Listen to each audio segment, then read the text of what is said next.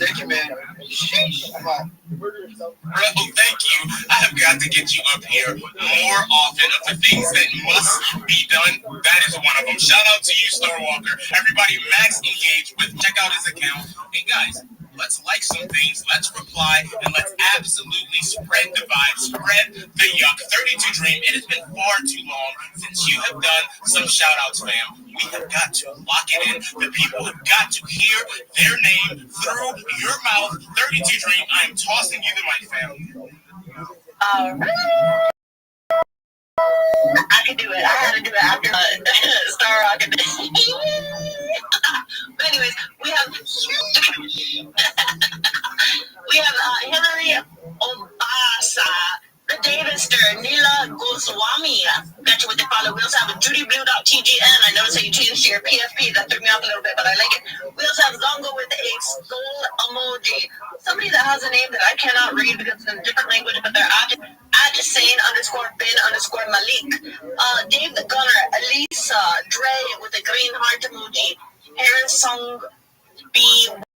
Web3 Crypto, Web3 Girly, Osis_and Mike, Jerusha Bitch with 2 eagles, and as well as Alex.E. Let's go, Alex, grow my You guys are absolutely crushing it. Let's keep going. Let's do exactly what needs to be done. Let me shout out some of you who are requesting. So many requests, so many base chats in this room right now who are absolutely crushing it. Bamsy, Tom Z, Young Fab, The Wizard, R101. I'm going to try to get you up here yet again, fam. You rug, but we will try it again. Zaruto is in the building. What is up, fam? Peculiar. Zeno of Web3, I'll bring you back up again. Conspiracy Z, Emmy.tgn, AON, The Divester, Phoenix. So many people, so many requests. You are absolutely locked in on this Friday. But a weekend, you guys said. I am here to grow. So shout out to everybody in this room right now. Let's absolutely crush it. Yo, Minty, what is going on, fam? So good to have you here today. Yucky, wasabi, how you going, my man? Bro, I'm doing great, and you just made 32 Dreams week with that wasabi, so shout out to you. How are you feeling today? Man, I'm in love with 32 Dream, so I just have to set out of the space right now. Yeah, Dave, I've had an awesome week, and like, do you know what's been really nice? There's been a few other Australians on the space as well, so it's nice to see other Australian people coming into the space. So that makes me pretty horny to see Australians are coming into the big step of spaces. So be exciting. And dude, what I do, like, I basically get involved with like NFT projects. I get into their spaces. I listen to what they're doing. I see if they're a cool community, and if I really like them, I buy their NFTs. And after I buy their NFTs, I have my website and I rate their NFTs. So like I do a full analysis of all their NFTs, like social, what the social sentiment is, what the art design is like. I do a bit of technical shit, like to do with the NFTs. Currently, I'm really enjoying the raid gods, and I'm also rating the retardios as well. So they're my 2 projects that I really love at the moment. So on my actual website, you can play some cool games like from the 1990s. I've changed them into sea cucumbers because I have my own NFT project going, which is called the Golden Sea Cucumber Society, which is like another of my accounts. It's a free mint, but basically when that mints out, there will be benefits for holders. But thanks, man. Thanks for having me up. Love what you do, my man. And when you guys are launching your whole project, I will be rating your project as well. So thank you very much. Bro, that sounds amazing. We are looking forward to having that rating. Just make sure you drop me a DM so that I can do some bribes, bro. I gotta send you some gifts to make sure that rating is absolutely phenomenal. Shout out to you, Vinci. Bro, so good to have you here. And yo, is that a different PFP or is that the one you've always had, fam? Man, I'm a dev, I've devs coins, I've done heaps of shit, and I've been so sick of being rogues and everything. My true passion is NFTs. I love the art. I love what people come up with. I love like the curiosity and the creativity of other people. I love what Dream does with her art. I love what you guys are proposing to doing. So my PFP is just it's Yoda. Star Wars with a mohawk. I've got like a xenomorph from Aliens. I've got UFOs. I've got little cherubs smoking reefers. It's basically my mind, dude. I'm very open to everything, and I love my sci-fi, I love my horror, and that's why I love my art as well. So I'll be following the duckies, whatever you guys are doing, because I'm excited. Bro, we are excited as well. Big shout out to you. Thank you, Minty, for joining us. Everybody give Minty a follow. Check out their page and absolutely max engage. Guys, the next giveaway that I do will take place in the Waddle Discord. That Discord is so much fun, guys. It's easy to jump in. Just hit that link on my profile. Jump in there, do a quick verification, which just entitles, all you got to do is type in 2 words, and then you are in there. In just a few minutes, I will be announcing that giveaway. But guys, let's keep going. Let's absolutely keep crushing it today. And my good friend Nefertiti seems like she is back. Nefertiti, are you there, fam? Oh, finally! Guys, I'm trying to change my voice. Maybe my village people will not recognize me this time. The last time I was on here, I was running badly, and now again. But no, we stay locked in. We are staying active. GM Yokidaki, Happy New Year to you. How did you celebrate your New Year? Yo, you know what? We had an amazing space on that Wednesday, and I pretty much just relaxed and made plans. My room looks like I should be in a mental asylum. I have so many things written on these walls, papers everywhere, things to do in 2026. So I was just fully locked in, fam. How about yourself? Very well, thank you. I had a blast yesterday and I enjoyed every bit of my new year. GM, Mr. Kidaki, Digital Dreams Vibes, Big Iswat, shout out to you, Taylor, Jim, everyone, to all the listeners. Please kindly repost the space link and then drop comments. I also got an alpha today that it's good to always raise up your hands when you're on the speaker role because it gives X the signal that people are active, there is something going on, and all the speakers are eager to speak. I don't know that, but it's something we could try. So yes, I'm not sure if Sonia has spoken because I was dragging, but I guess she should have. And you've heard all what Sonia said regarding MediMate. Guys, as someone who at a point in time needed to go for a radiographic diagnosis, I know that feeling, and even till now, I still have some memories of being in the hospital and not having access to what I needed, and I had to be moving up and down. I mean, the whole stress on me, on my family.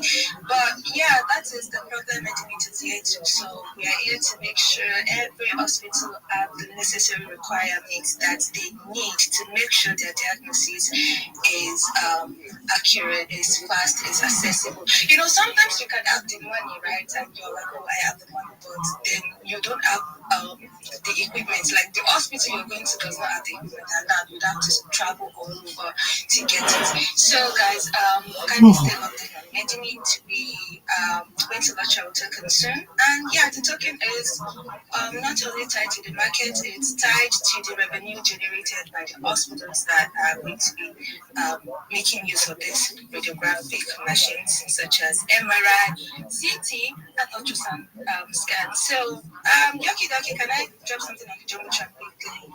Hold on 1 second, and I will let you do that in a second because I'm just about to throw something up there. Give me a second on that. All right, thank you. So, guys, I'm going to drop a post soon on the Jumbotron. The link to the Telegram group is there. Kindly join, stay logged in, be Yoki, be Minty, be everything, but do not give up. Thank you so much. We host spaces every Friday and we give away tokens, we give away multiple rewards, $100, and all that. Yeah. So, thank you so much. Please kindly connect with everyone, connect with yourself, connect with me. Thank you so much for having me here today, and I'm so happy I got to finally speak till the end. I did not rock. I was about to change my name to Queen of Rocks, but no, they're Papa Nefertiti.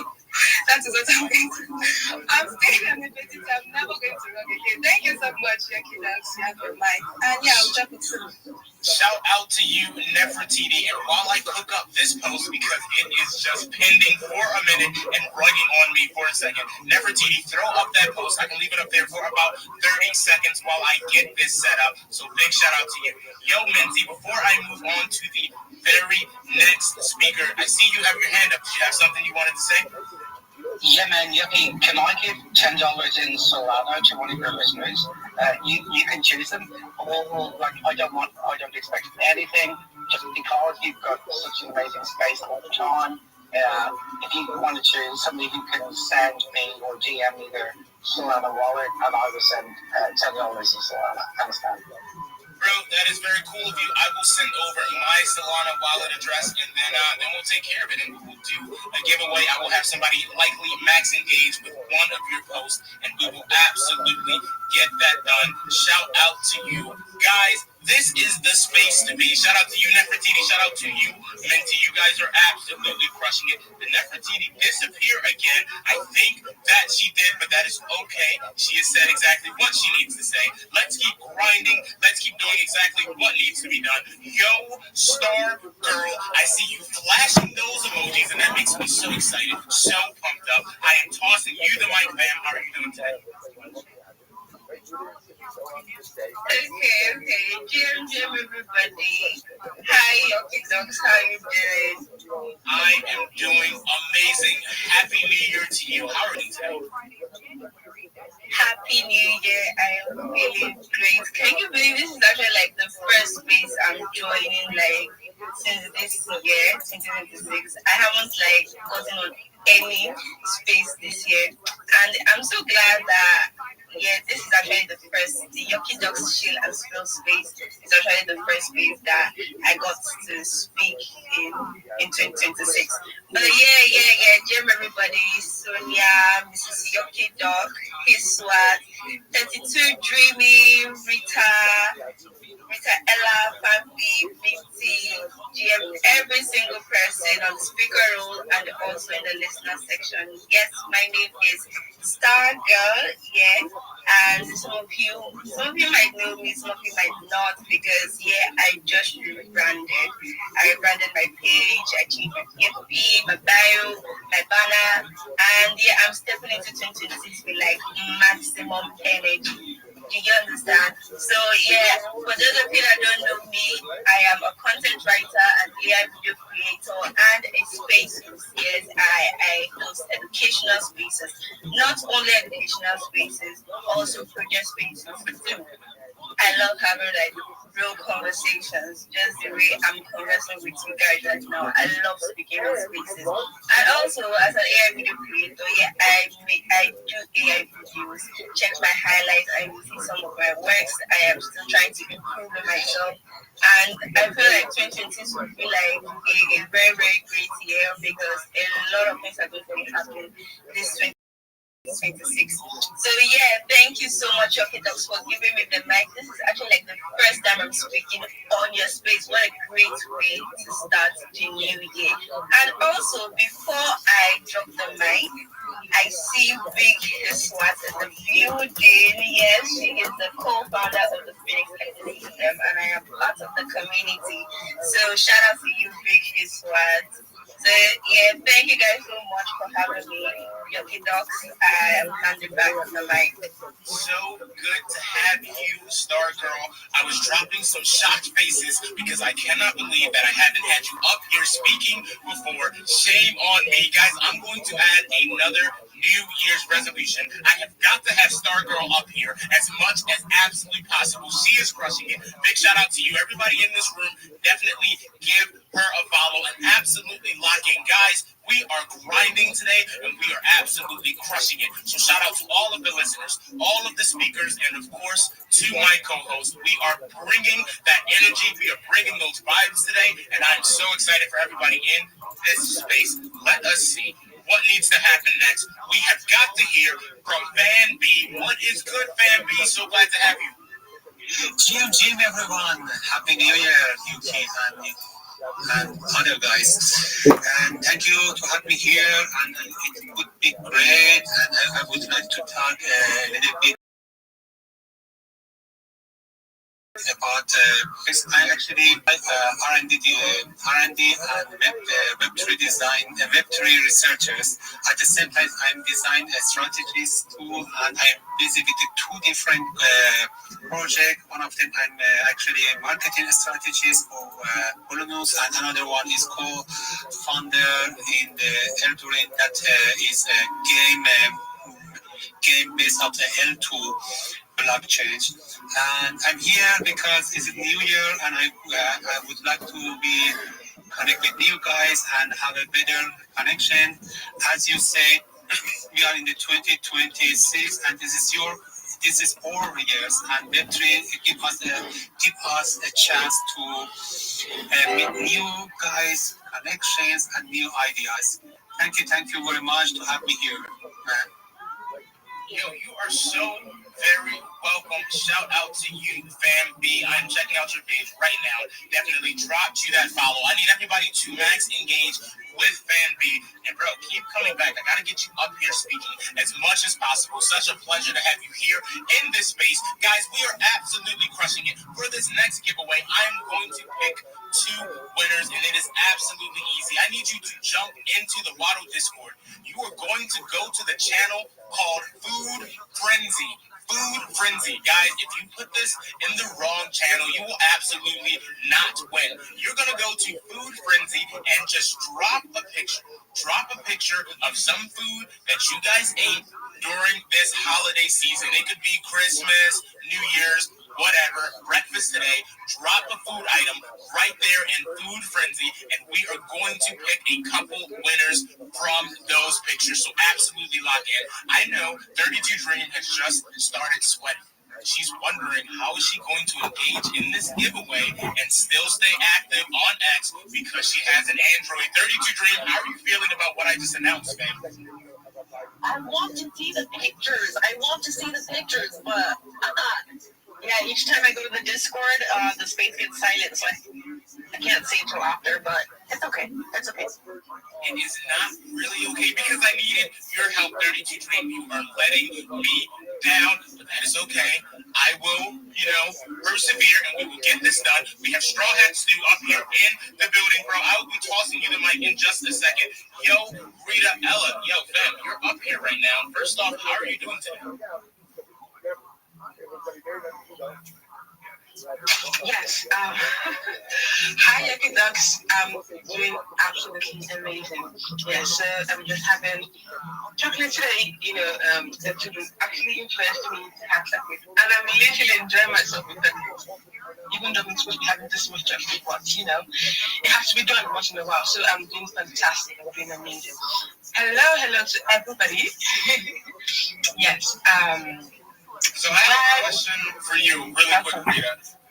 The Phoenix Spaces, that was the space that I had gone to. It was like later at night for me, correct? Like after the Monday night space. Yo, me and SWAT, I thought so. That's what it was. Shout out to you and your guys' spaces again with the Phoenix ecosystem spaces. Because, guys, I jumped into this space, and, we jump into all types of spaces throughout the ecosystem, etc. But your guys' space was so warm, so welcoming. You guys were so nice. So many people in there. So shout out to you and everything that you guys are building. Again, be a SWAT in those Phoenix ecosystem spaces. I'm definitely looking forward to getting back in there again. And I urge everyone to check out her page, give her a follow, and jump into those spaces because they're absolutely phenomenal. So shout out to you again. Rita Ella, I apologize. I am tossing you back the mic, fam. What's good? Yes, yes. That was BS was doing an amazing job with that amazing space. I love to jump on that space because everybody just a family there. So yes, I would really love every single everybody here to jump on the space whenever it's resumes. Okay. So yes, back to what I was saying. Hello to my amazing co-hosts, Vibes and 32 Dream, and to the familiar and beautiful spaces I always see here every single time I come up here. Biggie Swat, Sonia, Miss Sucking Ducks. Yeah, man, she is the space herself. She is the space herself. Yes, and also to Nefer TT. Yes, I love to come up here and see every single one of you here. You guys are amazing. I love coming up here and when I come up here and see the number here, you guys are amazing. The support you guys have, on Biggie Dogs, that is amazing. I love you all so much. So yes, I'm Rita Ella. I'm a content writer, a community manager, and also a growth strategist. And I'm also part of the team for Yucky Dogs. Let me give you guys a little secret, okay? Yes, anytime you come up to these spaces, it is not only about gaining followers. You can also get to connect with people, also get to connect with projects because a lot of projects show up here every single time you post that space. So anytime you're here, make sure you just sit in space with every single of your friend you have. Tell them the Yucky Dogs is up here and they can come up here, make new friends, get project attention to them by speaking or even by commenting. Once your name is shouted out here, you're getting the visibility here. Yes, we have the number. I can go so that Yucky Dogs definitely have the number here. Show up here every single time and get that amazing visibility. And don't forget, very soon, very soon, we are launching our NFT, okay? Having that NFT means this year, yes, very soon. So anticipate that and keep that in mind because when we do that, it is going to be fire. And everybody, the entire crypto space is going to shake because we are coming with the force. So thank you so much for showing up here every single time. I love you all so much. And please don't forget to follow me and I'll definitely follow you back. Thank you. Peace out. You have the mic back here, folks. Yo, shout out to you, Rita Ella. You are bringing the vibes this morning. I love having you up here on these spaces. You make everybody feel that much better. We love you too. I hope you're having an amazing new year. I need everybody in this room to follow Rita Ella, to absolutely max engage with her. You guys already know she is everywhere. She is supporting so many projects, so many spaces, and always bringing those good vibes. We love to see it. So shout out to you again. Let's keep cooking and let's keep building. I see you guys in the Waddle Discord dropping those photos, dropping those pictures of some food that you guys had during the holiday season. You guys are crushing it. Shout out to each and every one of you guys. I'm going to shout out some of you who are requesting. There are so many requests this Friday morning. I know it's the new year. You guys are bringing that heat. There are things that you guys want to do. Shout out to you, Ample, Don Fancy, Tomsy, YoungFab.base, The Wizard, Aura 101. I'm going to try to bring you up again. It's giving me a hard time. And Nessie, Vega, Zeruto, Peculiar, Zeno of Web3, Midas Community, Zeke, Chaos 4, CJ, and so many more. You guys are absolute base. Guys, if you hear these people, these are the exact people that you want to reach out to. They are grinding. They are working. They have something to say.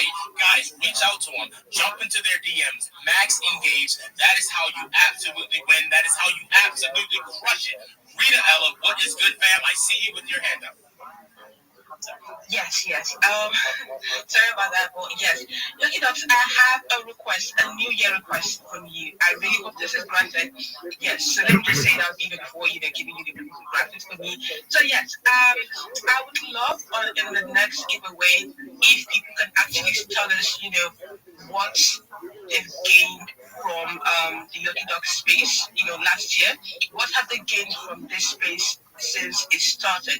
I would really, really love to go to the comments or even the Wadu and read out every single one of your amazing, amazing progress so far ever since you joined the Lucky Dog space. I would really love that. They just hear people's voices on that. Yes, thank you so much. You are so welcome. That sounds like an amazing idea. Shout out to you again, Rita. Guys, look, at this stage, right now, we have vibes. We have 32 Dream, Rita Ella, Bammy in the building. What is good? Sonia, Straw Hat Stew, B, SWAT, I see you, and I appreciate you being here and vibing with us today. Fan B in the building, Mrs. Yucky Duck, Minty, Star Girl, and of course, the female. So many amazing speakers, so many amazing projects are in this space right now. So you know what you need to do. You need to max engage. You need to follow each and every one of these accounts. They are up here for a reason, and that reason is very simple. They are amazing. So shout out to each and every one of you. Guys, we're going to keep switching the stage up. We have got to hear from as many people as absolutely possible. Before we do that, yo, Bammy, what is good, fam? So glad to have you here today. How are you feeling, bro? Yes. Yo, G Dogs. Shout out to you, Vibes. That's two dreams. Shout out to you guys. I want to say Happy New Year to you guys. Happy New Year to you guys. May this bring forth good tidings to you in Jesus' name. I'm praying for you. I'm not a pastor, I'm praying for you. May you be successful in this year. May bad thing never before anyone of us this year. Let's bless the Lord, let's do what is good, and let's with the flow as is goes. The Jews do also the space, do what to put a comment, do what to bookmark. It makes the space more visible to people. Yes, shout out to you once again. My name is Rabbi. I'm an artist to Nigeria, NFT artist. I trade NFT, I create NFT, I mint NFT on chain. I am on given chain, I'm on Ethereum blockchain, Ethereum blockchain, I'm on Solana blockchain, I'm on Avax chain too, I'm on Avax chain. You can check it out in my link to in my bio. I'm a community manager. No shit, you're a community manager, you're a graphic designer, you fucking social media marketing. Yes, shoot me, DM. My DM has always open. Yes, I am so glad to be here today. I'm so glad to be here. I had, as Rita said, what I gained in the Yokido space. Let me just, start by saying mine. I gained a lot in the Yokido space, last year, I gained more followers. Yes, I could say that. Then I gained more connection. There's this connection in Yokido space that it is very, very mutual. Shout out to you for creating that in Yokido. And I love the entire community. I love the project. I mean, the Wadu community, Wadu Discord, and I know how everything is being run over there. Yes, I love everything that's going on. Then I'm looking forward to future collaborations. Shout out to you. We love you so much, Yokido. Let's do great in this year. Thank you and God bless you, Yokidos. Bro, God bless you back. We are absolutely going to crush it this year.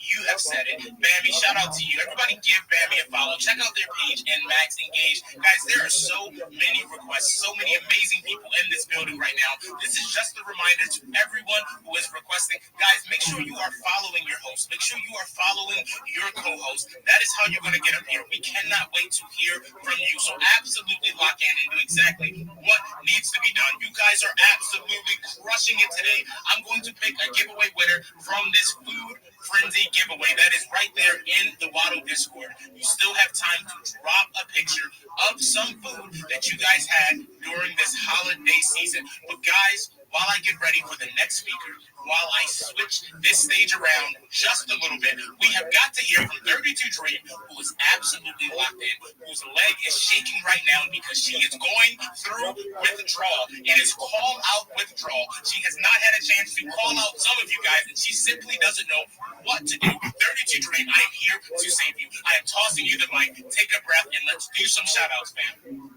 Bro, how'd you know my leg was shaking? That's weird. Bro, I can feel those vibes. I'm telling you, we are locked in, fam. Let's go.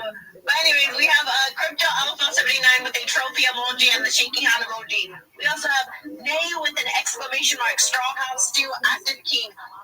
Pasel Rahman, I believe.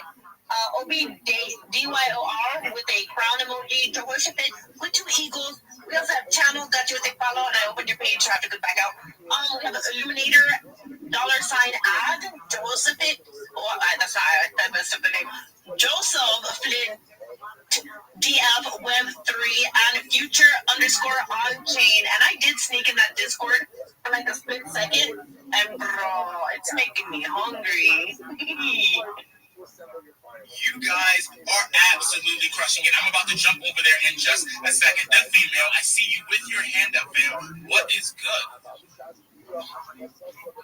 Yo guys, I've actually been enjoying like every bit of the space, and for all those that are engaging, shout out to you. I actually want to drop off soon because I want to do something new. But before then, guys, I would love us to take Yoki Dog to 10k followers, guys. We can do it. Just tap on the follow button and let's take Yoki Dogs to 10k, guys. And I want us to also like, retweet if you haven't, and engage, guys. I mean, the space is going crazy and I love it. And I just want to tell you something, that if you look at your phone and you see that part that has the mic icon, just press it that request for the mic, guys, and come here to talk. Would like to know what you're building, would like to hear from you, would like to know how you're feeling for 2026. I mean, people are sharing a lot here and the vibe is giving other people vibes, and you know, it's just a good thing that we come together and know what we're building and get to support each other, right? So thank you so much, guys, for the space. And personally, I would also want to say what I did from Yoki Dogs.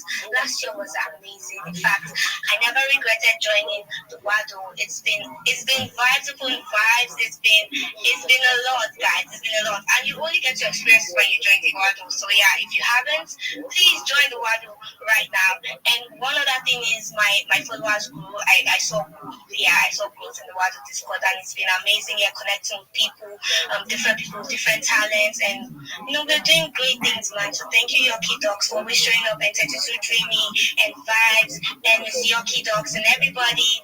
I just love you guys. I love the Wado. Thank you guys so much. I will be dropping off soon, and thank you so much for the mic, Yoki. Yeah. You are very welcome. Big shout out to you, the female. Do your thing and absolutely crush it today. I look forward to seeing you later. Shout out to everybody in this space. I'm seeing some of these listeners in here, and you are absolutely based. PMs, I see you. Tammy, Freeman is in the building. Nessie, Judy Blue, what's up, Judy Blue? Always a pleasure to have you in here. Claim your souls. So many listeners, so many base chats in this room supporting us. Shout out to each and every one of you. I am so grateful. I am pumped up that you are here with us. Let's jump to our very next speaker, Midas Community. I am tossing you the mic, fam. How are you doing today? I'm good, man. I'm good. How are you guys? How was your New Year? Bro, it's amazing, man. I had a great New Year. It was really, it was low key. It was getting some things set up, but it was exactly what I needed, fam. How was your New Year? It was awesome. My grandmother took the kids, so I had a surprise night with me and the wife. We ended up going out, getting a few drinks, and coming back home for the ball drop, and it was a nice chill night for us.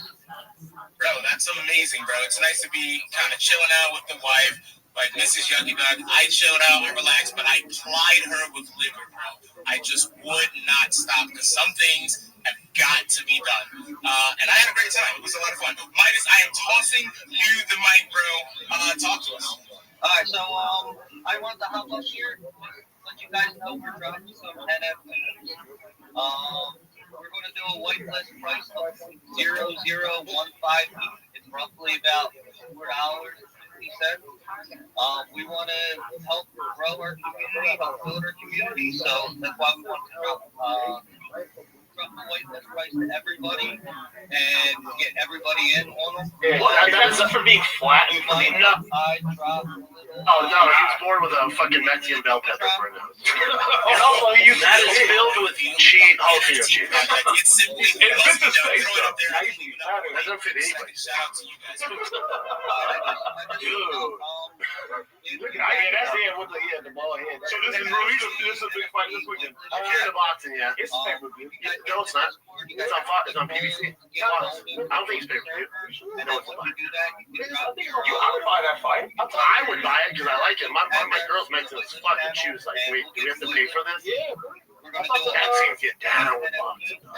Yeah, it's pay-per-view. Bro, I thought the PBC like it's going to be 8,888. Imagine if that was areola. That's just your scientific name for the nipple. Valid. She's out of this.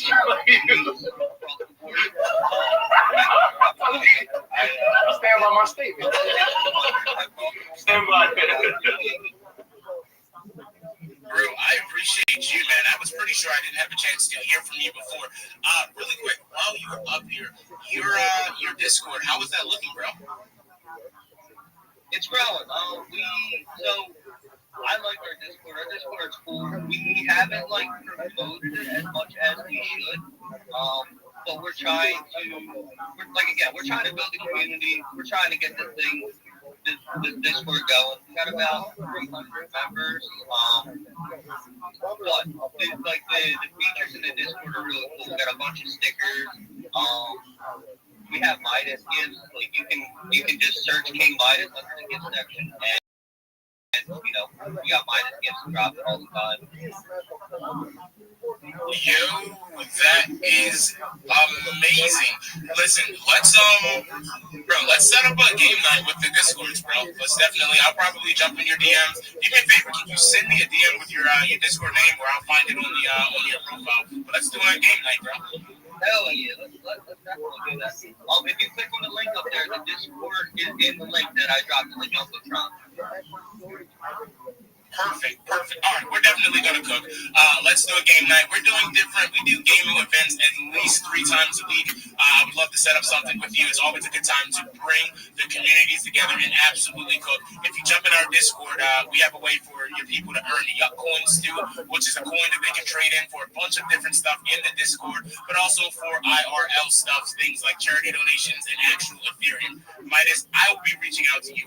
Mrs. Yucky Duck, that is your cue to write down his information, and we will get it done. Shout out to you, Midas. Everybody in here, definitely give Midas a follow. We are absolutely cooking. We are waiting for 32 Dream to come back. She rugged, guys. She rugged because her phone is an Android, and she cannot do 2 things at one time, and she simply couldn't resist looking at the food in the Waddle Discord. So, you know what? She sacrificed all of us for a hamburger. Just letting it be known. So shout out to you, 32 Dream. Let's keep cooking and let's move to the very next speaker. Yo, Chaos for CJ. What is good, fam? I am tossing you the mic. Hey everyone, appreciate the room. Always a good Yuck Fest in these rooms here.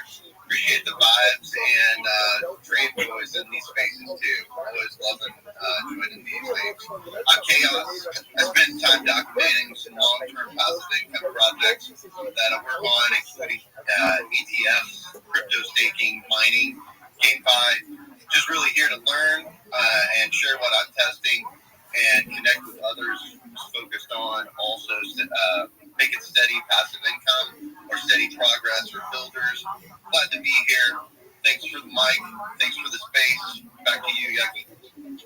Bro, you kept that short and sweet, so I'm going to extend your shell and tell it how absolutely amazing you are. Need to follow you right away. Jump on your page at Max Engage Chaos, bro. I'm so glad you are here today. Thanks for coming up here and speaking, fam. Thanks again. Appreciate it. Always love the spaces. And if anybody needs a little alpha and you're not following Yucky or Vibes or Greens, make sure you turn on those noties. That way you get in here and you're able to go connect with people. I've grown like crazy with Steppas and several other spaces that I'm involved with. So get in here and grow. You can go from, I was at 400, I'm now over 1,900 followers. So you guys are just rocking it and killing it out here. Appreciate it. No, we appreciate you, and you are correct. These spaces are definitely the real alpha. Guys, jump into these spaces as much as possible. Chill with us. Doesn't matter if you're a listener, if you're a speaker, you are going to grow no matter what. It is absolutely going to happen. 32 Dream is back, guys. Welcome back, 32 Dream. You have some explaining to do. Tell us, what happened, fam? I went to go look at the food, and it looked really good, and then I dropped a message, and then I wrote. So exactly what I said. Wait, did you hear my comments about you and the hamburger? I heard the hamburger, which the Five Guys burger looked absolutely delicious, and so you called me out just right. As I suspected, 32 Dream left us high and dry for some yummy food, but you know what? Some things simply have got to be done. Guys, I am here in this food frenzy, and you guys are having quite literally a frenzy. It is insane. We're going to pick these giveaway winners so it can simply stop. And 32 Dream, I fast on Fridays, so on Fridays I don't eat. Why did I pick this giveaway on a Friday? That was just dumb. That's ridiculous. This food looks so amazing right now in here. 32 Dream, let's pick these winners. I am going to scroll, and you are going to tell me when to absolutely stop, and it's going to be done. All right, start scrolling and have fun. Oh, yeah, well, it is not fun at all. What? Come on, guys. You are killing me today. All right, I'm scrolling. This food looks amazing. It really does. It really does. I might take a little bit on this one because I want to be a nerd. I am scrolling right now. Let me know when to stop. Are you resting yet? What are you guys doing? Enjoy the torture. Enjoy it. Okay, I'm just kidding. Please stop. And I have landed on Titled Chief. Titled Chief, you are the winner. You are the first winner of this giveaway. Shout out to you. You have to hit me up on X with your Discord name as well as your ERC Ethereum address, and we will get that sent to you. Now, I am going to continue to scroll because you guys are absolutely buck wild. I might have to end this space early, break this fast, and eat some food. 32 Dream, I am scrolling. Let me know when to stop, man. All right. Is it making your belly rumble? Are you sick? I bet, 32 Dream. I bet. Thank you very much for your kind words. Yeah. Okay. Continue. Torture. Okay, stop. And I have landed on Hero World. Bro, shout out to you. And that's cool. We picked two new winners who I actually have not heard from before. You know the drill. Shoot me a DM on X with your ERC Ethereum address as well as your Discord name. Guys, actually shoot me a message on Discord too. I actually have to match up the two between Discord and X to make sure nobody's trying to steal your funds, to make sure that we are actually locked in and that the money goes to the right person. So guys, let's keep cooking and let's keep cooking. Lindsay, I'm pretty sure you sent me that spawn. Yeah, man. I've sent you the salama, so whoever you choose, my man. So many beautiful people here, so whoever you choose, they're well deserving of. It's just $10, but it might help some people, so enjoy. It will definitely, and my guy, you are not getting off that easy. You are actually going to be the one that is choosing. I'm going to announce that giveaway in just a few minutes. See, Minty thought he was going to drop this money and leave, but no, I'm putting the pressure all in your lap. You have to choose the giveaway winner. We are going to absolutely cook. Guys, let's hear from Straw Hat Stew. Yo, my dude, what is good? Happy New Year, man. Happy New Year to everyone in the water. First off, I want to say thank you to everyone to pulling up here to this lovely space we got cooking, because anytime there's a lot of space, it's always worth your time to pull up. I wanted to take the time to show myself for a second. Lately, I've been co-hosting on Thursdays and Sundays, and it's been pretty successful. I've been having a great time with my boy Gaslighting. Pull up if you ever got the time. I wanted to say that because I have to give my flowers to the big sevens. My man Jacob, Saint, Glitch, Mr. Digit, Mist, Mint, Shit, Trim, Rabbi. Dream, of course, because she hosted her first space, and I got to co-host on that space as well. And my man Vibes, thank you for having this Rabbi. team of big steppers. Because if it weren't for you guys, I would have probably never got active on CT. I would have, stayed doing what I was doing, diving into the trenches, getting rugged left and right. But now here I am, getting active in a bunch of different communities. So I just want to give my flowers to the big steppers, because if it weren't for you guys, I would still be sitting at 100 followers. And now I'm sitting at a little bit over 4,800 followers. And from the big steppers, I found the waddle, the Yucky Ducks community. I am so glad you guys have popped up, and now we're come to Q1, the time when we're going to be minting Yucky Ducks. If you guys don't know what's happening this quarter, you make sure you get locked in, because between these two groups, they got the dopest individuals involved. They got great discords. Make sure you get locked in with what these guys got going on, because these guys are real cooks. They're making sure people are here to cook together. They're bringing in multiple different communities. Everyone is getting involved. Make sure you lock in this year, because this is the year that we win. Bro, that is absolutely the truth. This is the year that we are going to crush it. We are going to win. Guys, you gotta manifest this. You need to absolutely know in your heart that you are going to crush it in 2026, that the things that you want are going to come true, and it simply will happen. It is going to start with belief. So shout out to everybody in this room who is believing in us, who is manifesting this amazing future that we are all going to have. We are going to crush it. 32 Dream, what is good, fam? I see you. Shema, Right, so I have a confession to Israel, make, which I keep laughing a little bit. Eloheinu, After I wrote, Adonai, I'm like, I'm going to uninstall and reinstall the app, so I'm not going to Yeah, you know what? There's a lot of things to be said right now, but it is my job to keep the vibes up, to stay positive in this space, even though I definitely am messaging you some words right now in 32 Dream. Guys, let's absolutely lock in. Regardless of what 32 Dream is trying to do to your host, we have work to do. We have got to max engage. We have got to keep winning. So shout out to everybody in this space. Who do we have up here that has yet to speak? I think everyone has spoken, so I've got to get some new speakers up here. We have absolutely got to crush it. I am bringing some speakers up here right now as we speak. Guys, if you are requesting to speak, make sure you are following your host, following your speakers, and of course the listeners do. That is how we max engage. That is absolutely how we win. That is how it is done.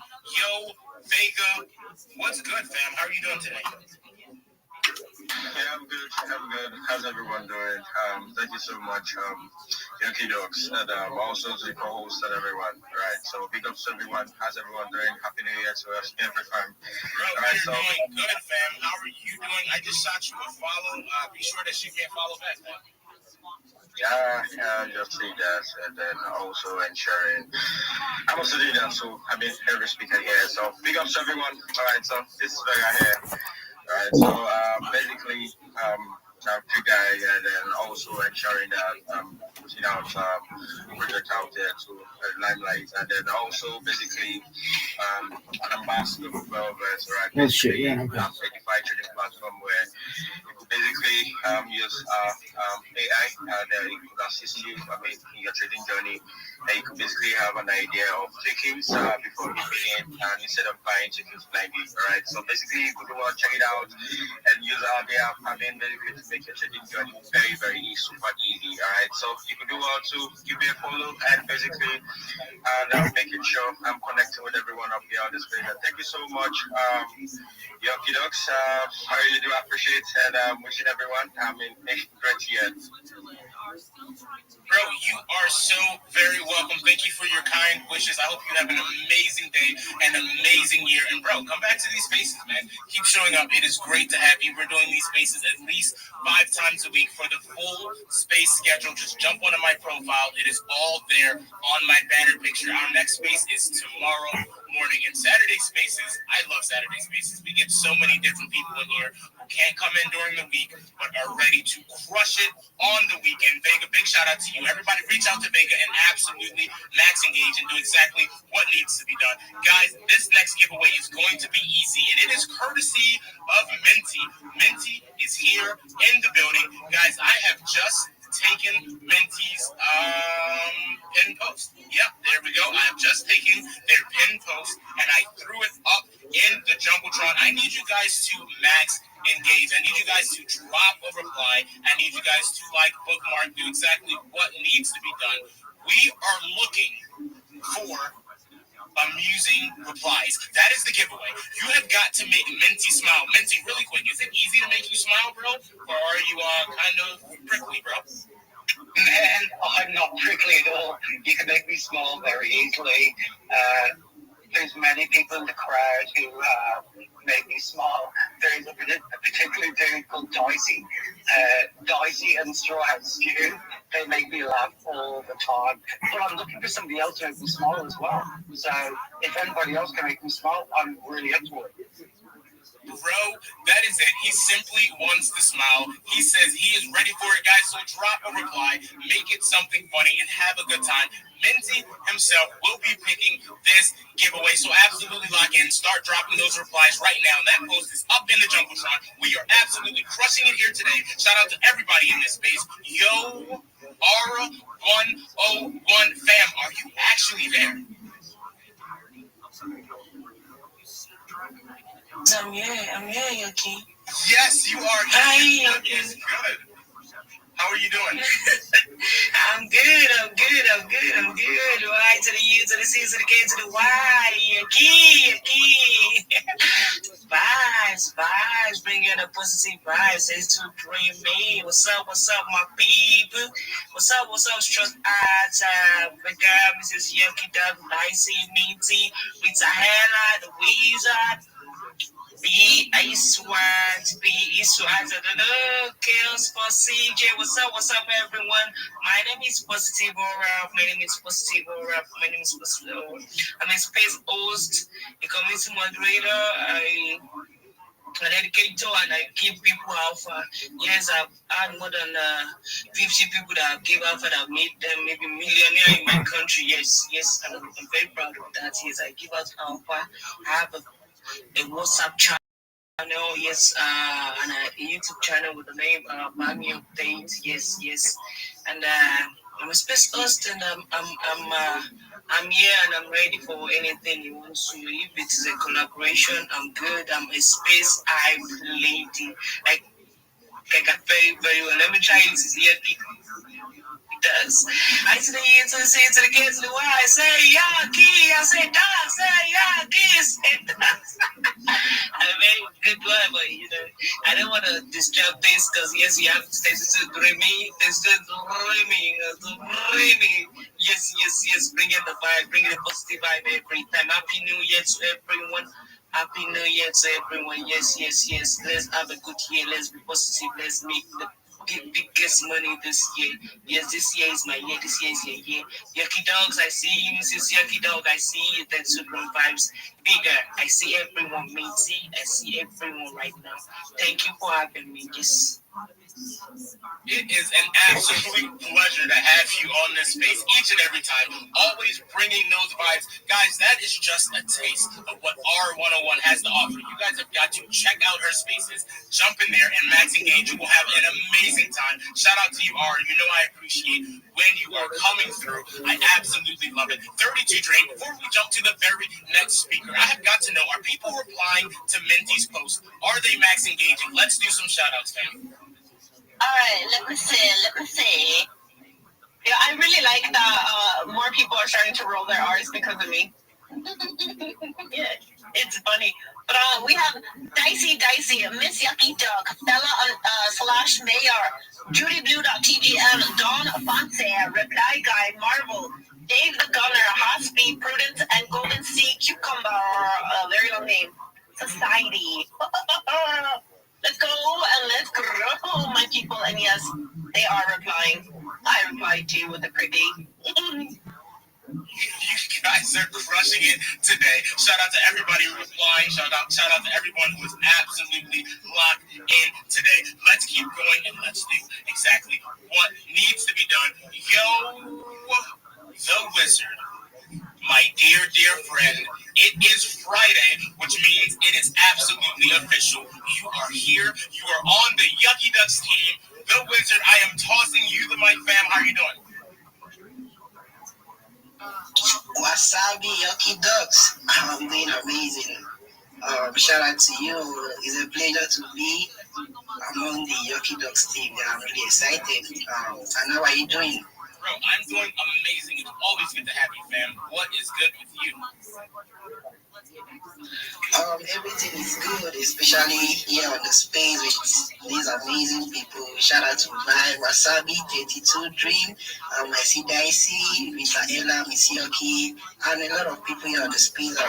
Shout out to everyone for showing up and supporting the Yucky Dog. So yeah, I'm here to chill, I'm here to vibe, I'm here to connect with everybody here on the space. And also guys, yeah, as you guys, I'm officially part of the Yucky Dog. So you know what that is. We are cooking a lot is coming up this January. So stay locked in, stay tuned, join the Wadu, and don't forget to be a part of the Big Stepper, because here I got this connection through the Big Stepper, so you need to be there because a lot of things is going on. Also, I'm a community builder on the space. I'm a moderator here. I'm a reader. I'm a Sheila. So yeah, I'm here to connect. Shoot me a follow. I'll follow you back. Let's grow and let's connect. Thank you, Yucky Dogs, for having me. Bro, thank you for showing up. Guys, everybody knows the wizard. He is literally everywhere, always showing up, always grinding, always locked in. I am not sure this guy actually ever sleeps. So shout out to you, the wizard. Everybody give my guy a follow and max engage with him. Let's keep going and let's absolutely keep crushing it, guys. We have things to do. We have money to make in 2026. We have goals to achieve. So everybody should be in here.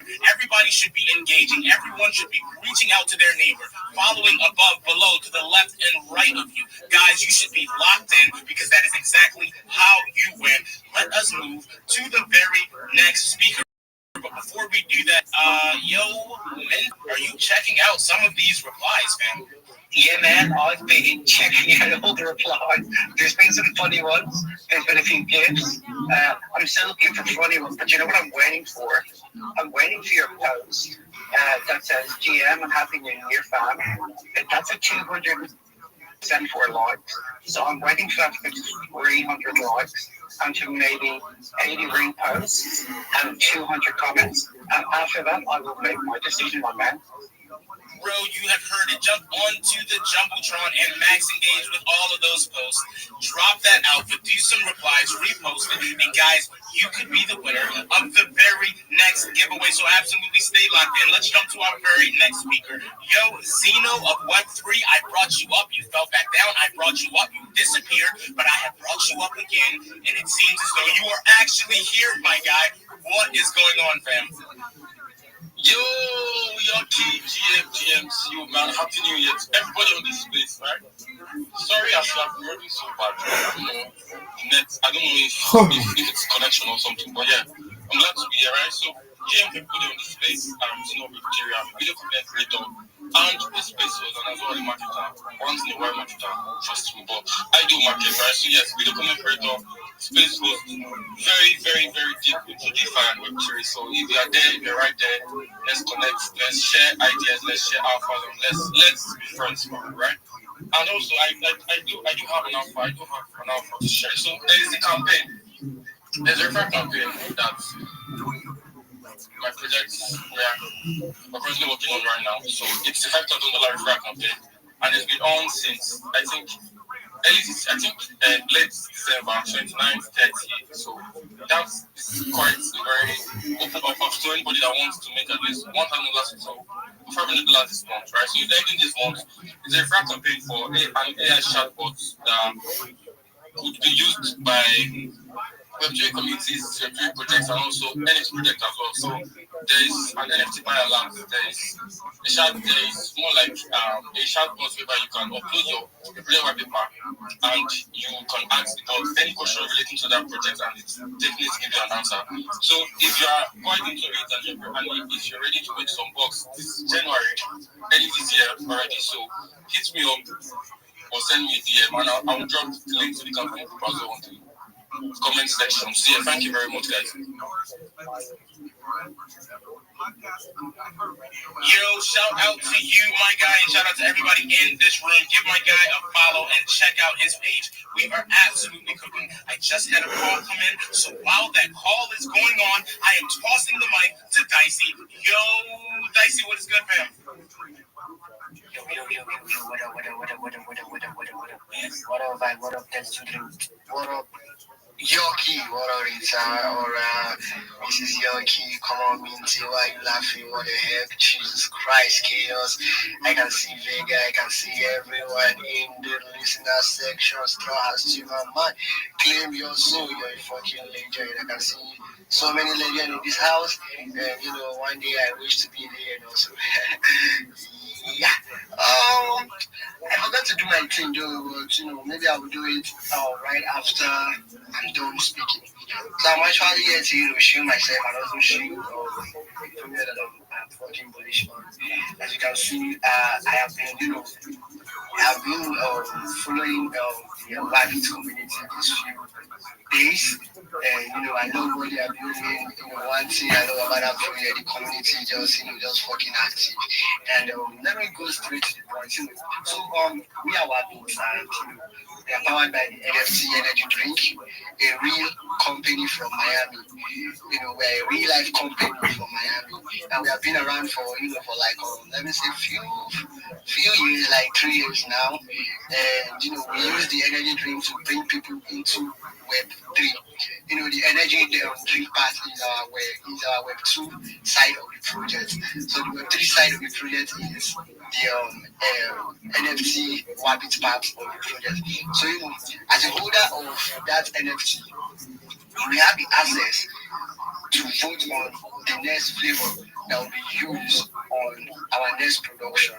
And also, as a holder of that NFT, you will have the access to vote on the next art that will be used on the next production can, on the can that will be using on the next production.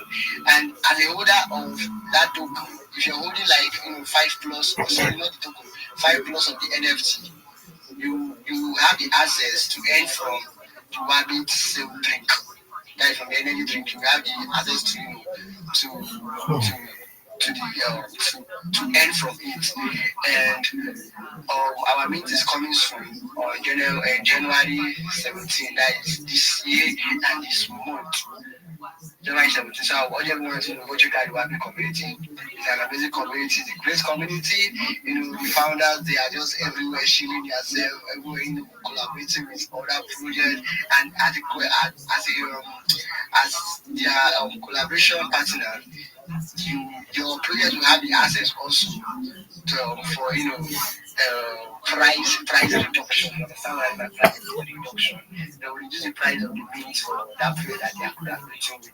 And also, I just want to say a big shout out to the Wave God. They just meted out.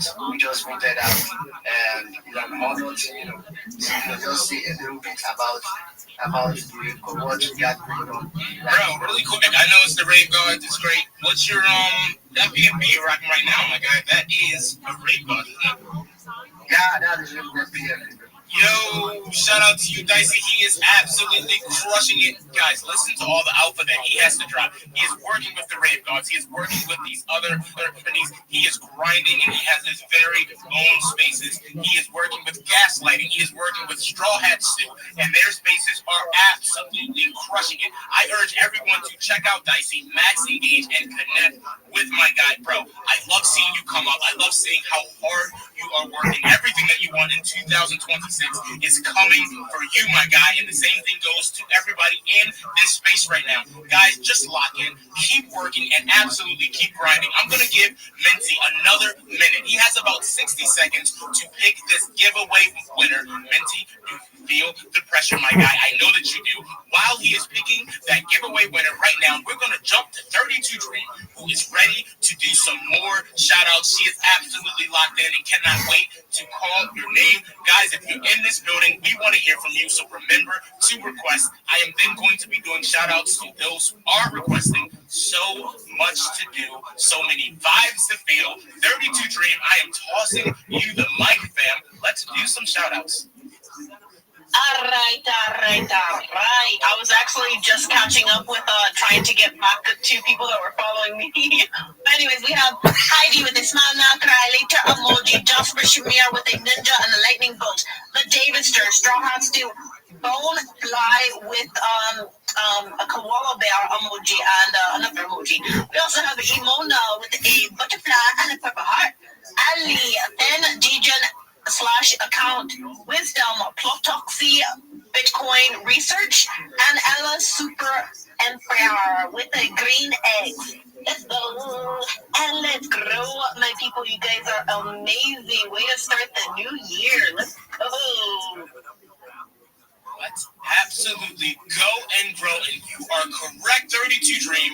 This is the way to start the new year. So shout out to all of you. So grateful for each and every one of you. I see you guys requesting. I see you trying to get up on this stage. You have got to have your voice heard. Shout out to you, Big Wealth, Straw Hat, Stu, Peculiar, Zeke, the Davister, Phoenix, OKPAFX, Jasper in the building, Jehoshaphat in the building, Apex, Precious, Claim, Vera, Powerful, Prince Wave, PFO, Rabbi Rothschild is in the house, bro. I will try to get you up here as well. J. Will, Bobby, so many requests. You guys are absolutely crushing it today. Give yourselves an absolute round of applause. Thank you, big man.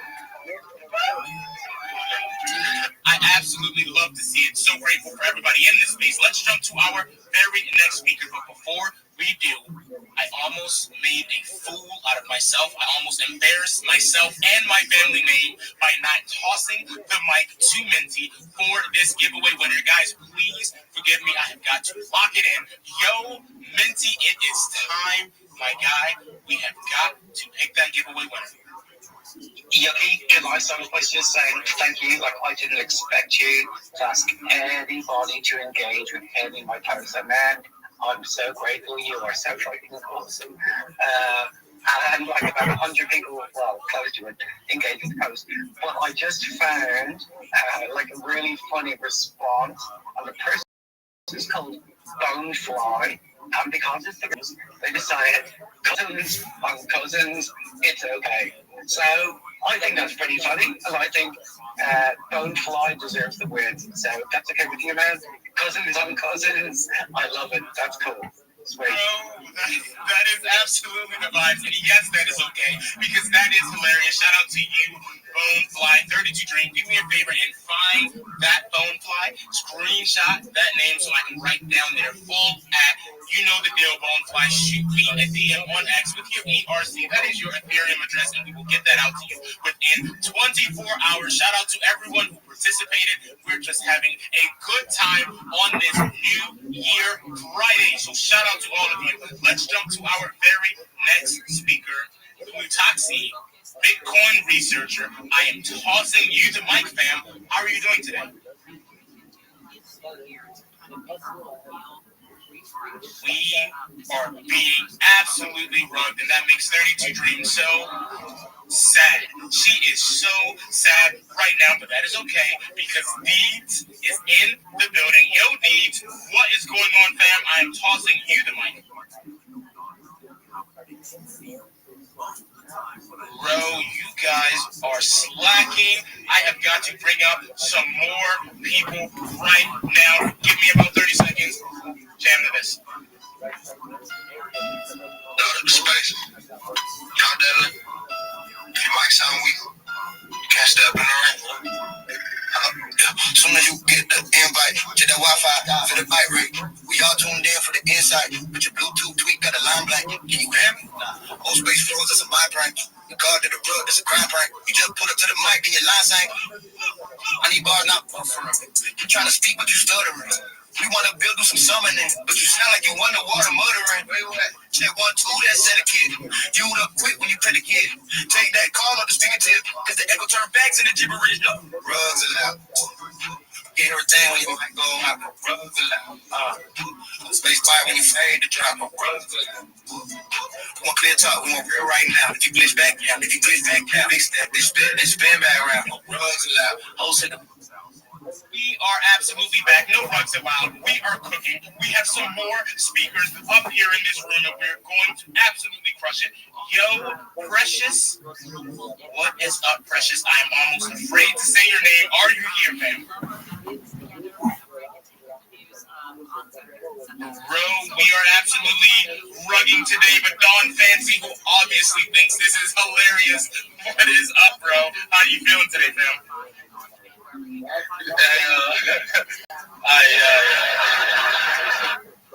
It's actually very, very funny today. Massive shout out to you, Vicky Duck. Happy New Year to you. I hope you are doing well. I hope you are chilling well right about now. So today is actually a beautiful year. I'm just gonna be saying it as it is right about now. Like, I'm looking at 2026, getting more Solana coin, also using most of my Solana coin to also invest in a lot of Ethereum. So I'm actually looking at investing more in Ethereum and also in coin 2026 because I see a lot of people actually doing it, and this time around I feel like 2026, let me lock in on this aspect. So don't be surprised when you ever see me on your DM coming in right about now. And also 2026 is going to be very much of a dramatic year because I'm going to be pushing much of engagement, much of trade. So guys, please, if you're not locked in with me yet, please just locked in on me, okay? So let's be mutual, let's connect up on all aspects on that aspect. And check it out, this is actually really nice always coming here to chill out with you. And also 32 Dream, so sorry about Android we are using. We both use Android together, so don't mind Yoki Dog saying that Android users seem to be best, okay? Master shout out to Yoki Dogs, the mic is yours, thank you. Bro, shout out to you, Don Fancy. We're so excited to have you here. It is always a pleasure. You are on this stage, and my guy, you are reliable. You have come to bring that energy. And listen, I don't want you to think for a second that I judge you for your poor choices in life with the Android. There's no judgment here whatsoever, fam. It is all good. So shout out to you. Guys, let's keep cooking. Let's absolutely keep rushing it today. I'm judging. Yes, Straw Hat Stew. I knew you would come to the rescue. But guys, no lie, I'm actually an Android guy. It's just that for spaces, it has got to be the iPhone. Some things have just need to be done. Let's see who we have up here that hasn't had a chance to speak. There are some ruggers. You guys are jumping up and falling back down, doing the wave throughout this space. That is okay. I will not be deterred. Yo, Nay, I just shot you a follow back. What is good, Nay? How are you doing today? Yo. Thank you, Yoki. It's been a long time. I want to give a shout out to everybody in this space that is reading Vibe, Chaos. Thank you for the follow back. Big Straw Dice, Minty. Yeah, big shout out to Minty. So, this is actually my first time speaking in your space, and I am happy to be here. So I'm here in the space, and what I want to do, I just want to build a lot of things in the space, starting with being a full-time base follower. But I'm not yet into that right now. I'm trying to get my law and narratives out there, so I want to launch my projects. So when I'm going with my projects, you understand? So I do appreciate a follow back, and anybody that connects with me, I'll connect with them. So I'll keep dropping every alpha that I get in my space, that's in my account. So I would actually love to follow back. I'm here to tell everybody that I'm actually a genuine person, with or without the blue check. Because most times people don't trust people without the blue check. So I'm here to tell everybody that I am real and I'm here to connect with everybody. Thank you for having me in your space once more, Yoki.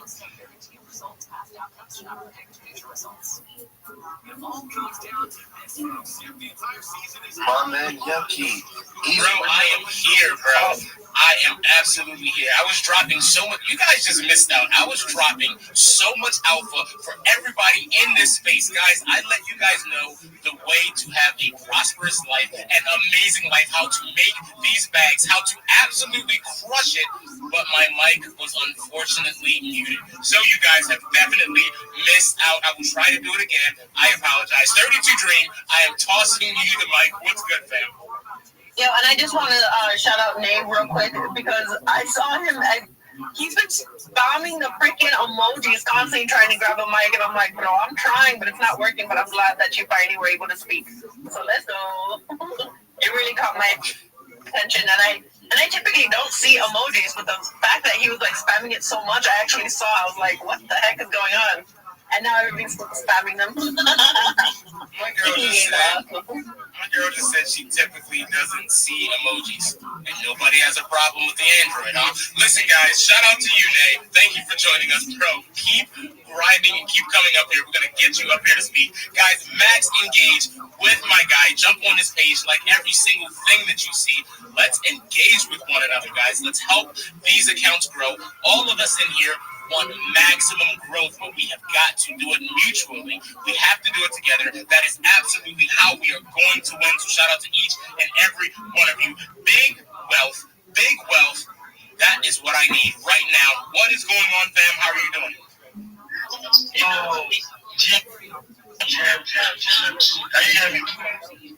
No, I think that we can hear you.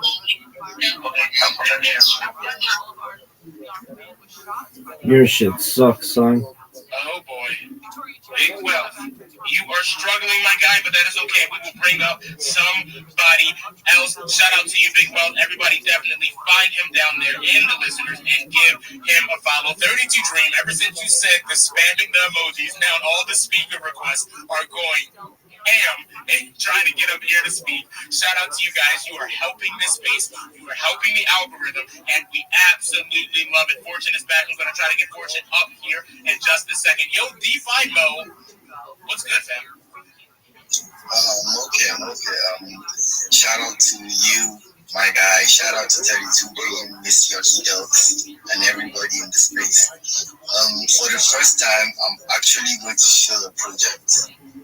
The name of the project is NFT Bingo. It is a utility-driven NFT gaming project that blends with classic mechanics. It's a NFT that you could like mint.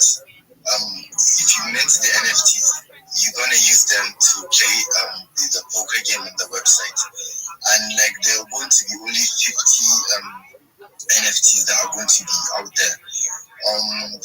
There's a few unique cards named that you call them founder cards with exclusive benefits. And also, you could also delegate the cards to some people to play. So like they will rent it and use it, and then whatever they win, you get 25% of like what they win, and they get the 75% of it. So I would actually urge you people like the Discord link is on my profile. So like I urge you like to go on the Discord and check out the project, and it's really cool. Like the white paper and everything is, and the roadmap is in the Discord. So like thank you very much everyone for giving me the opportunity. Thank you, Yoki Dogs. Thank you very much. Bro, you are so welcome. Shout out to you, DeFi Mo. Thank you for joining us. You are based. I love the fact that you are in the bottle, that you always show up to these spaces, that you are grinding with us. Definitely give my guy a follow. Guys, we have had an amazing space. We are coming up on 2 hours and a half. We've heard from so many speakers, yet we still have so many more requests. Guys, if you are down there requesting, then make sure to come to our very next space. I'm doing another space with Dirty to Drink tomorrow, 10 a.m. Eastern Time, which is 3 p.m. UTC on Saturday. I love that space. I want everybody to come to that space, show out with us, request to speak, and let's keep growing nonstop. Guys, it is a new year. It is so important for all of us to take a moment and focus on what we want. Remind ourselves why we are doing it. Remind ourselves that it is all possible. No matter the cost, guys. Don't let yourself get in the way or anybody else around you. Guys, you are all winners in this space right now. We are going to absolutely crush it. So keep building, keep showing up, keep doing exactly what needs to be done. And you already know the vibes. You have got to stay yucky. You guys have an amazing day. Thank you guys so much. Waddle up, squad on the rise. MJ had a Julie, stars in the sky. Winning at the game, got the prize in their eyes. Waddle up, yeah, we taking skies. Waddle up, show love, they amazing. Every pace, they keep a right blazing. Waddle up, games they keep slaying. Community tight, yeah, known for delaying. Abby got the light like a beacon in the storm. MJ spit fire, yeah, the crowd stay warm. Rudy steady shining, breaking every norm. Our family cutting, that's the perfect form. Boy, like a backbone, strong and steady. They pulling up the faces, they always ready. Stacking up the wins back, look heavy. Water on the map, vibe sharp as steady. Stars in the water, yeah, you know they shining.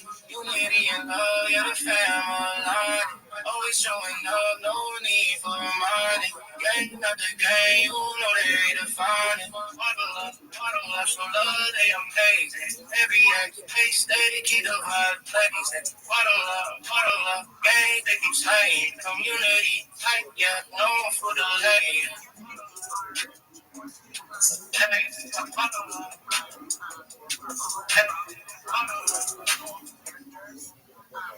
No.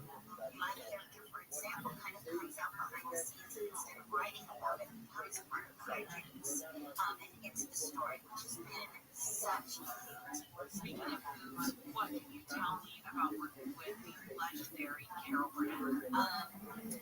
Carol is just a treasure trove of stories about adaptability and joy. To not leave the joy out of the room, bringing it with you, no matter what is going on, no matter how stressful, how exciting, how, to always remember how lucky you are to do what we're doing. Yeah, she's a walking version of that. Yeah, I love that. That is honestly so inspiring to hear, and it is truly, like I said, a joy to watch you, watch her, watch everybody on Pop Royale. Let's remind everybody where they can watch the show. There's 2 episodes left. It's all on Apple TV. Season 1 and most of season 2 by January 14th. That full second season will be there. Okay, so jump into you guys in your New Year's break watching this show. It's so much fun. You'll absolutely love it. Mindy Cohn, I adore you, and I'm so glad you took time to talk about this. Oh, same. It's been a pleasure. Anytime. To hear more of my conversation with Mindy and what she has to say about working on Facts of Life, longevity in her career, and what Carol Burnett was like on set, listen to my podcast, Entertain Me with Heather Rooker, on the iHeartRadio app or wherever you get your podcasts. Don't forget to subscribe and share with friends. And you can also get more details at KFIAM640.com. Now it's time to get in your business with Bloomberg's Denise Pellegrini. Good morning, Denise. Hey, good morning, Heather. Let's just start with some news about tariffs, because President Trump is delaying tariff increases on upholstered furniture, kitchen cabinets, and batteries. Oh, if you were thinking of doing some home improvements, this could be good news for you. You won't have to rush and buy things before the prices go up, because he's easing in-house tariffs, and that's because of voter frustration over price levels continuing to soar. Also, the U.S. has apparently decided to cut those controversial anti-dumping tariffs that people were so worried about. Italian pasta brands, they're not going to slap those huge tariffs on all those Italian pasta brands. After all, they were going to be as high as almost 100% for some of those brands. So, counting to work that Italian pasta. Okay, that's good to know. That's good to know. And this one, does that mean users are spending more on dining out? I think it would be the opposite. I mean, this is crazy. And restaurant operators have worried that weight loss drugs or even a big threat to their businesses has been to the snack business, especially sugar snacks or the alcohol industry. But data actually show that households with at least one GLP user actually spend more on eating out than they did before the family members started the drug. Apparently, one thing happening is that people are going for higher protein items. Those, you can pay more because they eat junk and for fiber, so that people are eating better and spending more, and restaurants are cutting the size of the portion. So, this isn't bad for restaurants. All right, and this is interesting. Career entertainment right now. Tell me why. Yeah, this is primarily music entertainment. You were just talking about ViralRabbi and just the joy she had over performing. Well, if you're thinking about having that kind of career and you don't yet, you might want to give it a try, because a career in live entertainment and music is really kind of a recession choice when you think about it. In an industry that's facing shortages as its workforce gets older, right? And most of those roles, especially in music, they keep being automated or offshored out of existence. And they don't require college degrees in most cases.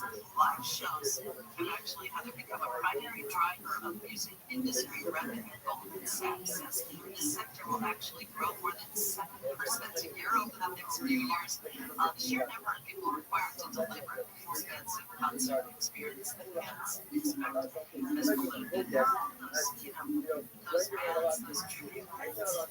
Tribute bands make a lot of money right now. Oh, could be the next Stevie Nicks. Maybe they're capitalizing on those retro feelings, that we all remember from our favorite bands. And also, Go see the real myself. 3.1 stars, great reviews. Read $849. It's an expensive gift. Yeah, pretty good. Nice dad. Great dad. The bestest of dads. Let's see what we got here. This is will cancel Christmas on your hammies, posted by 1 That's a fact. Yeah, she probably different. Thank God he got away from Papa, right? We're going to end pretty soon here. This is posted by Danny Kaufman 2, hitting Bobcat with this line again. I don't know what that means, but I need more Tim Kennedy on with Papa, dude. He was dad when you were 9. And he's a more athletic, bigger, faster, stronger, better ball player than I was. So I went pretty far. He was dad when you were 9. Would you have beat me? I said, this is the difference. I didn't have a plan B. You would have to kill me to stop. So you know how you get a little tired and you take a break and stop?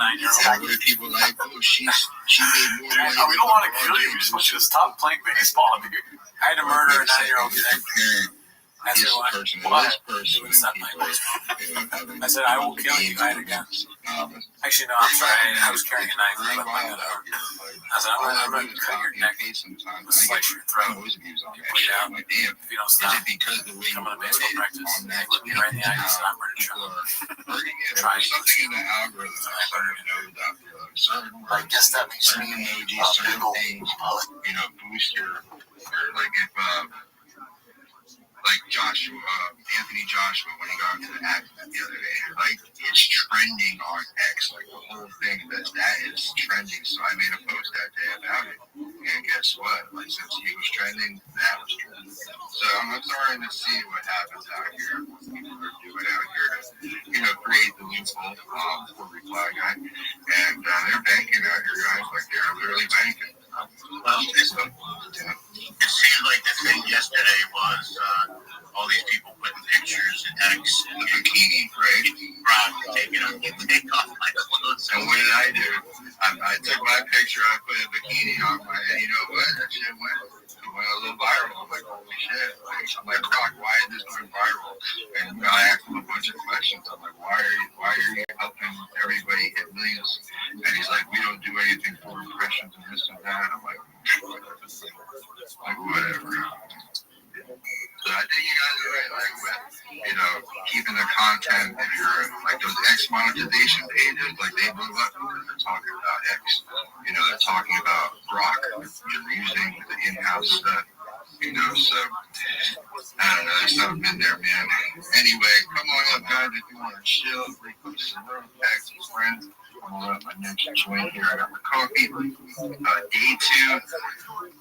Day 3. I was awake at like 12:03.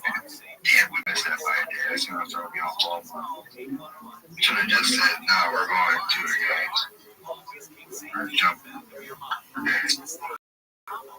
We got a couple new people as well. We'll be doing some stuff with Cheddar. Also, Kush World, a couple new partners.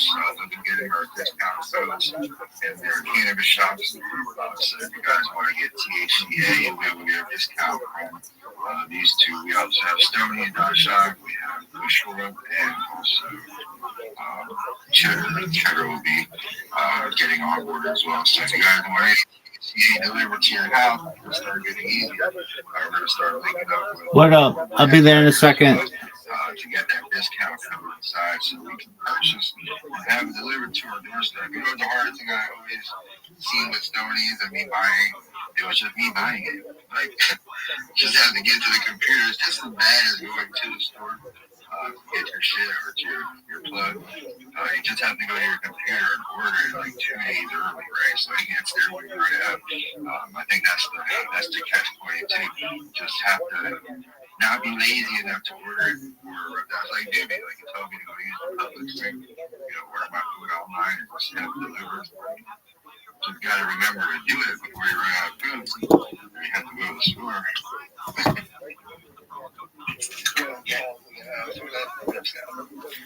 wanted to say, if you're looking for a DigiBlend right now, there are 1, 2, 3, 4, 5, 6, 7. There's 8 of them that are under a soul, but more importantly, there's 1, 2, 3, 4, 5 of them that are between 0.53 and 0.57. So now is a great time to sweep one of those. These blunts were, these DigiBlends, at the beginning of December were at 1.3 in Seoul, I think. So you've got 8. You've got an opportunity here to really get yourself a DigiBlend. If you've never had one before, you want one to add to your NFT collections, go sweep up a DigiBlend. You can grab one for 0.538. There's 2 of them out there for 0.538. There's one for 0.539. There's not many left below 1 soul, ladies and gentlemen. So you need to go out there and sweep those up because we're taking this thing back up to 3 to 5 soul in 2026. So yeah, sweep up the DigiBlend. Sorry, Blake. Oh, God, I've never heard anyone saying to go get a blood, baby, get blood. I just pinned up the actual mint link, the first one to the left, plus a little, motivation. 44 people in here. It's 8:50 on the East Coast. Guess what? Our NFTs go up. This one gets bigger and bigger and bigger. More people get bullish out here. The NFTs are going up. Imagine, just getting your market cap at 50K and it goes to 10 mil. That's what everybody wants. The same thing in the NFTs can happen. These things go from free to freaking 4K. Look at freaking CryptoPunk. That was a free NFT and one of the OGest NFTs. But just repost the room. We got 43 people in here right now. We are cranking up. We are sparking up. We got about 30 minutes to go until we spark up. We got Yubi coming back. Let me see co-host. We got Big Time as co-host. Running a new space last night. We got Scott, Steph, And Fab from the Heine community coming up. Look at those PFP pictures. Grab a bag of Heine. I saw a little spike yesterday. Like, this is why I DCA. You see just that little, like, ooh, it makes this shit really grips. Like, ooh, right? So juicy. It's just like, juicy ass steak, marinated. Can't wait for this year. Again, if you're requesting to come up, follow everybody, repost the group. We're cooking, baby. We are cooking. I freaking love it, man. So bring up the homies. Let's get them. Let's say what's up to Crypto, Kim, and OG. We'll go to Rabbi right after Carpet. From this hot guy, Money Ron in the house, and Beamer Boy, what's up? Fab and Bubba, what's up? Drip and On God. OG, GM. What's up, Crypto Cam? What's up, brother? GMG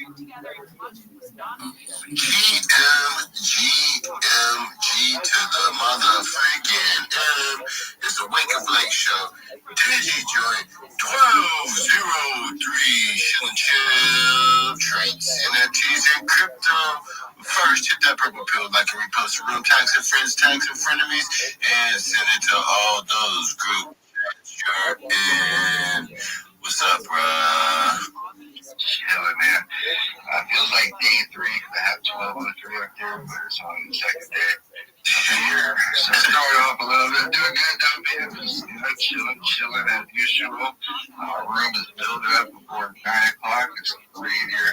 So after 9 o'clock, usually everyone else starts waking up towards, so we're looking good early, man. We got a bunch of OGs in here. Yeah, I'm rolling, not even up this early. I don't even know what I'm doing. I don't know. Sound like you're sleeping with your eyes closed. Yeah, yep.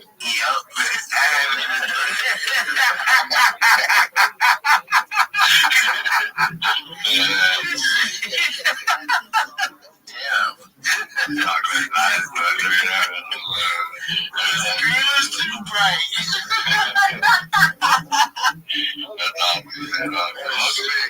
You wake up a little, go back. When I called on you, like, call everything.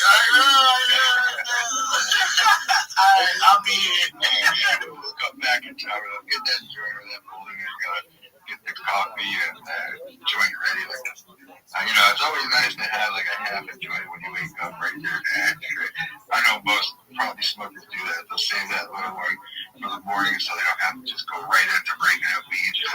I'm looking for my vape pen. Like, where is that? Bro, I made a little music video last night. I was just fucking around, just fucking bored. I'm trying to get La Russell to see it. Can I post it up top? There's some people show me love to it. It's kind of funny. Yeah.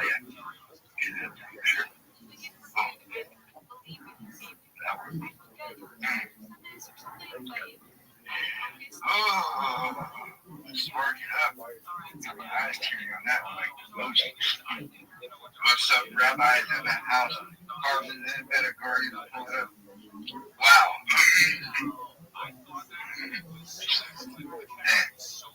Rabbi, we'll go to you. Take it over while I consolidate my breath here. How you doing, Rabbi? Every day is a holiday. Every meal is a feast. Thank you so much for the opportunity to be here. First and foremost, I've done my best to follow every single person in the room. I would appreciate a follow back if you can do it. I follow everybody back, so if you follow me, I'll make sure to follow you. Secondly, if you look at my timeline, you can see me pitch in a moment to all of you live on video. Nobody else is doing that. We are advancing the culture, my friends. I'm Rabbi Rothschild. If you don't know who I am, you will. I stream my life 24 hours a day, 7 days a week, 365 days a year for world peace. I've been doing so for more than 4 years. My streams go back to the pandemic. We've seen the death of a queen, the birth of AI, the coronation of a king, and everything in between.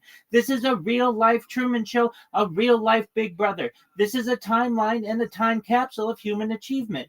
In the 1990s, Bill Gates coined the phrase content is king, and I'm making it true today. I'm king of the internet. This is the biggest event in global history, and here's why. In 2018, The Economist magazine stated that data had overtaken petroleum as Earth's #1 resource, and I have more data archived on the internet than any person ever, which is making me very influential. I'm going viral, and when I do, I want to make you, your friends, your family, all financially independent if you're not already. I want to ensure that you have generational wealth if you don't already, and I want you to be able to start charities and philanthropic organizations of your own. I'm unlike any influencer you're ever going to meet. I'm not live on one YouTube stream nor 2 YouTube streams. I'm live on over 20 simultaneous YouTube streams 24 hours a day. You can view my life in 360 degrees. I even have a ceiling camera. If you want to view these YouTube streams, they're available in my profile. Additionally, the link's available in my pinned post. You'll also find in my pinned post a link to my link tree. I dare you to look at my link tree. Nobody dares you to look at their link tree, but I do,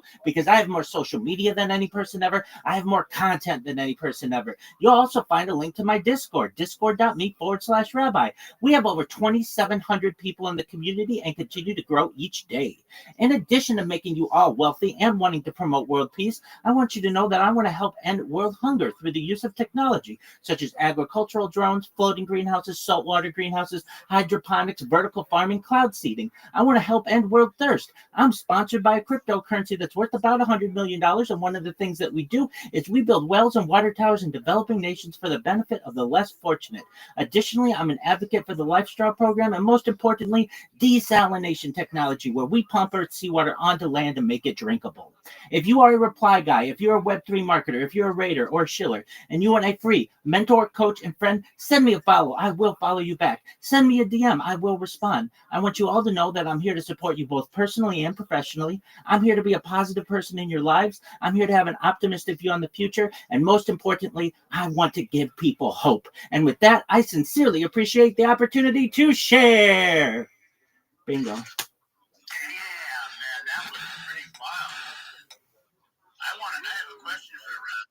Hit me with it. Have time to daven. For those of you that don't know what that is, that you may not be familiar with Judaism, that's to pray. Rabbi, when do you have time to daven? Already did this morning, laid tefillin. I do it on camera. I ensure to say as many normal Orthodox Judaism prayers as I can. I light candles. I certainly say blessings on kosher food. Do everything I can to live as Orthodox a lifestyle while still streaming it. That is awesome. That is awesome, Rabbi.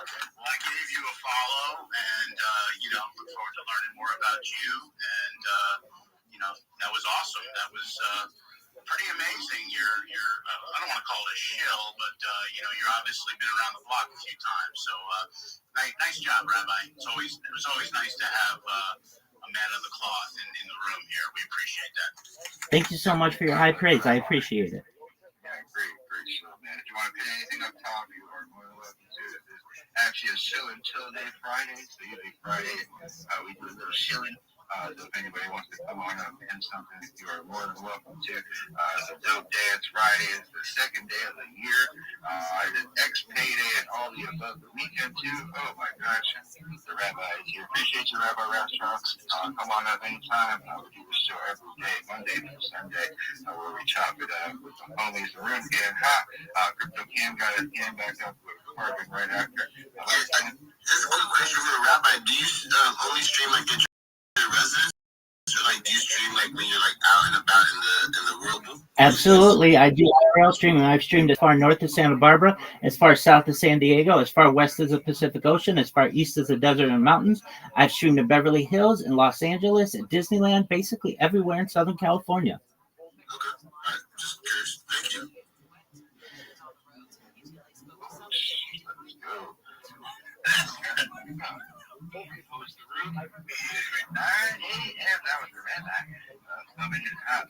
Anybody else have any questions? All right, let's go to Meta. Actually, let's go to Carbon. I said we're going to him next. We'll go to Meta Guardian right after keynote. Yeah, right. What's up, Carbon? Man, this shit is dead. Holy man, I can't even. What's up, Carbon? What is good, my G? Hey, what you taking? I'm smoking candy cane indica right now. This shit, I can't even. The second time I hit it, I almost started coughing everywhere. But that out for a second. What's up, Carter? Welcome up, man. Appreciate you pulling me up. Joints. It's really an honor always pulling up on. Shout out to Digi Joints. You're very nice. That's so nice. But if I think say, I also love the vibes of Vegas, though. That's a really fun trip to me. Are you effing serious?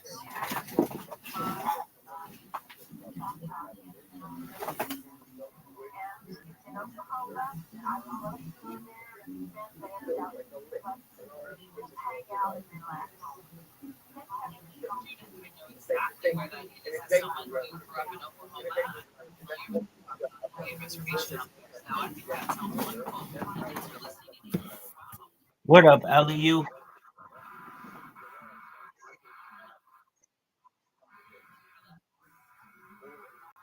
What up, LEU? Hope you're living like a pimp.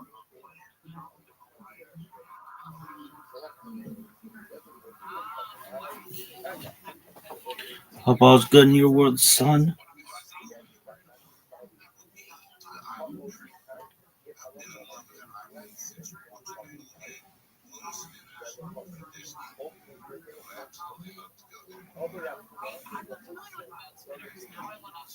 Well,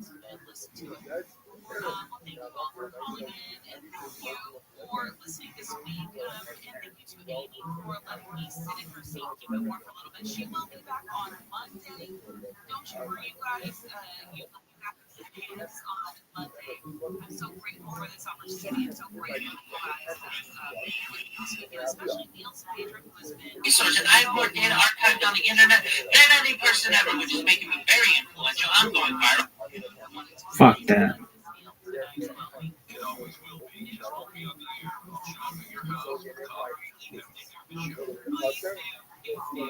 I want to remind everyone to listen to Entertain Me on my Entertainment Reports every Friday. Gary and Shannon, and my podcast Entertainment with Heather over on the iHeartRadio app or wherever you get your podcast.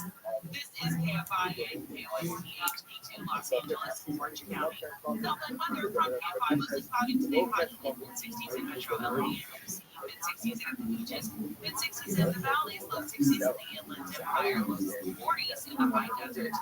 Live from the KFI 24-hour newsroom, former producer Matt Toffler and technical producer Cynthia, and traffic specialist Trey Alexander.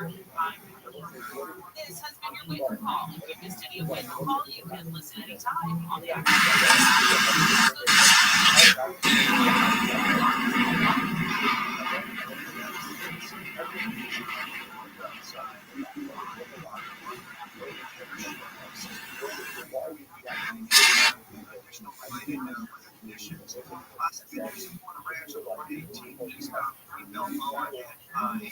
That driver break has been released. Looks like that vehicle fire that was almost right shoulders now at the various stages. The drive on 5 southbound is looking along well. The traffic from downtown to Norwalk, that ride's going to take about 18 minutes at average speeds of 70 miles an hour. And in Rancho Santa Margarita on the 221. Alright, babies. It's tight.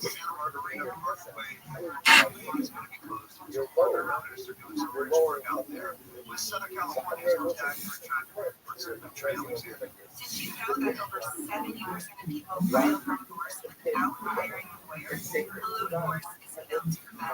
I'm Erin Lee. I spent 20 years as a divorce attorney, and I built Hello Divorce to give you the support I wish more people had. With over 15,000 divorces, Hello Divorce is 90% cheaper, 2/3 faster, and the highest rated online divorce platform on Trustpilot. Find your way forward at hellodivorce.com/expert. Esto no es solo combate.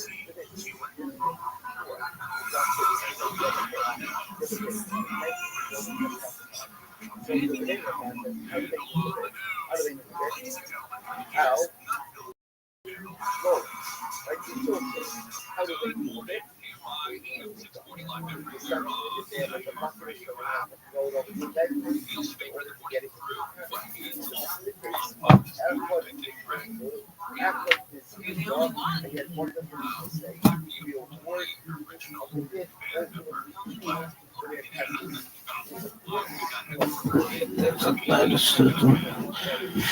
band See? Let's see. Never stop, Bubba. I would run circles around you. Because I had this fucking fire, dude.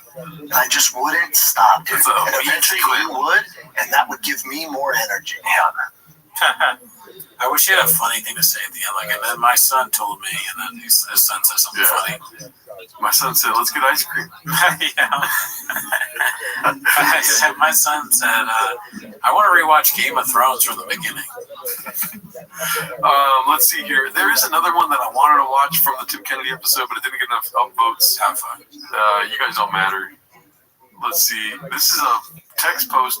Tales from the Bobiverse posted by Tony O'Hanlon. All syndrome of a Downs would never lean this heavily into chains.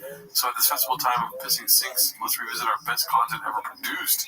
I have been watching those because I was trying to find some like footage to put into the songs. Bada bing, bada boom, kanesa. Didn't find it, dude. I thought I just remember it differently. Tales from the Bobiverse was so well done that it's just like created other scenes in my head, you know. Let's see here. Me, Texas Racer B, posted by It's Loves Movies. Nice. Oh, yes. This is it, but we'll see. Dandy Kaufman 2, going band for band with Psycho Tim talking about Puma pounding in sliders. Let's see.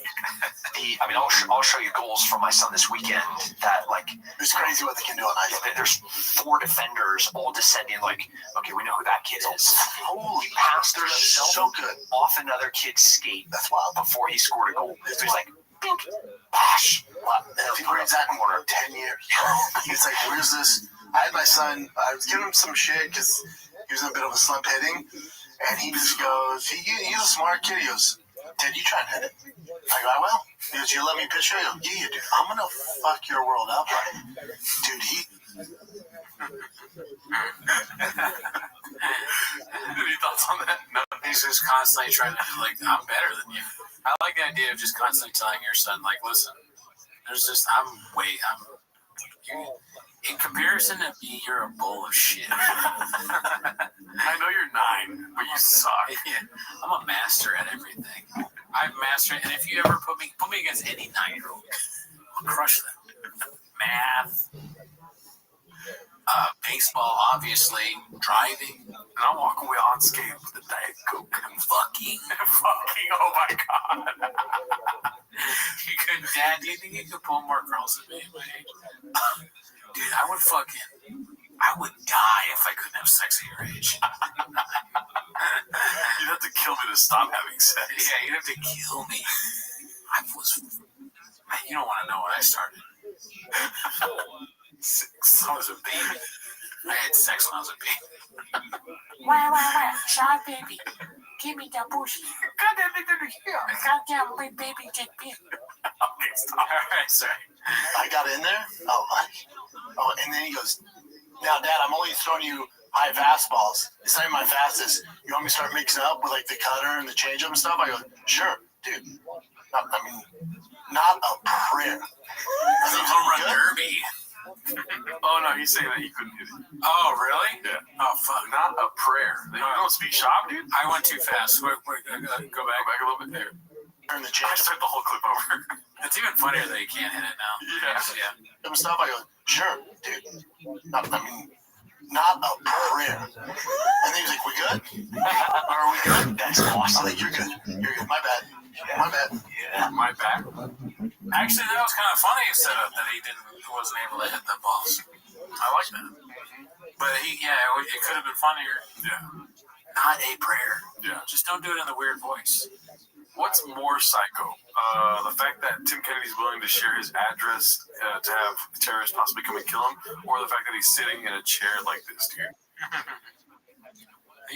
Somebody's got to sit in the chair weird. With suspenders.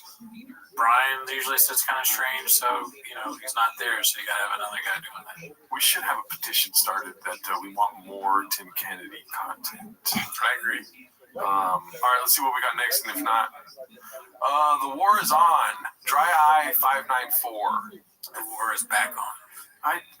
Shout out to the creator of this series, Levon, correct? Yeah. I've tried watching this, I just couldn't get into it. Let's see what it is. The Redacted Word Part 2. I just say Descript on the back. I think it's an editing pro for John Bonet Redact. That's annoying. The Redacted Word was fine. Thousands of places, too many for anyone to count. 7 years ago, Brendan Shaw, infamous redact and longtime mercenary of many a redacted war, had just voluntarily stepped down from his position as brigadier commander of the 62nd. Yeah, sometimes it's like you're cooking in the kitchen and you do a taste test. And when the chef tells you a little more salt, you just listen. Yeah, there's something off about it's like somebody that didn't watch Ken Burns, and it's maybe it just didn't hit it this time. But I'd eat it. And maybe if Levon didn't do what he did, we'd appreciate this. But Levon killed it. Yeah. Shout out to him. We miss you, dude. But I think that's it for this week, dude. Alrighty. Well, we'll see you next week. Take your vibe, Vance.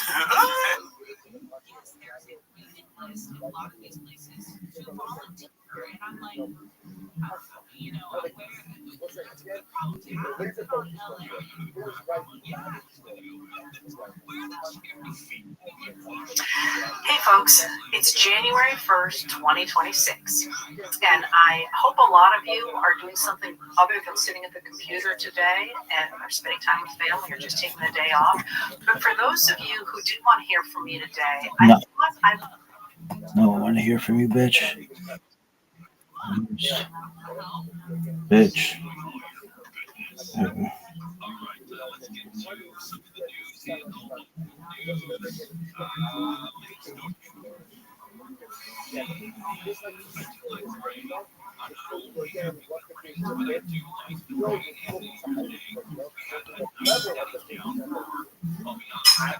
Hey, what's up? My name Cowbell. You already know what it is. Gringo Poppy live stream, bitch. Alright. I'm gonna start off the stream real quick. I'm your favorite comedian Cowbell. You all know me. I've been doing it for like 6 years, or actually 6 months of stand-up. I did it. I know how to do it. So I'm gonna get right into the bit. Alright? Check this out. Some dudes be fucking like this. But you know how Cowbell be fucking like, oh shit, what's up? Cowbell's back, bitch. I'm in the house, ready to do some stand-up pre-shit before this 24-hour live stream on the Gringo Poppy, which is why you're here, you know what I'm saying? But you know what I'm saying, you guys missed me, so I'm back.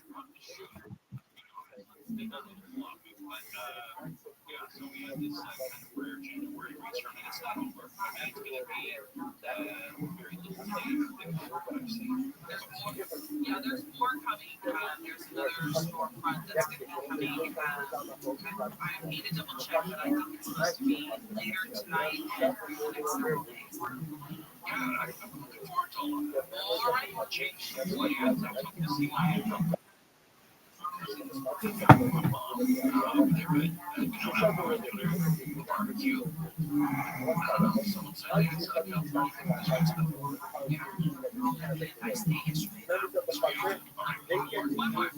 Yo, babies, it's day 8 of Kabbalah, and it still sucks.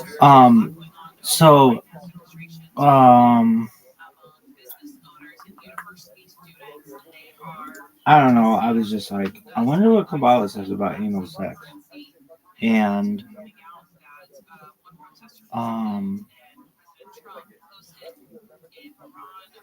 well, then I also want to know what it had to talk about rim jobs as well. And I know I could have gone like to normal sex first, but I figured why not anal? So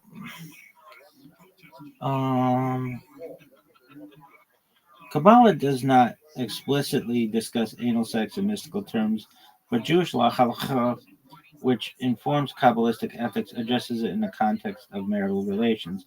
According to classical rabbinic sources, anal intercourse with ejaculation is generally prohibited due to the concept of zera levatala, wasting seed, which is spiritually significant in Kabbalistic thought. However, some medieval authorities, such as cited in the Tosafot and Rabbeinu Asher, permit occasional non-vaginal relations, including anal sex, within marriage if the intent is not to avoid procreation and the act serves to fulfill mutual desire. The Igaret HaKodesh, the Holy Letter, a text attributed to Nachmanides, Ramban, and embraced in Kabbalistic circles, emphasizes that sexual acts between spouses can be holy when performed with proper intention, kavana, elevating physical union to a spiritual level. We'll continue this talk. In terms of tossing salads, aka rim jobs, in Kabbalistic teachings, the focus is on the spiritual dimension of eating and the sanctity of physical actions when performed with intention and holiness. The concept of tossing a salad as a euphemism for analingus, which I think is a hilarious word, analingus, rimming, is not addressed in Kabbalistic texts, as such topics fall outside the scope of traditional Jewish mystical writings. Kabbalah emphasizes the elevation of physical acts through proper blessings, ethical conduct, and spiritual mindfulness, particularly in relation to food and ritual. However, it does not provide commentary on specific sexual acts, nor does it use the term tossing a salad in spiritual context. The term is modern slang. All right, so that's like just one opinion, and like I'm the kind of rabbi who will find every fucking loophole to be able to make sure you can do what you want to do if it's at all permissible. Yo, dog, what does Kabbalah say about anal sex? And also, what does it say about analingus, like rim jobs? So I don't know if like we're gonna get an answer. I think we should. Okay, there's a big picture in Kabbalah. Kabbalah treats sexuality as spiritual, powerful energy, where and how that energy is expressed matters a lot because it's tied to Shefa, divine flow, Tikkun, rectification, and the Sphero, especially Yisod, sexual channeling, anal sex between adults. And we'll have like normal Kabbalah discussions or Kabbalah discussion on normal sex. But I figured why not start in the back door, baby? Classical Kabbalah is strongly opposed to anal intercourse. Okay. Even between married partners. Main reasons: wrong spiritual channel. Sexual union is meant to channel divine flow, Yesod, Malchut. Anal intercourse is seen as diverting the energy to the Sitra Achra, the other side, i.e., forces of impurity. Seed misuse, Zera Levatala theme. Even when technically not wasted in a halakhic sense, Kabbalah treats emission as a non procreative channel, as spiritually damaging. Association with Klipot. The Zohar associates the reward direction with judgment, concealment, and blockage, not blessing. Not just discouraged, but harmful. Unlike some halakhic discussions that are more technical, Kabbalah frames this as metaphysically dangerous, not neutral. The bottom line in Kabbalah, anal sex is viewed as a serious spiritual misalignment, not just not ideal. All right, well, hold on. Analingus, rimming. Kabbalah is even more negative here. Why? Mouth is the highest sanctity. The mouth is associated with speech, breath, Torah, and divine expression. Hold on here as well. Using it in contact with areas associated with bodily waste is seen as severe inversion of holiness. But what if it's clean? Our extreme crossing of boundaries. Kabbalah places huge importance on spiritual separation of domains. This act collapses those boundaries in the wrong direction, strengthening impurity. The Zohar repeatedly warns against drawing holiness downward into impure realms instead of elevating a physical reward. Bottom line, Kabbalistically, this is viewed as far worse than anal intercourse, spiritually speaking. Calm down. Important nuance: Kabbalah is not mainstream practice. Many Jews follow halakha without Kabbalistic stringencies. These ideals are mystical, not legal rulings. Rambam, for example, explicitly rejected much of this metaphysical framing. In one sentence, Kabbalah teaches that sexual acts must channel divine energy through its proper spiritual pathway, and therefore views anal sex, and especially analingus, as serious distortions that empower impurity rather than holiness. Uh, so, is that the end? No.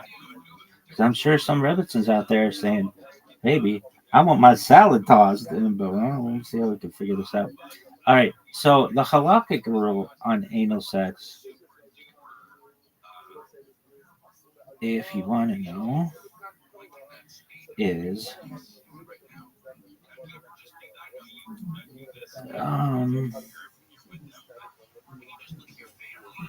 well, generally, without Kabbalah, core principle halakha regulates sexual behavior primarily through law, consent, and boundaries, not metaphysical energy channels. So the tone is legal and pragmatic, not mystical. Anal sex between a married man and woman.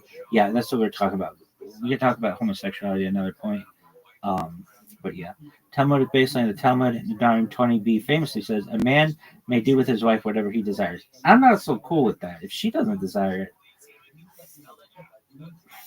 it, I'm about equality. Okay, taken at face value, many classical halakhic authorities understand this to include non-vaginal intercourse as long as it is between husband and wife, it's consensual, it does not cause harm, it does not involve prohibited emissions. Rishonim, earlier authorities, Rashi and Tosafos, generally permissive in theory, Rambam legally allows it, but strongly discourage it as a crude and morally disgusting, not mystical. Ravad, more permissive than Rambam. All right, practical halakhic consensus. Most later halakhic authorities do not forbid it, outright strongly discourage it, often say it should not be habitual and not replace normal relations. Key point. If someone asks, is this forbidden by law? Many poskim would answer no. If they ask, is it appropriate? Many would also say no. Analingus, rimming. Here halakha is much less permissive, even without Kabbalah. Why? Not mysticism, law and hygiene, human waste concerns. Anything involving contact with fecal matter raises serious prohibitions. The mouth must not contact areas considered filthy under halakhic standards. Bal tashakzu, do not make yourself repulsive. Many authorities apply this principle here. This is a legal category, not a mystical one. Brachot and sanctity issues. The mouth is used for prayer, blessings, Torah. Halakha treats improper use as a problem of dignity, not cosmic damage. Bottom line, halakhically, most halakhic authorities would consider analingus effectively prohibited or at a minimum strongly forbidden in practice, even without invoking Kabbalah. Okay, key differences from Kabbalah. The reasoning for halakha is law, consent, dignity. For Kabbalah, it's cosmic energy, purity, sphirot. Anal sex, technically permitted but discouraged, spiritually dangerous, according to halakha and Kabbalah, spiritually dangerous. Analingus, largely prohibited in halakha, Kabbalah, severely damaging. And then tone, practical for halakha and metaphysical for Kabbalah. One sentence summary: halakha without Kabbalah may technically permit anal intercourse between married partners while discouraging it as undignified, but generally rejects analingus on legal and cleanliness grounds rather than mystical ones. All right, so I'm going to be honest with you. I'm sure that somebody's going to want me to find a loophole in this bad boy. So here's what I would say. There used to be this Canadian cunt who was amazing called Sue Johansson, R.I.P. baby, Zechrono Levracha, and she taught everybody's favorite rabbi about a lot of things sexual. She's like Canada's Dr. Ruth, if you know about Dr. Ruth. Anyway, shout out to that bitch, Zechrono Levracha. Anyway, so Sunday Night Seth Johansson was a show where Sue would take calls, and I would love to have a show like this someday. But they were amazing. I would watch these with just. I'm not gonna tell you all about with whom I would watch this show, but it would be like every guy in the world would be very, in their own way, extremely jealous of me. Anyway, I would watch these shows and just learn, and just like I was like, I'll put it this way: I was like a lion in a sea of gazelle. Anyway, watch the show, and one thing I remember is Sue Johansson was much more liberal in terms of some of the things, and she would say like how thick the epidermal walls of the vagina are. It's like really tough. It's got to like be able to have babies and stuff. But I'll never forget. She said the epidural wall of the anus is like one layer. It's like not very thick. And these girls would call him to be like, "Oh, my boyfriend wants to have anal sex. I don't really know about this." And Sue wasn't against it. And I think there can be perhaps something like third eye awakening in it to some people. Perhaps I mean, like the male prostate is like like milkable. And to women, one time I talked to this girl, and I was like, "So what's it feel like? Like you're taking a really big shit multiple times?" And she's like, "Uh-huh." And so uh, I guess like, okay, that'd be very pleasurable to many people. All right, yeah, but that was a good analogy, I thought. All right, anyway, so what? Um, what are you gonna say? Well, if okay, first and foremost, cleanliness is really important. So if you were gonna partake in this, whether halakhically or kabbalistically, it has to be really, really clean. This is just anal sex, and I think it's okay. Like, I mean, like there's got to be like preservation of the sperm. So just like make a little bit of effort, maybe just a fire towards the vagina at some point or something. Like you don't have to make dead fucking nut connection every single time, but you know, like maybe think that like, hey, if we had some kind of Rube Goldberg kind of like setup downstairs, she might get pregnant. I I think that because you got to have that kind of mentality. So if it's super clean, and you had the intention that she could get pregnant from this, and that perhaps by doing this, you may somehow have more children in the future because you'll be more attracted to each other. I think that that's like a loophole we could use. Um, all right, really quickly, I was working at this financial institution, and I would go into this like vault where we kept all the money. And I was a little bit of a pimp, let's just say, still am baby. Anyway, this one woman would go there and she'd be like, "So what'd you do last night?" And I'd be like, "Oh man, allegedly, this is all alleged." I'd be like this girl blew me and this other girl blew me.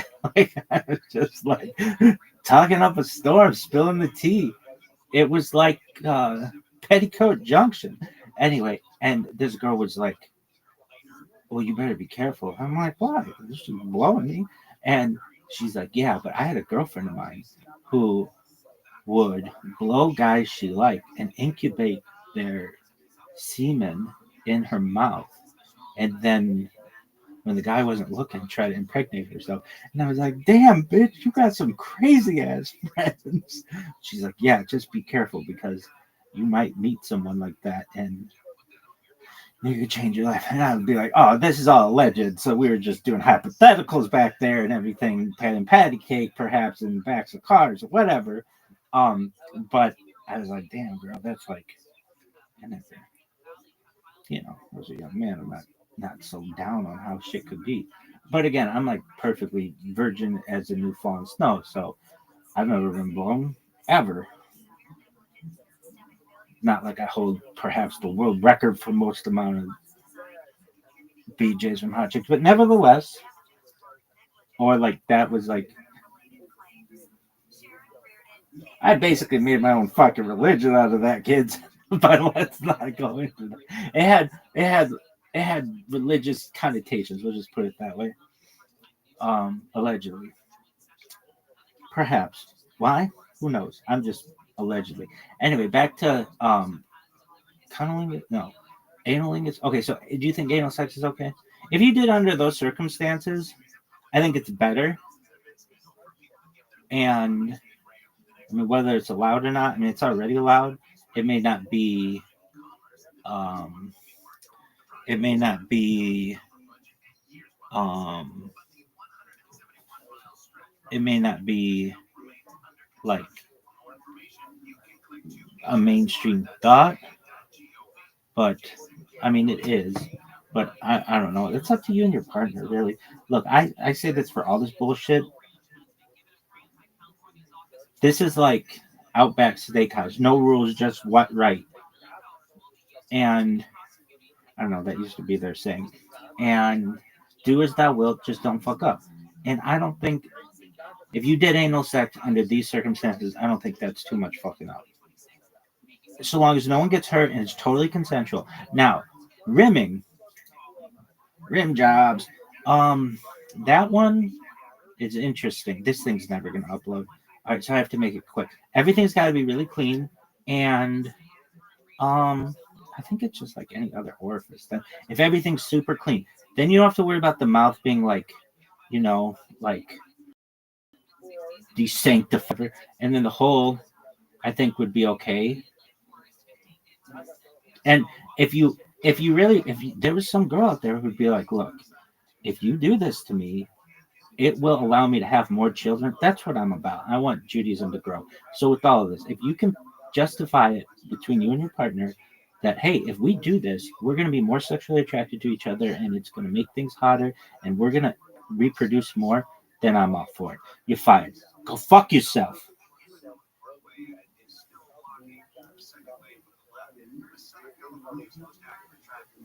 I want to say that consent's really, really important for both parties. And I don't agree with a man may do with his wife what he wants. I would maybe, and I think the rabbis would think the same. I think that she should consent to any of this as well. I really think they would think that. Because it's not like you could just straight up kill her. So we'll talk about sexuality in the future, perhaps. But this is our capitalistic discussion on anal sex and rim jobs. You're fired. Go fuck yourself. Yo, baby, it's day 8 of Kabbalah. No way.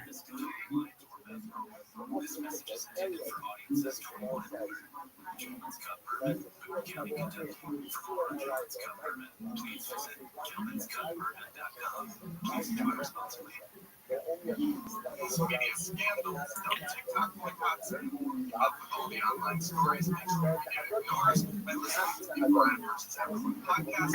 Me? Yeah, we just want to make sure you weren't just fixing in the sun on your... No, yeah, you're at the governor's Mason's house, right? Yeah.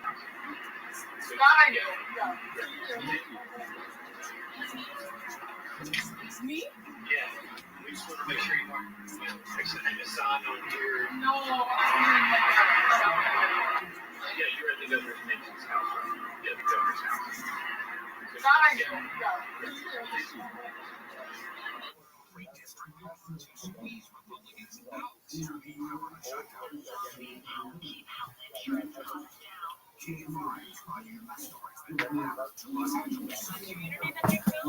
How much they appreciate us. It's amazing. Thank you for choosing your studio and draw. I listen to them not only in my home, but on the road. And KFI AM 630, the number one preset on the iHeartRadio app.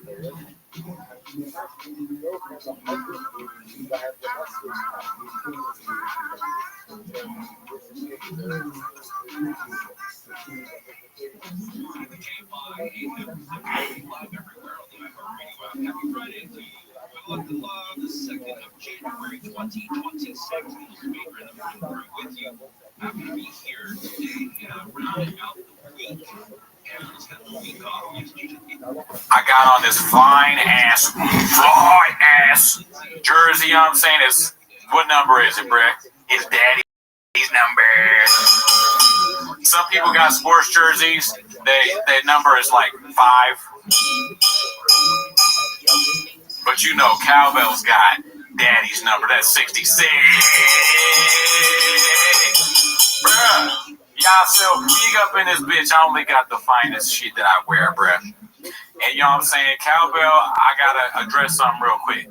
I did get tricked into voting for Trump, all right? But I didn't think that Trump was going to be doing all that shit, all right? Know what I'm saying? I didn't think Trump was going to. I got like, they tricked me, bro. I didn't know he was going to fuck up my whole shit, right? I'm saying, like, some people vote like Trump like this. Cowbell voted for Trump like, yeah, motherfucker, what's up? All right, bro, but big surprise, though, all right? Because we gonna start off the stream right now, okay? We gonna get live with the Gringo Poppy. We got guests on the show. We got Gerardo.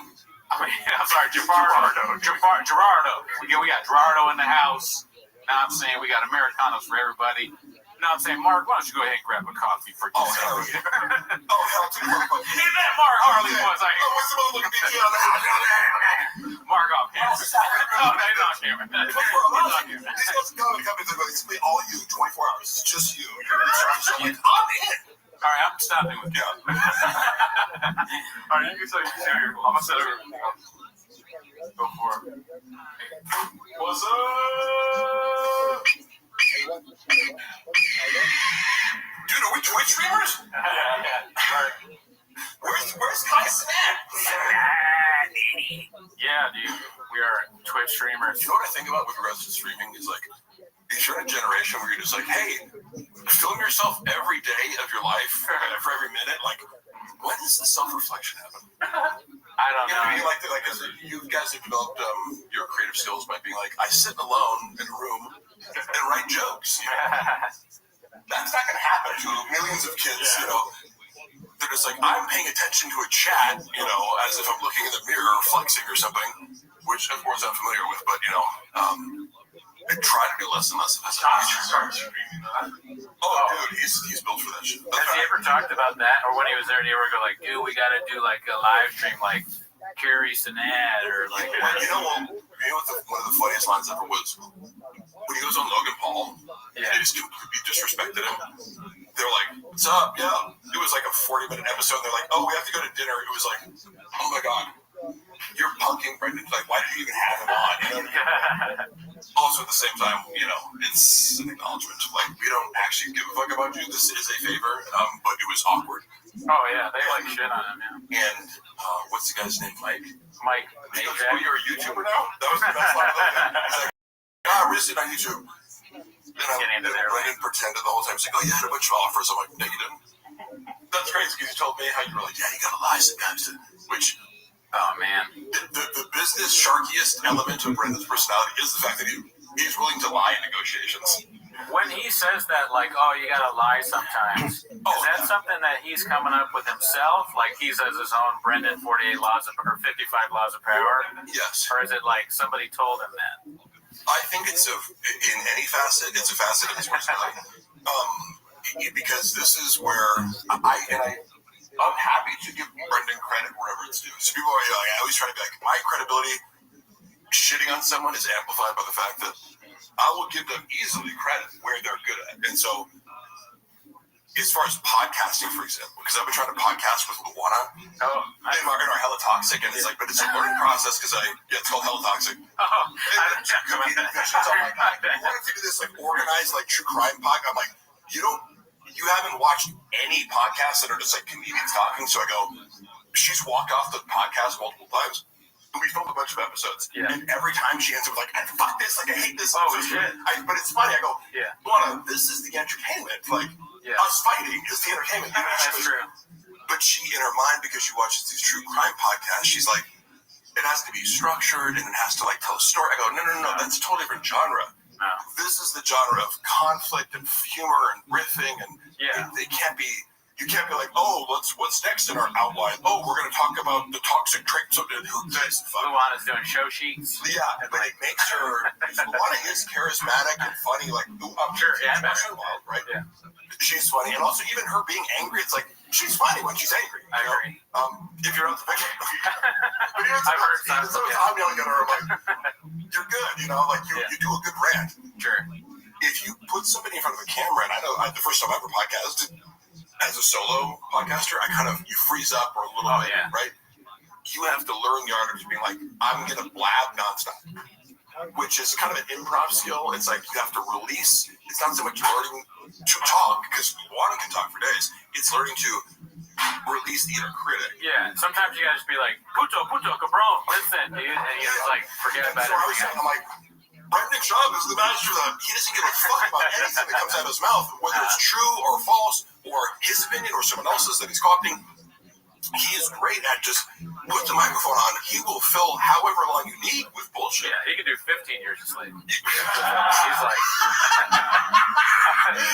did he say that? He did say we didn't know that. We were watching on the live the other day. Because I think I saw you bring it up, yeah. Yeah, and we just saw that. We both burst out laughing. And I was like, how do we miss that? It's so good. I mean, he's like, George Bush, because you're of two minds. You're like, this guy, like, killed 1 million innocent Iraqis, but also he had malapropisms.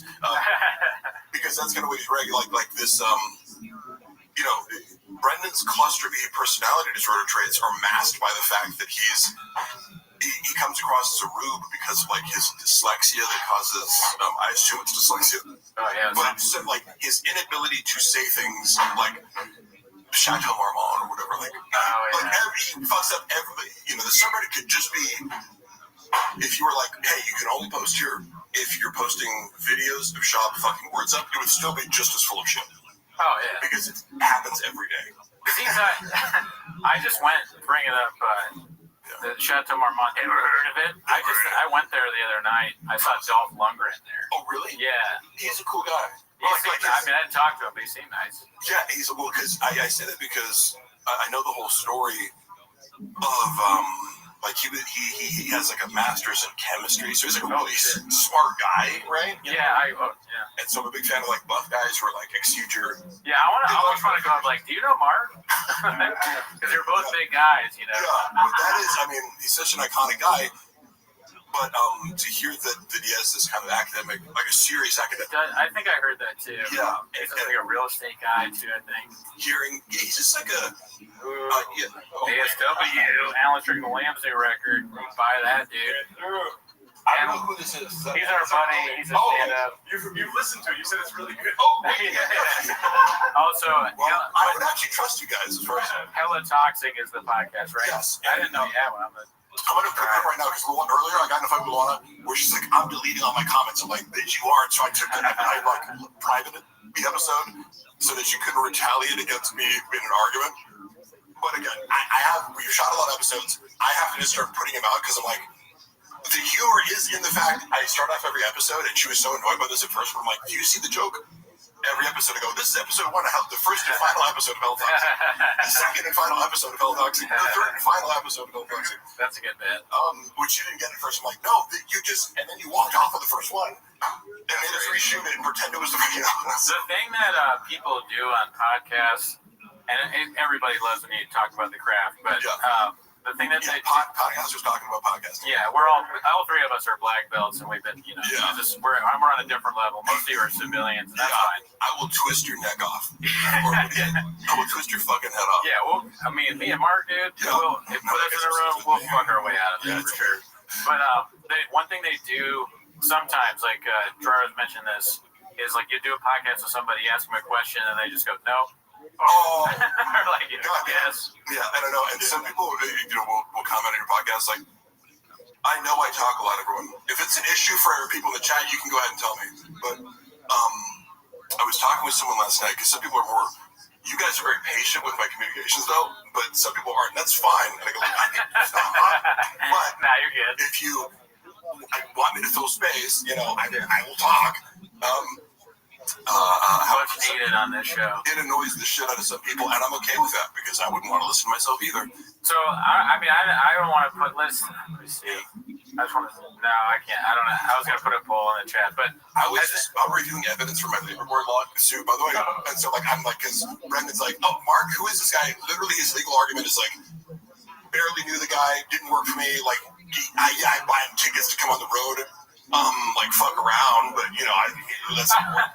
So I was looking at this. I'm like, oh, that's crazy because I have like, 12 hours of you taking photos and doing social media stuff, and you text me to do so it's like you realize I have the most devastating arguments. But Psych, Brendan, no, if you're watching this, I don't have anything on you, and keep telling your lawyers total bullshit that's going to lose you. Do you want to be, have at it, but do you want to be talking about your legal case on the pod? You don't care? How's that going? So fucking stupid. How's that going? I got a settlement hearing for the golden hour one. For some reason, that was delayed. They, combined some of them, but I actually, he's a beast of a lawyer. My friend Rob, who I went to college with, shout out Rob Pebble, a brilliant attorney, and he's like, I don't say this lightly when I say people are geniuses, Yeah. He's so smart that I can barely understand what he's saying sometimes, because I'm like, he'll start going off on how he's using AI to create a structure, a whole basically service that replaces paralegals,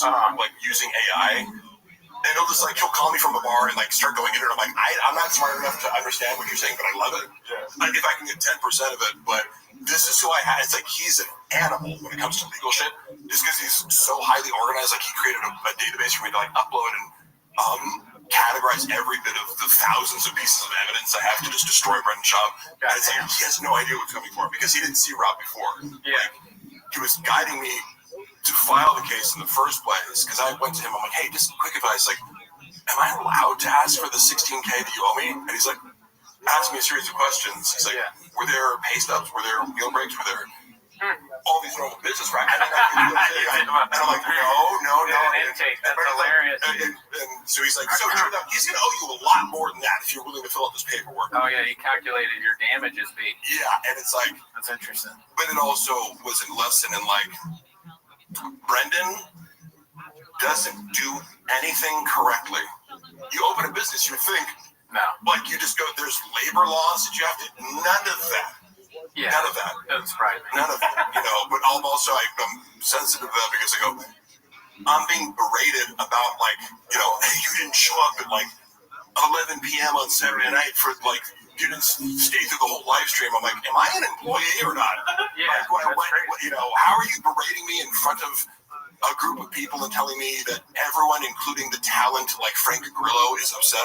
Which is an actual text message I have where I was like, oh, the talent is mad at me too for leaving 30 minutes early to go edit. Are you stupid? And I told you the other one, but I'll get it to all. The other example where he's like, guys, you're fucking up, we need to up the engagement. And then I realized he's like, what do you think engagement means in social media terminology? He's like, replying to comments. I'm like, are you sure that's what it means, Brendan? I was as diplomatic as that. Replying to comments is his answer? To the point where he's berating me private. It was one group chat and then started another group chat with this new expert, and I'm asking her basic questions. And I quickly exposed her as a fraud because that's my specialty. Of is asking, a Socratic method. I'm going to ask you 5 questions, and if you can't answer them, and you're melting down, you don't know what the fuck you're talking about, right? You're not the expert you thought he was. Because I'm hey, look, I'm Mark Harley. I don't know anything. So just tell me, where are these strikes that you're referring to for the shadow ban? One example? No, I'm sure. This game. He's got a sheet where he's like, no, we got a bunch of strikes here, dude. We got 10 strikes, so that's why we're shadow banned. Because yesterday, I looked at now you locked me out without telling me to give this bitch access to the whole account, and you're claiming that a collaboration with Teddy Swims means that the non-follower engagement has been fixed, but where were I looked yesterday at the strikes, he has no strikes. Where are these? He had a collaboration with Teddy Swims? I swear to God. So, you know how he buys a bunch of bots? The main thing that I was trying to fix, which is super frustrating, he's like, we need to do it better. I'm like, bro, I've given you so many ideas and different techniques and posts, blah. Your non-follower reach doesn't exceed 1 to maybe 3%. But it was like, yes, too much. How are you? It doesn't make any sense when you look at analytics. Oh, yeah. It's the Thick Boy Network page with 25 festivals. It's hit or miss, but you're at least getting 20%. And if it goes viral, it's 90% non-followers or whatever. But I was like, every single time you're getting 1% non-followers. I couldn't figure it out. And I'm trying everything to break it. And so he brings in this expert because it's the creative director he used to work from. Right. Where refer to these people as the magic bean salesman. You're like, the new magic bean salesman here is, to get Brendan paid. Another person tricking him, Yeah. When a revolving door of like fraudsters. Yeah. And my specialty is kind of being like, without any expertise, I can prove that this person is wrong just by a series of like Socratic questions, Which again, I'm bad at everything but two things. Yeah, it's funny that he pushes you out when you're. It sounds kind of like you're giving him advice. You're like in his corner. You're one of his guys. Yeah, and he's like, no. The magic beans guy wants to tell me about CBD. He helps kids with cirrhosis of the liver. Yeah. What do you think about this right here? Oh yeah, that's form. Great form. Yeah, that's perfect. Yeah. Fuck yeah. How many can you do? You're approaching 10, I think. I wasn't. Oh my god. That's good. Numbers guy. Okay, 2 more. If you do 10 more, you can have a cookie. You're at a failure or near failure. Cheese roll. You're at a great point right now to do some hypertrophy. That's awesome. Seriously. See, we told you Jarno's on the kiwi diet. He's fucking shit up right now. Yeah. During the pandemic. Oh, can you touch it? I want to see you. Oh. The podcast is switching. Jarno's getting in shape. I'm getting fat.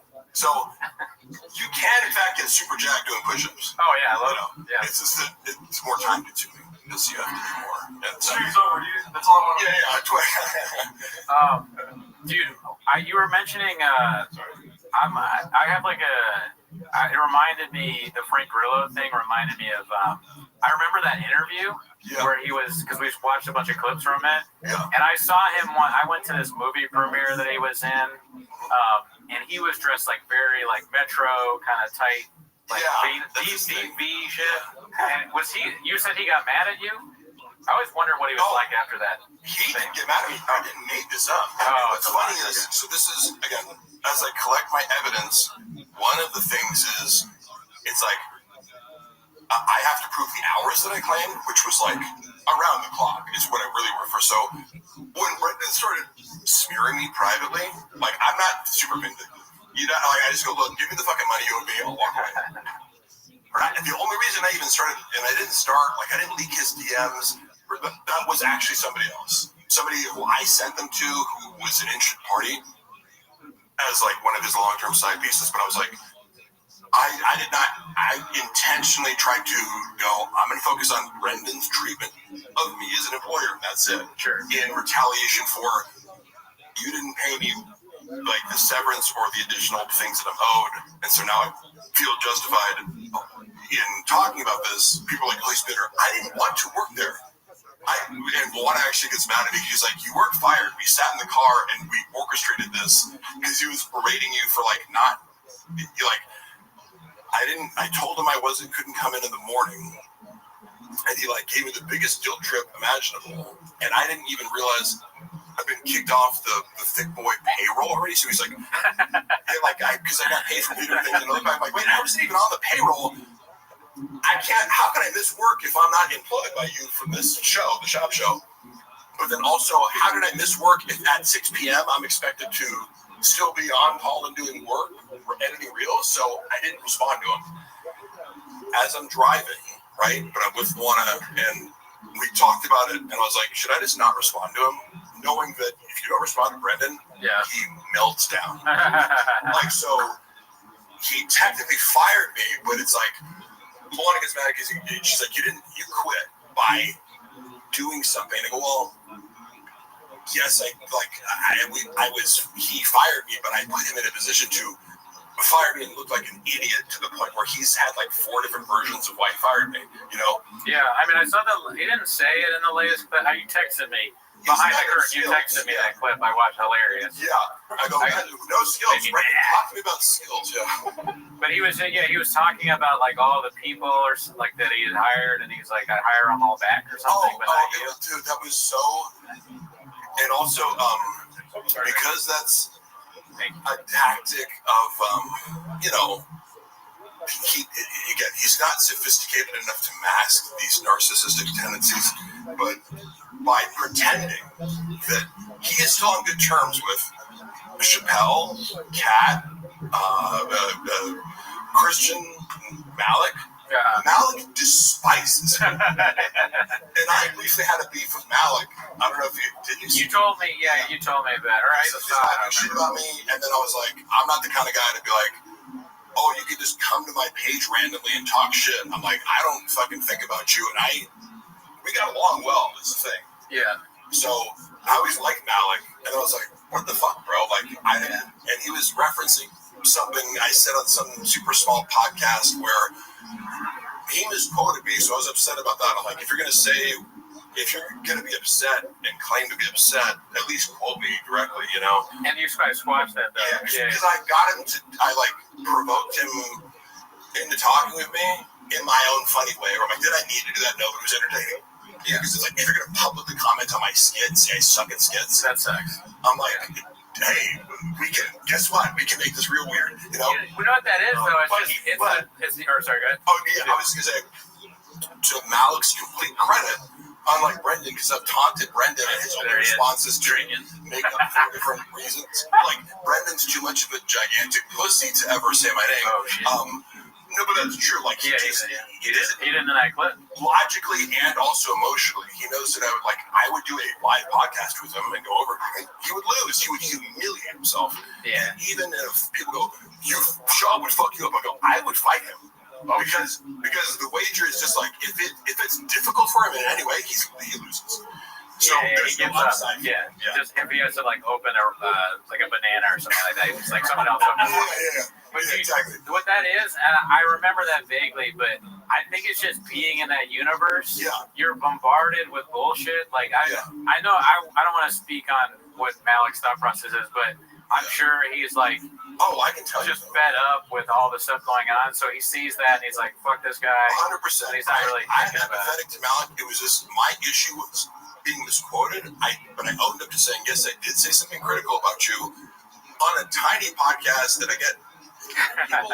People send me shit because people send me all this shit. I don't watch TFK or whatever the show that he said I don't have any skills on recently. People send me these clips to be like, well, you go respond, which I did on the Unique's channel.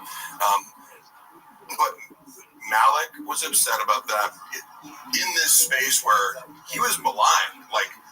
He got shit on. Brendan, I didn't realize at the time because I just met Brendan and was like, oh, everything he says is true. Why would I think that he's making up an elaborate lie to protect his ego because Malik corrected him about something? Yeah. But that's in fact what happened. Malik is a very nice guy. I remember years ago, I was talking to him and he had no idea that we did this. And he was like, I told him, he was like, oh, really? You do that? And then but the only thing he knew was flappers. He was just I talked to him, he was like, yeah, I see the flapper shit. Yeah. I'm like, how do you see the flapper stuff, but you don't know? But it was just funny at the time. But we hit it Shout off. out to Malik. The first time I ever met him, we hit it off. It's great to see. The final thing we said, because we kind of went for a circle, I'm like, look, I take accountability for judging a situation without reaching out to you, but Brendan legitimately painted him as a lunatic. And I understand, if I was him, I'd be pissed too, because it was totally unfair. Yeah, I know a little bit about that. I'll let you say it. Narcissists tend to they push you and push you and push you until you're like, what the fuck, dude? And then they're like, oh, look at this crazy person. That's exactly what he did. Yeah. And the same night that he's talking shit, he had me and Milana over. The same night he fired Malik, he's on his phone the whole time. We're watching MMA. He's on his phone the whole time, conferring with Chappelle, walking in and out, making this huge dramatic deal. And I'm trying to keep it light with Milana, oh, how much do you think this guy weighs? Oh, what do you think about that guy? Who's going to win? The black guy or the white guy?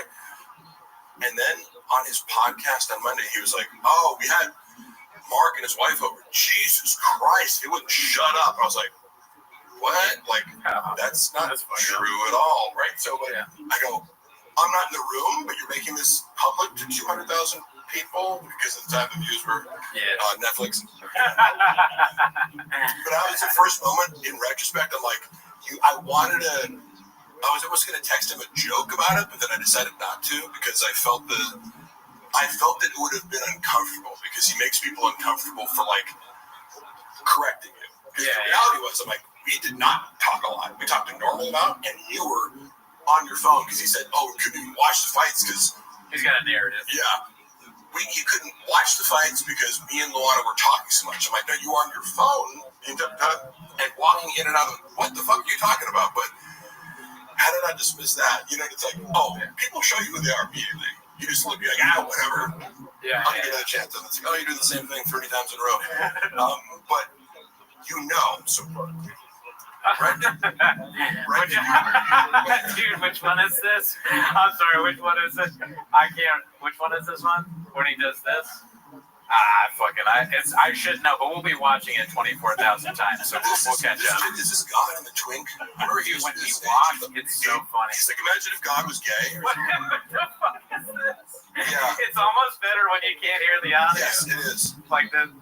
But I used to know his act by heart, and it's funny because his kicking thing, an hour and was edited shooting down. stuff. Like I would have loved to be a fly on the wall in the editing room. Dude, he's Pagliacci, man. He's a fucking idiot. Yeah, I can hear it. Cheese. Once you go viral, it's gonna lit as fuck. I can't wait, man. They're gonna go viral, man. That's crazy. Go to bed. I'm gonna shut up, bitch. I don't even remember this part now. I've watched it 1,000 times. My girl's like, go to bed. Oh, there it is. Puto Brown. It's crazy that you can just land on that. Taquitos, bitch. His poor mother-in-law, who you met, that was nice and can speak English. But that's what he does to people. No, you're gorgeous. You look like this, guilt goddess, But she's been reduced to this, you picture some little Pueblo dwelling, Guatemala woman. I wonder if that's just how Straub sees anybody who has even a hint of Mexican heritage. He has, his ability to convey anything with nuance or originality, because it's like, this is an entire special, everything's wrong with it, look how fat he is. Wouldn't you be like, maybe I should lose 20 pounds before I shoot my special? When also, his agents at CIA were like, don't shoot the special. He's like, fuck you. I swear to God. He was like, man, my agents say that I've been doing this material for so long. Okay, cool. You can tell the same shitty 5-minute set for 10 years, as many comics do, right? Yeah. That doesn't mean it's good, but you got better at it, Yeah. CIA is saying it's not good enough, maybe listen. Yeah. Wait, who said it's not good enough?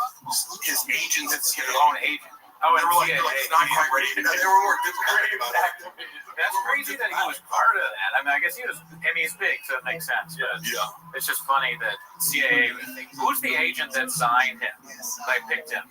Because that guy should be, or woman should be talked to. They should be celebrated. But he made them a lot of money. It's like, he was a cash cow. He's earned a lot of money. Let me ask you a question about that. Because I know nothing about the business. All right. So he made them a lot of money, and that's enough to be like, all right, good job, even though they're not repping him anymore, I'm assuming. I don't know. You don't know what his current representation is. Yeah. However, I know some of the numbers. I wouldn't know everything, but what's the blowback is my question. Is there any blowback for Gringo Poppy or the Showtime thing? That's a good question. Showtime execs, are they in a gulag somewhere that greenlit this, or what's going on? The main thing that I remember was because cluster B types always have to look outwards to deflect, project.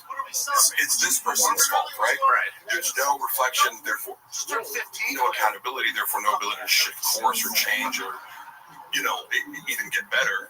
Versus I'm good friends with Chipotle. He looks at his material every single night that he performs and scrutinizes it, so that's an artist, right? Yeah. But good. Sounds good. He was under the impression that his agents weren't doing a good enough job. I'm not getting more opportunities because my agents are pitching me for the wrong things, and it's like, well, what do you do? Yeah.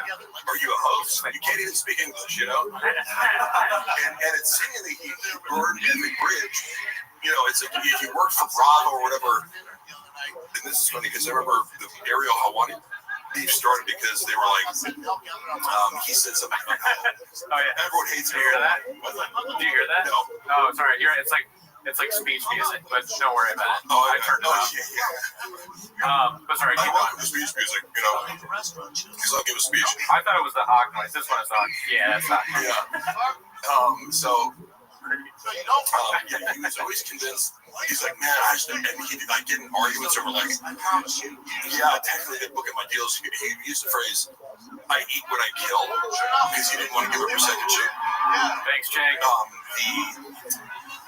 His stand-up weekends, to the agents, when they just kind of like booked the show that he could have done his own. So he's, they have a question for you, Jake. 3 to 4 30 milligram tabs. Yeah. Well, I don't know the exact order. I mean, I'm like, you went through that many in this short a time, you know? Mark, we got some regulars here. We got Janae, Bud Deasy, Man Lehman, and Elizabeth Marson. Pissed myself laughing. This is, by the way, your community is by far the most supportive community. Oh, there you go, guys. Like versus, I revisited some Revenge of the Sis thing before, because like from years ago when I did the AMA, and I mentioned them, and they were like, "Oh, he knows about us," and they attributed some opinion of like, they're like, "Oh, he's repeating." I'm like, no, that was just the logical conclusion of it was like anybody can have that thought or analysis. They were convinced, and I was like taking their ideas, watching their content, and also. I remember being like, because in this episode, they were like, oh, let's extend it olive branch. Sure, you're a douche and an idiot and blah, blah, but I'm like, do you think I'm the idiot? You guys took this whole clip of me, like, doing a bit where I was being sarcastic. No, literally. Because if you watch something where someone's being sarcastic and you mock them as if they're being serious, who's the idiot? Can I be honest with you, though? You fucked up. You read the comments. No. Don't ever read the comments. I've never read the comments, but let me just shout out 2 more people. Successful, like this dude goes viral in our Reddit. So you gotta talk to Margo, go viral on his podcast. Okay. What's up to Ryan, Patreon member? All right, shout out to the Patreon. Thank you, Ryan Hardy, for being a Patreon member. Oh, sorry, I got to cut you off. No, go ahead. You should not read comments. As you did with my petty girlfriend's cars. Oh, drug flip. But I saw that video recently. Because I'm probably going to take it down because it actually affects my fucking job too. You know, that's but whatever. What was that? You know what it was? I was arguing with Luana about the angle that I was like, you were backing me up into like this wall. She's like, no, it wasn't. You were having a logistical argument about like what position her car was in when she was backing up into me. So I was like, literally debating. She was going to run you over with a car, is what you're saying? You can't, it's hard to see in the video, but she was reversing it. Oh, man. You know, but the whole thing is taken out of context. Yeah. She's acting, you know, she posted it and let people believe that she's Cassie fleeing from a P. Diddy party. No, you had my shit. Your car was about to leave for like a, you know, it was a whole day of arguments and things. She has my keys in a lockdown, right? So she asked you to wear a mask and you were just doing what you needed to do. Actually, during COVID, we had so many arguments because she's neurotic. I don't know how you guys feel about COVID, but the major divide just on a personality trait level is like, I'm super low neuroticism. Something falls on the ground like I'm not scared about things. I don't worry. And I don't falter because the media made it seem like COVID was the most dangerous thing. But if I went to work out of the park, she'd like, you know, sanitize my whole body. It was like, come in and like, she loves you. Like, shut the fuck up. It's not a big deal. And she's like, no, it's life or death. And so we had all these conflicts already over like COVID and like how to properly clean yourself. Me and Gerardo never had that issue because we both are deep into methylene blue. We both done double placebo blind tests. You better drink that scorpion venom now. It's one of the best fucking. Put that in that fucking clips thing. where Brian. I like how Brian, as he's gradually regained power in this dynamic. You notice him starting to push back, and now that he fully doesn't give a fuck, because of the power dynamic, which Brendan exploited for many years, that Ryan couldn't leave no matter how bad he treated him, and that's also the test of like, if you're somebody who enjoys sadistic supply, you know, you're either a sociopath or a narcissist. I would watch him enjoy, like, torturing and humiliating Brian in a way where, like, I am viscerally uncomfortable with how you're treating this person. I've never witnessed something like this in a podcast. You take pride in putting this person down and convincing them that what they're doing is boring and unfunny when in reality it's absolutely. By the way, whatever you Mark, how was the? I'm sorry. Yeah, I can't multitask, but that's fine. No, but I just wanted to do a poll. I'm sorry. I'm a little bit like Shots, even more than Gerardo is. But I assume people mostly don't listen. No, I want to listen to everything you're saying, but I can't multitask. I just did a poll: which is best, doctor's advice, methylene blue, scorpion venom, or double plunge? Apparently, BGL got a scorpion dick with gills. Brendan literally told the whole joke. God, it's so funny. I want to also make that public because I was looking at my text messages. We had arguments over, like, I'm like, hey, you know, after like arguing about wedding engagement meetings with, like, you know, for 3 hours. And I ended at like 11 p.m. I'm like, hey, it's weird. Like, can I just tell you, I've been feeling increasingly disrespected over the past few months. Am I crazy? Or he acknowledged this, and he's like, how? And I'm like, I literally listed off like 30 fucking things, you know? And I'm like, one of those was, I've now had to hear this joke about how I sent shitty dick pics and stuff. The opening of your joke. Oh, yeah. And your whole set, like, that you could name anybody's name, but like for some reason it's I just don't. I get it's like locker room talk and roasting each other, but I go, I'm not on stage. I can't get you back. I can't light you up. No, yeah, you have no comeback. Yeah, so it's like I'm forced to be in the audience doing social media stuff. So it's like, are you hazing me? Like, what is going on here? Or whatever. And the fact that he said, I wouldn't hire Mark. He has no skills, and he's obsessed with me. I'm like, I'm sorry. Was I doing a joke in 80 different cities about your dick? You know, Dude, oh, thanks, Sam. It looks like they're asking you a question, actually. Mark, if you were around with Fox Travis Brown, how did you think that loss played the team? I was not around there, but I mean, Brendan's ability to do mental gymnastics is, of course, incredible. However, privately, like, he will front as if something doesn't bother him until he needs to play the victim in order to make you feel bad about setting a boundary, right? Which I have many examples of this, but he is not. He likes to pretend that nothing bothers him. Of course, the comments are bothering me. Travis getting the shit beaten out of the boyfriend of a girl that used to date, who's way bigger and more successful than you. Oh, Rondo, yeah. Ultimate narcissistic injury. Yeah. For someone like Brendan. Like, he can pretend whatever he wants, but getting your ass beat by a guy, you're entitled to it, right? Because it was like, that was an important fight in his career. So, all right, there's a bunch of questions for you, it looks like. So, and yes, I am using a straw. I need it for the stream. The conspiracy theories are entertaining on the land mooning, but you know what I always think about? I go, why? There's a motive for why people would fake the moon landing, but it seems like a lot of work. But that conspiracy doesn't interest me. Any other? How hard was the baddie wrangling? The worst part of the job was baddie wrangling, because this was like a job that never ended. You're dealing with a sex addict who's constantly asking you to be the intermediary of arranging sex acts. And it's constant attention and validation. So this is the part of the job that made it 24/7 was he's constantly texting me any baddies. Then I have to go to his Instagram and check screenshots of any new messages. And then he'd type out instead of, because like, look, I can write to bitches. I can dumb it down to sound like Brendan. Like, I can chat GPT Brendan's voice easily. He says 4 things. They're all retarded. He says thanka, right? Instead of thank ya. Thanka? Thanka, like it's a Native American term. Oh, thanka, you know, like thanka. Like thanka. Or think, like got me thinking. Yeah, kind of like he says notoriously known. It's like the word notorious implies known. Yeah, he says learning lesson. The term lesson implies learning. Yeah.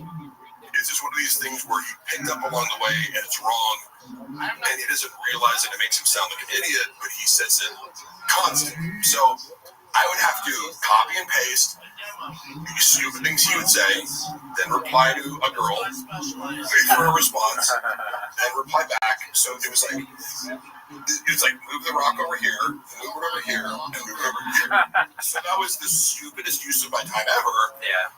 But I was expected to do that in order for him to gaslight his wife into thinking it was a cheating, because I do that Instagram on my phone. That's I'm just messaging Mark all the time. Huge lie. Yeah, bullshit. That was hours a day. What? Oh, that's not right. That's like English money or something. But thank you. Mark, how much did the Super Bowl commercial pay? Quite a bit so far. Probably like, it's coming in. It was like, for the session I flew out to Madrid, it was like $10,000 for the week, but then the real pay is residual, so it'll probably be like $100,000 over the course of a year or year and a half. They're joning at me for English money. All right, come on. That was a joke, okay? That was a joke, okay? Bopper, actually. This is fun, huh? This is live. Thank God. These fucking visuals says people always comment on the fact that I say like. Yes, I do. But this is how I think and talk. You're from Africa, the country. Take it as, I know it's annoying. Take it as a sign of sincerity that I'm not trying to be charismatic. It's like my I'm aware of this tick. I don't care enough to give it up. If you want to give me a speech without Mark, what's the story behind the bean cheese? Poor joke writing, I would say. Yeah. As I said before, if Brendan gets a single laugh from a joke, it's cemented as a funny joke in his mind. It doesn't evolve. And like I've said before, there are so many different angles that you could explore with the Mexican culture that could be totally original. I had more material just growing up or working as a substitute teacher in my observations of Latino kids at Latino schools in LA. Because you go, like, one day you're working in some private all-girls Jewish school in Beverly Hills. The next day you're in Pacoima teaching a bunch of Latino kids, and they talk a certain way, right? Yeah. Like they're whatever, right? What ain't smart? Hey, whatever. Like we could go on. Hey, I fucking love the Gringo Power or whatever. Yeah, just like whatever. But I love these kids. They always responded well to me. But I was like, even if you just knew Mexican teenagers, you'd have more mature. Oh yeah, I mean he knows nothing. Almost less than nothing. Like, how do you not say no mames? Like, in this whole thing, how do you not go with no mames? Yeah. Which is, I first learned working at Round Table Pizza as a teenager. You know, I would hear these Mexican guys go, no mames, don't suck. You're cool. It's the actual translation of that. Yeah. Like, you could dissect that. Yeah. Right? Don't suck dick out of nowhere. No mames, stop sucking dick, Goody. No mames, güey. Pinche güey, pendejo. Cabrón. I will give it to him. Puto cabrón. Hilarious, dude. Yes, but that just didn't happen. You don't have to be literal, but it's like, well, you're being not funny and not reflective of reality, and you're transgressing all these boundaries. So people they push back on me going, this isn't reality. I go, well, none of it is directed towards himself. It's all directed at other people, and it's like character assassinating other humans. You know, it's stereotypes rather than exploring who they actually are. Everyone's you dissect like their eccentricities. That made me think of this. Okay, so Gringo Papi, when we originally met, we did the whole thing about gentrifying the language, and that was amazing. I mean, honestly, that is maybe my favorite thing that's ever happened on the show. That was amazing. You did that was really good, and you deserve credit for that. You said no, because I was like, colonized, yeah. I was like, you just can't use the word like you can't put that together anymore. No, it's very fun. Didn't you say you colonized it? Yeah, both of you then. It's a very astute observation from Did you ever see the How many Hatties Mark on? I fucking took 8 before I came. Oh shit. What were you gonna say? Did you ever see the Crystalia special? The one that he dropped? Not recent, but I saw his hour where he talked about being canceled when he first came back. Okay. And I gotta give it to Chris. Like, again, I wish you knew well. When I saw that hour in person, I was like, he crushed it, and I was like, That's a great special. Yeah. I don't know how it translates. I didn't watch it on video because I'm like, I've seen it.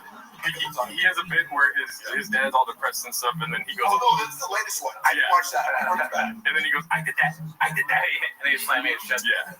But okay, my question, the thing I thought of was, that's a whole set. Okay, his comeback special. Yeah. So what made me think of this. So we talked about the Gringo Poppy. That's an assault on Mexican heritage and Latino culture. Yeah. It would be much worse, and don't douche yourself here, fellas, Asian Poppy. Oh, okay, yeah. What if he did something like that? That would just be, wouldn't that be more racist? Yeah, I'll cut that part out. All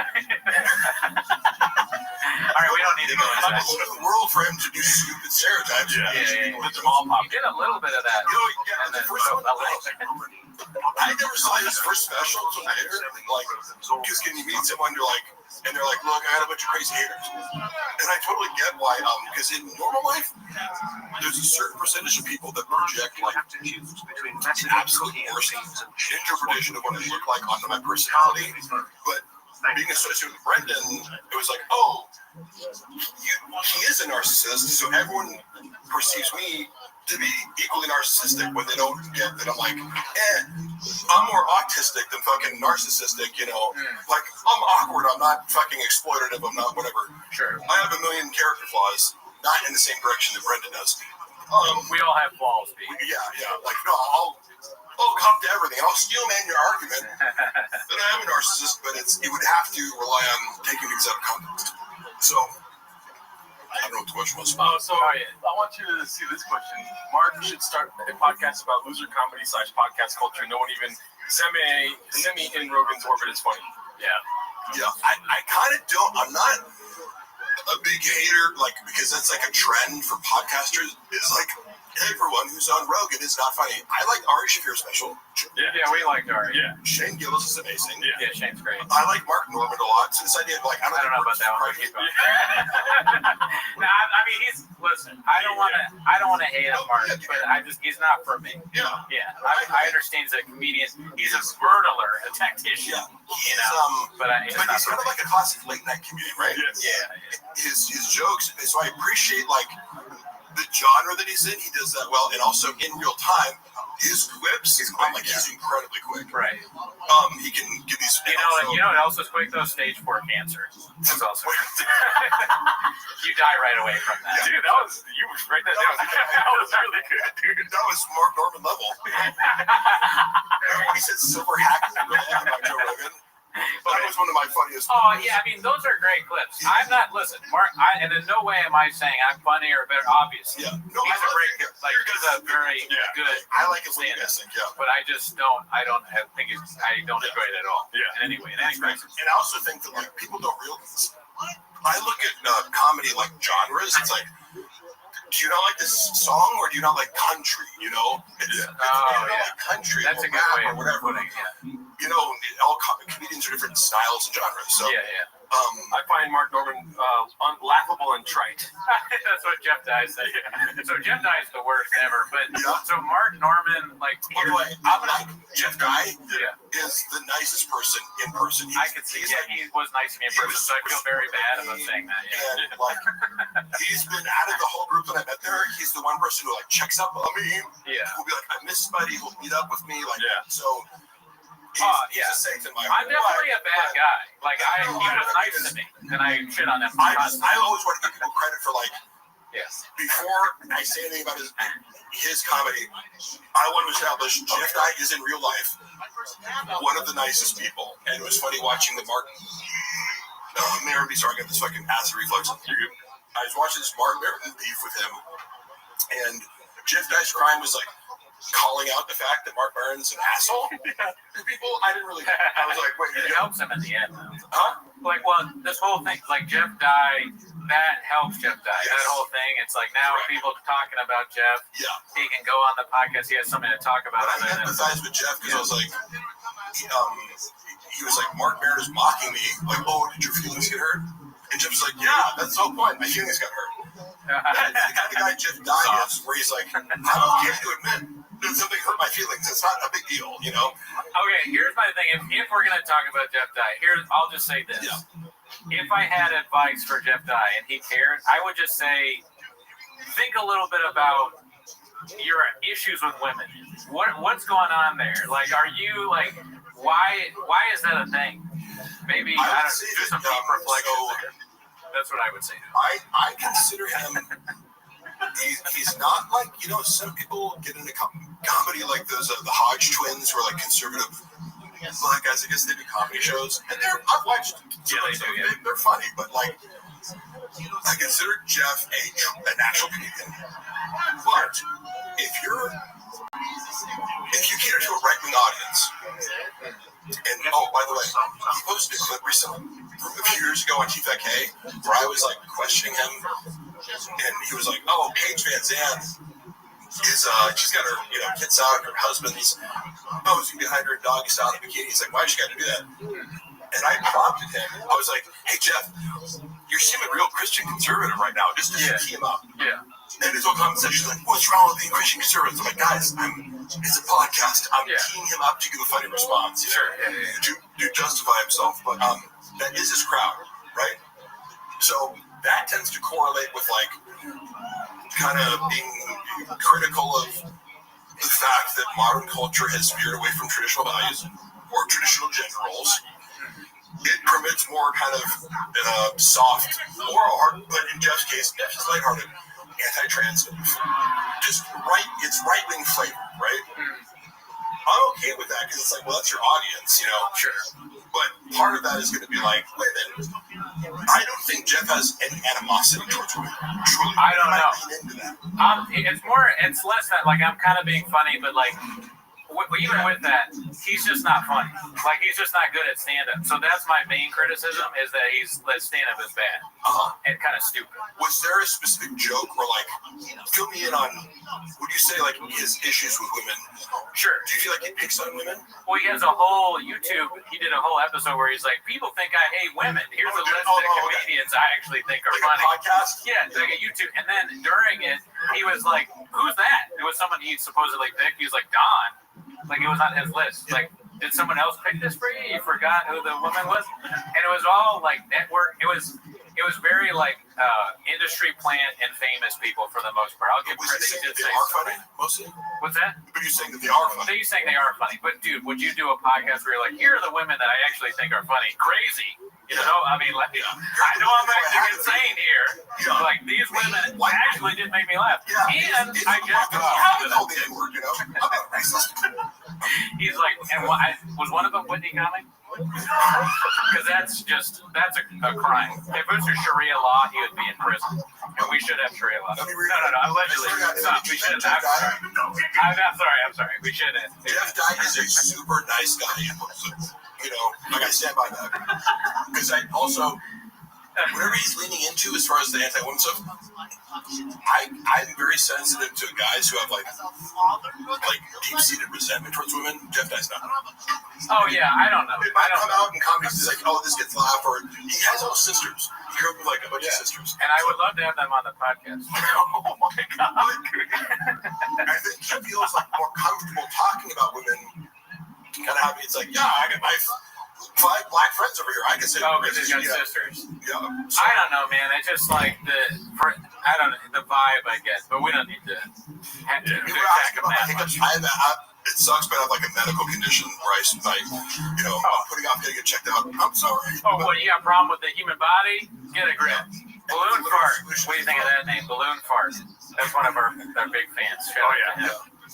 Hating women is to male comics when talking about their pussy used to be out. Yeah, a little bit, and it is a little bit lame. But what? How do we? Oh, because I was shitting on Norman.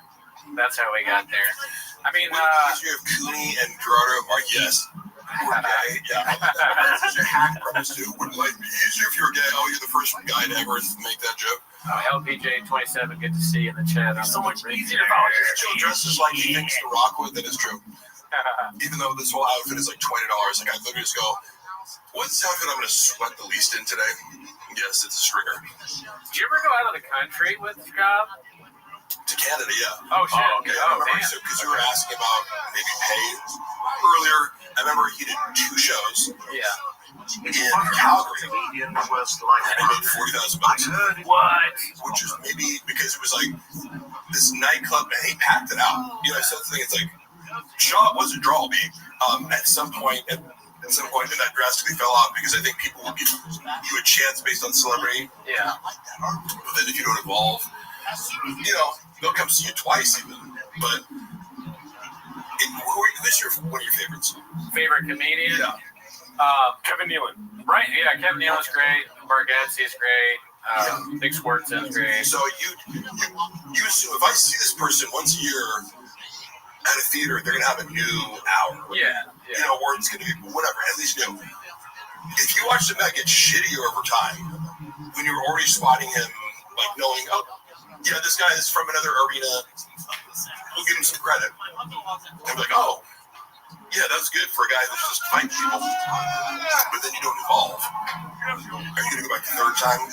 No. Yeah, that's a constant criticism of hackery. I'm sorry, BGL could easily be a Bollywood action star. All the guys who are running the block farms. I definitely missed the boat with a lot of things. I should have just started hitting the steroids heavy at, you know, my early 20s and became a fucking WWE guy. Because now I'm doing like commercials where I'm playing pro wrestlers. I'm like, oh, I should have fucking done that the whole time. Oh yeah, dude. I text you about that. You're on a run, man. It's awesome. It's been fun, yeah. Very cool to see you on TV. Yeah, do we just have Stachios one? Which one? The Stachios commercial. I've seen them all. Yeah. But all be.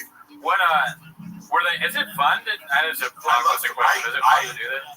Love commercial acting. Yeah. It's like, and some of the days, the first Bosch commercial I did where I played Macho Man, when we shot in Canada before the Super Bowl one, they hired me for the Super Bowl after doing this one. It was like a 17-hour day, whatever. It was so packed and like, but it's just my element. I hate doing so many jobs and I've worked so many different shitty jobs.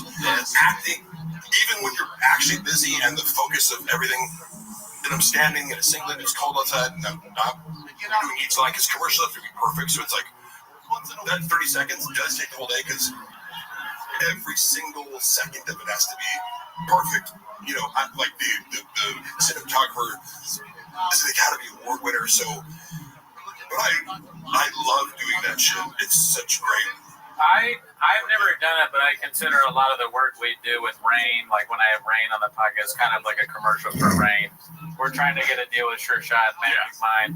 I was watching these the other day. There used to be a fridge at Thick Boy. I fucking lived off these. I would have like 6 a fucking day. You know? That's crazy. Running on no sleep, fucking, you know, batty ringlet all night and then waking up. And you need it. You gotta message girls. You're not gonna just do that without Rain. Nicotine pouches. Yes. No, I just started to. Somebody sent me a bunch. I'm like, I don't really do nicotine, but it's kind of nice. Oh yeah. Oh, he loves it. Oh yeah. Yeah, I was worried about getting nauseous because I'm like sensitive to it. Oh yeah. So you know, people, it's like, oh here, take this. It's like Shaw was taking like 18 milligrams at the time. That shit would make me nauseous. Yes, but you know, when I take 2 back to back, I start hiccuping like crazy. When you get commercials on TV, what's funny that happens to me, making it about myself, is that I get like 6 or 7, maybe more texts from other people being like, "Mark's on TV." And we both get messages on Discord, Reddit, and they post you. My breath is burning Cooney's nose. Could be, yeah. Oh, because of the energy drink? Or just I have bad breath.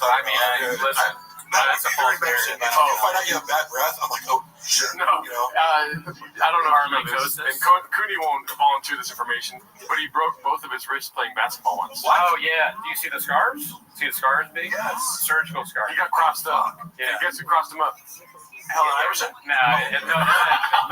Oh, but check this out though. I was pulling plants the other day, and I re-hurt my wrist. But look at the difference between this one and that one. Do you see it? Could you show me a little bit like that? See how this is kind of swollen up still? Nobody sees anything, right? No, Mark just said, yeah. Shut up, Gerardo. See how it's like way bigger than the other one? Actual side to side. Yeah. You don't see it? No, yes. So 2 months. I think what happened is indent right there. It's like some torn ligament or something, maybe. Yeah. Or like a cyst or something. You're enabling him, Mark. I got an orthopedist appointment. It's got to be something. All right.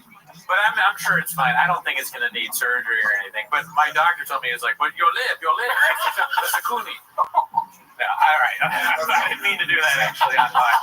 Let's just forget that I did that. The actual, his first special. And when I found out that Brendan added a stereotypical Asian voice to a handsome, professional Asian doctor who has a flat West Coast American accent, I was like, did no one ever teach you that it's bad to be racist? Hold on. All right. So, Mark, this is my best friend back home, Othman Bashir. He's asking you a question. Does Mark have any insight on Barn Door's fake BJJ black belt? Is that what it's or cauliflower? Oh yeah, because I believe all the stories about him faking it. That is something Brendan would do because he fakes everything. Like I couldn't think of 10 different things where it's like he wanted something. He's like, I want more followers, I buy them. I want more views on the Gringo Poppy, I buy them.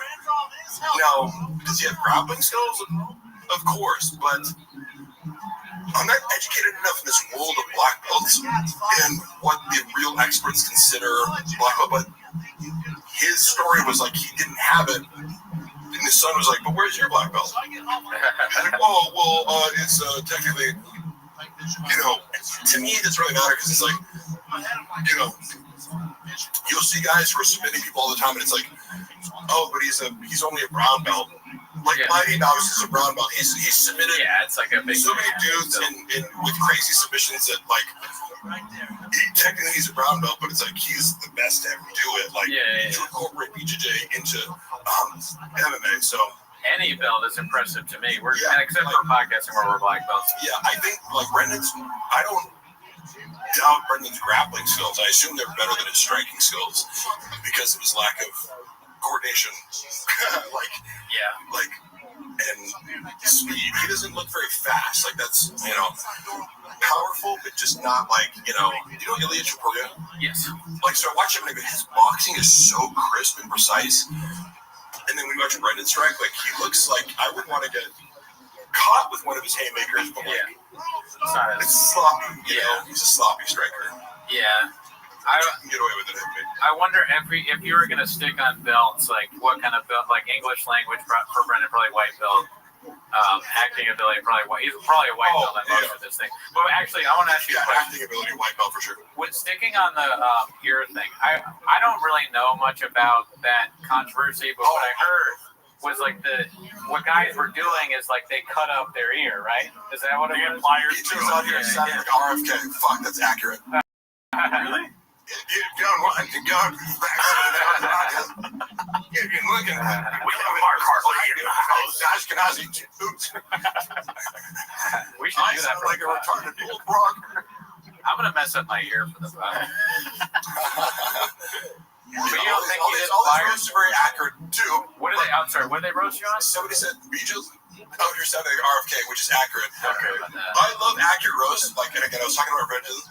But they're also saying Yo Mama Black Belt so big. People take it too far, and you're just like, you're literally just trying to be mean, but it's out of touch with reality. If you roast me accurately, I will laugh along with you. Okay? Yeah, they say I fuck squirrels, so don't believe everything they say. I got small teeth, big gums, a ball. It's like, how many things are you going to say? Yep. Do you think I don't know how I look, motherfucker? Like, come on. Somebody said that he broke his wrist coughing. Black belt, ballpark. How much Baba lose on Tiger Thick? I don't know. All I know is I got fired from running the social media, which I brought up over 10,000 followers in a couple months and was posting every day. I came up with a creative strategy that they hated, but I'm like, this works. Which was I came up with a little lingo where like Tiger Burn after like so I can't do shit. He hated when I did this shit. I took over the Chief IG account and started talking to the haters in the subreddit language, and it was like, oh, notice how this post has 4,000 comments now? Yeah. Because I'm trolling these people? Yeah. And then also making it indistinguishable between, if everyone's using this language, then nobody knows who's a hater. We're all using it. He got so freaked out, though, because I shot first and asked permission later. I didn't tell him I was going to do this, but I'm like, clearly, if you're a rational person, you go, did you notice how this post got 10 times more engagement? Yeah. on a page that's leaking followers every day. Oh, but you want to stick with exactly what you do? Cool. Okay, great. So, same thing with Tiger Thick, where I was like, I came up with just some catchphrases and things, and immediately was like, I'm like, this is because you don't know how social when you have no money, making a community, and interacting and being unpredictable or whatever. And right when there's all my investors, it's really him. Oh yeah. Just being like, I don't like this, but you'd be like, oh, the team or the investors don't want it. I'm like, yeah, you're just a pussy. Because he was like, his directive was. It truly is like a child's empire. What's the Rock's tequila? The Rock has tequila? I didn't know Yes, that. oh, yeah. Like he wanted to base the market. It's called Moana or something like that. Yeah, I'm like, cool, give me $20,000 for a photo shoot. If it was called that, it's like you're all right, Hollywood is fucked up at that point. Like they're naming a Disney movie the tequila brand. We gotta shut this thing down so we can figure out what's going on. That's actually shot logic. So remember he thought that Dana White stole Fuck It Friday or Fuck It Wednesday or whatever. Oh yeah. He was Dana stole my fucking idea for this thing. I'm like, you said it 1 week, and Brendan, Dana's been doing the show for the past 3 years. Yeah. And then you convinced yourself that he stole your the term to make a show out of it. It was crazy. Yeah. And you just can't say anything. You're like, yeah, for sure. Dana's stealing your ideas. I mean, podcasting is a dangerous thing. My wrist isn't working. You have pickups. Gerardo's. But dude, honestly, you know who else had hiccups? Fucking George Carlton. Calm down, one of my York stars. He's one of the greatest ever to do it. Yeah. What's funny is the only way to fix this is to throw up. We got you covered there. We have a throw up thing that we do on the pod. Drink a rain and you'll throw up. If you want. The most famous person on Mari's phone contacts. Who? I don't know, a guy named Antonio Banderas. Oh shit, dude. So I'm gonna put the hot noise for that. Yeah. Antonio Banderas. He was super cool about that. From the commercial FaceTime Luana. Luana's like a huge fan, and I was like, hey, dude, first of all, he was super gracious and complimentary. He was like amazing to work with. He's so cool. Then I was like, hey, I have a little favor. Yeah. In full Macho Man Randy Savage commentary. So like FaceTiming Luana, I'm like, hey, what's up, Bob? You know, in Madrid, guess who's here? And she was like, oh my god, like so. That's so nice of you you. know, I like that. these people don't have to do that shit. Yeah. He's a very cool guy. Desperado. How would Shop say Antonio Banderas? That's a good question. He would fuck it up somehow. Banderas. Yeah. Antonio Banderas. Let's drop a syllable. Banderos. Banderos is good. He was in that last movie that I saw that he was in was that movie Baby Girl, which kind of sounds like something that Shop would say. His performance was amazing. Yeah, that movie. I really like that movie a lot. Luana threw it on, and I was like, kind of like doing some other shit. Like, oh yeah, that's great. And his performance never is seen it. the emotional. Oh, we got some more English. Oh yeah. I'm trying. I want to read chat. No, yeah, reading. Also, chat. Navjot. If I'm saying that wrong, I do pronunciation. But Rob have until he runs out of everything and becomes a drug addict. It's well, he's already been through. No, it's English money. Yeah. Okay. So I'm curious too. I should speculate on this. Like, you know, it's the slow train wreck. Yeah. Because he's impervious to like. And by the way, me coming out to like talk shit about him or like my work experience there, that was not an attempt to like cancel him. That was an attempt to preempt the fact that I knew he was going to go on a smear campaign, which he did privately. Yeah. But like I just seen him do it a bunch of other places. So it's hard to like. You can't ruin his career. He's too established to be like, you know. I mean, if Chris D'Elia can sell out fucking theaters, like after that controversy, like there's no controversy that would like end Chop. But the trickle of like the trickle down is the funny part. Yeah. At what speed is this declining to? But it is not doing stand up because he can sell tickets or write material. Yeah. Because that requires honesty and self-reflection. Yeah, I mean, it's not a good. That's really not. It's hard for a lot of the Roganverse to do that. I think the honesty and self-reflection. Oh yeah. And I think. I mean, I don't know because I've never had a ton of money. Yeah. But it may get harder as you, like, if you're able to just go buy a Rolex and fall asleep during the day, it might be harder to do self-reflection. So as a comic, because I consider comics under this umbrella of like, you didn't get into comedy to be a millionaire. You're like, if that happens, great, right? But I presume that if you start out by doing open mics and working your way up, it's because you have a love for this art form, right? That supersedes any materialistic pursuits. You're like, yeah, it's an outgrowth of that, great. But Brendan had this mentality of materialism kind of validating his craft. It's like, well, I have a Ferrari, therefore I'm good stand-up. And it's like, not really. Versus a guy, and I just think of him because he's a very close friend. Chappelle Lacey has an artist mentality. You know, like Chappelle Lacey could give a fuck about any clothes, cars, whatever. He could live like a hermit. He cares about his stand-up. With me, I have a very quick set of a set of rules I live by. Okay, first of all, always diet starts Monday. Second, all right, I'm up at 4:36. Yeah. Every morning. Before my yes, Jocko. Then exactly. I took that from him, but he got it from me actually. Take a picture of the alarm clock. Yeah, and then also I never read the comments. No matter what happens, I've never seen anything I like. What is this Justin Lang? Never heard of him. Don't know who he is. I don't know who Justin Lang is. Hey, I've never in a million years. All right, we got a poll here. Antonio Banderas, yeah. Antoine Jameson. John. That's a good one. See, you're thinking like a writer. That's the thing I like about the artist. Writer's perspective. It's almost like I read about the John Africa thing. Yeah. So many of the Shawbisms I'd see, and I had no idea where they stem from, and like years later, Anthony Hardaway. Sorry, I would find them out. I'm like, John Africa's one of them. Or, oh, he said John Africa. Yeah, it's crazy. He said that. Oh my God. Who the fuck is John Africa? Mike Tyson. John Africa. Imagine Mike, not to insult Mike Tyson's intelligence, but he's the one correcting him. I think Mike Tyson is very intelligent, by the way. Seriously. I don't know. I mean, I think like he's so compelling as a human. Okay. You guys know more than I do. Documentary about him. It came out in 2008. I just remember I saw it in the theaters. Yeah. And I brought my girlfriend who wasn't really familiar with his fighting. Getting to see somebody who's never seen Tyson fight, like the highlights, it's amazing.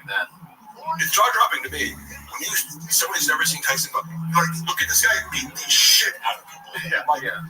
In a way that humanity has never even seen before. Now, he's also had this transition into becoming this extremely thoughtful, like I would consider him philosophical. Like, he reflects and he thinks, and he's just sincere and authentic at all times. And I think that's what Brendan resents, because Brendan hates Mike Tyson. He hates insight. He hates, because also, remember when he was doing that show? Mike Tyson used to do this show in Vegas, like a one-man show. Yeah. It was basically comedy. Like, that's what Brendan should have done. I was always like, why don't you talk about the UFC? He's like, no, I don't want to. I'm like, major mistake. Blind spot? I get it, It's like, people do this thing with like, oh, I don't want to talk about the obvious. I'm like, that is actually your best bet. To at least make one special where you involve it. But, Mike Tyson's show was funny as fuck. Oh, did you go to it or was I saw clips of it? I was like, oh, he's good. It's well written. It's like a presentation, but was very successful. Great entertainer for sure. That's hilarious. I think part of Brendan's resentment is that, and the fact that he's like, at all times, for better and for worse, he's authentic. If he fucks up a word or says something silly, it's like he's just authentic and just doesn't give a fuck. Yeah, definitely. I mean, he's very fun to watch. What I used to do with my buddies is like we'd be hungover in college and we'd watch Tyson highlights of him just destroying somebody in 30 seconds. Same with Fedor. We did the same. Oh yeah, and I recently got like, because remember somebody told me, I was like, who's your favorite? Probably when I got into fighting, and I kind of only Conor McGregor got me back into fighting in 2015, watching pay-per-views. And I asked somebody, who's your favorite fighter? And they're like, Fedor. I'm like, who's that? Because he wasn't in the UFC. Then you start watching his fights, you're like, holy shit, this guy's great. Yeah, he's the best. Somebody sent me a clip of Fedor interviewing Luke Thomas. Have you ever seen that? It's hilarious because it's like, Luke's like, what's your favorite book? And Fedor says something in Russian, and his translator's like, he only reads Russian books. He's like, what's your favorite movie? He's like, he only reads Russian movies. You wouldn't get it. Good luck, yeah. He's just like, Mark Sig is give it up now. nuts. You would not know that. That's funny. Who hated first? Shab or Tyson? Yeah, who hated who first? I think Tyson's really open-minded. I don't think Tyson hates anyone. Yeah. I swear to God, because it's like part of his journey, like you can just tell I don't think he holds animosity towards anybody. I think he's completely evolved as a human being. You know? My favorite fighter is Cooney's White Sox. Fuck you, Mark. DT had a great comment. He said he thought he'd fuck up Mike Tyson. I think Mike Tyson today could knock out Chop easily. Oh yeah. Without question, not gonna lie, Mark sounded like he's having a stroke. Yeah, so what if I am, bitch? So the fuck? Act like you haven't had a stroke before. Do a few hawk noises. Yeah. We were talking about, one thing we constantly talk about on the pod, because we have to address it, is the violence in my DNA. I'll check back when the segment is over. Holy shit, it's boring. What are you doing right now, dude? What are you doing? You're fucking... Watch porn. I don't know which one that was. You're doing a little bit reading of comments. That's a duck noise for you. I want to engage. Just kidding. What do we got here? Shab disrespected Tyson. He did. Shab disrespected him for no reason. And just kind of acted like he was an idiot. He was like, he was on a no-carb diet, then worked back. Who gives a fuck? Mark, how has Chin not had a mental breakdown? I do believe that... I think about Chin a lot. First of all, he's so much stupider than I ever imagined. Like, he doesn't know that Australia isn't in Europe. Or sorry, he couldn't name it European countries, and he goes, Australia? He thought that Australia was in Europe. It's a hilarious first guess. It's a second grade, that's insulting to second graders. That's a preschool level answer, right? Shab has a bunch of issues with Chin revolving what he doesn't do.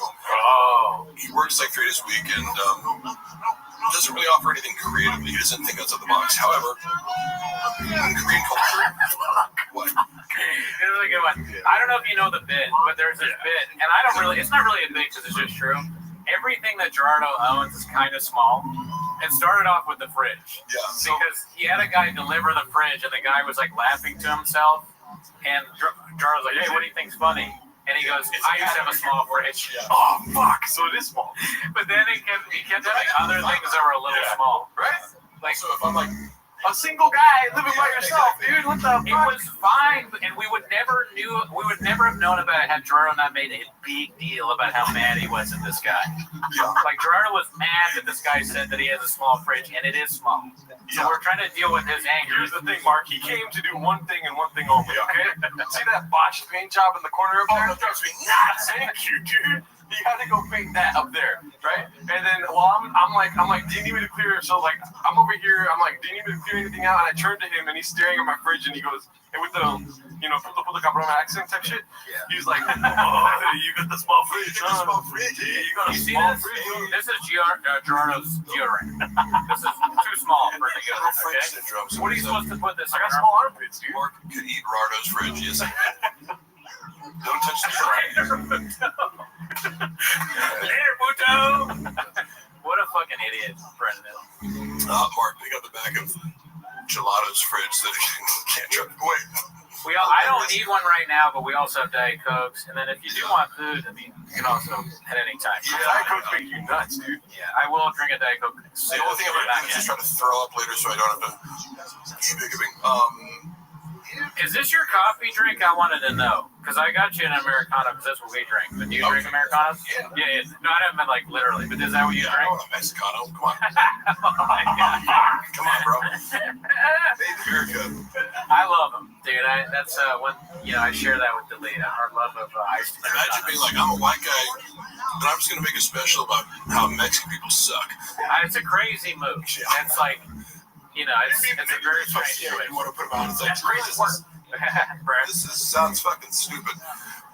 We also have Mark, will you sing the Golden Girls theme song, please?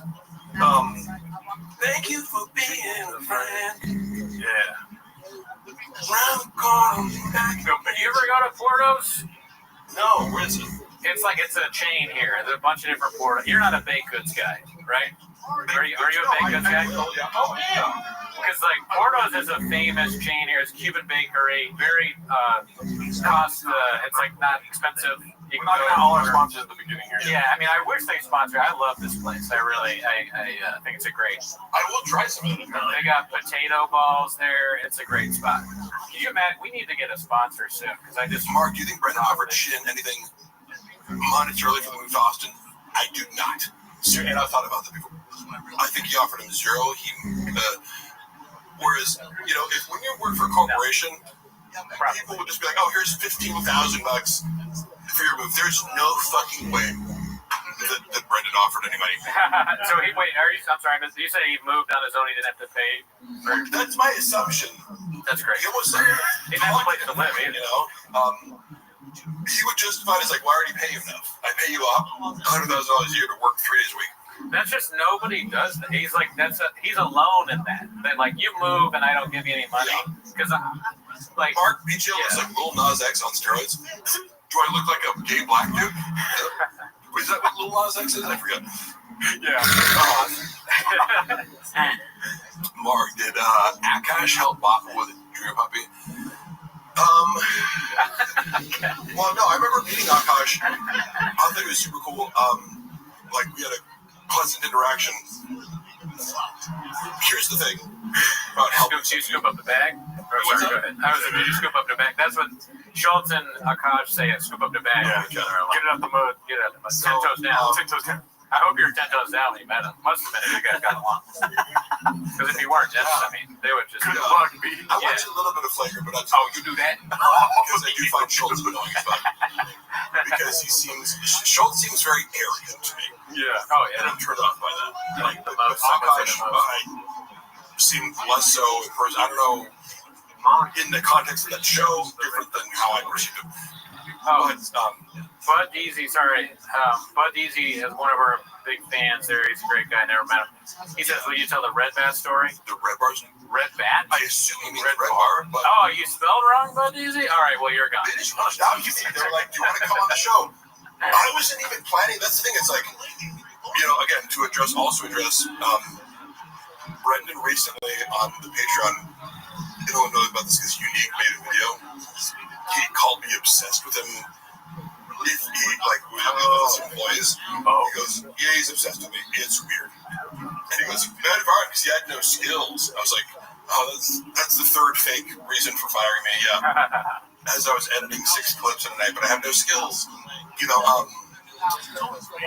So the Red Bar story, not much more to it than they just reached out. So had people not wanted to have me on the show, it's not like I was going, "I need to expose this story." People were reaching out to me going, "Do you want to come on my podcast?" And I was just like, "I guess." And Red Bar, they are so scared of Red Bar. You got gay, and I didn't know a ton about him because it was just one of these things where it's like, "Oh, stay away from Red Bar." It's like the forbidden clause. Who tells you that when you start? Is that the orientation? Brendan matches his vibe. They knew of Red Bar, and it was like kind of like the Reddit. It's like, stay away from the Reddit. Don't look at the Reddit because to me, Red Bar is funny and does good content. With that, that's kind of funny to me because that makes me think I was joking there, but an orientation of some kind where you start at Thick Boy Nation and they're like, "Here are the few things. Thanks for joining the team. It's like orientation. Here's a donut. It's like drips on your shirt. Got you. You're not gonna get paid. Watch out for the dripping donut." Nothing they say is true. But Red Bar was treated like the boogeyman. Yeah, I swear to God, I've never got that. I'm like, I can't even say his name. Why are you guys so scared of this? Like Voldemort. Yeah. Really? No, it's great. Okay. It was like, because we used to be like that too a little bit. Oh yeah. We love Red Bar. I mean, it's hilarious, and he's a controversial figure. But when we first started, we were just like, maybe we shouldn't say anything. And what's funny is his fans have been really cool to me. That's one of the more supportive communities of people where I came on and a lot of people were like, "Oh, he was trolling you the whole time." I'm like, I don't give a fuck. Yeah. What his intentions were. We had Mike. I know he probably wanted a little more out of me, and he was trying to press the conversation. But he's being a good broadcaster. It's like Howard Stern is trying to press you to say the most controversial thing. I get that's his imperative. I didn't feel mocked or belittled by him, but you're in on the bit or you're enjoying it. Regardless. Like because he was like had me on FaceTime and he was like maybe going like, ugh, this is water by the way. Great woman, never met her. Oh yeah. But he was holding me on FaceTime and people were like, oh, didn't you see our Red Bar was trolling you the whole time? I'm like, I don't know. If he was, I didn't care, you know. It would be an insult almost if he didn't troll you a little bit, right? Like who doesn't he troll when he gets on? But when he was saying complimentary things to me, I'm like, I don't know. I don't have any reason to doubt he like hates me. Like, I don't have any reason to doubt that he's like being sincere. Because it was just like, yeah, I used to talk shit about you, and so then I kind of changed my mind. I mean, I'm like, that's okay. Is he ever sincere? I'm not sure sincere is a part of his, joie de vie. He's not a. To me, it's unbelievable that you could go from like, because he did make fun of me on the show, and again, like if you don't know the context, or you're comparing me to Brendan Schaub, there are certain things that I do that are sarcastic or tongue-in-cheek that might not be obvious if you're just going, this guy's Brendan Schaub's friend, therefore he's as stupid and narcissistic as Brendan Schaub, and therefore if I'm doing a, doing a little act out where I'm acting more Jim Bro douchey, then you're going to go, oh, this guy's really an idiot, even though I'm delivering The Indian man wants to know if, what do you think of Elephant Graveyard? Oh, yeah, one of our guys. Amazing, yeah. I'm sorry for calling you the Indian man. Nab job. Yeah, but you never told us that. It's amazing because I like content like that where YouTubers like put instead of daily content. And this, I consider you guys this too because you do custom songs. I think you put a lot of effort into podcasts and elevate it, to something greater than just two people talking, right? And I think Elephant Graveyard is an example of this guy puts a lot of effort into the artistic output that he creates. And, I mean, he's a legend. Those two are like they're like Socrates and Plato or something like that, or we're standing on the shoulders of giants. Oh, Schaub and Callan? What's Schaub's salary? Over 100K. God damn, just crazy. Allegedly. Yeah, that's true. What did you just say? Plus. I know. Oh, his salary. Years ago, he negotiated 100K because he found out that Jamie on Joe Rogan makes $1 million a year. But it's reasonable because it's like, well, if your boss is making, that's hilarious. $100 million a year. You heard it here. You can't throw $1 million my way. I'm gonna go to this thing real quick. Jamie, basically in poverty in Austin there. Yeah, exactly. $1 million. What the fuck is Mark talking about? Effort? I don't know what that means. Will Sass was watching. What's the guest on for today? Thank you, FB. Did you watch the latest? I forget what it's called. The latest Elephant Graveyard that just blew everybody away. Yeah. So funny. At least most of it. Yeah. Yeah. What was the title for that, chat? I have craves. I forgot. Put the title in the chat. But, I mean, that guy, he's just. I really. Poetry of it. Have you ever done something like that where you sat down and made like an edited thing where you're talking about something? No, but I would like. I do enough basic editing, or like here's the main thing that I'm looking at. Like, the visuals are great. I don't have skills to edit and comedy jokes. But like, even just the voiceovers he does are very cinematic. So I that's what I hone in on. I go, I love the cinematic voiceover style that's matching then the visual qualities that are dreamlike. Yeah. With the transitions. I could never edit that shit. That's a Gerardo skill that I don't have. He makes great artistic choices. Yeah. For all, it's because it's not literal. It's not like he's when he's voiceovering, he's like directly what's on the screen. So he's making artistic choices and what is the moment to moment visual. So you have to do that, but also have this like kind of poetic narrative for the whole thing. Top Jimmy, I saw your question. Can you post it again? Because I don't remember what it was. Graves activated. So Top Jimmy, I'll keep an eye out for it. Chat. Mark says, how do all my Mark in the chat, not Mark here, but or Hank rather. How does Gerardo keep all those kids in the bedroom so quiet? Fuck you, guy. They're watching the stream in the Restream right now. All the Patreon ads. Oh, were trolls. So I remember now. Jimmy said have you seen all of Callan's specials? Oh yeah. No, but I've seen him do live stand up. Like in Cali? Yeah. Yeah. I've seen him at the store a few times. Yeah. I mean, he's terrible. Yeah, he's the worst. He's the worst ever I've seen him. But like that doesn't mean that he's not also like technical level for like. No. Here's what I look at. I go like his act outs, his like. Oh, they're horrible. He comes out. You see that? Because I'm not objective. Because I like Brian as a person. You can't say he's bad. And I like at least when people use different. Like I appreciate physical comedy, or that he's doing something. It's like he's making choices that you don't like, but I go, he's way better at stand-up than Brendan. Yeah, I don't know. I mean, I'm not sure. Wait, I'm not sure. Mark. Cooney's trying to pay the bills. He has to hate. That's why I'm doing it. I think Jeff Dye is probably better than Callan and Shaw. I mean, Jeff Dye is fine. Totally fair, because it's like I want. He's better than that. Comedy should just be an instinctual reaction. This just made me laugh or not. That's the only factor of right. Whether you like it. And that's the thing, though, because like now when I watch Brendan Schaub, I laugh like almost every time. But I don't laugh. I don't even laugh when Callan does the hawk duck thing, which I love. I love it. Unironically, I love the bit. But it's not like gonna make me laugh. Yeah. My son, be a hawk, not a duck. That's the stupidest thing I've ever heard in my life. Yeah. And part of when I see clips of Brian on the podcast. How did Sean as a friend of his who likes him, situation it makes me sad because Brendan is such a bad competing partner most of the time, Oh, yeah. Like, he doesn't understand the basics of comedy. No. Or improv or yes-anding, so it's like, sometimes he gets it, but he shoots Callan down way more than he should. Callan is very good as a comedic partner for teaming people up. Him and Chris D'Elia have great chemistry because he allows Chris D'Elia to make him the victim of the comedy. Yeah. And everybody like, wait, that's not fair. As Chris D'Elia's roasting him, he knows how to keep it going. Keep it going.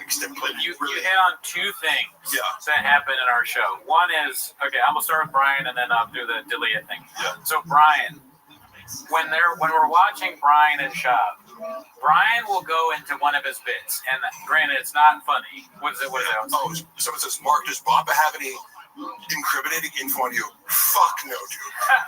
He has no idea what I have on him. He has no fucking clue. You know that movie, The Dark Knight Rises, when Catwoman, played by what's-her-face, leans into Christian Bale as there's a storm coming. That's literally what I think of when I think of what's coming for Schaub. And I have to keep this under wraps because part of it is my legal case. So to put it out on YouTube would be detrimental to my financial bottom line. But it's like he doesn't even know what's coming, and he's too stupid to realize I have everything. Right? He should just nothing. He should. He hired a private investigator to go to Luana's house, and Luana owned the private investigator. Oh shit. Well, I mean, she's charming enough to be and she knew more about but Luana is skilled at manipulating men. So but also she played it very savvy, and I applaud her for that. She was able to get the fact that Brendan Schaub was this guy's employer out of him when you're not supposed to do that as a private detective. And I have, and somewhere on my phone, but I can show the guy's card. I can show the letter he wrote and put to our apartment door, not realizing I was living there at the time, you idiot. Yeah. But he's operating under suppression. And I remember Luana called me and was like, what's this guy doing out there? Did you serve me with some papers or something? And I was like, Luana, no. Because I wasn't home. Crazy. I say, go look at what he wrote. He wrote this note, put a number on there. He was still in the area, so just call him up. He's a private investigator. He didn't say Schaub. She talks to him. She knows what he's inventing. He goes, are you here because... And she's like, who do you work for? And I say, I say. I go, is it Brandon Schaub? And does it have to do with a bouquet of flowers that someone sent to his house, and he's blaming it on Mark. And he's like, "Oh, okay, you know what this is about." And he's like, "Let me tell you the real story." And one of these girls said, he was having a long-term affair with, who's smarter than the rest. She has like an MBA and just a more accomplished professional, and just somebody who you shouldn't cross. Like, you fucked around with the wrong girl. A lot of these girls he dates are idiots, but this girl, after he crossed the line with her, having lied to her for the last time, she sent a bouquet of flowers to Joanna, saying, just outing him for having long relationships. But the note started off with, "This is not Mark." So, it's true, it wasn't Mark. However, it gave them just enough of a thing to go, "Joanna, obviously it's Mark, because it says this is not Mark." Yeah. And then he invented an entire story whereby I somehow went to his house with a bouquet of flowers and a note and hopped over his fence. Like, it was a whole, I'm like, you have security cam footage, like, they'll been in your house. The whole thing is covered by, 8 different cameras. And he said to another side piece, "Hey, did you talk to Mark recently?" I was like, "No, what's up?" He came by the house when I wasn't there. Like, he's harassing my kids. He's like, "No way." And he's like, "Yeah, I had to get the police involved." Like, I'm on the phone with them right now. I'm like, "Oh, yeah. The police. Yeah, sounds good, bro." With the security cam footage of a worker from Joanna's favorite florist delivering, I just wonder how he gassed her on that, because, like, he's like, "Oh, he pulled out the fucking camera plugs, he cut the power to the security, because otherwise it'd be like, well, watch the footage." Where am I in this equation? It was just one of the more hilarious things where I go, this willingness to gaslight his wife and family in the craziest way possible, and then hire an investigator, or whatever. He does this with everybody, with lawyers. That's why he lost the unique lawsuit, because it's like, imagine Brendan Schaub's your client, and you have to rely on him to tell you the truth about what's going on. You're fucked. Yeah, I mean, being his lawyer is like being anything. You got to be like, maybe we have another one if you want another one. I bid off that one, but go ahead. Yeah. This shit is amazing. I just tried it. It's the first time having a coffee cake from Porto's. Surprising, I know. Cinnamon coffee cake. Wow. Listen, I would fuck my way into the room to get this, dude. I would eat in those, bro. Yeah. I'm gonna block all caps. Yeah, that's not good. No all caps, that's the rules. Mark, you're a drama queen. No, I'm not. Hey, if somebody runs a fucking smear campaign against me to try to ruin my life and make me unemployable, or lies publicly about the reason he fired me to make it look like he wasn't a fucking idiot and threw a temper tantrum because I didn't text him back for a few hours, I get to do whatever the fuck I want for the rest of my life. I got enough dirt on you to murder you. This is what the fuck I do. Mariah hit it over recruiting you. But seriously, Brendan's so fucking stupid. Kyle Samuel wants to know, and you probably have already answered this before, but how did Schaub handle the drug walk situation behind the scenes? Freak out and handle it terribly. Like, it's always, I always say this answer, it's a choose your own adventure where it's like, hey, make the worst decision possible. If I was you, the funny part is always, if I'm tagged in a video, they'll go Brendan Schaub's handler. I'm like, how could I be someone's handler who doesn't listen to any other human? That's facts. You could give him the best advice ever. It's like, hey, what you're about to do, like Joe Rogan said, he needs someone to say, what are you going to do? No, don't do that. Yeah. I would say that to him. He just wouldn't listen. Yeah, facts. It's like, how are you going to handle this drug walk situation? Stutter on fucking, like, I went through DMs. You sent a peach emoji to fucking a picture of Andy Letterman's ass. I saw that. But you're like, oh, I would never hit on her. Doesn't make any sense. I mean, I'm laughing at him on this fucking Flagrant podcast for stumbling over his words. How do you handle a drug walk situation? Obvious. You text Bobby Lee, I'm going to kill you. But moving on. Christian L. Literally, it's like, as ridiculous as that Mark broke into my house story, it's like, how can I make this the absolute worst out of this universe fucking problem out of just being like, yeah, you We already know you're a cheater. Just admit to it. Just like, hey, sorry. Yeah, I mean, your wife. I misread the situation. So Christian, now we know it's just Chan chatting, and he's only giving $4.99. He's not making very much money. Yeah. But he said, let's see, let's scroll back up. Oh, he said, Mark, what is Shop's most redeeming quality? You must have seen something good in the beginning, hoping you answered. I'm talking about Shop's positive qualities, but they're still under the umbrella of narcissistic personality disorder, which implies in the beginning stages of a relationship, he's going to be very generous. So, for example, like the first time I ever traveled with him was to Austin, Texas in 2021. I got permission to go from my wife because she was like, why the fuck are you going with Job? Like, it was actually her birthday, so I was like, but I like, it felt like it was like, dude, I want to go do this cool. Like, he invited me, like, come on, like, this is gonna be fun. I hadn't traveled like that much, like during COVID. So like, and Chappelle, she like who Luana loves, is like going with us.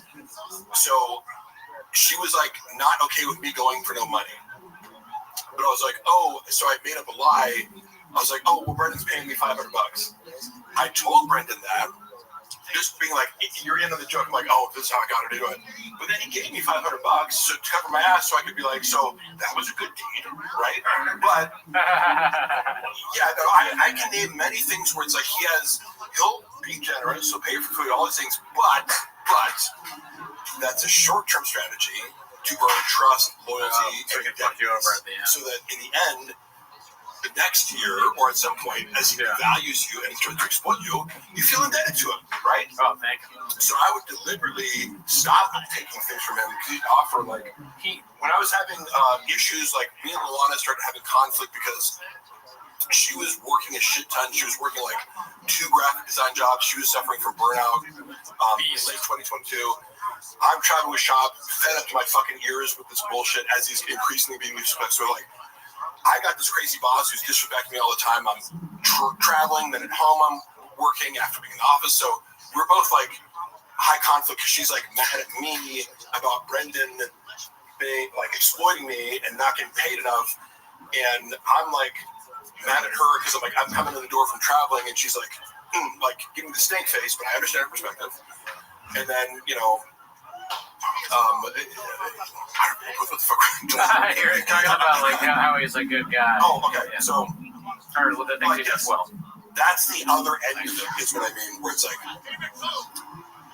he sets it up so that later down the road, he was making me feel like shit for whatever reason he felt. Because you owe him, right? Yeah, because I owed him, and I had to finally be like, look, dude.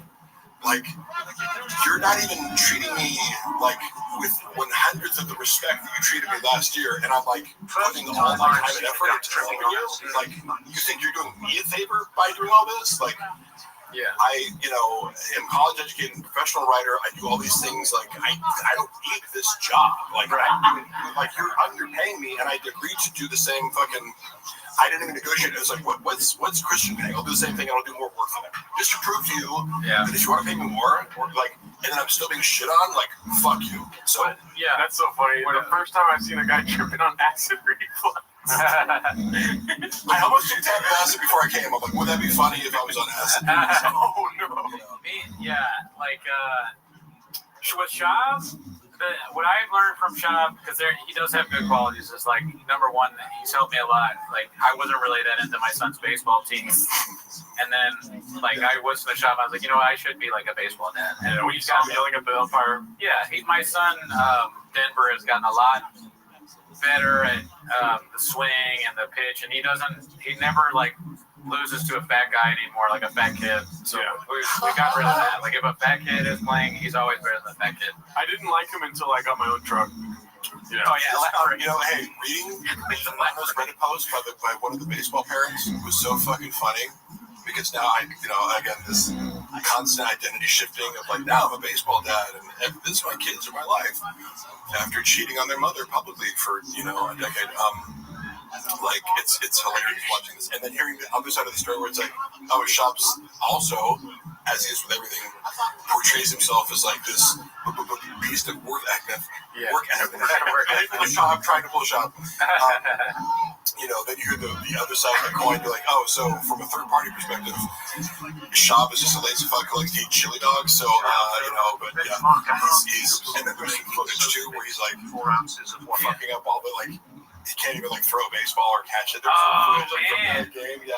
Fuck. We got to see him in action. He's bad at baseball? I didn't see it. Yes. Oh, man. He cannot do basic things in baseball. He can't throw. That's kind of like if you ever watch this football highlights from Colorado. Like, yeah, I mean, this guy thought he was going to make it to the NFL, and I can say that it's football. I've watched myself play football on video thousands of times because I played for a D3 school. Yeah. We used to love to do. The difference between high school and college is you were watching practice film every day, one-on-one drills and scrimmage footage, and you're scrutinized one by one, right?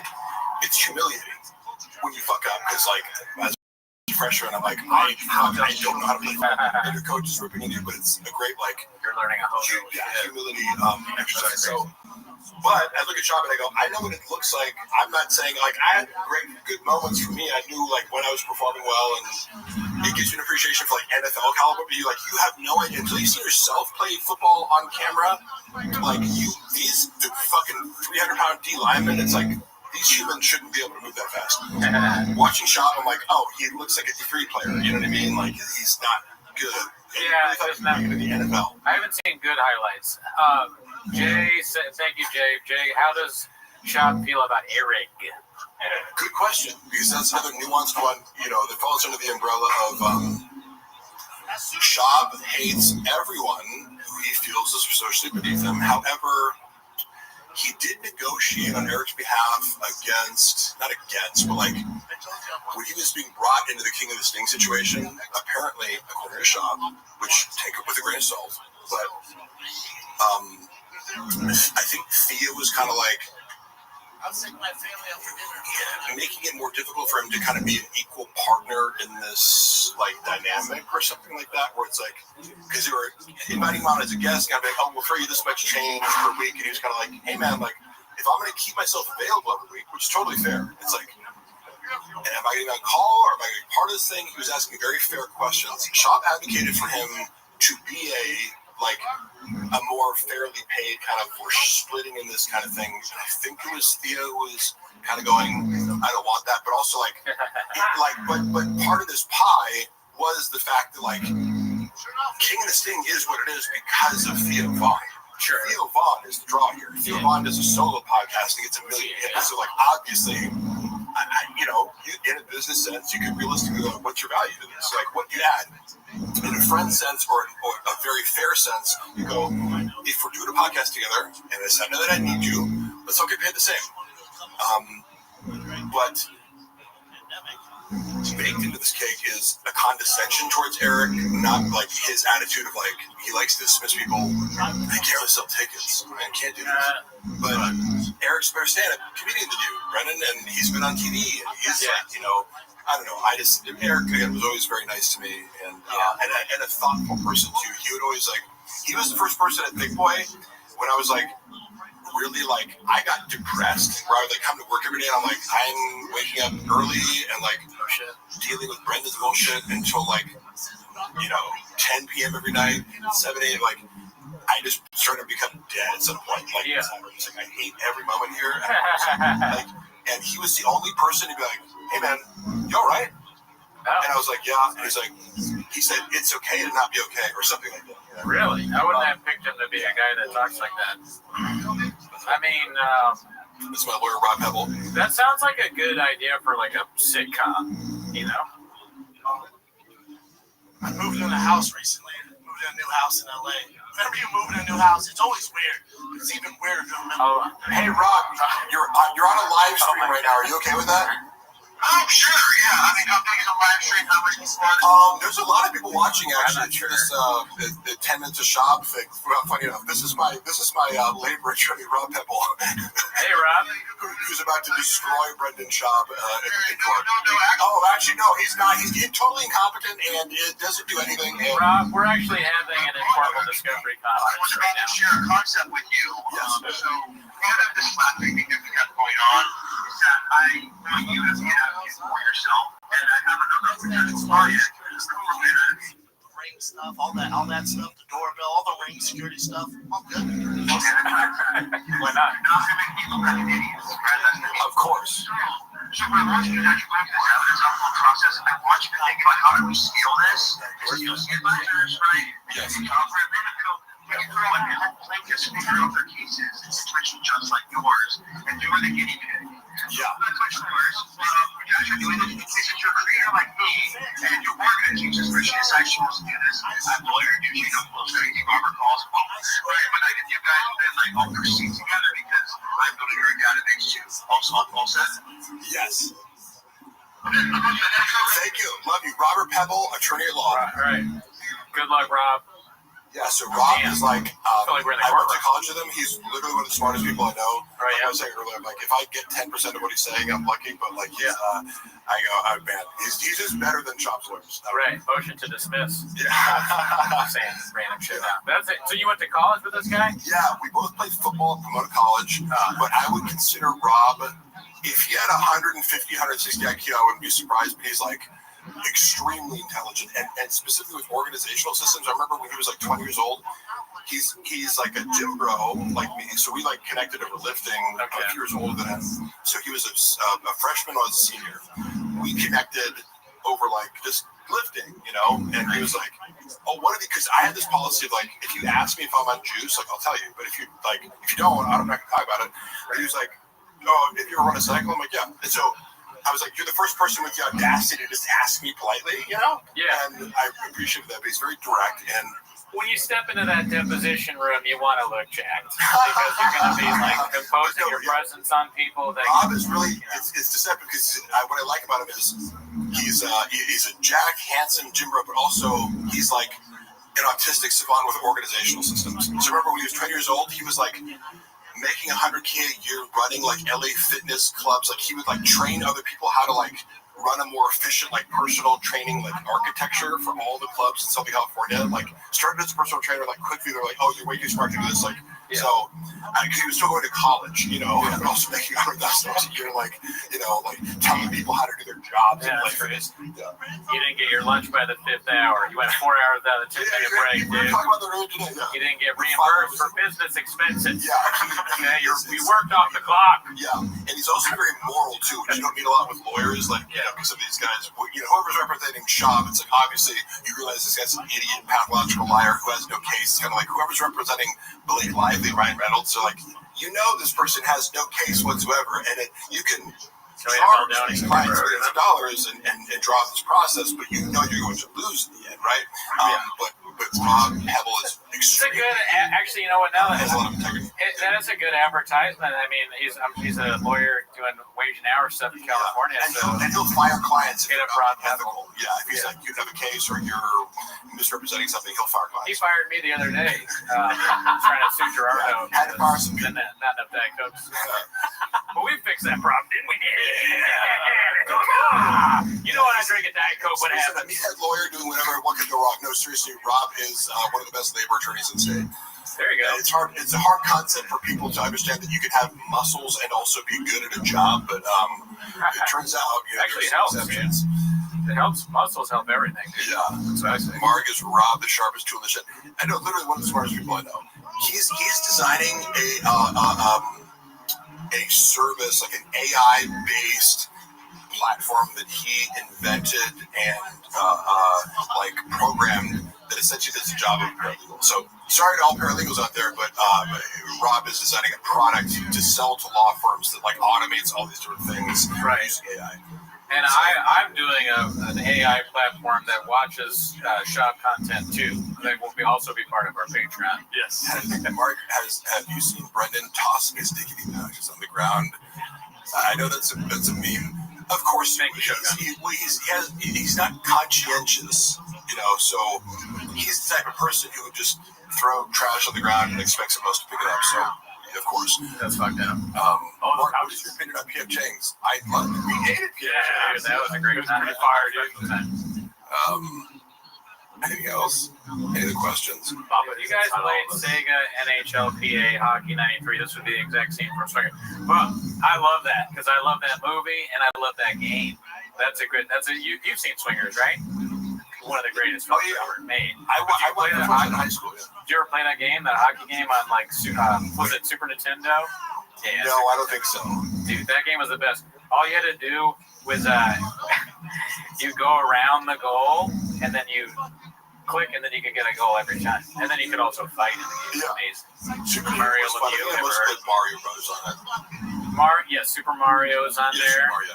That was a good game on there. I fell off of video games because I realized, like, so my older brother is I'm happy to recognize, like, my place in the world as far as intellect, because somebody like Rob is so much smarter than me, or my brother Eric is like an applied mathematics PhD. So like I've met real smart people. This is also funny when people like try to pass themselves off in LA as like I'm smart. I'm like, have you met smart people?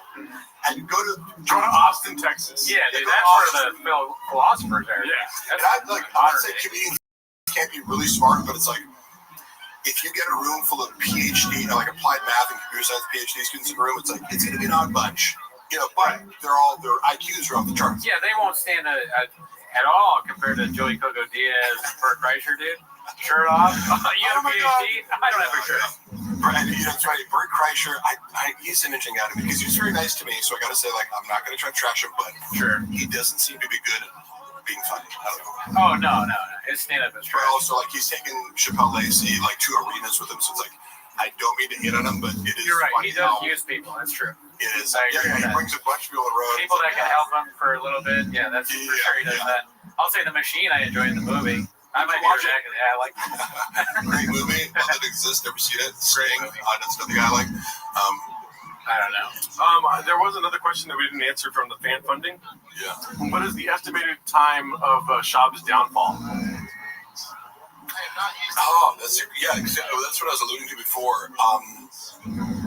Define downfall. Define bullying. I would just, at some point, right? There must be a point where you stop podcasting. And because he says, I would do this for free. No, you wouldn't. Right? There's some point, I've already seen some clip where he's like, I fucking do this for you if we weren't making any money. It's like, would you though?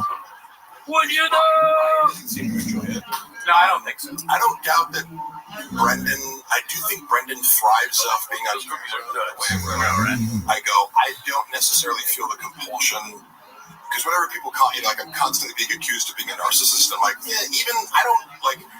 I feel like I get enough attention in life where I don't feel like there's this deficit of like, I need to post things, I feel like some people do constantly need to be in front of the camera and courting attention. I feel like Brendan does thrive off of that, of like just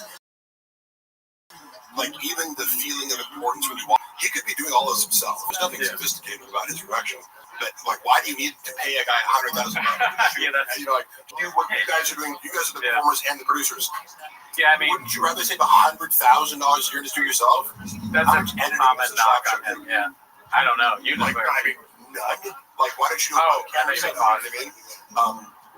But it needs so much pre-production and post-production, so it's just funny. The shit that he wastes money on. He's like space and be like, there's a bunch of people here, and I'm the center of attention. Let's check. Nope. Okay. It's Brendan's Crazy Ex. I like that people go like Crazy Ex.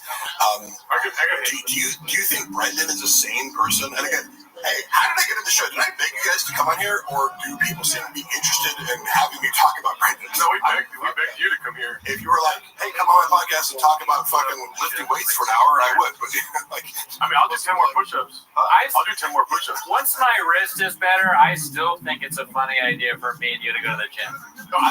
Because I want some time to prepare. Because I think I can probably still do 2 plates maybe. Or I was able. If I worked a little bit too, I think I could probably still. I might be able to. But I would need you there to make sure I don't die. You would come back quickly, but just kidding. Would you want to film it? I was saying 1 plate. How about let's do 1 plate? Yeah. I can probably do that once my wrist is better. To stop being blockbuster. Yeah, I can do 2 plates 25 times. Get Baldy and purple shirt next to Jack. What does that mean? Oh. Or you know what? Elizabeth Marsden said this earlier, you and me, or Gerardo too, doing a race, to see. Somebody said, who's the guy from downtown? Is that me? On the left with the Mark, eat like a bigger slob. I do not. If you think you're gonna or telling me that I eat like a slob, good fucking luck. I mean, if you say the words "oh" from No Talent, you have to be specific because look at the three of us. I assume people want to say that. We all struggle. We're all like imagine thinking I'm insecure about my own talent. I know exactly how untalented I am. I'm not sure I could ever do 2 plates. Maybe back in the day. I could do that good stuff. Oh, yeah, once I roid out, yeah. Roided, because then the violence in my DNA with the roids, I don't know. Don't worry. I like the idea of like raping people with steroids. Yeah. Like tying you down and making you get steroids out. Take it, bitch. Okay. What was Bob's attitude towards Rogan getting close with Shane Gillis and bringing him into the Rogan sphere? I mean, when Brendan and Shane hung out, I think we were in Philly doing shows and going to some Barstool event. And Chappelle Lacey has been boys with Shane, so I knew about him a little bit like before the SNL thing happened. And I remember watching his. He did a really funny bit to me about being like a sucker for like Trump advertisements. He was like, I'm the guy, like I'm the target Trump voter. He was like, I thought it was really funny and a good angle on Trump. I love his Trump impersonation because I feel like it's neutral. It's not like, oh, I hate Trump because he just does it and he's like, finds it funny. But wait, who was that? Wait, Shane Gillis? Shane, yeah, he's funny. Yeah, he does that great bit where he's like if Trump, it was before Trump was somebody attempted to assassinate him, and he goes, Trump would like be if he did get assassinated, it would be funny. Yeah. Sit down, you're gay.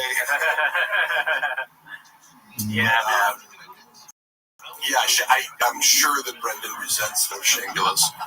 I've said this before. My take on Shane Gillis versus Brendan Schaub is, you know how Brendan Schaub is like cosplaying as like a blue collar guy, like trucks and blue collar and this and that, and it's like Shane Gillis is like actually that, like where he's like kind of he's actually kind of a history nerd, and he went to us, but he actually played college football, like was an O-lineman.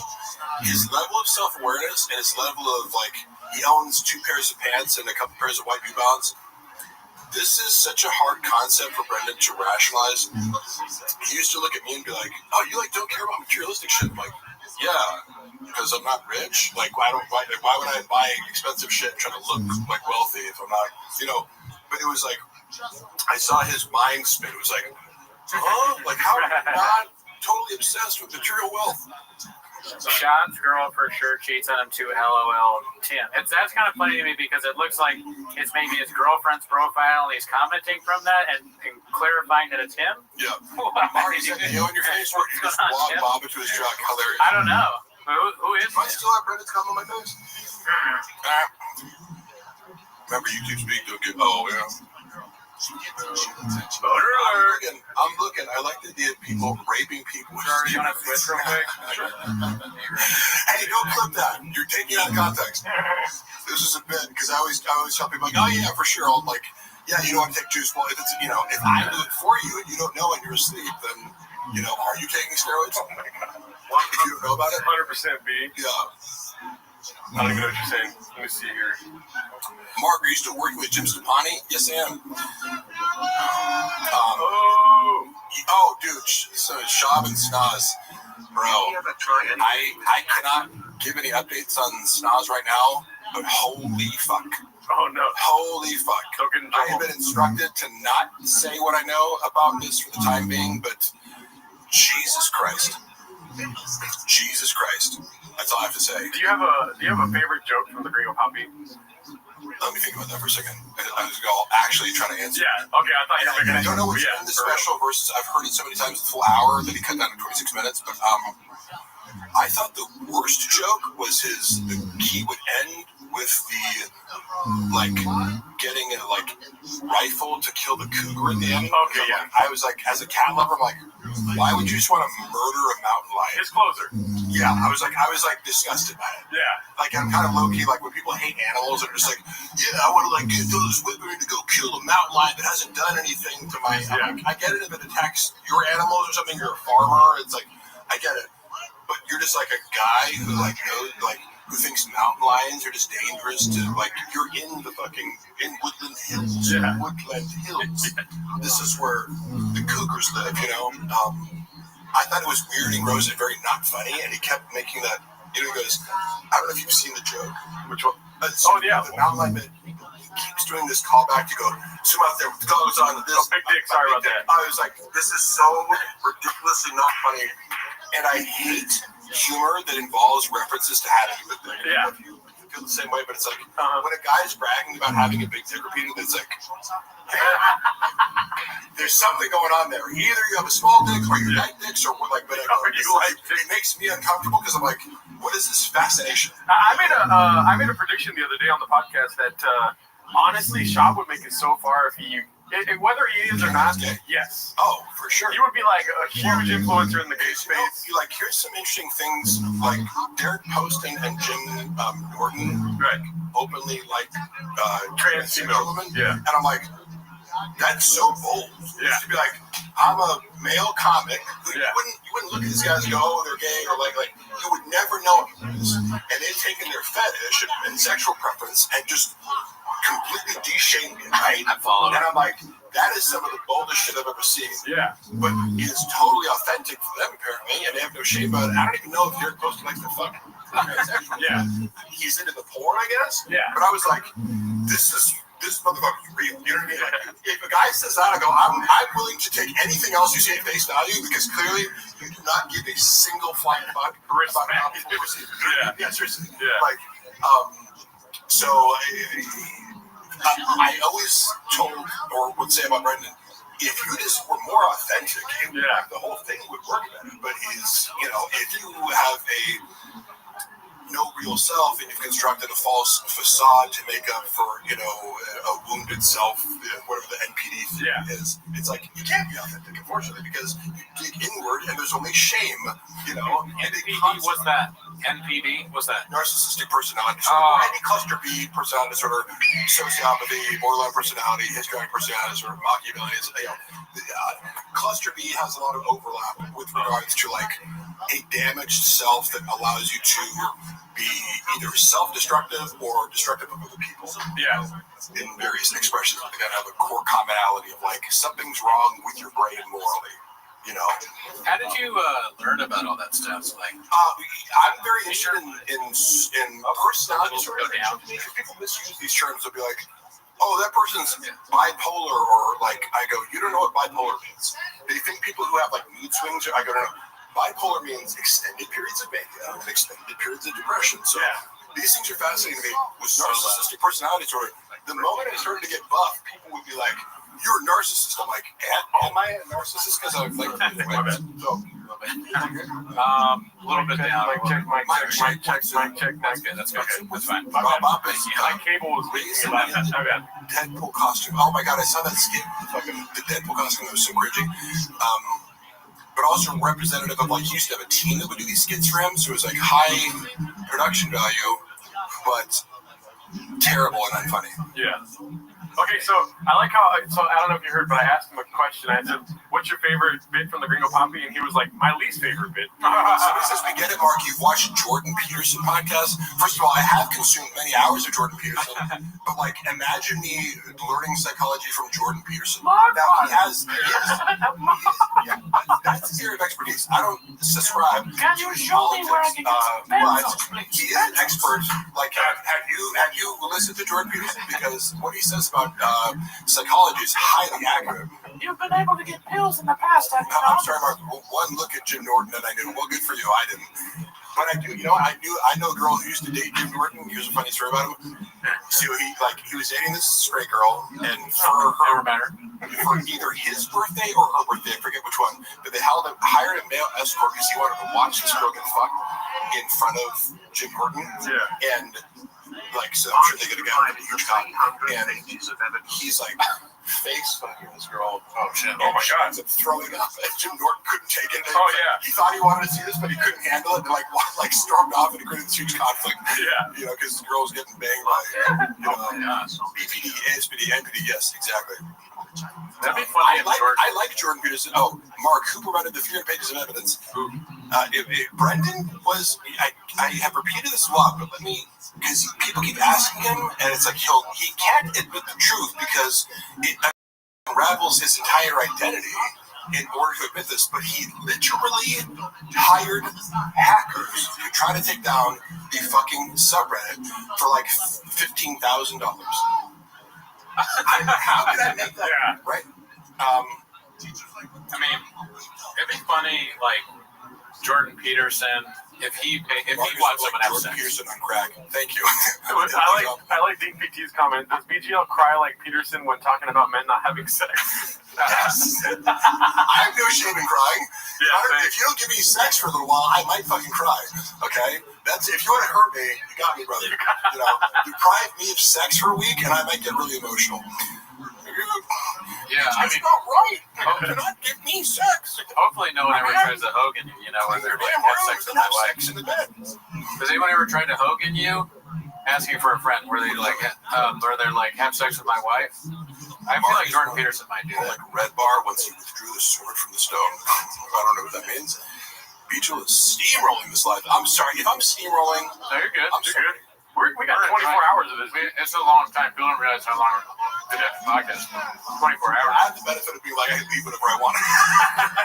Yeah. Don't use her name, but do shallots and Brendan do it.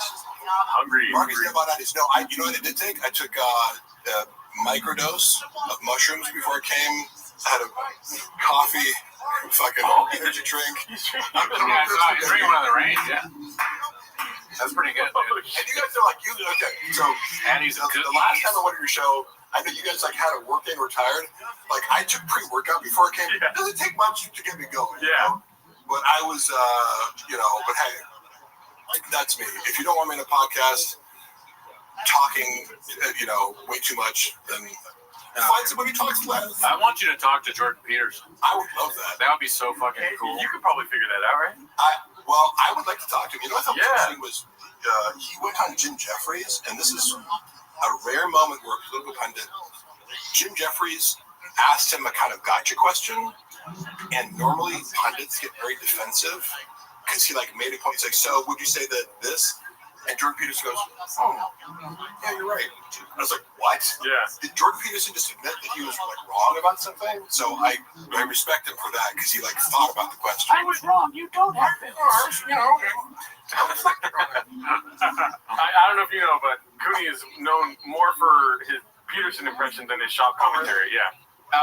I do the Peterson impression on the show a bunch, and people request it, but I'm not convinced it's any good. Can I hear it? Go for it. Oh yeah, I've been doing it. Mark, I've heard that you at one point could attain pills. Is that still the case? I've never thought about working with a Canadian. Yeah, he's pitch for sure. Benzos. He is ridiculously high pitched. Mark, come down and get me benzos. Yeah. My daughter has plastic surgery on her face. Have you seen it? Thank you, David. I'm still not convinced. It's really, it sounds too much like when I do my mom. Like an impersonation of my mom. Has Mark ever laughed genuinely? And Matt, why do people think I don't laugh genuinely? I'm very open with laughter. I don't try to shield my laughter. If I think something's funny, I laugh at it. Can we get some more English money in the chat? We need English money. Navjot, where are you at, Bo? Are you saying English money because it's in pounds? I'm joking around. He fucked up. I did it on purpose. It's a funny shop. It's a joke. There was a guy that gave us I'm not sure. 18 rubles. Was it rubles? Yeah. Oh, I didn't know that. He gave us that, and I was like, "Is that English money?" To Gerardo, and Gerardo didn't cut it in time. Does Mark know the lyrics to 10? I should know let me picture it because I'm confusing it right now with I'm falsely confusing it with all the songs you guys do.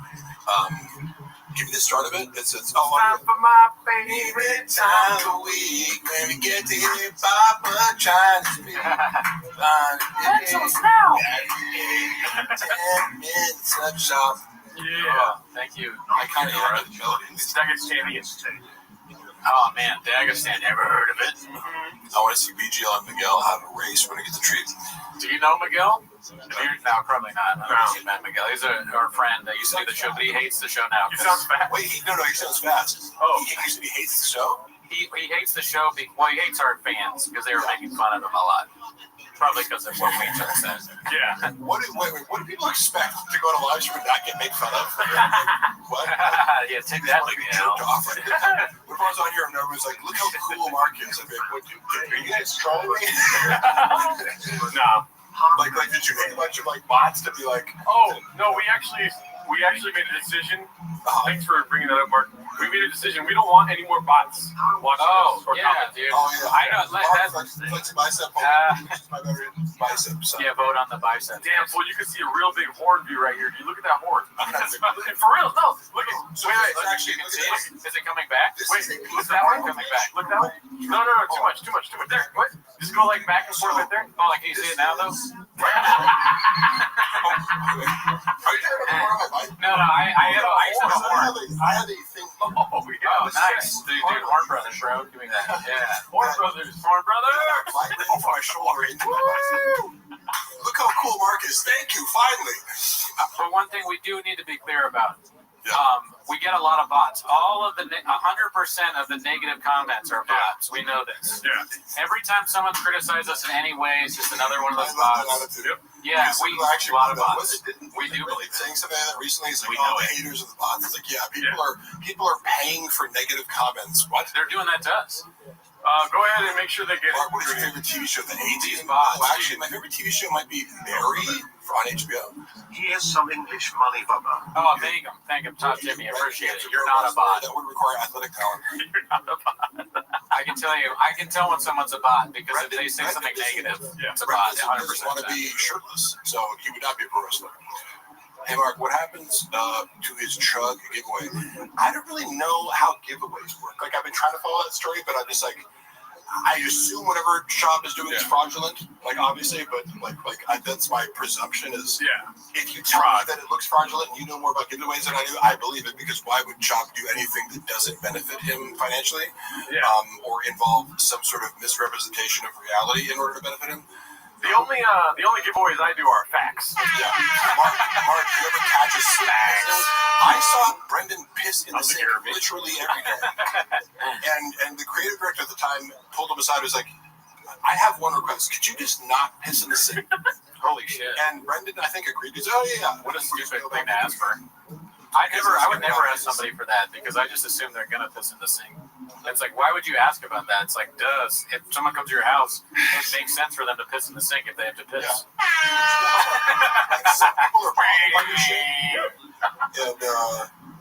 Dude, I piss in all my friends' sinks. Both men's sink is full of piss right now. Horn Brothers is when you get horny at the same time. Hilarious. Ah, fuck. Really? You guys horny right now? No. I don't even have a card. If y'all are wearing hats inside, please, it's cringe. Listen. It doesn't matter. It doesn't count. That's a bot comment. We found a bot comment. We found a bot. We found a bot. But I'll take my hat off. Mark, is it going to for fun?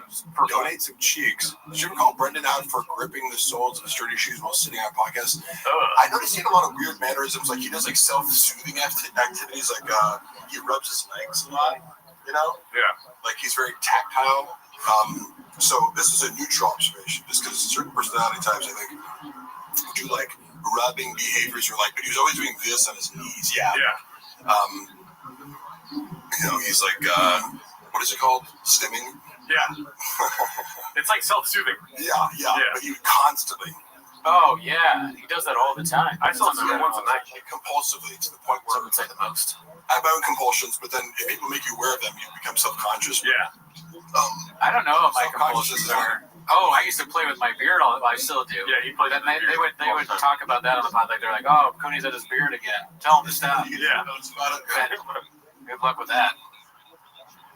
Mark, did you hook up with? What's Okay, hold on. Yeah, no. Mark, did you hook up with? No, you don't need to read that. No. You don't need to. Cat. Jamal. Let's see. Did Shop take his big juice straight or require a rain chaser? Great. That's. Oh shit, dude. It's called autism. Yes. Shab's not autistic. Yeah. He's mentally retarded, but not autistic. Why won't he answer about Sanaz? So I got word that Sanaz called, but turns out, hopefully you'll find a better future. But she's the most deranged person who's ever worked for Shop, and I wouldn't say it if it wasn't true. She's crazy. Hey, Sanaz. Why is she crazy? Hey, Cooney, you have no fucking idea. You almost forgot. I like crazy chicks. It wouldn't surprise me if she ended up in jail in the next 2 years. Let me just say that. Whoa, that crazy? Maybe. Okay, allegedly. Maybe. Sure, I get it. Why would I say something that didn't come out to be true? You know what I mean? Did you ever see? Let me rephrase this question because it is one of my questions, Mr. Mark. Yeah. What's the most kratom you've seen Shop take at once? I like the. Jesus Christ! It wasn't Happy Hippo. Can I have that water? No limit. Like he takes an amount that would make me nauseous. You know what I mean? Where I'm like, and I've taken kratom shots where it's like one can be fun. Yeah. It gives you some sort of buzz. It's a liquid. He would give Happy. There was Happy Hippo shots. Oh, I thought there was like shots. It's like heroin, right? I'm sure you could do it intravenous if you wanted to, but battery. Tommy Lee was talking about how he used to do like Jack Daniels intravenous. Oh wow! Why? Who did that? Injected alcohol. That's crazy. Who said that? Tommy Lee. Oh yeah. He's already injecting a bunch of drugs in his veins, but I'm like, I don't know. We're trying to minimize the use of your veins to inject things in if you didn't need to. You just drink it. You don't even need to inject it. Why do that? I'll tell you why. Because I love benzos. That's why. So funny. It's like, there are people here. Look at all the people that are excited. Here's the paper mache. I used to inject benzos directly into my penis. Oh my God. That's not even when it was really bad. Mark, is that why the show's called The Gold Shower? I come pills of benzos. That's good. Could please with his left eyebrow like Christian, you're blocked. Hey, you know what? Bot comment, bot. We got bot. What I know about we got bots, bot. I actually be surprised so many bots. Her and Brendan didn't have sex. Right. Allegedly. From what I know about her now. Yeah. And I say that with like, I'm not slut-shaming anybody or like, I'm not one of these like, of course, I know enough about her to know her proclivities. That's all. But what do I know? I'm just a guy who I heard she stands 10 toes down. That's what people were telling me. She stands 10 toes down. She does stand 10 toes down. I mean, I don't know. What is your favorite bit from the Gringo Poppy if you had to pick one? Wouldn't it be cool if I was gay? You think it's like, it was just like bros, like COVID with the bros? Yeah. Just everyone was gay. Yeah, at night we fuck each other, yeah. It's a good one. Because it's for being like, ugh, like, it's just so hacky. I don't know. It's just like, that's your talking about. I'm confusing my favorite bit with just kind of like what I thought about the most, like watching him do it and like do a twink act out, or like what if God had a little twink assistant? It's funny how he works gayness into everything he does. Like there has to be, because look, playing high school football or whatever, it's like you're always making gay jokes. Oh, you're gay. This guy's gay, but when you see like a 40-year-old man constantly making gay jokes, you're like, what's going on there, bud? Yeah, it's bad. What's going on with the fascination with penis, where every single episode you have to talk about dicks and being gay? I don't even believe that he plays video games, right? Because you know in the bit, he's like, we play video games with each other. Like, what video game does he play? None. Right? So that's just like, he's like a non-human trying to relate to humans. Grant the podcast. He doesn't have a fucking console. Like, he's too stupid to play. It's another abstract thing where he's like, guys play video games, right? I can pass it off as something that I do that's normal. He's probably bad at every single video game. Video games? Yeah, because video games are... I gave up video games when I realized how much better my friends were than me. I'm like, oh, you're actually good at Tony Hawk. And it would take me 3 years of playing it every day to like just get as good as you. Yeah. And I would still just be a guy who's good at video games. I really just played Tony Hawk for the music, if I'm being honest. We're not doing all caps, y'all. No. Do you actually like you don't like all caps? No, because it's just like attention grabbing, and they're not really. And it's also like if they're not here all the time, it's like I'm not gonna. Yeah, you're taking away time from Tough Jimmy and Brian Hart. Yeah, it's Palestine jokes all the time. Do you make gay jokes all the time? Brendan Schaub does. Yeah. Someone's accusing you of making gay jokes. Well, listen, you think I'm Antoine Jameson too. Someone said Hacky sure, but Mark would be one of the bros of the scenario. I certainly would be. Why would you exclude me, dude? Gay guys fucking love me. All caps, no doubt. If we do any kind of gay joke, it's ironic. The gay community is some of my biggest supporters.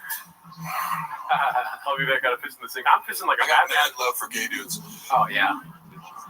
I mean, pissing in the sink. I mean, I do it every night, Papa. Every day. Yeah, 7 days a week. Only game Papa's good at is NASCAR. All caps, no gas. Can you do me a favor? Yeah. Adam is one of our loyal supporters, Yeah, and he has a wife named Ellie. Can you say, what's up, Adam and Ellie? Make sure to cuddle tonight or something like that, you know? Hey, what's up? Wait. Wait. What's up, Adam and Ellie?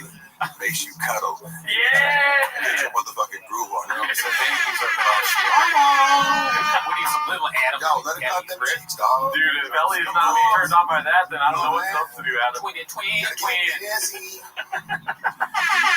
the champion. Oh my God. Nobody, baby, nobody, Ellie. Whatever happened to R&B? Back in the 90s. I'll make love to you when you want me to. And I'll bring your light. Ellie, fuck you so right. I'll sit back and watch Boyz II Men's videos. Sometimes, like, the whole video is like, there's no way till the water runs dry. And, like, the music video is, like, about this, like, tragic breakup.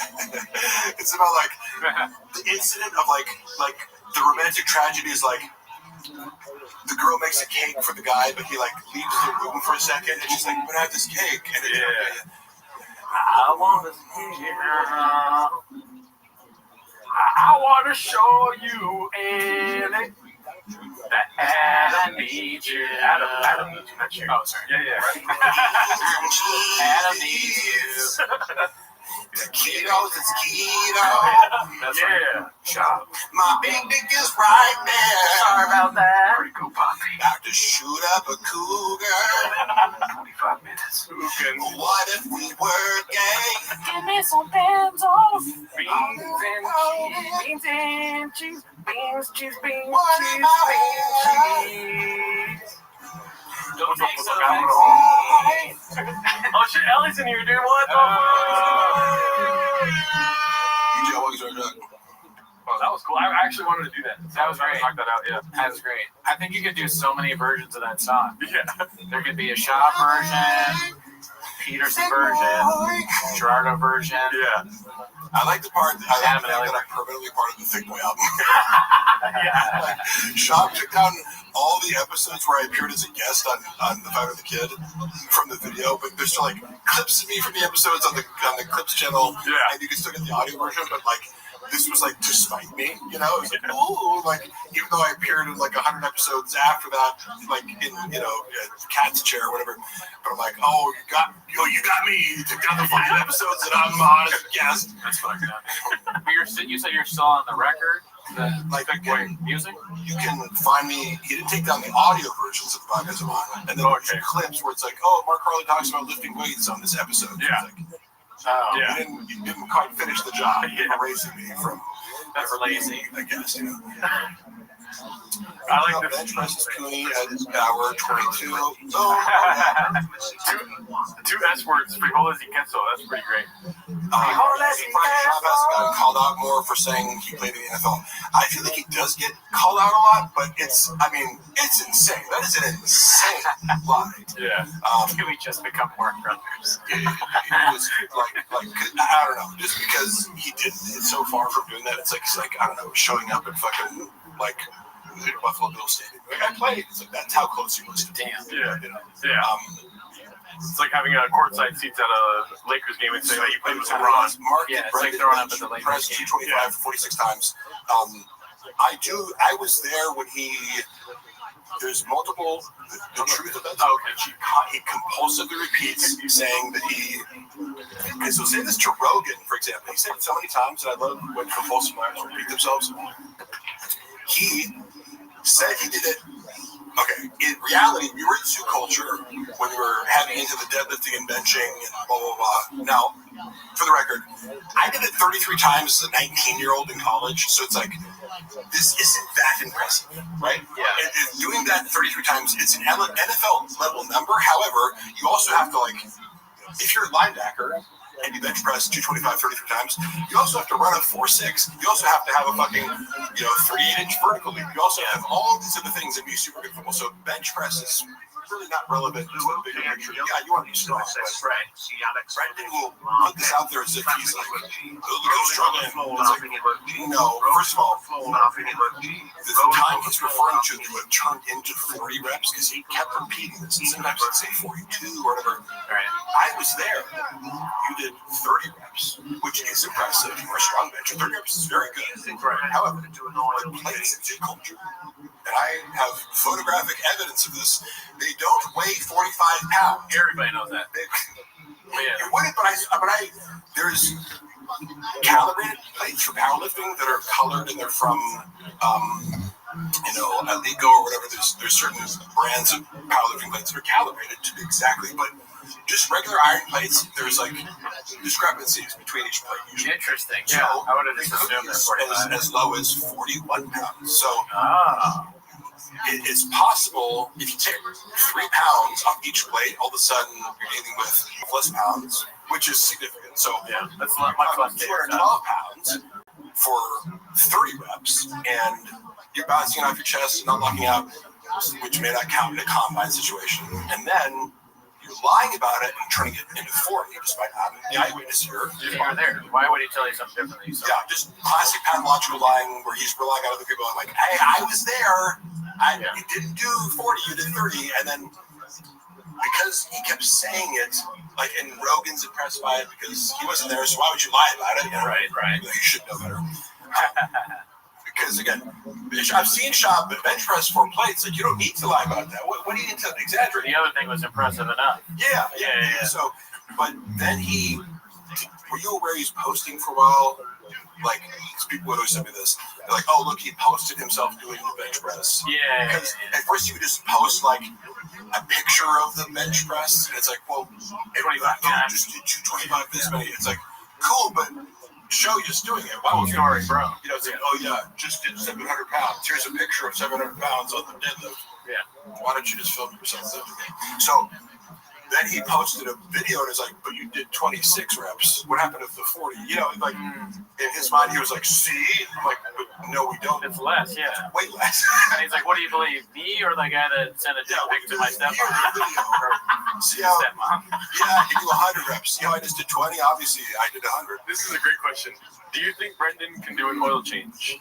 No. Question. Hey, is there any truth? It's so funny. Is there any evidence of him performing an oil change? I don't see any online. It seems like he barely put gasoline in the car. That's a Diet Coke talking. 6'5", bench pressing 225, done count. Yeah, I do. Okay, so what the done count thing was really funny because we were looking, and I think I maybe present this video when I was doing current events, but I showed a video, and maybe it was Brian's opener. Nick is this really buff guy. That guy. He seems like a cool guy. I think I only DM'd them because we were referencing this. I was like, dude, Shop's so ridiculous for trying to mock you. Yeah, because he's got the short arms. 20-pound dumbbells, which is in most commercial gyms 120 pounds of limit, right? And he shoulder presses them with a full range of motion 9 times or something, which is a shit ton. Yeah, he's a big dude. But he had so if you do a wrist wrap, it's just for wrist support. It's so your ribs doesn't collapse. I need that. It doesn't help you with strength, right? If you put an elbow wrap on, that creates an elastic advantage where it's there's a rebound going here, so you can add weight. I definitely need that. This thing is just for support. Sean looks at it and goes, he's wearing wrist straps. It doesn't count. It's like, what? There's no logic. It doesn't help you lift more weight. It helps your wrist count. Yeah, he probably doesn't. He either is lying or he doesn't know it. But it was, he's just, this is his logic for everything is, what's the thing I can use to dismiss the person who's doing better? Yeah. Because you could, so we have to say, it doesn't even count. But what do wrist straps do exactly? Do they help you lift more weights? Oh, I don't know. He hates anybody that does anything. You know, when the question it's true, no, truly. Can you either saying can Shab do a oil change, and then someone else, I think it was Mark Mayer said can Shab change a tire. The real question is can Shab change a light bulb?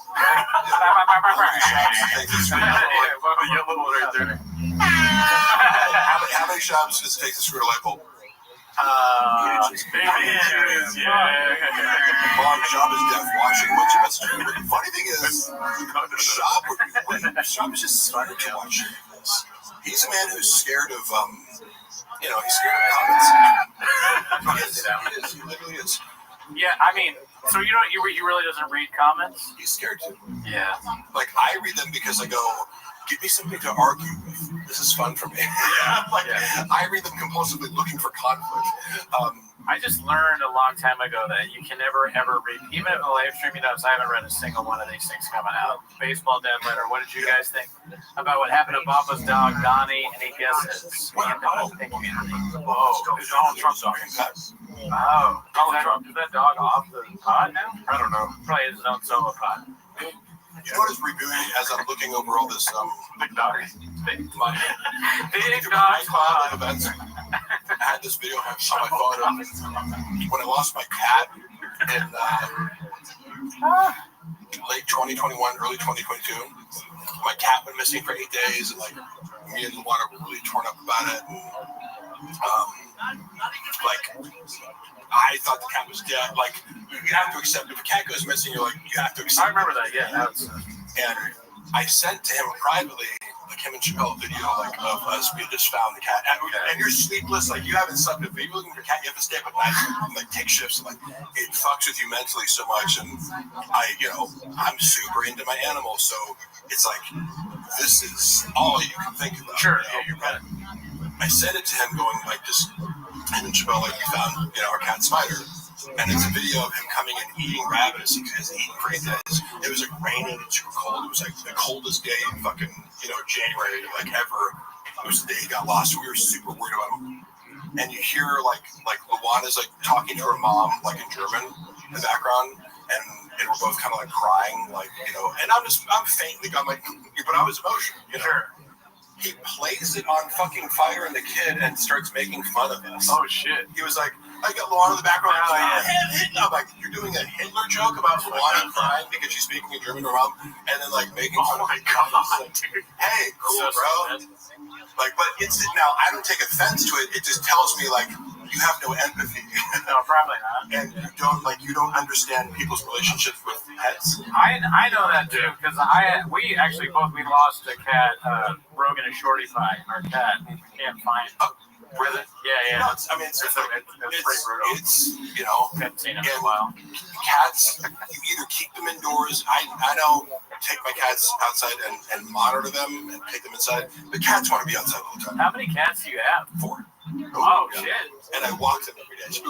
But really? With a leash? I don't walk where I just walk. They like to play in the courtyard of our apartment complex. And they just like to smell shit and be outside as much. But if a cat had its way, it would be outside most of the day. I like cats, but I have a dog. Yeah, I like dogs too. Yeah, do you have cats are easier? If you're looking at that's why they're easier to shredded cat daddy. What's that? I'm a lifelong cat lover, and but I also love all animals. There doesn't have to be the dog cat dichotomy here. I also love dogs too. It's just dogs are higher maintenance, Yeah, you can't really leave with the dog. You have to make all these plans. Dogs are just have someone come feed it. selectively bred dogs to be more attached to humans and need more human attention and kind of be by your side all the time. Cats require like 20 minutes of interaction a day. Which is why I think Brendan's figured it out. He's like, you get a dog, you give it back, or you take it to get murdered or whatever it is. Hey, remember when he tried to just do that? Remember when he fucked up the hypoallergenic like Russian blue cats or whatever they like? It was a specific kind of cat they was looking for. I was the person who he tasked with helping him find this breeder. It's very hard to find hypoallergenic. Actually, there's like a bunch of scams out there for like breeding cats. He got scammed first, maybe after this, but like it's difficult landscape to navigate if you're not savvy. You know, there's probably a lot more dog breeders out there. Cats that are like that don't trigger allergies. If you're looking for that, it's like a couple breeds, and you're either getting a hairless cat or just one kind of cat. And I connected them with these people who were legit. And he goes on his podcast after like I secured the deal. And I'm like, you're gonna go pick him up this week. Yeah. And he talks shit about the cats. Oh, these stupid fucking cats. And the owners would be like, and somebody from the Reddit forwards it. I think to his wife. Like someone clipped it and it was like, you could easily just like, there's one breeder of these certain kinds of cats in LA. So they sent it to her, and I saw this like recently screenshot of this hostile message where the woman's like, but also fairly, it's like, I'm glad your husband like outed himself and like for being like you saved us the trouble of like giving one of our cats to a horrible pet, what would be a horrible pet owner. Thank you, man. But he couldn't even. I was like, oh, you can't like you compulsively talk shit about so many things in your life that you don't even realize. Like you just paid me to work 20 hours to find these cats, and then you're just like couldn't keep your mouth shut long enough for one fucking podcast episode to not talk shit about a stranger who you're about to do business with and fuck up the whole opportunity. I mean, Shab is so stupid. I like how you bring up how he keeps getting scammed, because I think we should try to scam him. He is the biggest. Yeah, he's the perfect target. I mentioned before how the former creative director would talk about the magic beans. The magic beans. Like, Shab, you need alien insurance. Yeah, it's like, oh, here's the link through social media. Yeah. You're switching? Oh, yeah. He used to run this scam where he would get more followers. There was an automated process that you could do where, okay, let's say you're a celebrity, right? There's an automated thing that likes random people's stories. Yeah. Because if you're like, oh, really? Check mark and 1 million followers, and somebody sees that you like your story, it drives traffic to your page, and then they follow you. So it actually does work. Yeah. But at the time, it was being counterbalanced by the fact that he had fucked with Bobby Lee, and so people were just unfollowing him by the thousands. Yeah. You can't make up for this. It would have worked if you had a net neutral following, but some engagement. I was just going through all these screenshots of people being like, "Oh, hey, thanks for liking my story, Brendan." Because I'd be sending it to him. It's he hired this guy. I remember, and stiffed him in the final month because he just didn't feel like paying it. Allegedly. Yeah, it was $5,000 a month, run this thing. And he's like, it's not getting any results. I'm like, well, it is. It's just, if you look at how many followers you're getting, it's just being drowned out by the unfollows because of your own actions. Crazy. Yeah. It's crazy because when you hit that hundreds of thousands or millions, it's like you don't see the unfollowing rate, really. Yeah. But just somehow someone who didn't play on their content swinging the NFL. LOL, yeah, exactly. The delusion, somebody says, Mark, you know how hard it is to play in the NFL, but somehow someone who didn't play on their college team is playing in NFL. Wait, is that a reference to current players? Because if so, I don't know. I don't follow NFL currently. Guys, can we let PGL Tom be? He hasn't got a voice in that. Guys, stop. Let me talk. Jesus. It's been so much fun, dude. This has been amazing. I like so how many times is Gringo Poppy going to play? I mean, we did the math. I think it's 57 or 58. I don't know even what number we're on now. I will tell you, you made the first 3 hours bearable. I was thinking about the production value versus this first one. Yeah. It's the first one looks amazing. It's in the theater and the lights. And everything's so perfect. And it was like, this looks like it was shot in someone's like basement. Super 8 camera.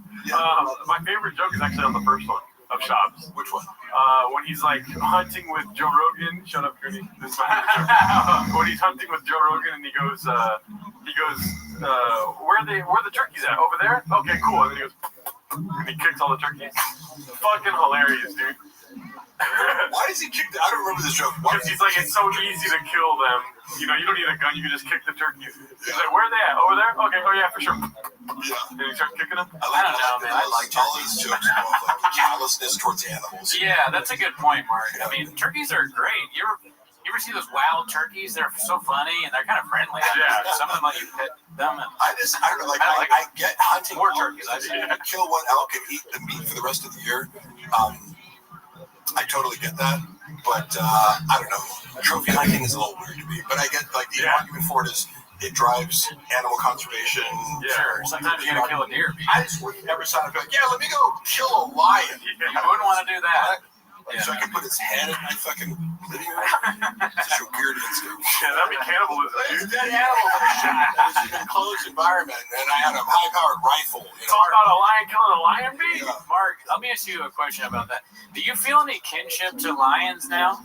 Yes. That's a ridiculous I always question. have. You always have? I remember as a child, I saw this guy, an article about a guy like who somehow had like he had a pet lion, but there was some like he might have been South Africa, like he lived in a place where there would be more like an actual lion in the wild. Yeah. But he like befriended a large cat, and there are these people you can see them on the internet where they like that one famous South African guy who like he kind of has his like herd of lions. He also does it with hyenas, but he knows all their behaviors.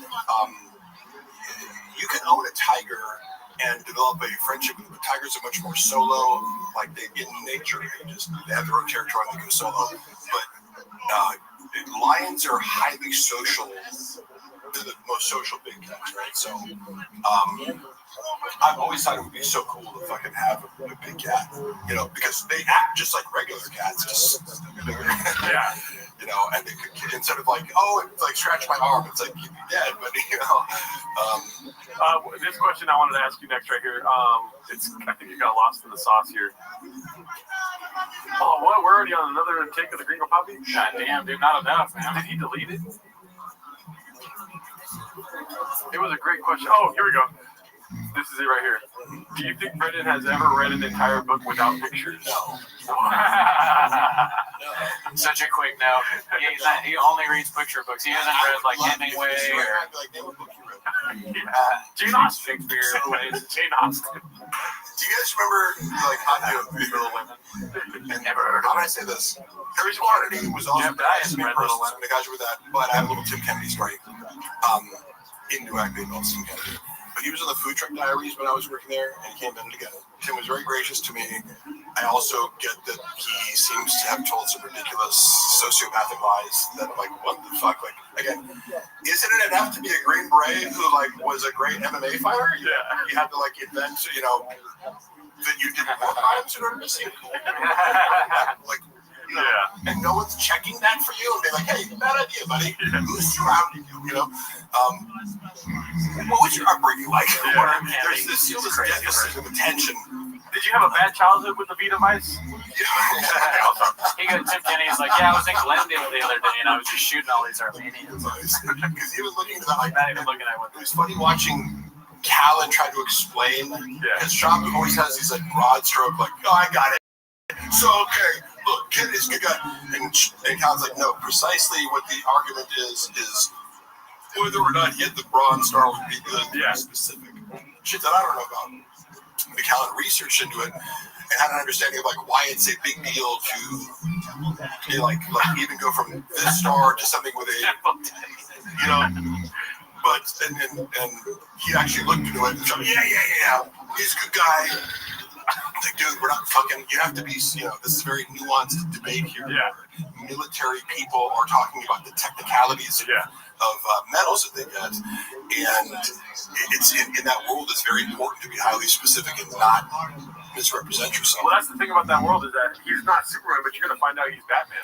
You know what I mean? What the fuck does that kind of mean? I was like, huh? You know? What? Yeah. I like his attempts at physical, kind of like because we're just watching the physical component of this, you know. Yeah. But like what he perceives as like this is gonna I wasn't, do but this face on stage. I like donuts. You know. Well, I'm glad that we have a lion in here with the gator face. Did somebody write that? No, It's just somebody like that. His name is Gerbaldo Aragon. I'm just like. You just confused me. But no, so Well, I'm a guy with this fucking squirrel device, so my thing for Tim Kennedy, by the way, was the morning that Tim Kennedy was coming on the show. Yeah. For Tim Harris, he's promoting his book. Yeah. Guess what? I get at 8 in the morning. Hey, could you like read the book real quick and like give me some notes? Oh that, my that didn't god! The whole thing, but I had to like scan. I had to like download the book and like scan it and like find like a few. You know, it's like. Give me like a book report by now, you know. So I had to like feed Sean questions so that he could pretend as if he had read it. That's why, right? And I'm like, why not just say you didn't read it? Who gives a fuck? Nobody thinks you're a reader. Yeah. And then you go, so I didn't read the book, but tell me about it. Yeah. Yeah. And allow Tim to talk, right? He can tell him. Why does everything have to be predicated on a lie? Making yourself, you know, because that worked. Because like he asked the questions that I told him to set up because it was just thematic. It was like, oh, so you talk about this in the book, you know, and it teed up Tim perfectly. Yeah. And just if he'd asked one follow up, it's like, oh, like, do you remember the chapter about this? And he'd be like. Yeah, the one with the thing in it. And he said, yeah. Oh my god. He had Tim ask one follow-up question. Okay, yeah. So I would have House of Cards. Your ability to assess risk. What the fuck is Chilian. Chilian.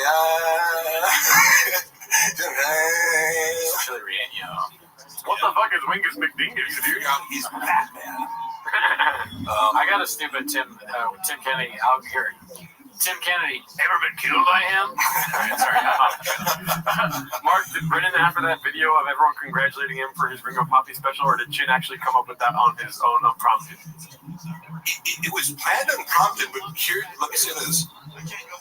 What kind of person would you anticipate? Like, because, like, it's almost like, oh my god, you threw this surprise birthday party. It's like, I don't want that, you know? Yeah. Don't give me an emotional thing for, like, I'm recording a podcast, Doc. Yeah, exactly. So Queenie tries to make me cry all the time. It was like it's telling of what the environment necessitates. Like Chin's anticipating that this is something that needs to happen. That Brendan, if it didn't happen, would feel insulted. Yeah. He needs to have some sort of self-congratulatory, emotional, like celebration of his, like, oh my god, thank you for the Academy Award. Yeah. Like, Yeah. You put out a 26-minute video on YouTube. What the fuck are you talking about? You know?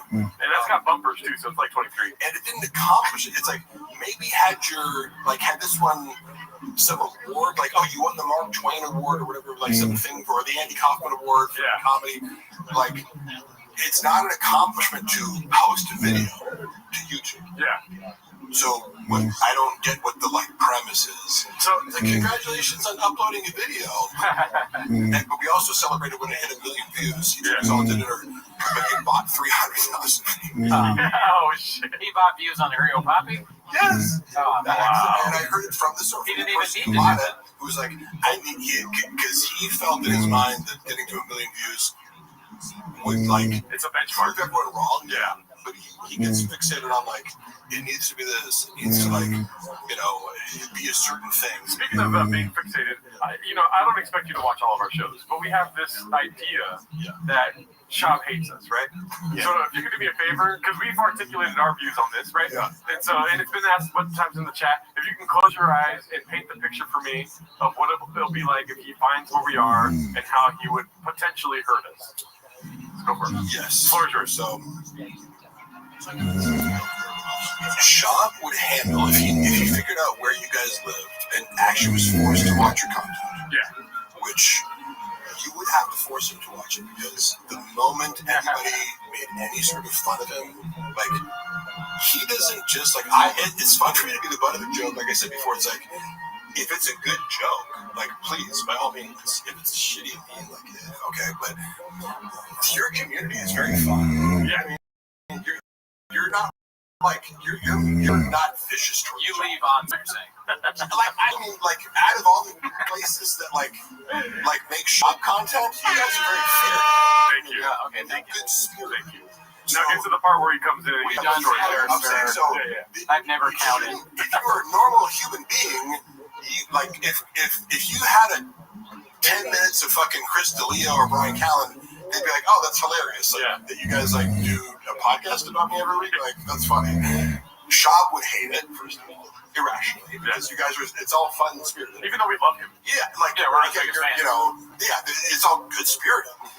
He would hate the moment that he discovered that he was the butt of a joke by plebeians. You know, he was like beneath them. These guys are nobodies, right? So it's like, who are these nobodies in their mom's closet? And so he'd use every avenue to dismiss their own shit. And then he would imagine beating up or talk about beating the shit out of you or outside of here. Like, yes. Shab would never confront you face to face because he has an aversion to face conflict because, like, I'm not saying he's scared to fight. Obviously, he fought in the UFC. He was paid to do it, and I assume he has more nerves. And like some people are less bothered by it. It's like you think Khabib or Magomedov gets nervous to fight. Yeah, I think that's the coolest motherfucker. You're right. No, you know what I mean? Like, but some guys, admittedly, like George St. Pierre, like he'd just be admitted to being very nervous, and it makes sense. He's kind of a nerdy guy, but he's just really good at fighting. But it's like you're in an arena and some dude trying to beat the shit out of you. Of course, but you walk in here and two fat dudes are eating cupcakes. You know what I mean? Yeah, it's a joke. Here's what I'm saying though: is that Brendan in real life, despite like his success in the UFC, he's not somebody who enjoys like conflict per se. Like I enjoy confrontation more than he does. Yeah. You know, the idea of like beating the shit out of someone who deserves it. Like for example, if like you know, no, I'm just saying like if I saw some dude like bullying my friend, like he would be like, "Oh, I get to beat the shit out of this guy." Like, nice, right? Let's go. Justified, right? Yeah, no violence. But that's predicated on the idea of a moral compass, right? Where you're right. You're fucking smart, Mark. What the fuck, dude? Yeah, because somebody like literally enjoys sadistically inflicting violence on people just because you're capable of it and it gives you pleasure in the act of committing violence against people. Like you draw pleasure from that. Brendan's not a sociopath, but it implies like there would be a world. Now, of course, if somebody attacked his wife or kids, of course, it's an automatic. I have no doubt that he would defend. He's going to intersect the hell out of you, dude. But he wouldn't be able to comprehend or justify what the moral transgression is. Yeah. Now, there are fighting words for guys where it's like, you can roast me, whatever, but there's certain things a guy can say to me where I'm like, you're inviting me to hit you in the face. Right. Like, you're disrespecting me in a way that transgresses a male boundary. Like if you ate someone's Triscuits and they were like, "Hey, why did you eat my Triscuits?" And then their mom calls you. You probably have to yell at your mom. But if you say it to my mom, that is a predicate for physical violence. And that's a funny thing to analyze too, because that shows you the moral compass is broken there. You're attacking the guy because you ate his food. Wow. What the fuck is wrong with you? You know, Brian Wow. Wow. In his mind, he's the hero of that story. He doesn't realize he's like, oh no, you're Cobra Kai. You know, Assad, dude. Assad is one of our favorites. Finally, dude, he's a chef. Hey, real quick, y'all talk about Papa being scared. That's your takeaway. Look him in the room. Lock him in the room and he'll fuck his way out on skate with the Diet Coke. Yeah, exactly. I'm just telling you, like, why would I lie about my perception of Brendan? The most mean and aggressive he was in group chats. He likes to bully people where he has formal authority in front of other people. Yeah. And knowing that if you clap back at him, it's going to be in front of other people, therefore he's justified in firing you. Yes. I would be far more aggressive. Like, I would say things to him in text message that he's probably never heard before from an employee. But it's just me going coldly, like, you're wrong. Like, I'm sorry, Brendan. I'd be diplomatic, but I'm like, let me analyze this for you and tell you why you're incorrect and be coherent. And he, like, it scrambled his brain because he's like, employees aren't, stop arguing. I'm like, but I'm right. Yeah. And you're just totally wrong to the point of, like, if I tell you that you're right, I'm actually, like, harming your business, you know? Yeah. And then in person, we'd have these conflicts over text and be like, let's talk tomorrow. And he'd be like, hey, what's up, brother? Like, he's very reconciliatory. Yeah. And I'm okay, like, football coaches in my life, like, when I played college football, I had this head coach who was, like, a former NFL offensive lineman who was, like, super smart and, like, just an aggressive, nasty competitor, you know? Yeah. He would get in your fucking face and just be like, if you fucked up, like, he would, like, grab your face mask and, like, what the fuck, you know, like, so I'm okay with guys being like, you fucked up, and I'm telling you directly, but you'd also, if you did a great job, he'd bring the same energy to compliment you. So I'm not scared of a boss being like, you fucked up, and assertive boss. Yeah, it's like, cool, be direct, and tell me what I need to do. But Shab is like, he'll be a dick to you in a text message group chat, but then see you in person, be like, hey man, so I gotta tone it down and be a little, I'm like, okay. You want me to say be a yes man more? Is that what you're saying? You know? You want me to not point out that you're a fucking idiot to the group chat? So you want me to tell you what we think will happen? Yeah. You know, you're very diplomatic. I mean, we're more on your side now where we don't believe he'll actually hurt us. You know what I mean? But we used to have two big red chairs. Only for the sole reason that we can dance around him while he tries to choke us out. Yeah, we were thinking the chairs could maybe give us some time. We'd like hold it right in front of him and he'd try and get us. That's hilarious. Last line of defense kind of But then Bobby Lee told us that we don't have to worry about that. Yeah. Tiger Belly's money is pretty good, but most of that we just put right back in the pot. Yeah. As you can see from the Portos. Yeah, the cupcakes. He pays us pretty well. He's a good boss. Bobby's assertive. Yes. He'll tell us, like, you know, hey, there weren't enough clips about, you know, like more beans, more cheese. Yeah. You know, where, like, we still know Mr. Whole Foods isn't giving you guys, like, years to find that out. The mastermind. Yeah. So it's like, I always talk with Bobby every night. I still remember that phone call. Oh, yeah, I saw it. Dude. Yeah. He called me up. He's like, we fucking got him, dude. We got him. He's found the server. And I'm like, no way. Like, how do you know this? He's like, fucking hackers. They hired with a duffel bag full of cash. Hackers. Accounts opener. I'm like, okay. Here's what I'm going to recommend you do. Don't tell anyone about this. Yeah. Let's just get through. Yeah. Try to maybe gather some more information.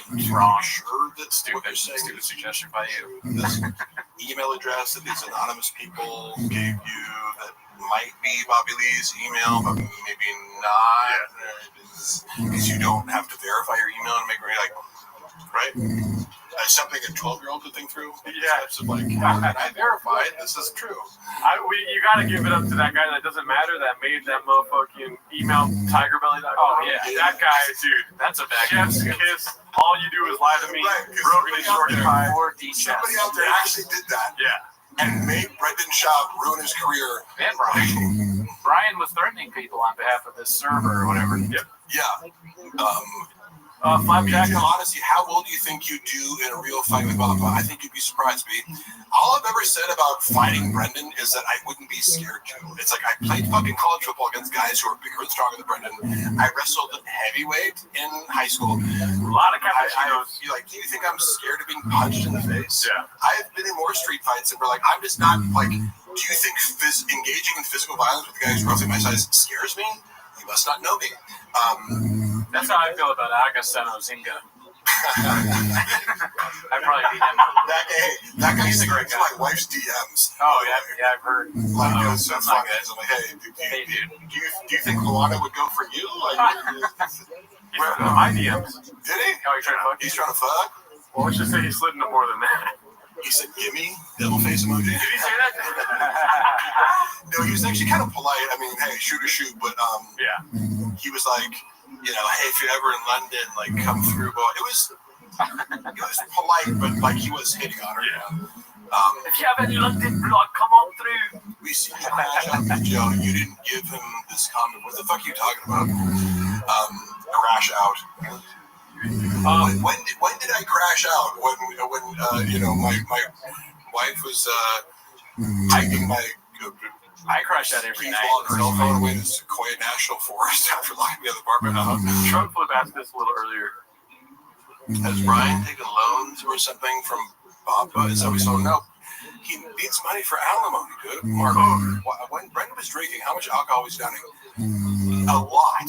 Because I remember keeping track of this, and I remember I'm looking through some of the photos that I have on my phone that I take at Shop Show at 9 a.m. Yeah. He had fucking large, like, you know? Yeah. Like at 9 in the morning, and then he just keep drinking. You can't see his face, you know, where he looks bloated. It's like, well, you're drinking whiskey all throughout the day. Cheeked up from the chin up. And then he would do, I remember I tried to calculate how much whiskey he was drinking based on, like, he would take a large, like a glass this big, wherever they do at the comedy clubs, where you serve like a Diet Coke in. Yeah. With whiskey and ice. And I was trying to be like, okay, you get about like 6 shots, like to fill us up with the ice. And have one of those, maybe more on the stage. So he was drinking at least 12 shots of whiskey at night over the course of 2 shows. And then a little less than Cody. Way less. I was like, he was at least drinking 30 drinks of whiskey a weekend. It was, oh my God. And then go to Monday. So is that alcoholism? Like, I don't know what the definition of, but I don't know if it is or not. He seemed to at least have a very high tolerance. Yeah. And it was part of his act. He's like sipping a giant glass of whiskey on stage that he would finish by the end of the show. Yikes. And for somebody who struggles to pronounce words, it's not a great look. And by the end of the second show, he'd be like, you know, he sounded drunk on top of. What was that yellow thing he was drinking on the where he dips out? It looks like a banana. He drank out of it and he had the weird face. Oh, that was the shui. Okay, yeah. Celebration of Tai Tuivasa. That I think drinking that even one time makes you an alcoholic person. How dumb were the baddies that hooked up with Baba during his comedy days? Were they just naive groupies? A lot of them were, but a couple of them were very intelligent and like. How is women are, you know, you have to understand that, like, the drawl of status is enormous for most, even sophisticated women. It's like, yeah, you're famous. He's also, you know, tall, good-looking athlete, right? Like, is it surprising that Brendan Schaub has women offer themselves to him? No. A lot of them are dumb, but a few of them are sophisticated. But they just see through his bullshit. Yeah. He gaslights everyone he's with on the side to be like, he does this like future faking where he's like, I'm gonna leave my wife for you, and like, oh my God. He's like, poor old me, like I don't even sleep with my wife anymore. It's just like a staged marriage, like, yeah, it's for the kids, and because I've seen him to my own friends, multiple of my own friends, because I'm like, this chick that I work out with, Zoo Culture, like who he like pursues, or this, I've seen him pursue so many women that like I knew before him, and so the real tea of like his approach is identical. You know, he just like Addie's, baddie. He's the most socials. He is incapable of not repeating the same things. So he uses the same story, which involves like I'm super sympathetic. My life is actually sad at home because I don't have sex with my wife, so this isn't really cheating. Yeah. But you are the one that I'm going to leave my wife for and start a family with. Yeah, he does like a 60-year-old in the middle class. But what? He acts like a 60-year-old in the middle class, like acting like they're going to leave their wife. Right. They don't really have that much money, so they can't just pay for sex and like not have to coerce. Yeah. You know, like, yeah, I don't know. It's like, yeah, because you could get away with all this by like, look, you know the deal, right? Like, I'm famous, I have money, I have a kid. You're the side piece. Yeah. You can't be honest. Yeah, he needs a shared fantasy, which is also NPD, you know, classic behavior. You enter into a shared fantasy, because I've received, like, women I didn't know that well when Matt would reach out to me and be like, we made plans to go to a fertility clinic to talk about having kids. I'm like, what? I'm like, you're an idiot for believing that. Yeah. First of all, but Brendan was initiated. Yeah, because he develops a pretty elaborate fantasy with women who he will then discard the next week, which creates liabilities. Because, like, guess what? If you do that to enough women, one of them is gonna ask Crystalia. Ask Crystalia. Yeah, dude. Right. It's just like you're upping the odds of like, you know, if you treat enough women like objects, one of them might protest. And then that might give momentum to a movement. A little bit of movement. Or other people. Truck Flip, great question. He already answered that though. Yeah, I think he thinks Elder Giver is Netflix. He's doing God's work. He's an artiste. How many addies went with all that whiskey? Oh, we already answered that too. 3 to 4 day. Yeah, it's quite good. How is Brendan affording his lifestyle? It doesn't make sense. Peter. Somebody said Peter. Okay. So I really try to not speak inaccurately, right? Like because there's already so many people speculating on like he's going broke, he's doing this, but if I don't see your bank accounts or know your exact financial situations, I can't comment on that for sure. So like if you have any sort of financial intelligence, you can tuck some of that away. And I think he doesn't keep it a secret that he lives outside of his means. Like he talks about that he just bought a Corvette because he got money from the UFC or whatever. Right. I mean that's the main thing is like a guy like me, if you give me a bunch of money, I'd be like, I'd buy a functional car and like I don't know, I don't care. I just be like the comfort would be having a bunch of money as security to kind of do what I want and not have to worry about it. It doesn't make sense to me to be like, I got a bunch of money, I can look like I'm more rich. Like what? Who gives a fuck? But to him, the appearance of wealth is very important to him and Joanna. As many people in LA that you meet, that I'm just for sure. Fucking materialistic. They're in Austin now, though, and they do. One thing we were laughing about with the expensive thing. He's whining all the time about Austin now, and one of the first things he said was they don't have an Erewhon out here. Oh yes, I wanted to ask you about that. Well, what do you think about that? That's a crazy thing to say. Oh yeah, also you guys have been to Erewhon. Oh, of course. I would never have actually shopped there had it not been for Shab. Because it's like I hate because I can as a bodybuilder, you cook your own food, and I eat steak and rice, chicken rice, I don't need fancy shit, right? So I'm already cooking for myself. So I'm like, wait, so this $10 steak that I could get from Costco, that's amazing. The equivalent of that at Erewhon would be like $80 from the fucking, I just remember going there and being like, wait, I bought a drink and a plate of food that had meat and a side dish, and it's $40. Yeah, their hot bar different. And it's now the food is very good, but it's going to Erewhon is part of the whole I'm rich, I can afford it. You like to be seen at Erewhon because everything's so expensive, it prices out all the brokies. Erewhon's like fucking Costco with a beach, dude. I'm just derailing. Yeah, it's a funny little thing there. They always invite me there, but I can eat McDonald's. I don't give a fuck. Shout out to CR Guitar, dude. What the fuck? CR Guitar. CR Guitar is the guy that made our theme song. Oh, he's in Canada. He's a great musician. He's a great follow on Instagram. Ireland with the Timo's boys. On my mom's side, her mother is Irish heritage. Mary Evelyn Ruane. We're all so Irish. I do have Irish heritage. Dude, hit up CR Guitar if I'm you want so fucking. I would say the most Irishest. What the fuck is an Erewhon? Erewhon it's like EREWHON. It's more expensive Whole Foods. Yeah. The hot. It's like a grocery store where everything is 3 times the price of a normal grocery store. Literally, it's here's this small thing of strawberries. It's $18. Yeah. I've never bought food. Well, under a grocery shop there, I have gotten a smoothie or two. Yeah. It's expensive as it's I remember $30 smoothie. Do you guys know about the protein pony nickname? 40. That 16. They still in the red. Which one? So Theo Vaughn referred to me as Protein Pony when I was out of the room. Oh wow! And it became this little moment where Sean got mad at me. Yeah. Because here's what happened. I had never met Theo before. He was flying in and out. So the first time I met him was when he came in for King of the Sting one episode early on in my tenure working there when I started to help with King of the Sting. I met him, said what's up, cool. He had just got off the plane, and you could tell he didn't want to be there. The whole energy and the whole theory of he really wanted to. He made some vague reference to you know, man, we were just doing stuff like this kind of, you know, your heart's not in it, whatever he said, but like he was obviously referring to King of the Sting. But you don't blame him because even just traveling across the country to do a podcast sounds horrible. It sounds like the worst flight of all time. Yeah. Like when you're already traveling for stand-up, it's like, why would you want to do that for? And I'm sure it was lucrative. There's some amount of money, but it's like, you don't. If you're thinking about it, you don't need it. I could just be my living room.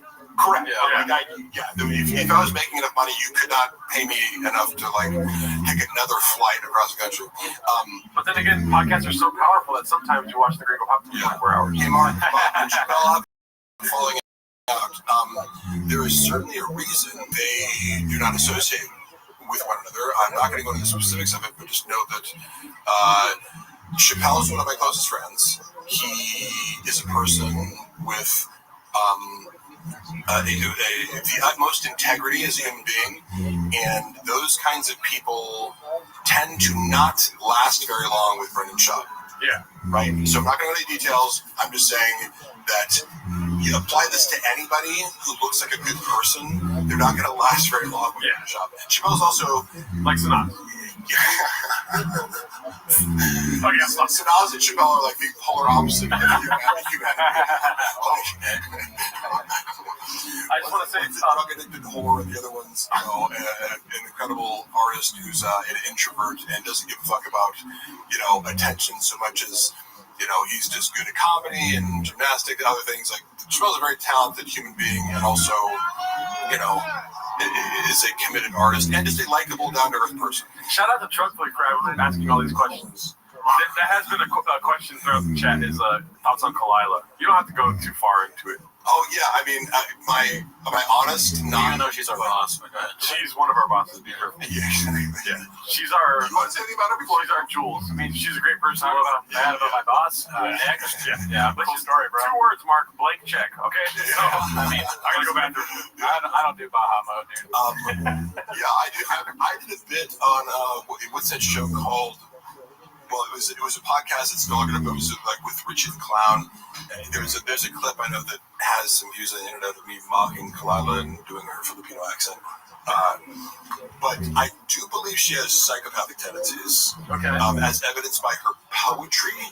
Oh yeah, I heard about unearthed her poetry, and it's extremely dark. And if it's any sort of accurate representation of her thought process, it seems to be highly exploitative, manipulative, like fantasies of, you know, wealth, power, celebrity, like sadistic behavior towards men. Like if you found someone with a journal and you saw this shit, you'd be like, this person writes like a psychopath. You know what I mean? I wonder. Yeah, I do. So that's my evidence for that. And then also in person, she seems to be performatively, emotionally intelligent. Right? She does the whole like,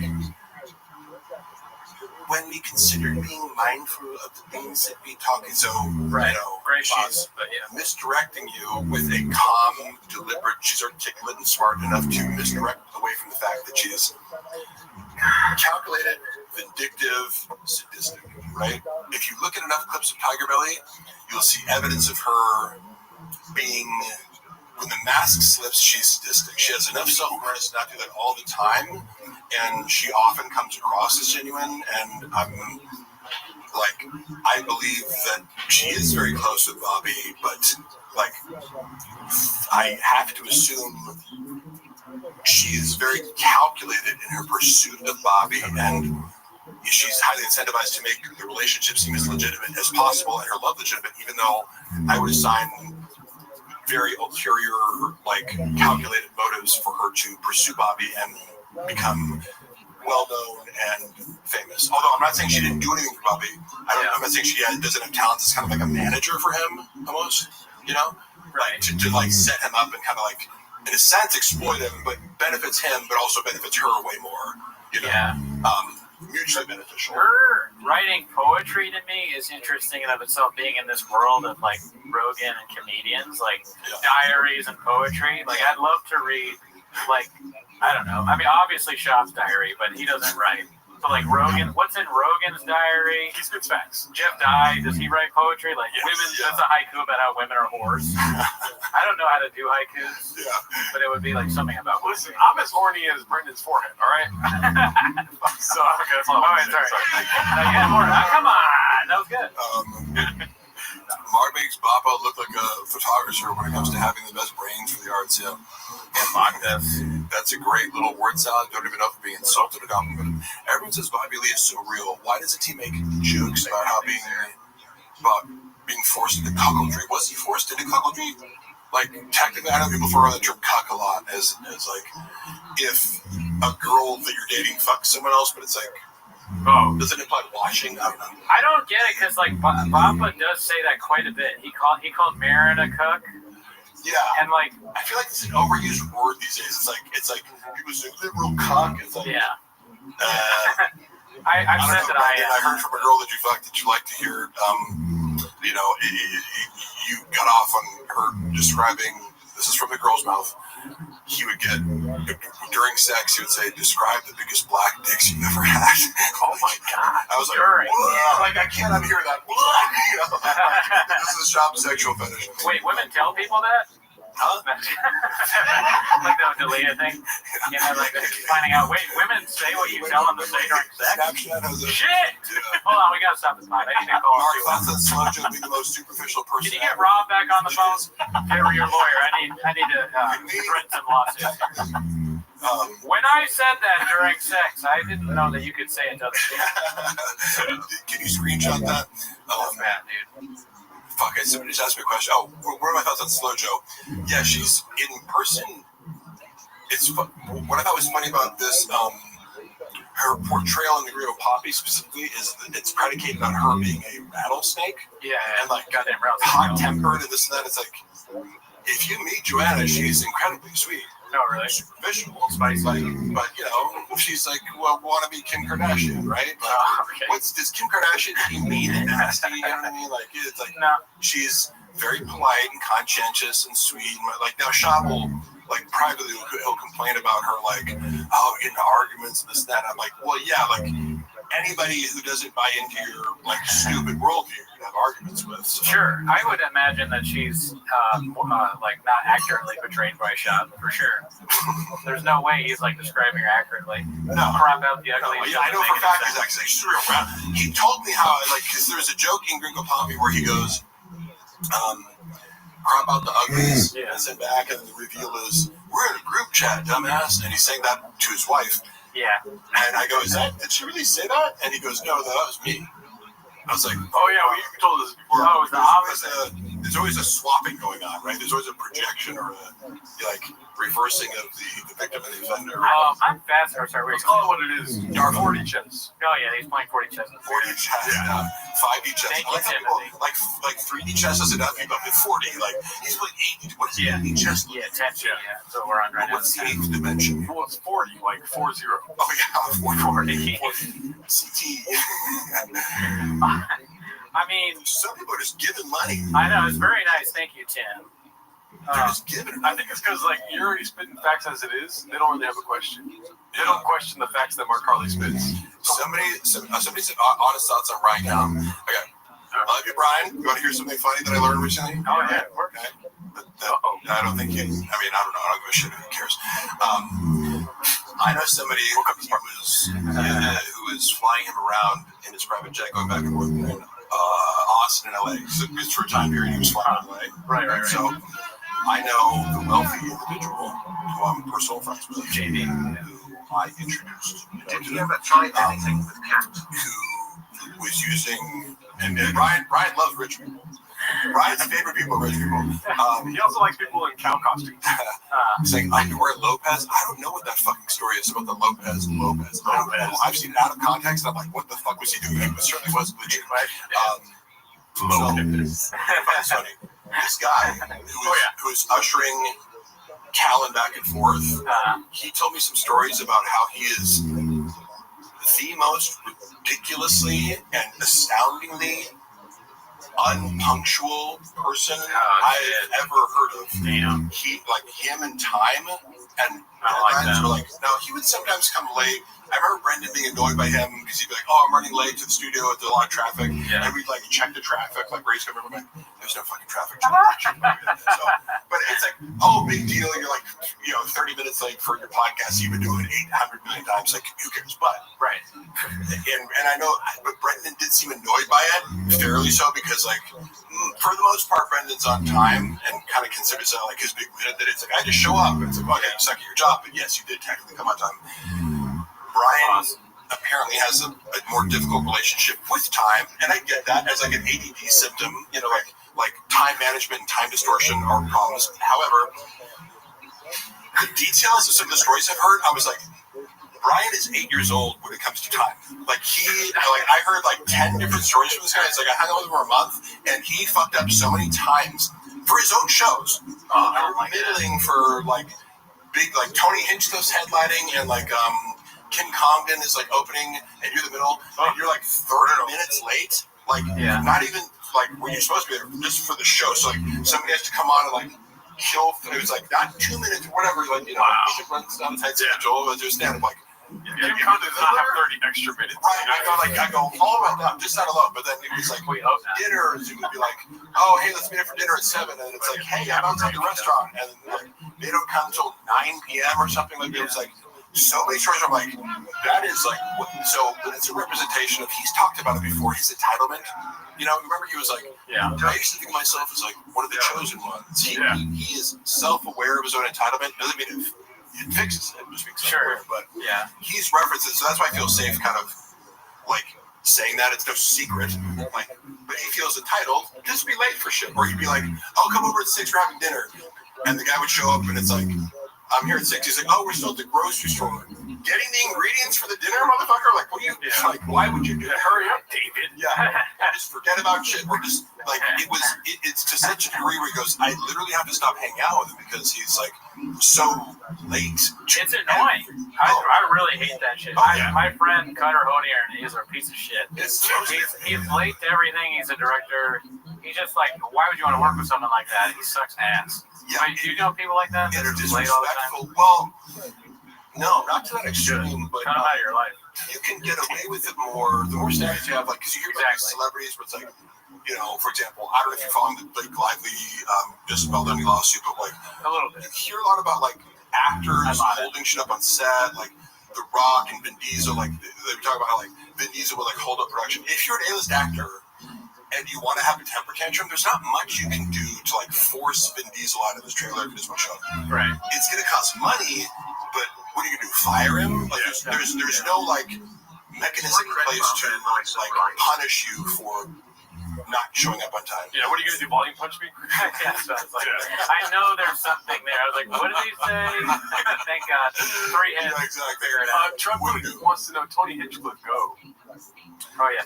Tony Hinchcliffe. Did you guys have thoughts on Tony Hinchcliffe? Oh yeah, we do. Yeah. Go for it. He's terrible. Really? Oh no, I don't want. He's absolutely horrendous at stand-up. Yeah. He's another guy that was actually nice to me, kind of not unlike Jeff Dye when I met him, but his stand-up is just very bad.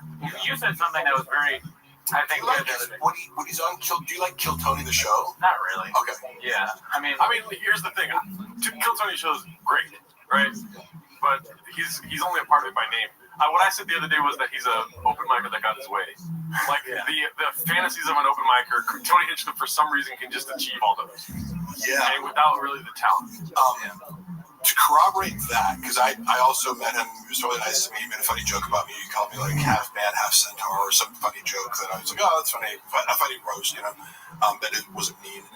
And my buddy, who is a comic in LA, seemed to have an issue. I brought him up once, and he was that fucking guy walks around the Comedy Store he's the fucking king of the universe. So apparently he does rub people the rod if you interact. People say that. People have said that about him a lot. I mean, the only interaction I've had with him is I did kill Tony once. He was nice to me on that. And then after the roast battle, he gave me some compliments. Yeah. So both times I was and he didn't need to be nice. He could have slammed me because I bombed. So both times I was like, all right, well, this guy's a nice guy, but that was before. So I do still feel bad about clowning him. Yeah. But my thing is, I want to be as honest as possible. Yeah. His stand-up is god awful.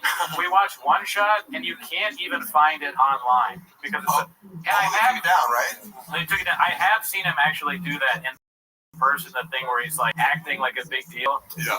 I told the story in the pod before, but I was at the roast battle once, and he tried to make fun of this random open micer in the crowd. Yeah. And this open micer, I like the guy. Yeah. But again, I'm going to be honest. He is not funny. He is not going to stand up. He's somebody who actually might kill me. So I love the guy. I love him. But he, at least at the time, he wasn't very good at stand-up. He said something back to Tony, and then Tony tried to slam him. It didn't go that well. But then the open micer was like, your special one shot, it's terrible. No one liked it. And he got a big pop, right? Yeah. And then Tony tried to come back at him, and it bombed. And then the open micer went back, but he was like, I remember there's been some moments in my life. I remember we used to roast each other in my fraternity. We'd like, as part of the initiation, you could like anonymously roast people. You would tell one of the pledges to like, you'd write a roast, and I'd be like, say Cootie, like, tell you about Cootie, you had to go Cootie, and small T that Cootie, it's not true that you're fucking, you didn't write some roast, right? Yeah. So you know where it's coming from, so it was very fun. One dude, like, who we, like, he was, I think, closeted gay, but because he was also like really in your face, like narcissistic and like overcompensating straight, that was what made it like, you don't want this out a gay dude, right? But like he was a dick and a douche and like a narcissist, right? So the final joke of the entire evening, somebody goes up to him and goes, like, sir, whatever, you're gay and no one likes you. And it was just like, boom, like people laugh. It was like sad. And then I remember he came, he's like, did you fucking say that joke? I'm like, no, dude, why would I? That's so mean. That's a great, you can feel that. You can feel it's that. One of those things that rises like this, where you just go, like, hey, your special sucked. Yeah. And it's like, if it did, and you just have to say that, and it gets a laugh, like, what are you going to do? Yeah. It was so much worse. It was so much worse than that because he kept trying to thank you. Oh, yeah, and then you're trying to one-up it. Yeah. And it's not working. It got worse and worse, and the crowd started chanting the open micer's name, and like, Coney sucked. Yeah, it was insane.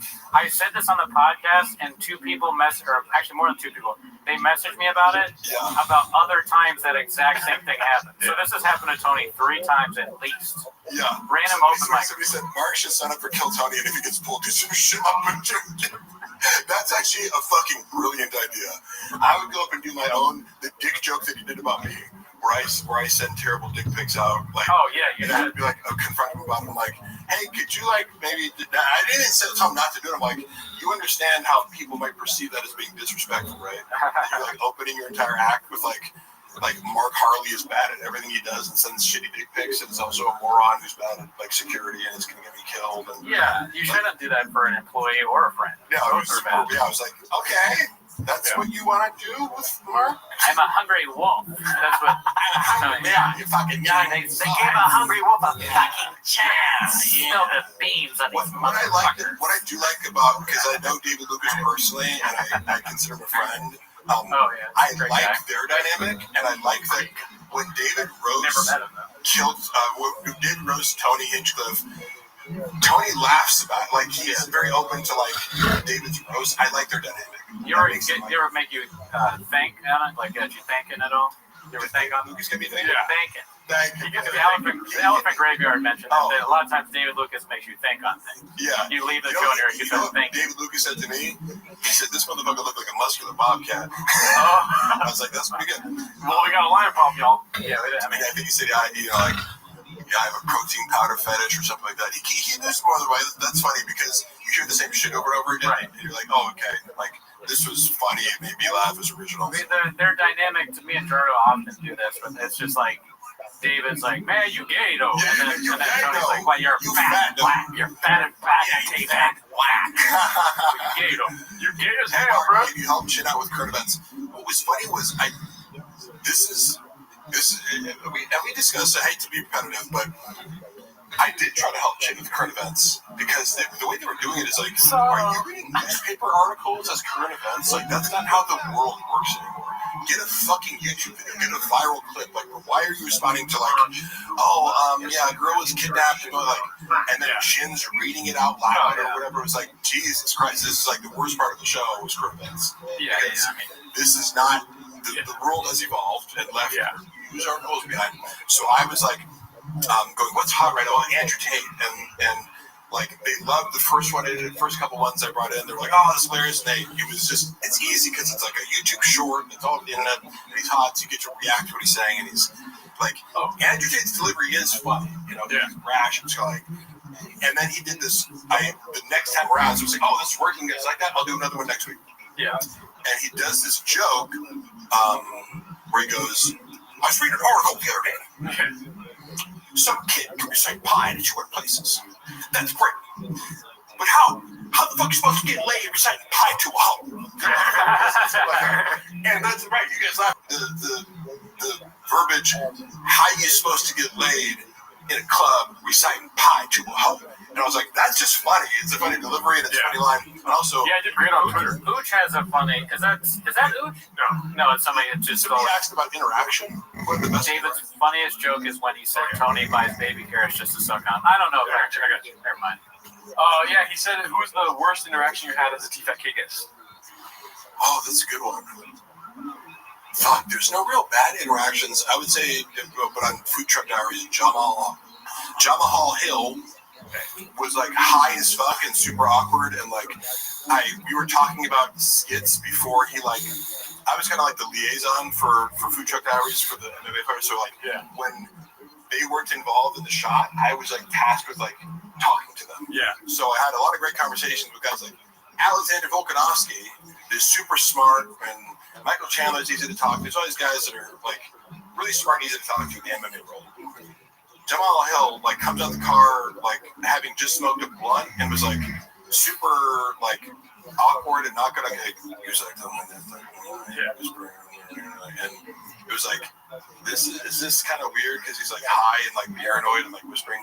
But before the episode shot, we were like, oh, I see you do like skits online, you use like voiceovers and this and that. We're talking skits, and then like I asked him to like shoot a skit afterwards for like the Oak and Stone Clothing Company, and by the way, a bunch of people have done this for me. I was like, oh, like who's the I hate that I blank out her name with this.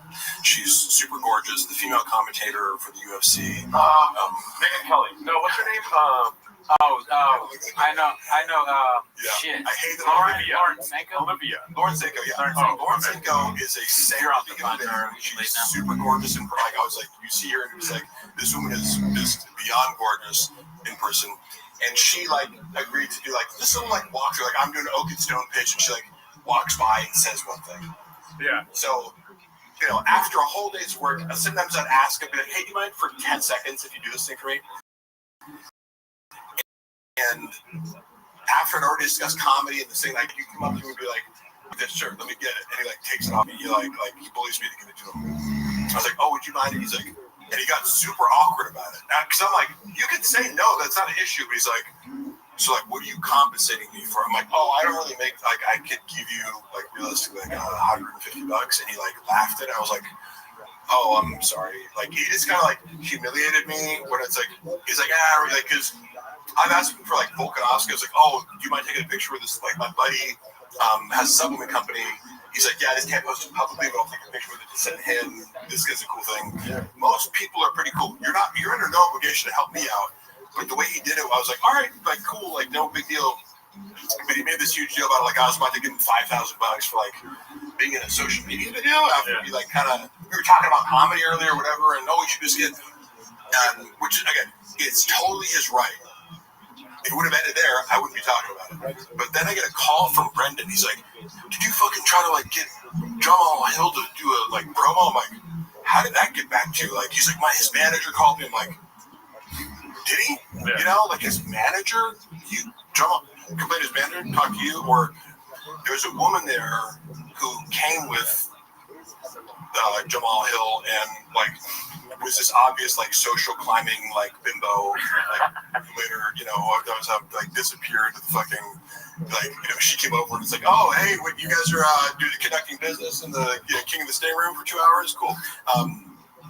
You know, but she was there. I think Shop had left and she was still there. I think she must have like used it as a predicate to like reach out to Shop. She's like, oh, does you know like Mark made John really uncomfortable, like as a way to like kind of be like, oh, I'm on just again for your best interest, but like, why am I being reprimanded about asking a simple question to a guest? Like, we're in a production studio. Yeah. He just was he paid for this whole episode? Like, I like it was just because again, I'm totally open to being said no, but Brendan even considered it was like this was the worst episode of like Food Truck Diaries ever, and I don't disagree. Yeah. And that again, he doesn't know me anything, but I left it salty taste in my mouth because we're just like, you could have not been a dick about it. Just because people who are bigger than you, like like Laura Sanko doing one for me was fucking so cool, and she's like gonna be, you know, bigger than I don't know. I just think she has way more appeal than you on social media. Jamal Hill. Or I missed something. Yeah, although he is like, I mean, he was champion. It's just, he's become. The world is now seeing that he's very likable as he copes with his losses. Like, I was not a fan of his. It was funny because Brendan was like, "He'll never be champion," and then he was. I was kind of like, wow. Like, it was funny that you kind of like said that to me. I was agnostic as far as his fighting skills, but Megan Olivia. No, it was Lauren Sanko. Okay. Laura Sanko is gorgeous in person. Like, she looks hot on camera, saying in person, it's like, has Mark answered who Bob makes cleanup is used? Whoever the fuck is there, probably George or the janitors or activity inside info about the Pure Spectrum. Yes, okay, Pure Spectrum lawsuit. Great for kids. That's a great question. All I can say is Brendan introduced the idea of the Pure Spectrum lawsuit. It must have been 2021 because we were at Zoo Culture lifting alone, and my recollection is not exact at the time frame, but we were lifting there, and I wasn't yet working at Thick Boy, so I believe it was like summer 2021. Somehow this gets brought up. He's like telling me that he had to sue them. Yeah. Right? And so his version of events, again, when I first know him, so I have no reason to distrust everything he says. Anything that Chop says is like, take it with a grain of salt, because if it involves him being wronged and other people, like, and money and numbers, it's like none of this is potentially true. There could be a kernel of truth, or he could be flipping it entirely on its head to like project, you know, his bad deeds onto other people and reverse victim and offender. But he told me what is literally an upside down version of the story that is on record now, which is he said this. I was working for the CBD company. Like, I got an ownership stake in it. They came to me and like offered me this. Like, and he presented it as I'm getting like I own a portion of the business and it's like paying some sort of dividends each month, and everything's going great. And then slowly that starts to dwindle down to the point where I'm going like, what's going on here? And I'm condensing this, but it's like the accusation that Shaw was making is I'm being fraudulently, like, kind of my stock in the company's being diluted or something like that, or I'm being like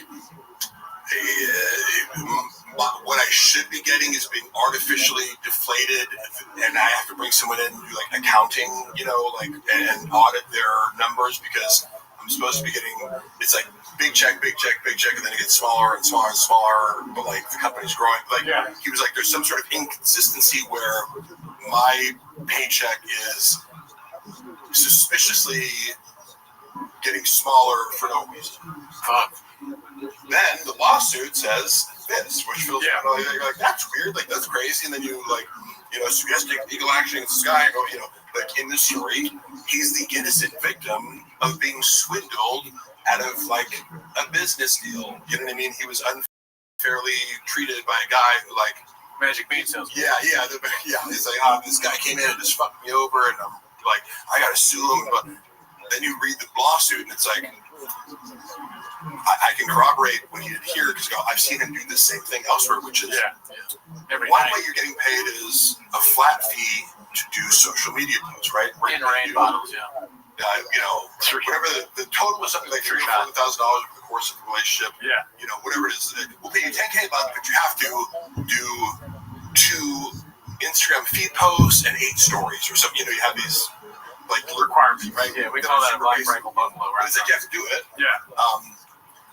He did nothing. Yeah. He didn't post once, right? So it's like not just like, oh, we missed one here or there.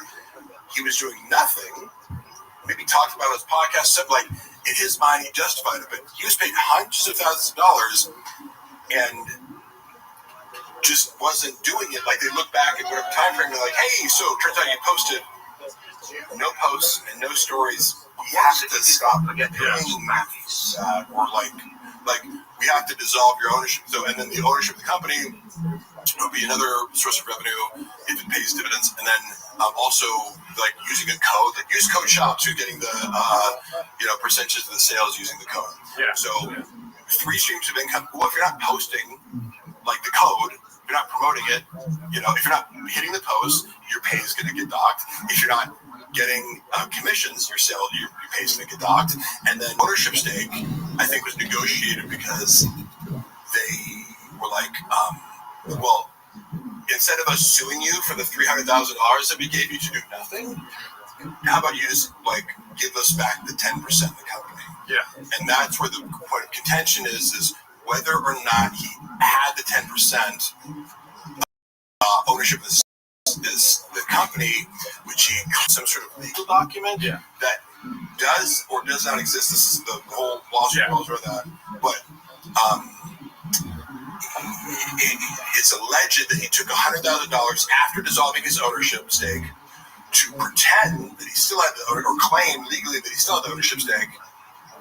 Took $100K cash from these KGB guys in order to oust the CEO like in a hostile takeover, because it's like it would be like, these guys own 45%, the ad shots 10%, now you have a majority stake and they can oust you. That's like to go, that's kind of the opposite of what you told me. Which one's true? Gee, wonder who's telling the truth. Yeah. Sad, because at the end of the day, that whole CBD thing was about the kids. Giving CBD to kids for their type 1 diabetes. And I think he justified, because I know he justified it in some way. Probably him crying about it on a podcast once was like, I did the promotion. I talked about CBD and how it cured my kids' seizures, and therefore I am God now, and give me $500,000. When I see a kid, I'm just like, you want any CBD? And I do my jack, not like a Magic Mind. I'm like, you want some Magic Mind? I give it to kids all the time. Yeah, this guy's a real narcissist. The boys are get tired. You know what? I'm autistic, bitch. Hey. No, I was going to ask him about the CBD thing too. We want to talk about CBD, and you know what? If you have a problem with that, that's your problem. Why don't you go back to Dallas? I love it. If you allege me of being a narcissist, why don't you use the diagnostic criteria? Oh, you don't know what the fuck you're talking about? There's 9 of them. Can you name them? Can you go into theory? You ever watch Sam Vaknin lecture on narcissistic personality disorder, borderline personality disorder? Oh, y'all must have forgot. Y'all must have Where are my pencils? Yeah, people accuse me of being a narcissist who know nothing about narcissism or any form of personality disorder. Sounds like somebody is not watching the YouTube. Oh, give me 1 second here. We got a guest coming in. Oh shit! We got a motherfucker zooming in. Oh shit! Who is it, Daddy? Oh, I don't think he's there yet. Okay, he's not there yet. Wait, let's not. Oh shit! Is that Brendan Walsh? You got Brendan talking about Brendan on another Brendan. What's up? What's up, Walsh? Dicey. Wait, you're okay. You're unmuted, dude. Unmute. You're mute. I'm gonna text him. You're muted. How about this implied mark? Yes, I am. Oh, there he goes. What's up? What's up, Walsh? How do you make a big How can I hear him? Oh, are your headphones kind of fucked up or something? Let me see. Oh yeah. No, it's like this thing. What do you hear now? It's like this. Like hello. Can you hear? I'm lost in the sauce. Go ahead. I can't hear him though. I can hear him. Brendan, we can hear you. It's just Mark can't hear you. Oh, okay. Yeah, you're good. Can you hear him? No. You mess with these a little bit, and you'll see. Dude, so Walsh, what's up, man? It's like we've been watching the 24-hour Gringo Poppy with Mark Harley. Sorry, he couldn't be at the beginning of You're also. it. What are you up I to? guess don't have anything better you can be doing with your time. Wait, you can't hear. Yeah, I'm gonna take these. Oh, you can't. I'm gonna get my headphones. Yeah. It's all crazy here. Yeah, sorry. Yeah. And, you know, Now I can't hear. can you hear me? No. Oh, let me see here. Where are you at? Is that you? Is that you? Is that you? Is that you? Is that you? Yeah, that's me. I got it. Okay, We're gotcha. good. All right. Technical difficulties, but I can hear now. What's up? Now Walsh can't hear. I hear you. Okay, good. Truck log difficulty. Where are you at right now? Nice. Great place. Never been. I'm fucking a lot of chicks. Oh, hell yeah, dude. Hell yeah, dude. DMing. Have you guys ever talked to, or have you ever met Mark Harley? No. What's up, bro? Hey, real quick. How many chicks you fucking? I was just curious if you did have any hookups for addies and baddies while I'm here. Bro, I got all the hookups. I got friends in dark web places. So how's it going with the watching? I mean, you know, could there be a better way to? I think we've watched it 15 times. Oh yeah, we watched we watched it a lot already. Yeah. We've got. You guys ever watched the whole Really? Yeah, it is pretty long. Walsh, do you have a favorite bit from a Gringo Poppy that you can remember? Oh, the I one? Did it go mute again? I don't know why. I'm trying to fix this. We can't hear you. That's the other. Oh, he's muted. By the way, He's muted again. You think Bob is still on? Can you hear us? How bad of an organic was he? When I was working for Thick Boy, Brendan was on so many substances every day. As like a business owner, it's like he's drunk, he's on kratom, he's popping Adderall, he's fucking like his nicotine. It was like. So you tell the story because we can't hear Brendan at the moment. Oh, we're trying to fix the audio. Tell the story of what Brendan being a drug addict. Yeah. It wouldn't surprise me if he got off of drugs. Like I don't think he's somebody who would necessarily misrepresent that because it was all pretty out in the open when he was doing. Yeah. Now we can hear Walsh. Sorry. So what was your favorite bit from Gringo Poppy? I think I like when he makes his eye go like this. Wings. Yeah, the COVID stuff is good. You do stand up? Yeah. Oh yeah. That's well, yeah. Mostly, I am the head coach for my son's T-ball. I don't know how. Yes, that's right. Is that why you're in Sacramento? You're doing some T-ball stuff there, B? Yeah, travel ball. Oh man, that's brutal, dude. You got to do a lot of time with travel ball. I'm surprised you could do this. Thank you. Well, it is funny. I mean, I texted you this, Rudy, but it's like, it is weird, you know, like reading. I dip in and out of the Reddit. Sure. I feel like it is an unhealthy. What? No. Get the fuck out of here. I do have the empathy, too, where I'm like, God, can you imagine, like, put yourself in his shoes. Like, imagine you stumble across a Reddit board where people are just picking apart every second you're looking. Can I tell you, though, I felt like that because I didn't know what it was. And then the first time I ever appeared on TFK, barely knowing Brendan or his history or the Reddit or anything, all of a sudden the next day I appear and I'm like, they bring me out as like a guy to talk about lifting weights and anabolics and dieting and stuff. So I'm like giving what I would consider benign advice to people. And then the next day, like, I'm being bombarded with, like, you fucking ugly loser, you're the worst actor. Like, because I at that time, I only had, like, acting reels on my YouTube, and it was, like, thousands of comments, like, you're the worst fucking actor I've ever. I'm like, what the fuck is this? Like, what did I do to these people? You know, and having no concept. But then Brendan was also like, did you get a bunch of hate? Like, just want to let you know. So I'm like, I immediately dismissed the entire Reddit as being full of crazy people. But then you have to, so I was like, oh, okay, yeah, they're just lunatics. But then you go back and go, well, Brendan has been, you know, a public narcissist who, like, compulsively lies on air for, like, a decade before this. So there's a reason for it, you know, because he repeatedly makes these mistakes, even just, you know, pronouncing words. He's a lolcow, like, but yes, it would be scary. However, if I was him, like my best advice would be like, if you could go back in the time machine, lean the fuck into it, dude. Like own the community or participate, or if it bothers you deeply, pretend like it doesn't. Otherwise, it's going to get bigger and eat your life, you know? Well, I'm just curious how he does process all of this. Yeah. Yeah. He's aware of it. I mean, it's brutal. Everything in his go-to coping mechanism is anyone who's criticizing me is coming from a place of jealousy, which dismisses any criticism as legitimate because you're going, I'm superior to you. Over 100,000 people consistently. Yeah. And honestly, it's illogical. Really, that's what winds up sucking me back in, because like, you know, I'll tell Tony this too, where I'm like, you know, I have better things to do with my time. I can't fucking do this shit anymore. And then, you know, I'll step away for, you know, a month or two for free, and it'll just be one of those things. Like late at night, I'm fucking, you know, everybody's in bed, goes to sleep. My girl, that's the thing too. You know, my name's Brendan. I'm a failed comedian. I'm a failed podcaster. It's watch sometimes because it's like close, you know. Yeah. My wife's name is Johanna. Is it really? Taco Bell, she's not Taco Bell Mexican. Right. I mean, you can relate. That's part of what brings us in.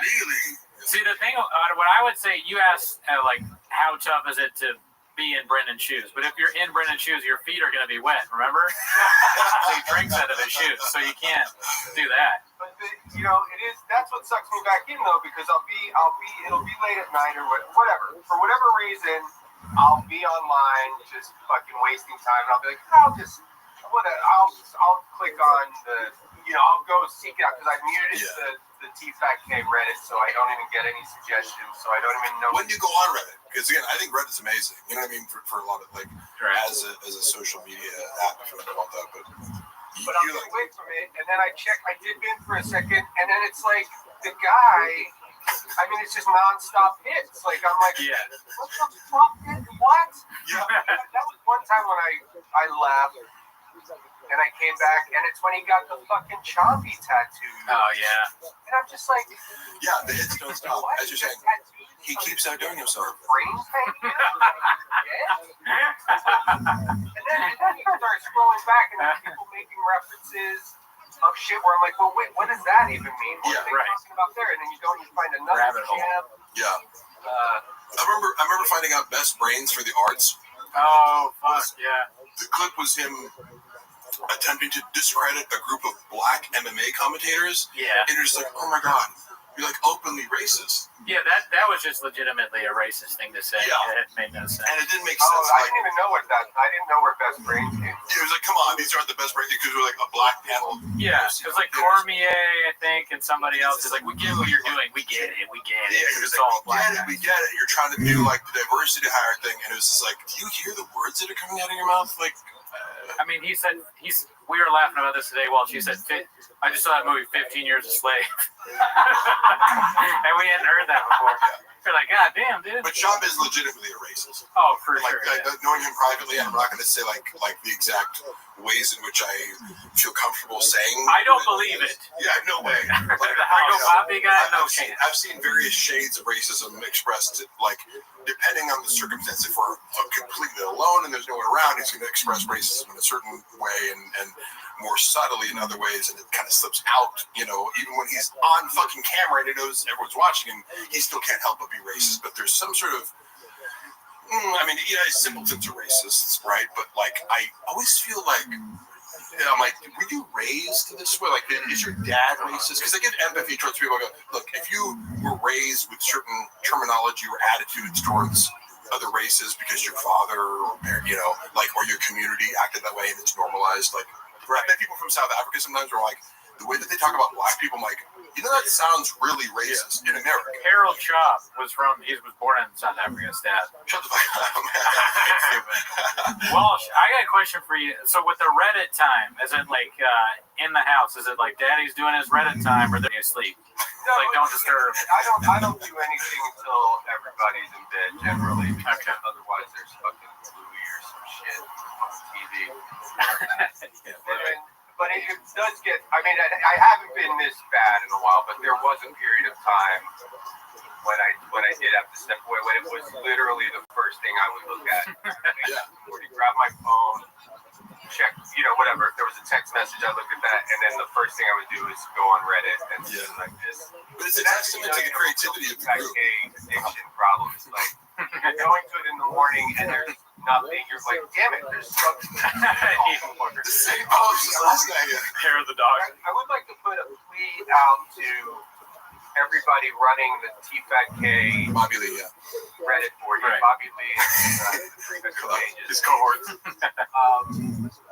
If we can please make a message across the board, because they did this with you, Mark, where I think they had to blur your face. Yeah. Can everybody please blur Callan's fucking feet when he's wearing a jacket? Yes, dude, fucking yeah.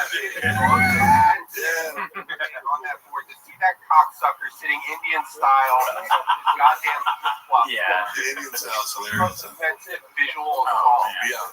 What a great call. Because you're like, is that even comfortable? With the big gay lions. Make it mandatory. If there's any clip showcasing Callan's feet, you heard it here. At least the clip until the feet are pixelated. Well, it sounds like you're running for office here, dude. I mean, like you're going to be in the cabinet. Brian Campbell, watch out. We got a new guy. Strong action. Skits and bits party, dude.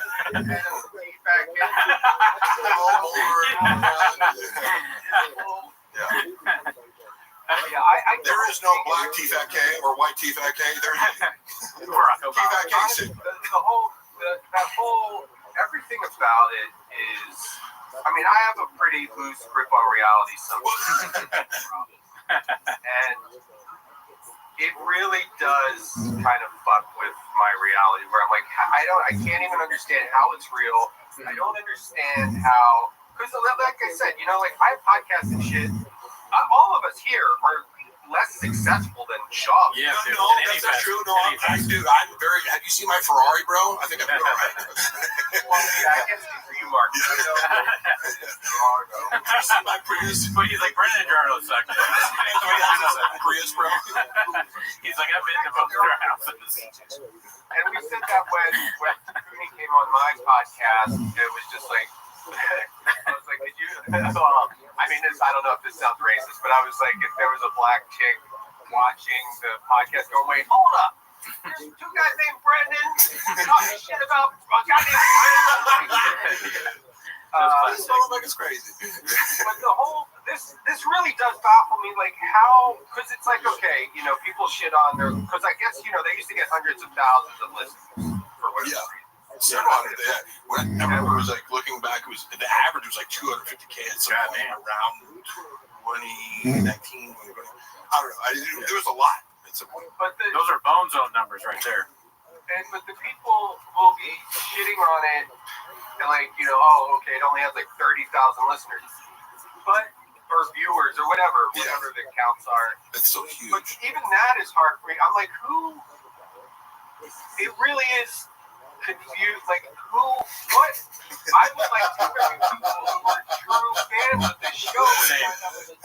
Get it, and it's just from a fascination standpoint. I mean, that's where all of my interest in this is. Like, I don't even revel in,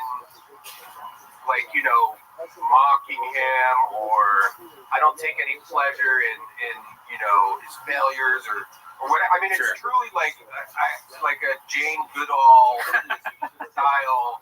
I'm just completely fascinated with it, and I can't wrap my head around the fact that any of it is real on any level. Like and I do vacillate from thinking I can't give him this much credit, but I mean, because I do try to look at the positive. I don't know. I want life to be nice and amazing. Yeah. So I'll think this is maybe he's some kind of a genius. Like maybe this is a true next level Andy Kaufman thing going on. Wouldn't that be great? That's the only acceptable explanation, even though I know that it's not true. Yeah. Right. But what that would be amazing. What if it is? He masked off Pagliacci. We talked about this before, but I think it's fascinating too, and I think it's something that it's evergreen. It keeps going because he has all these hits, like you said, and he is fascinating in a moronic way. Either way, yeah. I mean, it's like every time, and I don't check in on it every day. Now, one of the funniest things he said recently was that I have no skills, which is like so ridiculous. I was like, everyone, it's like, this guy's like, everyone, this is like the, he's like, I gotta use it. So that's probably what you're thinking of. That was his 1 minute. Yeah. There's something new, and it just blows my fucking mind. Hold on. The new stuff that I remember, like the last one was the moonding. He said land moonding. That was big. Yeah, because even just as I said, the malapropisms and dyslexia based. I don't know enough about dyslexia to say this, but it's the most innocent form of what he does because you're mocking somebody with like a speech impediment and some sort of what would you classify dyslexia as? Like a learning disorder? Yeah, learning disorder. Right? So, but sometimes people will stop at that and go, oh, that's not funny. It is funny, but it's like you could go like, don't be a bully. But it's like, wait. He's a bully. Watch this guy further and start to understand that he's actually a narcissistic bully. And then you have a whole new world of like things to justify the It's really hard to defend him. If you know him well, but on the surface level, on a regular basis where it's just mind blowing. And then what else has he done recently? We've got a poll in the chat, and I just wanted to check in on the viewers. And I asked him because Walsh was talking about the hair of the dog checking the Changs in the morning. How long do you spend on Changs? And the winner is 8 inches. Of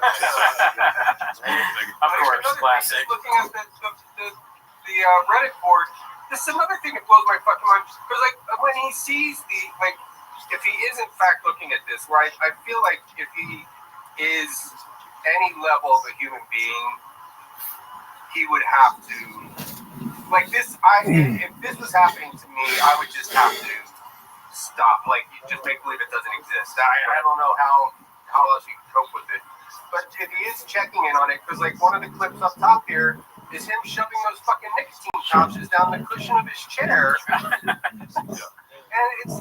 that's the thing, is anytime you try to find a shred of humanity in this guy and have some kind of empathy, all you have to do is open up the Reddit board, and within 2 seconds you're like, never mind, fuck this dude.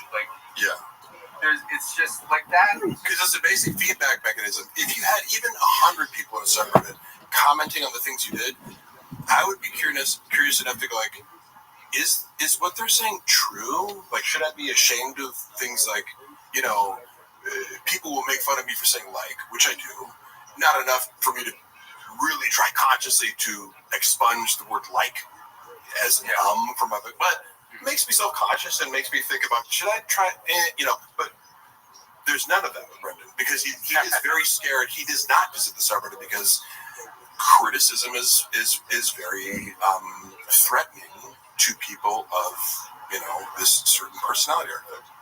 So is he just? I mean, he obviously was raised in a certain way. I have some insight into that I thought was interesting. If you want to hear, suffered any criticism or that? Yeah. One story sticks in my mind that I think you could extrapolate a lot from, and he tells this story because he has these moments of vulnerability, and he's telling a story that seems genuine and sympathetic, as you couldn't make up the details. It's not, when he's telling a story where he's the hero of the story, it's less likely to be true. But sometimes he'll tell a story where he's the victim, where you go it's embarrassing enough where I can tell there's real pain there. And one of the stories was, as a kid, do you know the story? No, I'm just laughing. It's embarrassing enough that there's real pain made me laugh because I'm a bad person. So I'm a bad person. I'm just laughing. No, I'll be I'm trying to describe it because, you, by the way, people think I have animosity towards Brendan. It's no, he owes me money and he's tried to smear me, and I keep that warfare kind of private. I can also look at it objectively. Oh yeah, Walsh. By the way, if you ever need a lawyer, we had Mark's lawyer on earlier. I know you have Frank Cum. He might rival Frank Cum, though. He's Rob. What's his name? Rob Pebble. Rob Pebble. Elliot. It sounds fake. He's like It doesn't sound Robert Pebble. He would have like a crazy. Shab has no fucking idea. His name is Danny San Francisco. Shab is banking like, because I did the settlement conference that went totally sideways because they were like, oh, here's you're like on paper you're owed $150,000. We'll offer you 2.5K. I was like, suck my fucking dick, bitch. Like, but my lawyer wasn't there, so they think I'm like, I don't have a lawyer, and I heard like basically what the defense is going to be because I heard the lawyers regurgitate what Brendan told them. I'm like, oh my God, like, you have no idea that he can't back up anything that he's saying here. But go ahead, believe that. I'm sorry, I derailed you. The story I was going to say is, as a child, let's say he was, I don't know, between 10 and 13 or something, he starts off by saying, I used to love strawberry ice cream. And if there's a gallon of Neapolitan, we'd dig out all the strawberry. Oh, yeah. They're fresh, like. Yeah, I hate to say this, but I'm familiar with this story. But that gave me insight into his childhood trauma because my parents, like, right, I can list off any flaws or whatever, but I go, to shame me about eating it's not something that would happen ever, even if I was fat, like saying you fat fuck or something, whatever his dad said, because he comes home and he's like, Brendan, did you eat all the fucking strawberry ice cream out of the which is a stupid thing to do, but it's a kid thing to do. But like, clearly Brendan has always been self-absorbed, and he's like, I know, I'll just eat all my dad's fucking ice cream, like eat this one part of the ice cream to myself. And my dad he yells in the room and just goes, did you know fucking strawberry ice cream? He's like, yeah. He's like, fat pig or fat fuck or fat pig or something. And his response, remember what his response was? He's like, oh fuck, it was like a dagger through my heart. So that was the moment where I'm like, oh, your dad hurt you. And trauma aside though, yeah. The fact that he has managed to go this far in life, with just never really learning anything. I assume his dad is his dad funds everything he does. He doesn't this. His dad made actual success. Actually made that like the Pentium chip or something like that. He did something where it was the diamond mines are pretty profitable. The emerald, he says the Emerald Empire. He actually built a business, rather than CT Fricka. I think I'm surprised that there hasn't been like an actual. I guess there's like the those YouTube channels like the Beige Frequency and Elephant Graveyard and shit. But this is just, he's such a fascinating guy, like to have a real true documentary made about this guy. Oh yeah. But I guess you can't really keep up with it because by the time you're done editing, they're going to be like, he did 70,000 fucking crazy things since you. That's facts. That's facts. Documentary. Yeah. So there has to be like an ongoing like reality show, like. I don't know, like a reality show would just be like a fucking. That's such a good idea. Useful because it's like hive minding. It's like who's going to watch all this shit and come up with find the footage that matches him contradicting himself and previous things. I never watched that Beige Frequency documentary or whatever it was where it exposed all like the lies in his before I met him, because I met him and was like, oh, this is a guy who Chappelle Lacey opens for. Like I had a clean slate as far as meeting him, so he just seemed pretty normal to me. And I didn't have an incentive. Once the subreddit attacked me for appearing in his world, I was like, oh, these are crazy people. So why would I seek out more information about this person when I feel unfairly attacked? I think. And then later you watch a page, you're like, oh my God, he just lies about everything his whole life. By the way, the chat is saying that you guys are on Baja mode. I don't know what that means. Thanks, chat. I think that you guys have a great idea with the reality show. I would watch that, but my thing has always been documentary on specifically the Gringo Poppy, because that is the most important aspect of his work. I want to work. I'm being serious here. I want to work as. I was talking to Adam Sandler and Yasiel Puig the other day about this because we were discussing ideas and all that. And they were like, "Yeah, you got to do this. This is your thing." So that's something. But no, I do think that the main thing that I would like to see is a documentary on the building of the set. Who wrote the stuff? How did he come up with the jokes? Like, what is people's reaction to it? And then obviously Papa comes in it, and we interview him at some point, or the director does. I would like to contribute some things like I could add a few key details, not everything, but I go like, I was there for the conversations where, you know, I'm friends with the editor who's being tasked with like you're sending.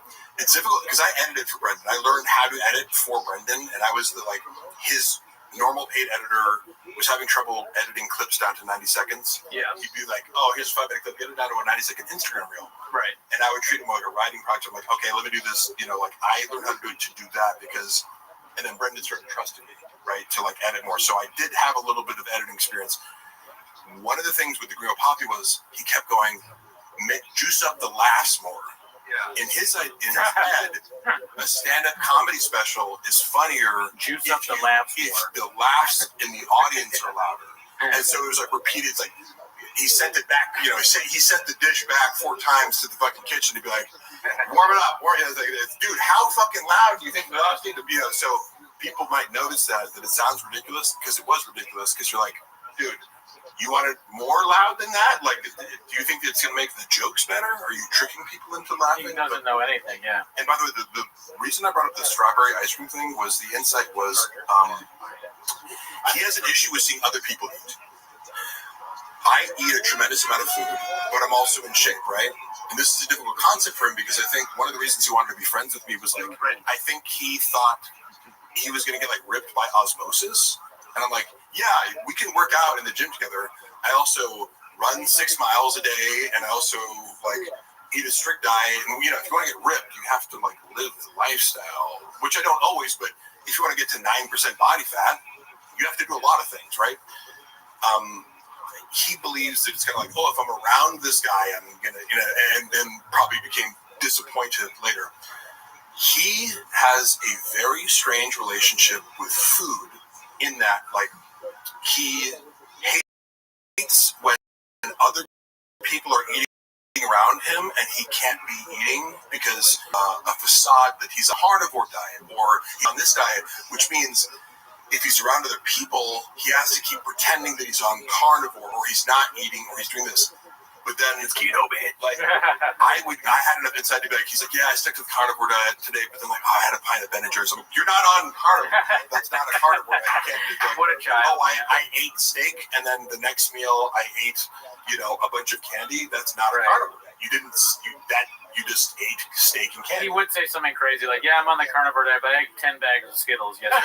Like, that was every day with him. I don't think he stuck to a diet for more than 18 hours at a time. So I go, well, you wonder why you're not losing weight is because you just like you're eating an additional 1,000 calories of fat every day. So, but he would in the green room because like in the green room he's in charge, right? The Oprah isn't on there, but that's where we get fed, right? So I'm ordering like, oh, can I get 2 orders of chicken tenders because I eat a lot of fucking food, and if it's Saturday, yeah, I eat good all week. I'm gonna have some fucking chocolate cake or something because it's free at the Improv or He hated it. He'd be like, Jesus Christ, Mark. Like, I'm like, do you think you can shame me for eating a lot? Like, that's not how that works. But it's like, it sees your joy. And I'm gonna eat in front of you and have no shame. You have shame over eating, and that's your problem. But I see you trying to shame me the same way your dad shamed you, and this is part of a body dysmorphia or eating disorder complex that you have that it becomes very transparent because he has this like contempt, for other people eating around him, and the multiple stories that see like but the moment he could get in private, like he wouldn't want to eat before show, but then after show, he's like, let's go get pizza. I'm like, aren't we supposed to be dieting or like, you want to go get pizza at 1 a.m.? Like, He's like Chuck E. Cheese. Let's go to Chuck E. Cheese. His relationship with food is they have a cat down. And I gotta jump off here real quick. But do you think he would his like narcissism? Would he give like if somebody did present him with making a weekly reality show? Yeah. With him, would his narcissism outweigh his? Do you think he would allow that? So would he allow a camera crew to film him and his family? If it was yes, if you pitched it to him as this is something that's going to glorify you and humanize you, which I when I came into his world, I was like, because I'm a writer I go, and a student of storytelling, I go, the best thing you can do is to counter the narrative from the subreddit, which they've co-opted your life story, right? And they're telling it for you because you don't want to tell it yourself accurately. You don't want to talk about your UFC shit on stage. You don't want to talk about, I go, you haven't written your narrative. You need to write a book or do something where it's like, I am Brendan Schaub and I'm XYZ. You're not doing that well enough, so other people are doing it for you in a very negative light. So my first recommendation to him was like, you need to reassert your own narrative. Hire a ghostwriter, hire me, hire whatever. But what you're not doing, like from a publicist standpoint, is framing your narrative correctly, and you're ignoring the fact that other people are doing it for you, thinking that helps you. It doesn't help you. You have to combat that other narrative that makes you look like shit. But I had a few novel ideas that I thought were fun, but like. For example, I took over the TFATK IG and started talking to the voice of the page. I was like, I'm going to talk in Shabanese.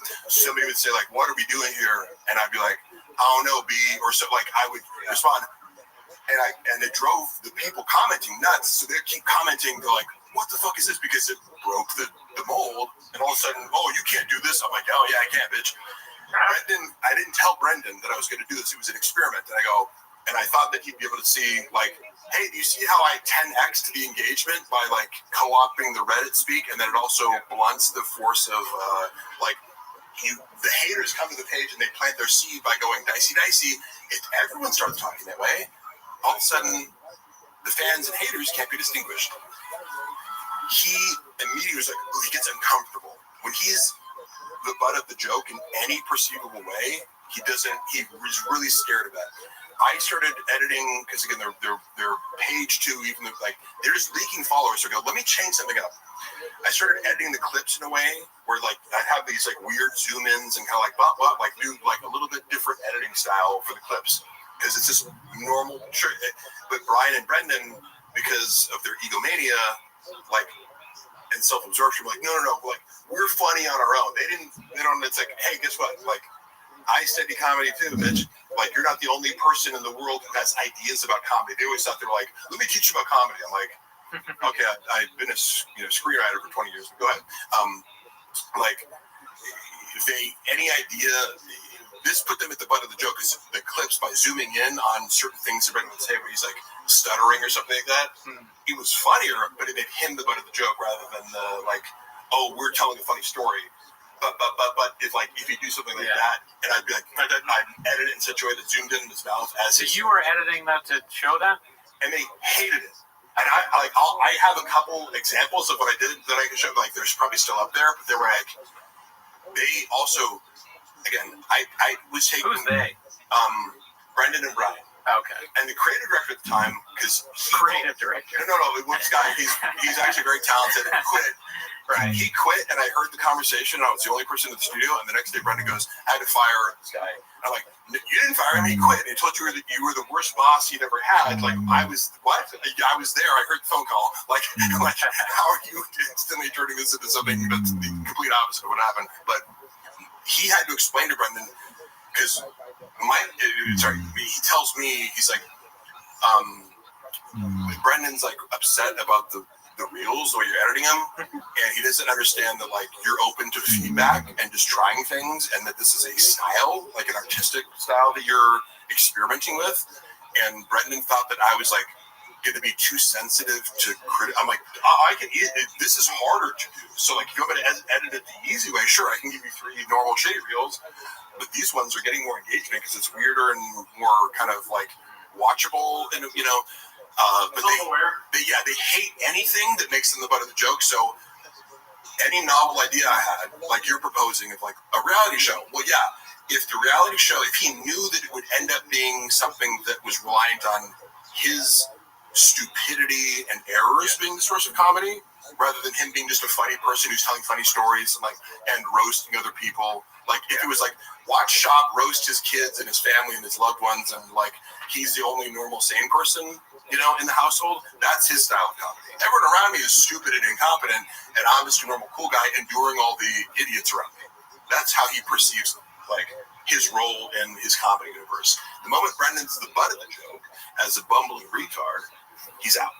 he would not even, entertain it in any facet. So you just gotta trick him into it, Welsh. Right. So we gotta figure out a way to trick him into this. Yeah. You'd have to do it long form and edit it all at once. Well, again, he's got to be kind of so detached from reality. I don't know if his wife would point out that, because I don't think you have to have an angle of, making fun of him. I think you just present reality, and it's he wouldn't necessarily be aware. Yeah. Okay. If it wasn't overt, you could make it seem to him like it was great, but it would read as funny. Okay. To other people. I got an idea. I gotta leave. Okay, sure. I just one question. How much does Callan get paid for being on the? My understanding from Brendan, which again take with a grain of salt, but also it sounds about reasonable, is that because Brendan takes a fluctuating percentage based on TFAC being around at the Thick Boy Studios and kind of taking care of the ads, stuff like that. Callan shows up, does his job, and gets $25K. That's my understanding. $25K a month. Yes. See, none of this makes sense. Nor does it mean, I go, how do you have a podcast of $40,000 where the split is, it's like $1 per listener? I don't know. I don't know how they get that much money. I mean, Harold must pay Brian that money straight out of the bank account from the Emerald. Yeah, and that could be exaggerated from Brendan. I don't know. Brendan Walsh, I just want to let you know, somebody has posted Jersey the Real Dog on the Fighter in the Kitchen subreddit. Request blur all future posts of Brian's feet. It's company policy to respect the victims. Bean cheese. You're making waves. I hope people stick to that. Yeah. Well, you guys have fun with your little hate rally. All right. Well, you and me, we're gonna do Windy City Heat 2 with Brendan Chopper. Okay. That's our next business plan. All right. Love you. Bye. Nice meeting you, Big. Nice meeting you. Thanks, bro. All right. See you. See you, Brendan. Wow, Brendan Walsh, world record pod. Check it out. Let's switch. Yeah. Here you go. We got it. Oh my gosh. Sorry, I've been running around. Let me see here. We have been playing the Gringo Poppy in the background that whole time, if anyone's wondering. How do you guys originally know Brendan? Just through comedy. Yeah, first Alan Strickland Williams. I know him from his Skits and Bits online. Skits and Bits. Yeah. So, Mark, what's the thoughts on college and peptides? Oh my God, Joe Rogan is a redacted, unfunny. Peptides are very low consequence. You can fuck up steroids and have some unintended consequences. Call money by promoting other talentless, unfunny redacts to the top of the industry. Okay, so think are the 3 worst comedians of the Rogan sphere. Great question, Truck Flip. What do you think, Mark Harley? I was going to let you guys go first because I feel more comfortable shitting on comedians after actual comedians shit on comedians. Okay, 3 worst comedians of the Rogan series question. Tony Hinchcliffe, Bert Kreischer, who's the 3rd? David Lucas. Oh, there you go. How dare you? So easy. That's my boy. Oh, sorry. I mean, no, I'm just kidding. I'm glad you stuck up. I will not stick up for your friends. Not enough people are sticking up for their friends these days. Yes. Yeah. I genuinely love David Lucas. We work out together. He's just always been a cool guy to me. So you guys play video games? Mark, how many monthly Patreon subscribers would you suppose to have right now? That's funny. So Unique most people send me Unique shit, and then he starts popping up in my algorithm. So I see a lot of stuff from Unique's channel, who I have an odd kinship for, or affinity for. He will say, "Oh, these posts are getting 60 likes, therefore it must be 60 subscribers," and I'm like, the 60 likes are probably out of 200 plus or 300 something. It's a fraction, Yeah. I would assume 500 max. Yeah. That'd be reasonable, right? Yeah, let me see here. Let's do a quick study. It wouldn't shock me if there was 500 subscribers. Because it was okay, if you get, let's say you get 50K monthly viewers, Look how strong you are. We got 438 viewers with 342 likes. Hell yeah. Someone says David Lucas works out. David Lucas is actually very strong, yes. You'd be surprised, me. He will twist your neck off. Wogsboss has a lot of stuff to say. Wogsboss, first of all, let's put all your comments into one comment next time, yeah? Did Shop farting loudly during the business meeting really ruin the sale of Tiger Fish? I've never heard that before. But 100. It's funny you could say shit like that. I go, I wouldn't put it past him. Yeah. You know, how could you like? Is he a gassy guy? Not particularly, but like it's one of these things where it's like you can see him doing it because he lacks self-awareness and self-consciousness. Yeah. He would rip someone else for farting and then turn around and fart somewhere else. Like that's the thing. He just has no principles where it's like the same rules apply to me and you. So you're disgusting for eating, but I'm not disgusting for eating. So it was this weird mix of like shame and projection with types like this. Let's see here. I'm gonna make this a little. Can you make me more tan? Do you naturally tan? I go to tanning beds and I also run it like if I hate to admit it, but it's like I look for my auditions that I usually get. It's like if you're looking for I get like the bodybuilder or this kind of it's like I've gone long periods without tanning. It's like when an audition comes up, they typically for the roles that I get, it's better to be tan. So either if I'm not tan from running outside, I'll go to a tanning bed. Like I wasn't, but I love donuts. Oh, what is that? The shop is. Wait. When he talks about his mom and like getting a vaccine because she likes donuts. Oh, right. Some free donuts or something. I'll stop the shop. Oh, no. Because you triggered something of the memory of like giving out free donuts for vaccine. Yeah, I remember that bit that he did. He was kind of obsessed with vaccines there for a little bit. Yeah, let's see what he has to say about vaccines here.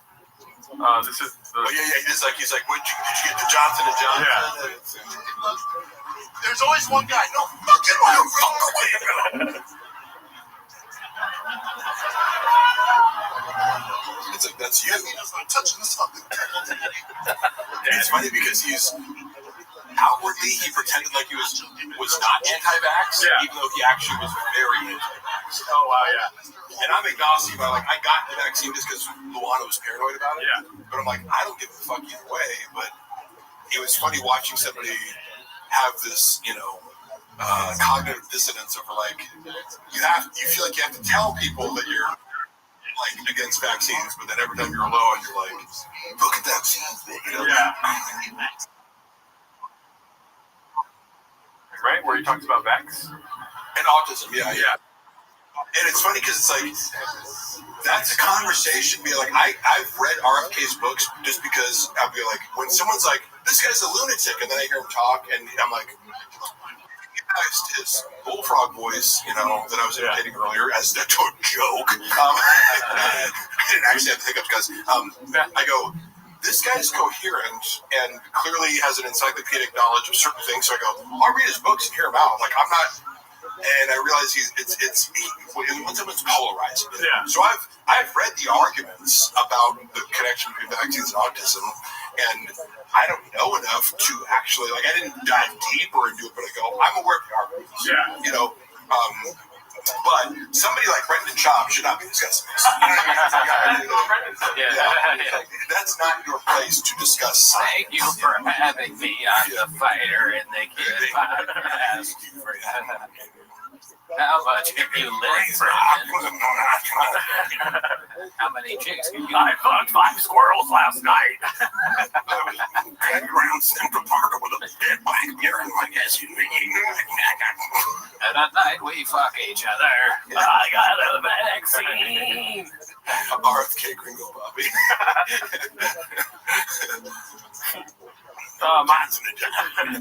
I transferred the comments over to here just so we could have a full screen. That's good. BGL is like Bradley Martin with a beach.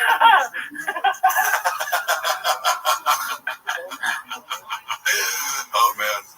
Did he do Bradley Martin? It was funny. Do people know about Bradley Martin and Brendan Schaub's dynamic? What's their dynamic? I know that he won money. Yeah, it was just funny because when they first started talking, it was like I got to witness them first hanging out, and it was always funny because I think like had I not been with Brendan, Bradley's so sensitive to social status, he would have completely ignored me. Yeah. All he cares about is are you in your 20s and a rising social media star that I can take advantage of? That's only so it's like. He sees my gray hair and is like, well, next, he would have I don't know, I don't give a fuck about you, but I see you paying a lot of attention to Brendan Schaub, and then by virtue of me being in his orbit, he's would acknowledge me. No, he was nice to me. Yeah. He was nice to me. and he gave me a ride at some point. Like, I don't have any problem with Rabbi Martin, but their dynamic was funny because, like, outwardly they're like, oh man, it was funny. Me and this guy was like Spider-Man. Me and like, you were the same person. Yeah. But then Brandon would talk mad shit about him behind his back because, again, anyone who threatens him, he tells a story of like they were doing a podcast maybe, and something came up where he's like, someone's like, who's stronger between you two? And Brendan's version of the story was, or like Brendan's attempt to be diplomatic, right? Now, Bradley Martin's super strong. Like, he's not just a big dude. He can deadlift 700 pounds. He can bench 4 something. You know, it's like he's strong as fuck. It's stronger than Brendan because that's what he does. Like, and you can just look at him and be like, yeah, okay, Brendan's strong, but like Bradley Martin's an actual power lifter. Yeah.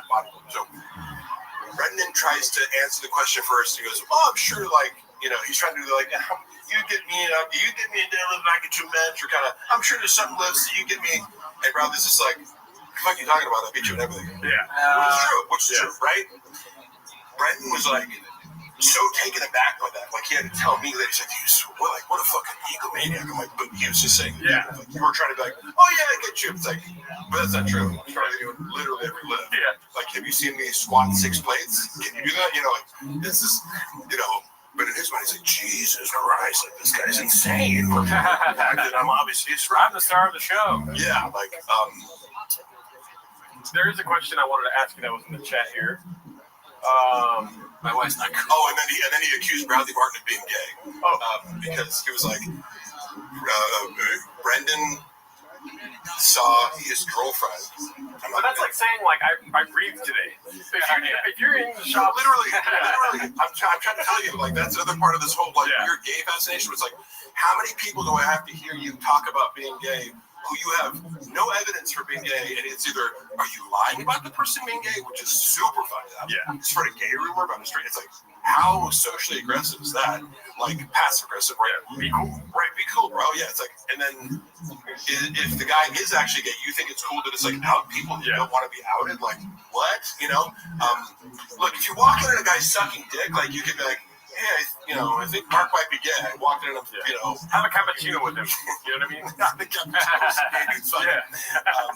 But the amount of times that I would watch him accuse someone of being gay with no evidence, the only evidence being he does something better than me. Bradley Martin's stronger than me. You know that guy's gay, right? Yeah, right. And he would say it in a way where he goes, it's like, if you disagree with me, you're clearly not. It's like you can't see it. Like, what? How he's gay? Yeah. Like, what part of oh my god, Bradley Martin is gay? Like, that he's fucking this chick that you like? Yeah. You know, you try to hit on it. But you could always play your shops game and be like, well, dude, he can never be as gay as you. But I wanted to highlight this right here before it goes away. Kodachrome Graphics. Mark, do you have plans for a new podcast? If so, do you need a piece of an editor? Just plug your podcast. Hit me up. Hit me up on Instagram if you want to do that. Me and Luana, as I mentioned before, we've been filming episodes of Hella Toxic, and basically I'm not going to release it without her permission, but we're arguing over the source of like the comedy. I'm like, the fact that you're walking off and getting mad and we're fighting is the source of, I'm like, that's what it, so we're kind of arguing. We shot a bunch of stuff, but empathy for Luana, which is she doesn't have experience podcasting, and I am a little bit impatient. Like, I could be more gentle. However, it's like, as I'm setting everything up and it's like hot outside and I turn off the AC, it's like, I'm like sitting there sweating buckets and she's like getting pretty. I'm like, hey, could you could you wait a little bit, like, or just not be in a bad mood when I'm like, I'm doing all the work over here and sweating my ass off, and then you're like, you know, I need to be here. Luana? I'm Luana. Yeah. He's the Luana of the pod. What? I'm the Luana. He's the Luana of the pod. Yeah. I lose my shit. Yeah. Oh yeah. Oh, like yeah. All right. Have this on camera where I'm like, hey, you know, I'm annoying the fuck out of her, and then she like walks off, but I'm like, no, Luana, like, now she's mad about it. She's like, it doesn't make me look good. I'm like, nobody cares whether you look good. Like, I don't look good because I'm being annoying. Yeah. None of us have ever looked good at probably at all. It's like, but so I'm currently trying to convince her to release this footage. Or I'm like, no, that's like, people don't want to see two people getting along. Yeah. You know, swimming. It's like, hey, here's our like perfect, fine relationship. I'm like, no. It's called hella toxic. I know. And then you guys are just getting along and everything's working. That's why I'm like the joke that I came up with, that she admitted, she was like, she even told me on camera, like she walked after, she said, this whole fucking thing about the last episode every time, it's so stupid. I'm like, no, this is because you're doing what I predicted. You're walking off. Yeah, you're gonna let she's toxic. You know what you should I'm out with your chocolate. You should, in the intro, have you like lifting a car. That'd be great. That would be fucking hilarious. Yeah. That like the intro theme song. Yeah. And then have her in the car like rolling her eyes, like here we go again. Kind of it's like, oh god, Meanie fetching, meanie delta, meanie Let's go leaning into it. You should. That sounds good. But yeah, check out Hella Toxic. It's on Mark Harley's YouTube channel. There's just one episode out right now, but like, okay, the real truth behind it, we released that first episode. It's the fake first episode because we filmed the real first episode, and we spent too long talking about, like, we just seen this movie Sinners. Oh yeah. And we were both bitching about how we didn't like it, and she's like, suddenly as we were about to get to a part where we had planned, which is we wanted some our narrative, and we were like reading. We kind of like read out messages from where we first met 10 years ago, like on OK Cupid when she was in Germany. I was like, well, I want to make that part of like the serial narrative aspect of it is we're going to tell our story, but also just like banter. As I'm about to like pick up the binder with the thing, she's like, "This is fucking sucks." Like, and she's like, "Well," I'm like, "Wait, like, come back." Yeah. Like, no, that was fine. She's like, "We're talking about Sinners for 40 fucking minutes." I'm like, "It's okay." Yeah, like, she thinks too much. Right? Yeah, it's like trust me. People aren't like, "Wait, they spent a minute too long on talking about a movie." Yeah. People are just listening to it. Man, if you think too much, you don't get great shit. Like Gringo Pop, he didn't put any thought into this. No, exactly. Put it on YouTube. Yeah, part of I forget sometimes that I'm like, you have to practice that, you know, and like just the art of releasing your inner critic and talking nonstop, right? Yep. And so if you're trying to worry about looking good, you're gonna speak less and skip slowly. Yeah. And also, you should be like, in a couple weeks, you're gonna be like, I have nothing to talk about. If you only want to stick to like random topics. Yeah. Like so, just let it unfold, and if work on the dynamic of making like feeding off of each other. Can I give you some constructive criticism? Yeah. Because I've listened to the first episode. Okay, yeah. And you guys should invest in some of these, dude. Oh, I fucked it up before. I have this. Yeah. I wasn't connected. I didn't realize. I was like, oh, they weren't. It was like the camera. So then we reshot another one. I'm like, motherfucker, like, I didn't even know how to work them. But these are great. I had that exact one. Okay, so cool. We were wearing them. Yeah. And I was just like, someone's like, oh, the camera's picking up the audio. And I was like, no, it's not. We had them. And I'm like, oh, shit. That happened to me the first couple times I used it, too. Yeah. But it's super effective. And do you guys use a phone or do you use the camera? You just use a phone, but I just got a camera. That camera. I was experimenting with that. I'm like, it looks way better. Yeah. Yeah, even with the phone, it has that nice little hookup. But if you guys have good audio, I'm sure you guys are going to take off. Yeah. Well, my only point of doing this was like, we filmed the first episode on our 10th anniversary because I'm like, look, we can wait to like do the perfect fucking setup and everything, like, but that's gonna happen a year from now. Like, they're like, okay, when we have $5,000 to do this, I go, put the camera up, put it in a fucking living room, and just let it run. One angle, whatever, because then it's also like, there's no editing where it's like to make you look good again. This is just it.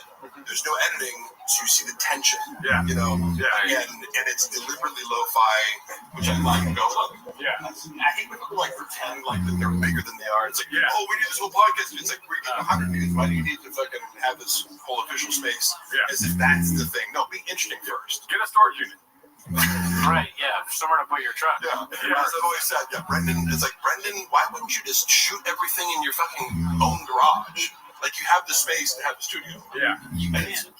Like, why wouldn't you just make that the thing? You can't wait for success to come to you. That's why we don't have a Rain sponsorship, but we have Rain out, as if we did. Yes. Because one day Rain will find us. They're like, you guys are great. We love what you're doing. Beast of manifest. We're fake it till you make it. Marketing geniuses, just like off our, forefather Brendan Shaw. I've actually been waiting for this moment, Mark. If you could do me a favor, please. Yeah. I will cue the music. What I need you to do right now is focus really hard. Right? And please use the keyboard here. Yeah. Spell my name. It's Gerdo. Oh, shit. D-O. Sorry.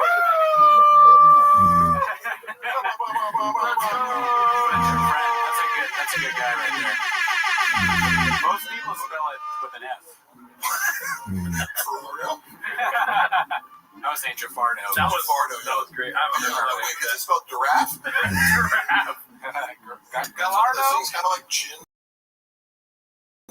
Not knowing your. How did you like figure out how to feed yourself? Yeah. You know, Nice Mexican man. how did you like? My name is Gerardo. Gerardo, can you get me some Direct. benzos, please? Benzos. They're all trying to tell you how to spell it. You got it right, y'all. Gerardo. Just Tosto. Geraldo.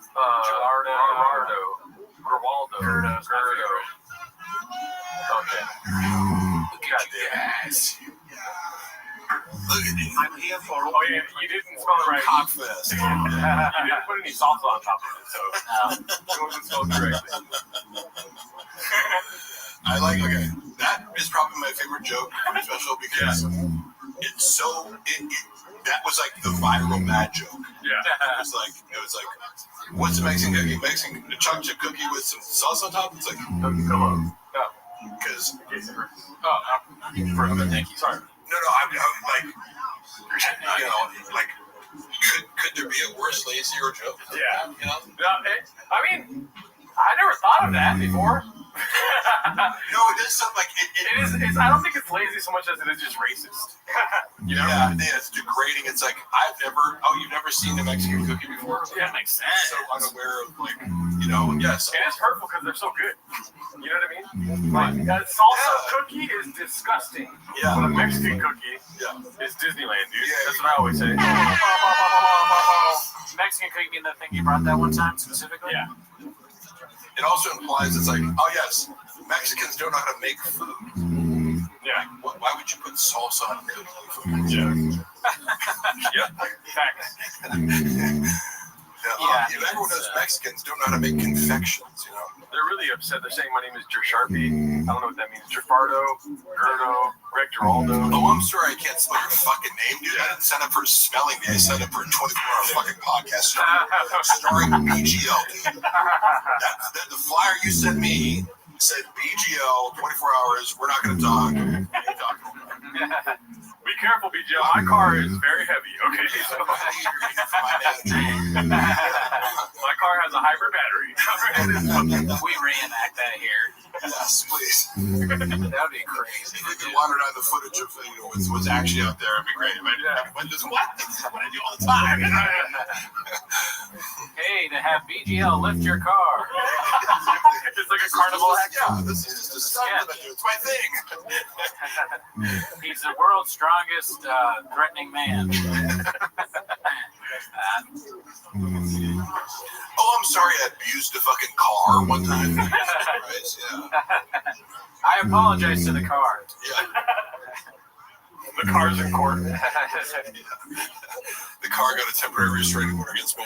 You know, he couldn't do that to a truck, though. Hey, Mark, please confirm if Baba ever told you that he had Daddy hour time with Whitney Cummings. Yeah.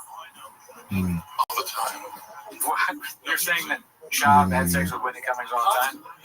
I mean, I'm just saying, it's my honest perception of it. Oh my God. I have actual confirmation of it, and my inference from, I'm not making a stretch, I'm like guessing. It's like my impression based on what he told me was that they have had casual sex as friends over the course of 7 years. Yeah.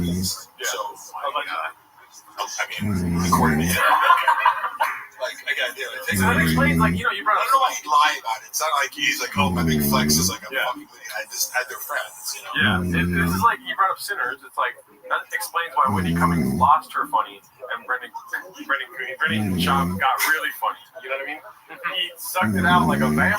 Yes. He took her comedic ability to the Yeah, that was one of the things about Sinners where I'm like, wait, so you become a vampire and all of a sudden you're really good at playing the fiddle? Yeah. It was like, this is confusing me. I didn't like Sinners because the rules of the vampires were weird. I'm like, what is the... Okay. I'm like, you're introducing the vampire rules too late. Suspending your disbelief was like running over hurdles. It's like, I gotta suspend it. Yes. Well, it was. And then it's like Whitney Cummings is like Sinners because she's a vampire skank. I gotta say, hey, you know what? I don't know what you guys think about this. I'm an interesting topic. Maybe we talk about it. When Whitney Cummings went on Flagrant, do you remember this episode? It kind of became, I think, a little bit viral for the fact that, like, my perception, I think other people's perceptions too, was they were like kind of gaining up on her and being a dick. And I was watching, I'm kind of like, I try to not go out of my way, women, you're bullying. It's like, hey, you're a female comedian, you can fucking hang. Yeah. It was like, are you guys going? It seemed like they're going out of their way to like be a dick to her, and it made me uncomfortable. Well, now you're talking about the hierarchy of suck, which is like, where is Whitney Cummings compared to Flagrant? You know what I mean? Well, like, I'm not even commenting on her comedy. I'm just like, why do you have someone on to be a dick to them? Yeah. You know what I mean? Like, I watch porn, but I'm not going to watch shit fuck shit. You know what I mean? If it's actually mean, it's probably lame. I mean, you could poke fun, I guess. I didn't see it. But she's better than they are. Like, I'm gonna say this. Whitney Cummings funnier. Who wants to 60 Kimby? Whitney Cummings is funnier than Akash and Andrew Schultz and those goons on the couch. Yeah. Like I know some people ripped one of her specials and I didn't watch. I was just like, oh, people really was bad. I won't watch. Like I'm not gonna. People are like, oh, burn your boat sucks. I don't really feel the need to watch shitty stand-up specials. Yeah. Right? But like, you watch it every week. Like I've seen Whitney. There was one where she had like an AI robot, and I was like, "Oh, that special was good." So I like Cummings specials. Jokes is the one with the robot. No, because we watched Jokes. I'm just saying, I don't think that Whitney Cummings is a bad. Like I know maybe some stuff she's put out was poorly achieved, but I've seen enough to go like, yeah, she can write jokes. She's better than Brendan, whatever. But I just remember watching the Flagrant episode, being like, they're really going out of their way to like. Be like a group of guys kind of ganging up on her. And she calls it out. She's like, are you guys like really doing this right now? Yeah. Like, and they're like, oh, they're kind of gaslighting her. Like, oh, just take it. It's like, but you're being meaner than like, you know, when Logan Paul's on the episode, you're kind of kissing his ass. Yeah. And like, being a dick. Yeah. No, it's just. That's funny to be like, treat Mike Majak way better than Whitney Cummings. Yeah. Like he's a god. Yeah. You can't insult that guy. It's just a little trashy to be like, but when a girl comes on, it's like, we're gonna bully her, like, like I don't know. You gotta bully everybody if you're gonna bully. Yes, or nobody. Keep the same energy. Everybody get these jokes. Yeah, it's just weird to like crank it up like in a because it's not one-on-one, which I would get if you're like, okay, I'm gonna interview a girl a little bit differently, or maybe add some tension vibe to it, one-on-one. But it's like there's 6 dudes here. Yeah, and it's like a couch full of guys, like all trying to like take their shot at like, you know, like. Roasting Whitney Cummings. She's horrifically bad at comedy, but so are they. So it's not fair. Yeah. Again, all that aside, it was like on a human level. Like I feel bad for her. Yeah, you know? I kind of feel bad for her too. Sometimes I watch her, not just on that episode, just in general. I feel like she's a confused person. Yeah. And she's constantly under attack. That is for. It does seem like even when she's not being horrendous online, she's being attacked. Yeah. When she's just being normal, kind of. Yeah. So she has a target on her back. It seems like.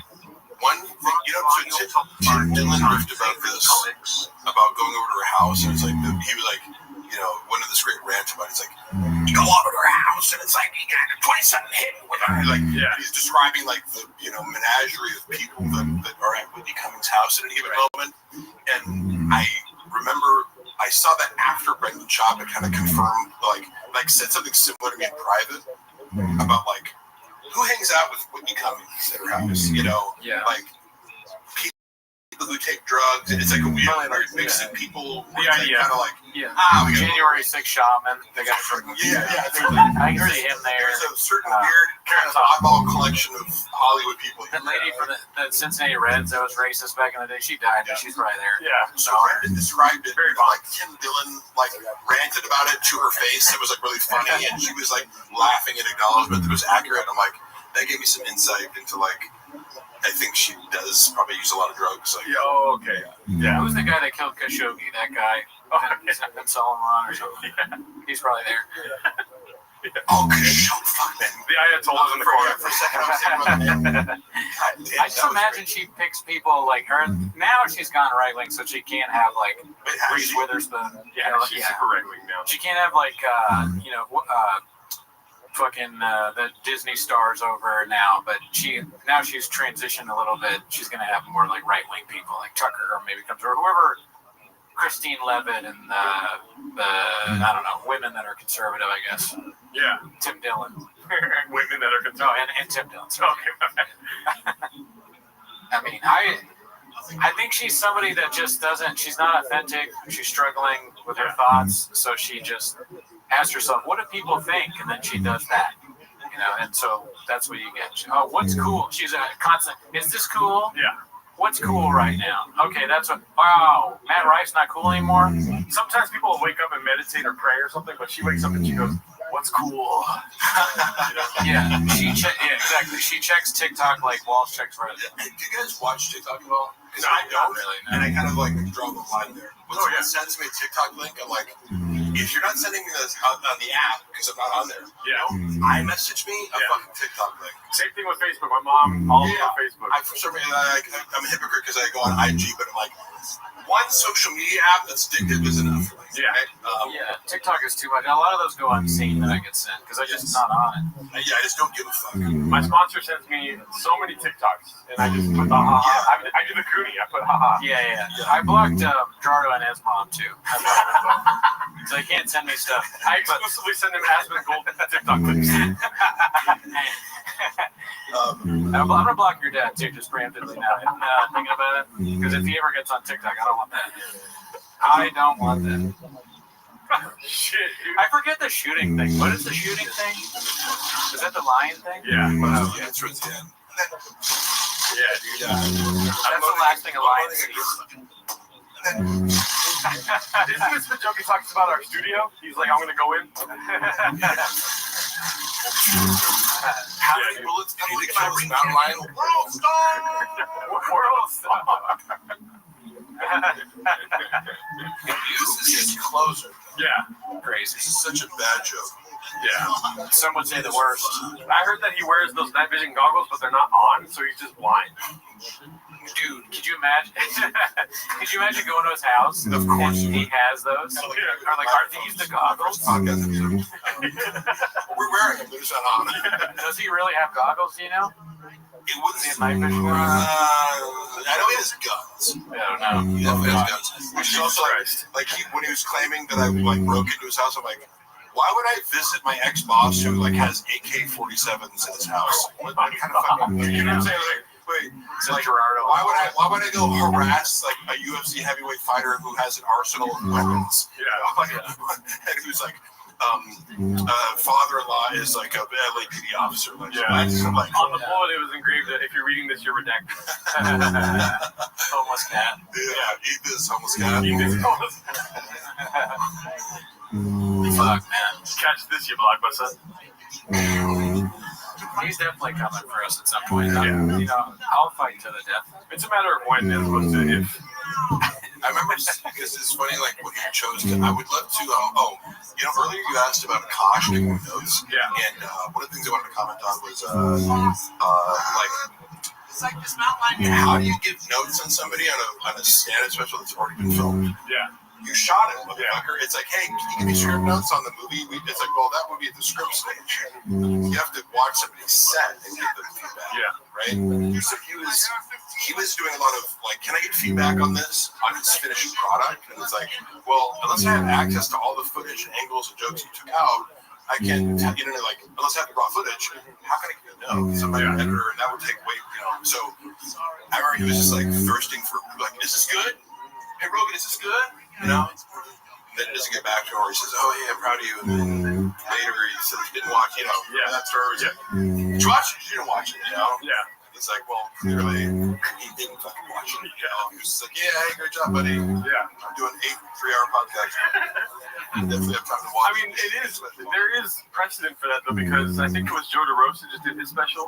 Yeah. And he said that he had already filmed it. I keep thinking it's whenever he's doing the West of Dallas. See, because it doesn't happen. Anyway, that's our donation.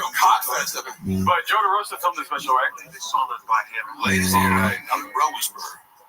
Not used to that. The demo. We got your own mails. That's what I specialize in. Real confident. Don't mind it though. I'm the Bro Whisperer. I'm the Bro Whisperer. Is Chin's family dishonored by him, Mark? Oh my God, that's aggressive. Probably not, because he's maintained steady employment. Have I told you? I don't know. I don't mean to be repetitive. The connection that I see between Korean culture, what I know about Korean culture via Malcolm Gladwell book, and do you know about this? Like culture. How like, I like Malcolm Gladwell books because he focuses on these little interesting like anecdotes that proves some broader point, like the 10,000 hour rule or whatever. One of his books talks about how Korean Airlines had a disproportionate number of crashes, and they tried to trace it back to like basically the communication between the pilot and co-pilot was stunted or stifled because in Korean culture, hierarchy is so important to every aspect of how things are done socially. Like, you don't, if you're above me socially, you can't drink tea before me. Like, it's very strict. You do not question your boss. Like, so it's like, Chin's a perfect employee for Brendan. I'm a nightmare. You know what I mean? Like, because I'll talk back to you when you're wrong, you know? Chin's like, whatever you want. Like, I'm just abiding by you are above me. I don't get to question you. You know? But also, Brendan, he likes that. He despises the fact that Chin isn't like offering new creative ideas. It's like, well, you kind of get one of the super loyal employees or utilitarian. You know? So he loves it, resents it. But I do see that as part of the reason. How do you survive in the shop universe? You have to be totally compliant. You have to be a shark. You never stop swimming and be non-threatening. You got to be. It's like he either has to have some sort of leverage over you or be so vital or whatever. It's like, you know, like I said, Chris D'Elia is like, if you're funny enough, it's like Chris D'Elia can do no wrong just because he's like so vital to his world. He looks up so much to him. You're either like a god to him or like an appliance that never questions. Yeah, he is like a Jeffrey Epstein-sized void of like, why does everyone keep Shop around? He's not funny, and he sounds like fucking terrible to be around. Here's the great guy. If you're socially above him, like D'Elia, Brendan makes it much easier for you to be around. He's not a high maintenance friend, because he's also sensitive to social hierarchies in the sense that, like, he's texting me around the clock as my employee, like, transgressing boundaries, and knowing that I can't really be like, hey, dude, like, no more texts after 6 p.m. You know? Unless I want to leave, then he's going to find another reason to fire me or something. He makes you understand that without saying it. But Chris D'Elia, he's not going to bother. You know, he's going to go, he's going to tag along with Chris wherever he fucking goes, and they just really hang out with these people outside of. So you fired Martin, bro? Did you know? That's a thing. Like, I love Mark. So Bartle, I don't know what, like, well, I don't know where Mark is. He left, but I mean, he was like pretty cool. Like, we used to drink Americano together, bro. Really? No. Oh my god. I mean, Chris was way nicer though. That's good. Do you think with Bappa, like, who do you think he thinks is the funniest person, or does he even like him? George Carlton.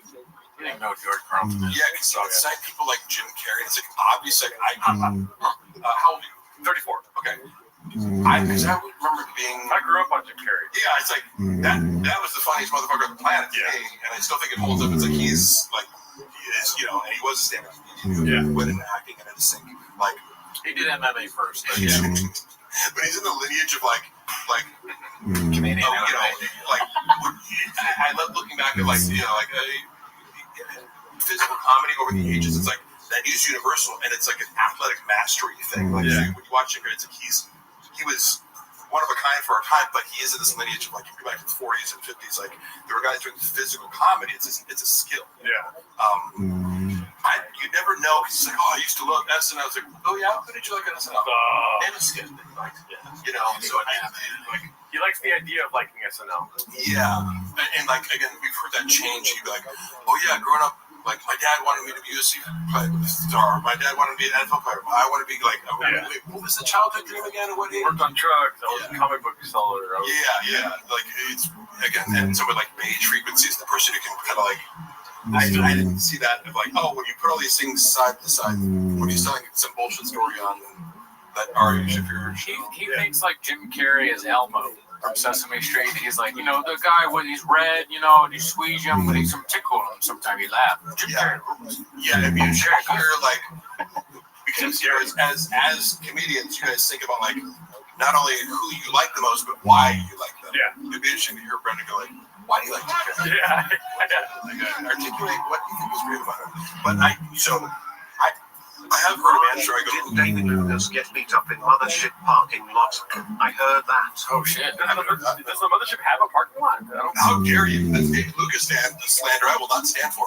You are being racist right now, and I need you to stop. Okay? Oh, I think he's confusing it with the time where an owl landed on his arm. He falsely. Yeah. Did you get beat up in the parking lot, David? Is that an inside joke of his? Yeah, he thinks that titties on your arm feel like an owl landing on you. It's pretty funny. That was on this Did he get fucking beat up? I've been worried. Is that an actual rumor? I don't know. This is the first I heard some trifling narrative. I've heard some stuff about him at the Comedy Store. I'm not sure about the mothership. Yeah, I think I heard that, but now I forgot. Yeah, what it was. Is that surprising anyone? Great. No, like the David Lucas part of your brain is like it got conquered by Graves. Yeah, no. Graves is the Fourth Reich in his brain. You know what I mean? What's Graves? Oh no, it kind of does sound like a nickname for Elf Perry. No, but I have Graves disease. It's like it's not a big deal, Papa. That's thyroid issue. Oh, thyroid issue. Ever heard of it? Yes. But I take a pill. Yeah. FT3. Yeah. And yes, exactly. Dude, this guy's a doctor. Wow. I mean, listen, he knows his stuff. He's a doctor. Like Joey I was talking to a doctor yesterday, and they'll admit this. It's like you can be more of an expert in certain very specific niches. Like a lot of bodybuilders probably know way more about animal compounds within your body versus doctors. They're not teaching you shit you roughly know. But vaccines. Sometimes I'll go to like a checkup, and they're like, "You're taking too much testosterone." I'm like, "Oh, good." They're like, "You should take 50 milligrams a week." Well, yeah, for sure. Like, shut up. Yeah, you should be able to be that small. Come on. You know. Yeah, how many fucking things can you lift, dude? Yeah. What is that? How many cars can you lift? Does that stethoscope help you fucking bench? Then shut up, dude. Yeah, he's on medication, but we are also trying to come up with merch to solve his Graves. I know. If we could just get a few more Patreon subs, I think I might be able to overcome Graves. Wait, you guys feel comfortable telling me how many Patreon subs you guys have? We have like 400.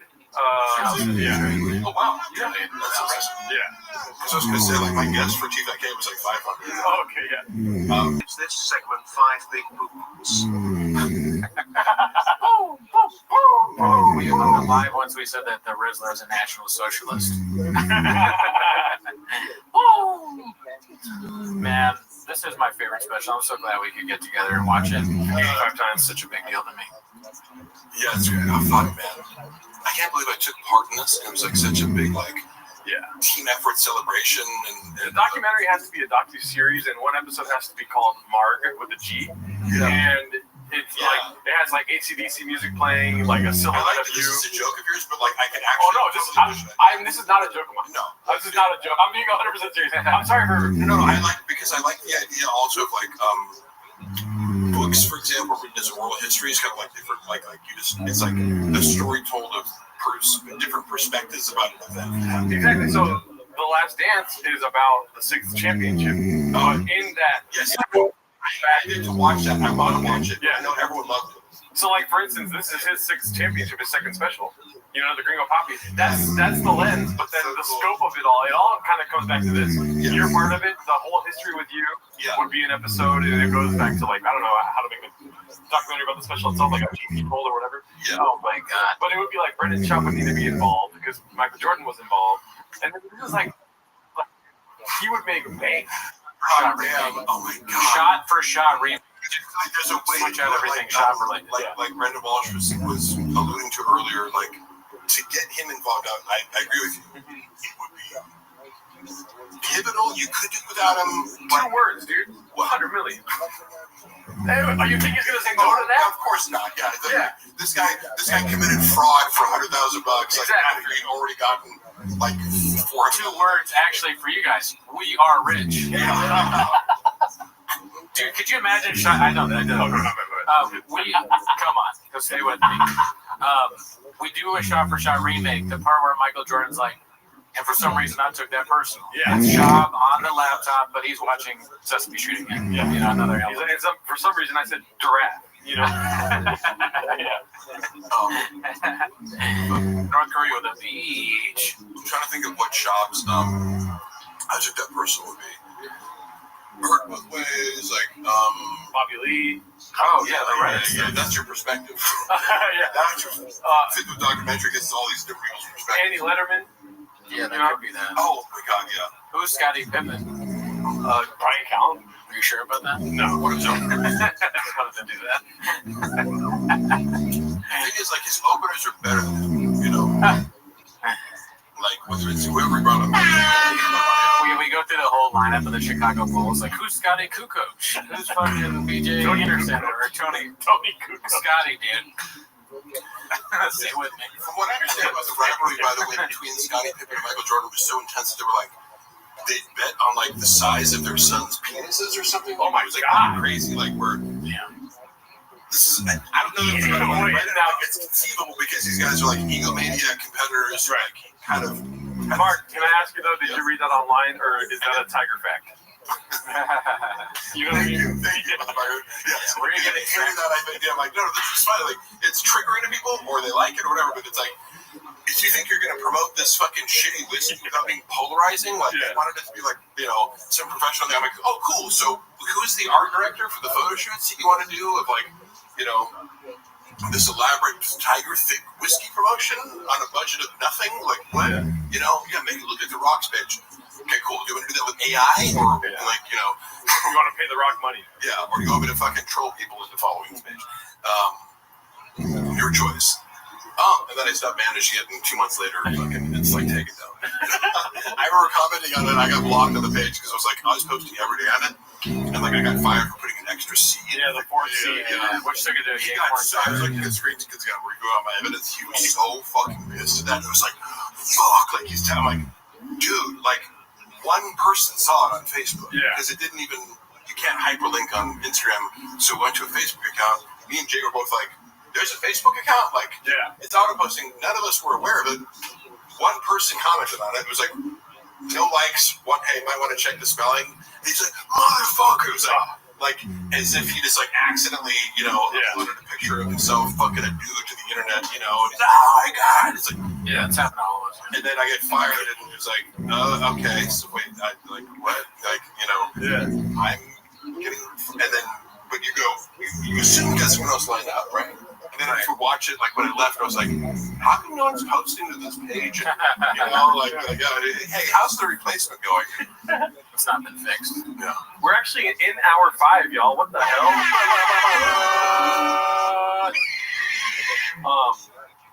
Yeah, we got more guests coming through, y'all. Luana's saying, I wish you'd come home right now. And I said, okay, I will. I'm announcing it. Okay, sweet. Dude, Mark. No, I'm not gonna like suddenly exit, but I was telling her yes.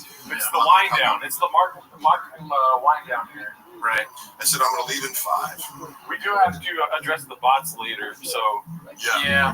But like all the negative comments, it's just I don't know why they do any bots. Like, it's so funny that so many like that someone would pay for so many negative comments about me. It's just like fucking get a life. You're telling me. I don't know who pays for it or where they come from, but I just it might be an inside job. I did text Bobby, he did not respond. All these bots. Mark gotta go to sleep for 18 hours. Fuck, I wish that sounds so nice. I know, right? What the fuck? Right. No, not us. If he fucked your replacement, he certainly did. I do think so.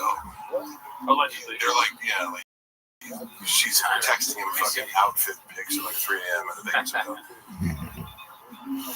I will say, every time you come through, what is it called? I don't even know what I expected beforehand. You know what I mean?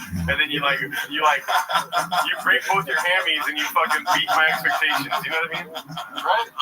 Oh, every time. You're like, hey, let Mark like ramble on forever. You know, which again, I appreciate people letting me do that. Like, people are like, "Are you guys gonna get food?" And I'm like, "Mark is cooking." I actually told Luana that I'm like, "Let me cook, bitch," because sometimes like okay.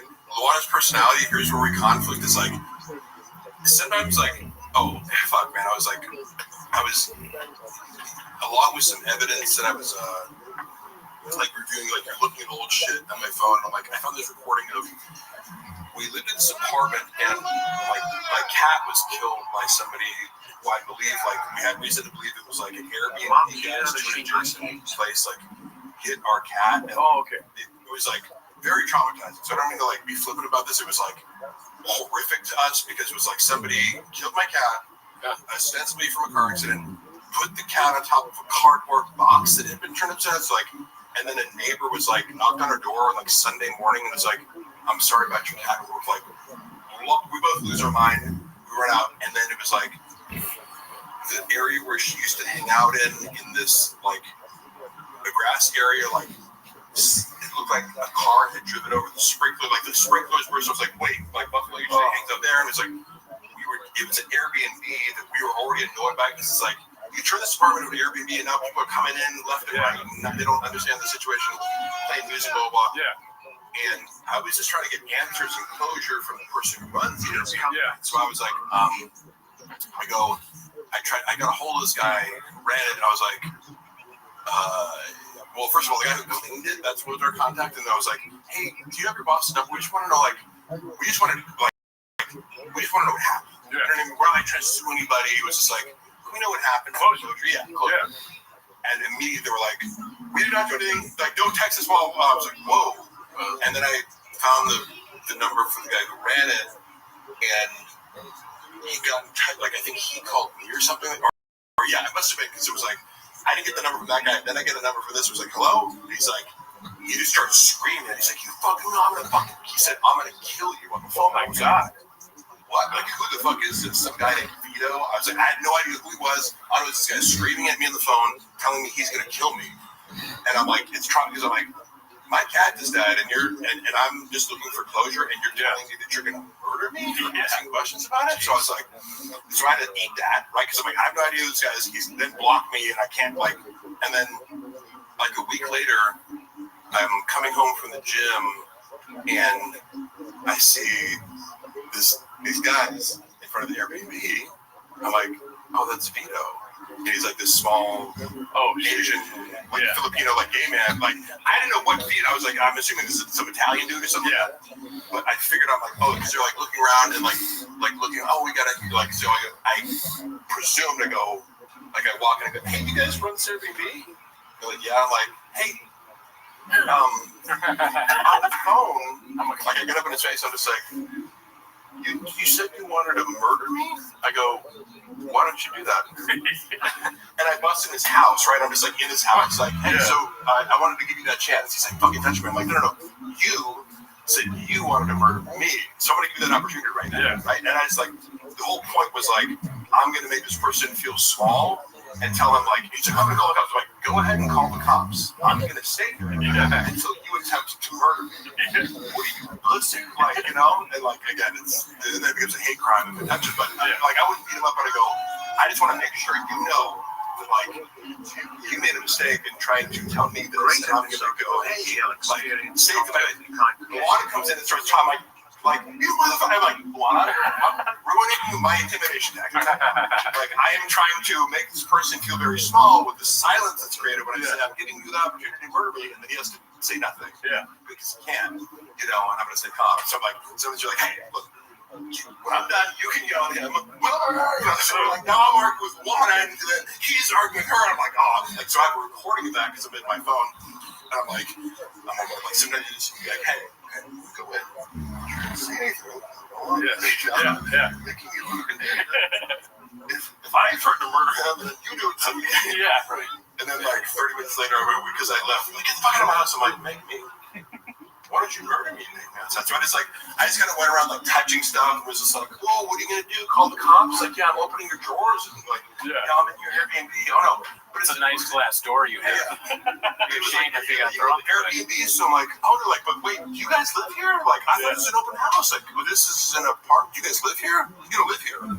You rent it? When did I'm trying to get them to admit, like, oh, you run an illegal Airbnb. Like, oh yeah, man. Like, so what's your position here? You run live here or not? Or Triscuit's open? I'm hungry. Yeah, I'm just trying to like intimidate and make him feel comfortable. Make him go, get out. And then he has no power. Should call like until the cops escort him, right? But I left on my own accord, but I felt like the job was done. And then the cops, like 20 minutes later, come over to my house. And they're like, they're like, hey, were you in this guy's house? I'm like, yeah, I was. You can't do that. I'm like, I know. Thank you. No shit. You're trying to arrest arrest a lion officer? I don't know if that's a good idea for you. Yeah, bro. Try it. Try me right now, dude. There's a guy in college I knew who this became a shirt. One of the guys on the track team, he was being drunk and disorderly, got tased by the police at the party, and he like ripped the little things out. He goes, "I'm an athlete, I can take it." Damn, I'm sorry to hear about your cat, dude. Yeah, sorry, man. No, I didn't like it. It is sincerely like losing a pet. Yeah. Super emotional. If I wanted to go there and think about it, I'm glossing over my emotions about it right now, but it was to get to the point of like the humor of like when you want to be a tough guy and then your wife's like nagging you. It's like, stop right now, like I'm trying, because that'll happen with the strong personality like Luana. Yeah. It's like, hey, can I have your shirt in a second? Right now, I'm being the tough guy. Speaking of which, Luana's have to come over now. Okay, yeah. Okay. And I want to eat something. Not sure if I can. Would you like something? I'll get something. That's what I told my right hand that night. Yeah. But What is this? Yeah, I know, right? Dylan was like, Brendan shops. A gaming. Brendan shops a gaming. That's gaming. But it's accurate. This is a gay man on stage. But I just want to say before you get going that I'm so grateful that you came through. I'm so grateful you guys met me. And also, by the way, having worked with a bunch of influencers who like, one of my biggest pet peeves the last few years has been like multiple spans. So yeah, so influencers do this. Hey, can you shoot right now? I'm like, motherfucker, what? Like, can you give me any warning whatsoever? So Brandon was really on top of it, being like, hey, like a month from now, shoot. And then he give me like every like appropriate update. So thank you. Impossible for me to fuck. Like, I do need that. Yeah. Like, oh yeah, all right, that's today. Okay. Yeah. That was amazing. I appreciate the conscientiousness, and everyone out there should fucking remember that when we're trying to get people to actually show up for shit. Don't be like, hey, can you come to the Quarry Hills right now and shoot a skit? Yeah. No. Yeah. I'm in Seattle, man. For what? Your fucking TikTok? Yeah, dude, I'm hanging out with Antoine Jameson. Get in line, bitch. Yeah, I really appreciate you guys having me over. We love you again soon. Yeah, dude, the fans love you, dude. I love the 10 minutes of shop, the community, sincerely, all the stuff that I said about it being a very positive, out of all the Brendan Schaub based reaction content channels, I think that you guys have probably the most positive, like kind of good spirited crowd. So thank you guys all for watching. As long as I wanted to stay for the full 24 hours. But, oh God, no, dude. It's gonna be hard for us. But you're gonna do it. You got my book. You got it. I'm sorry.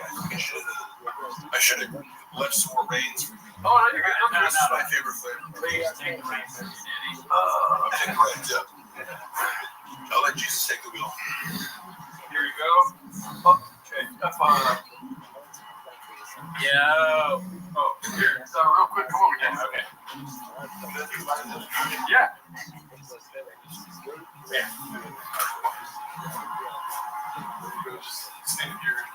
Cool. All right, everybody. We had, dude, take it with you, man. Take the whole thing. Yeah. Have fun with it, dude. Yeah, comments right here if you want. Okay. Here, let me see that. Let me see that, man. All right, guys. I'll love you. Mark, see you, buddy. You're the best. So that was Netflix. Mark came in. He destroyed as usual while we were watching the greatest stand-up special ever done. Yeah, what a comments, dude. Oh, 2 S words. Yeah, maybe Horn Brothers can be a thing. I'm not glad that the horn in the middle of my head is back. I had that surgically removed by a doctor. The doctor cut off. He said this is a real thing. I got a horn in the middle of my head. And the doctor cut it off. And I didn't think it was going to grow back, but I guess it's grown back. What's up, Mark Ramirez? Good to see you. Good to see you. Lando, it's been a while since I've seen you. TriStar, whoa. I feel like I haven't seen TriStar in a while. Tommy Jarvis, what'd you say? This is so great, Papas. You got good guests and everything. Yeah. Walsh, I mean, we want to get some more people on. It's been tricky to kind of like coordinate with everybody. But I think later on, It Doesn't Matter podcast is going to be on with us. Potentially, got to reach out to a few other people, one big guest, obviously, and well, they're all big guests. But potentially, we were hoping to have Brian Campbell, our CEO, but he's very busy on presidential stuff. But maybe him, maybe Sean, maybe Alistair Williams. Is Walsh coming? We already had Walsh on, dude. You missed it, but it's on the show, so you can watch it after. Did we reach out to Chin? No. I thought about that. I actually grasped at somebody pretty big, and I was promptly turned down. But I won't say who. But I was turned down. Oh yeah, Ghidorah says, when is AZ coming? I'd like to have AZ on the podcast. I think maybe on a Raccoon Tweeties episode. Somebody tell him to message me. I think that would be funny. Hot chip guy? No. TriStar, you should know better. We'll never... Nick is not... We're not down with Nick. He's not welcome here. Chin is welcome. Nick, not so much. No, I didn't reach out to Joe Rogan. That's a stupid question. Bobby Lee? I haven't had the balls to reach out to Bobby Lee just yet. Plus, he's my boss, so it's kind of awkward to ask your boss for stuff. Have you ever had a job? Never heard of it. Mark Ramirez, you're close. I'm coming for you. Your life is almost over. Oh, you know what? The trick with the idea about racing is funny. Maybe we'll do that. I want to do more like bits where we're doing stuff outside. So lifting, racing, selling trucks, maybe food truck type diary thing. Timothy Wendell, thank you. Yeah, that was kind of weird. I mean, I think most people like Sinners. I honestly, I haven't heard a single person say that it's bad yet, but everybody has their own opinion, Okay, cool. Oh my goodness. Water.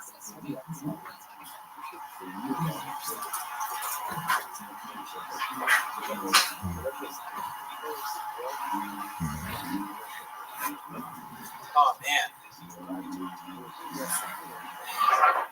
Give it up for Gerardo, dude, like organizing all this shit. I mean, how do you even film in this thing?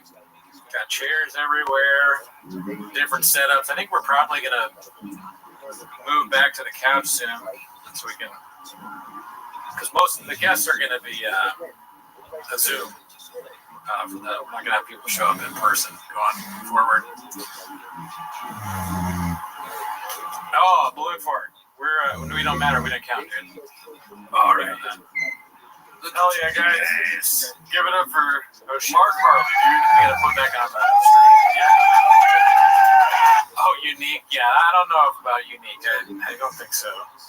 I wish him the best, and he's funny, but I don't think I want to deal with all that. Too much, dude. That's a little too much. That guy really talks a lot. Shout out to Largo. Shout out to you guys. We got a lot of people in here, dude. Cody Quayle. Shout out to Kengar. Hilarious. Kengar. Somebody from the beginning. Cody.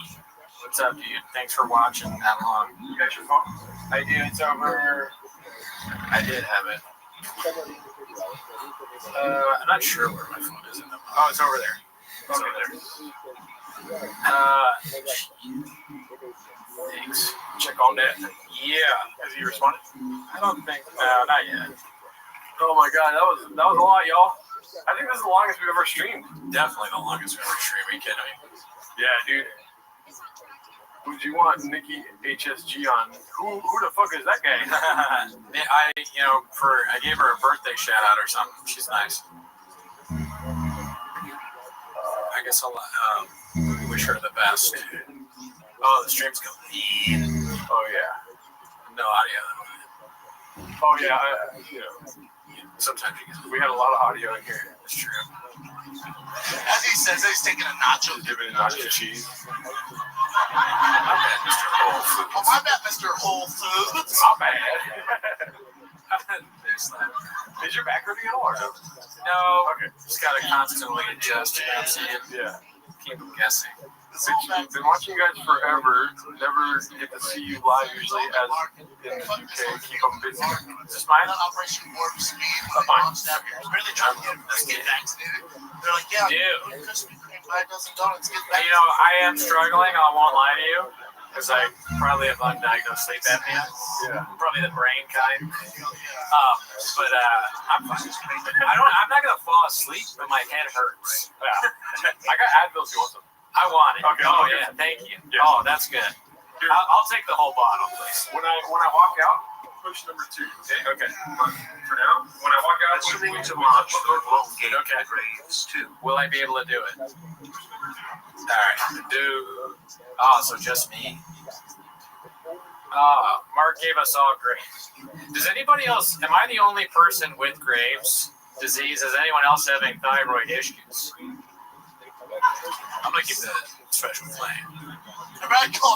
Vladimir, what's up? Dude, I got a lot of stuff. I got Graves' disease, small teeth, big gums. I got a headache. My wrist is maybe broken again. You know, so that's the thing about they don't tell you about podcasting. A lot of your favorite podcasters have chronic diseases. In fact, most of them do.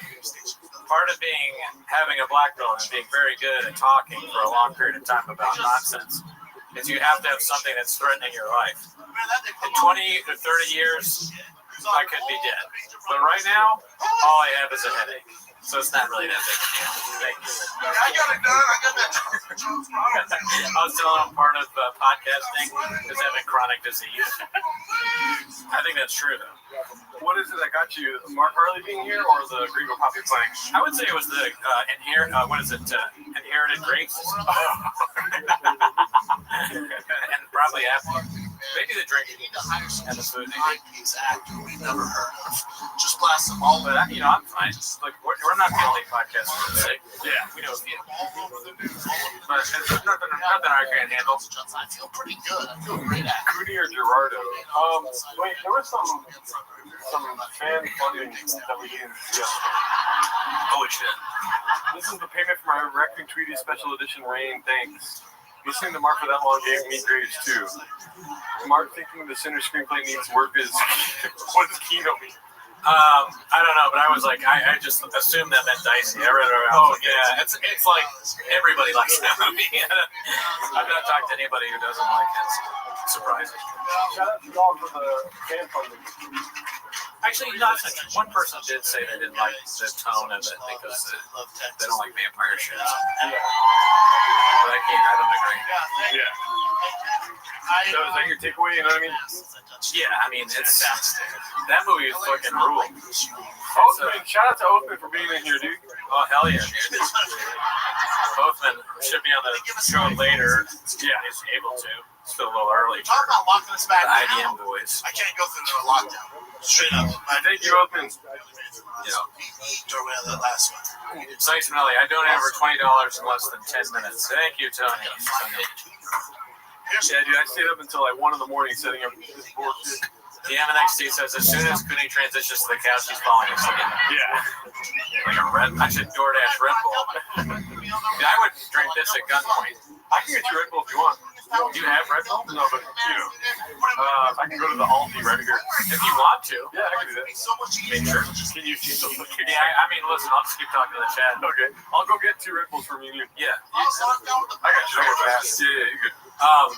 That's what. Yeah, when Gerardo leaves, and he's getting a drink from me, and I'll just make fun of him. I also, what's it called? I got a free trial on Zoom, so we're good. Oh, sick. Yeah, I gotta cancel that. Yeah, I'll keep an eye on it. Yes. And would you rather sit on the couch or no? Up to you, bro. I'm fine here or there. Everything's already set up for the couch if you want. That's fine. Okay, cool. Yeah. You can always in this chair too. All right. Yeah, dude. I mean, Red Bull Run seems healthier than what my original suggestion was, which was to order DoorDash pizza. Every time we have pizza on the stream, it goes really bad. So I think I'm just gonna live off baked goods. Earlier, when we were like planning this shit for the stream, it was kind of, we've been telling you all about this for weeks, but I'm not gonna lie to you. I won't sugarcoat it for you. I won't put sugar all over your dicks and vaginas and tell you it's delicious. We didn't really plan a lot, I would say. Like, we were just reaching out to people like, hey, give me on. Then we're like, go. So Gerardo got Diet Coke, and I was like, what kind of food should we do? He's been streaming for so long. So This is my I girl. was like, what bakeries are open? So, I ate coffee cake. Listen, LA. And, I wasn't going to get donuts. I wasn't, but, I love donuts. So I got a bunch of bagels. I'm so tired, I forgot where I was going. So let's check back in with the chat. So I got this first day out there. Brian Hardy, where did you get the Puig jersey, Daddy? Okay. Puig jersey on, all his little friends out front the first day. what is that site where it's like, I've never used it before, where you bid on things. That's how the Graves is hitting hard. I got it on that site where you bid on stuff. And I wasn't sure about jersey sizes. So I had to chat GPT, what is large jersey size? If you don't know, 48, Daddy. eBay, that's it. See, you asked the question, you knew the answer already. That's the kind of fan we want. Thank you for helping. I got on eBay, I bid a little bit under, and I won immediately, and I was like, damn, I should have bid way less. I said, you're in a group chat with other parents, dumbass. Fucking, but it wasn't that expensive. And it came, and then like yesterday, I got a little surprise for you, Gerardo, and he was like, oh, I think I already know what it is. I had forgotten that I texted him. Oh shit, Gerardo's calling me. I'm gonna put on speaker. All right, you're on speaker. You know I want sugar free. Don't ask me a stupid question. No, I'm kidding. Thank you. I appreciate it. I'm sorry. All right, Larry. Dude. Would you guys are sugar free people, I'm assuming, right? I mean, is it I'm glad that he asked, but because sometimes people aren't, but I gotta have a sugar free. But anyways, I was talking to Gerardo, and he's like, I think I know what it is. I'm like, what do you mean? He's like, the Yasel Puig thing. Apparently, I texted it to him earlier, and I forgot. It's just, I mean, the Graves is really, recently, I just don't remember anything. I might have even just said that twice. I'm not really sure. Yeah, dude, I mean, all sugar-free soda is pretty good, so I think it's all great. Bone would have been cool if you guys could have gotten Matan on. I don't have any connection to Matan. I think he's funny. Sure, it'd be great to have him on, but I don't know anyone that knows Matan. So if you all know Matan, you can tell him to come on our show. If he has the time, we'd love to have him on. That guy, he cracks me up. Originally, I was sort of like, I don't know about this guy, but now I think he's hysterical. Fucking cursor. Cooney doesn't put sugar all over his Red Bull until you. That's exactly right. I couldn't have said it better myself. Thank you, FB. Appreciate it. Thank you. Thank him. Is the like count good? I haven't looked at it. To be honest with you, I don't even know how to check. Gerardo does the checking of like counts. I'll just trust your word for it, truthfully. But yeah, definitely like the video. That would be helpful. We got Patreon content. We just watched Kill Tony. We watched Jordan Jensen's new stand-up special. Jordan Jensen's funny. She like Jeff B. We enjoyed it. Pretty good. Pretty good stuff. We watched on the Patreon. We watch specials and we review them. Never heard of it. Synthetic sweeteners give you cancer. I'd rather F up my teeth. Listen, Skinny Popeye. You could just drink neither one. Don't F up your teeth. You gotta make sure you got a dentist B. You don't want to end up.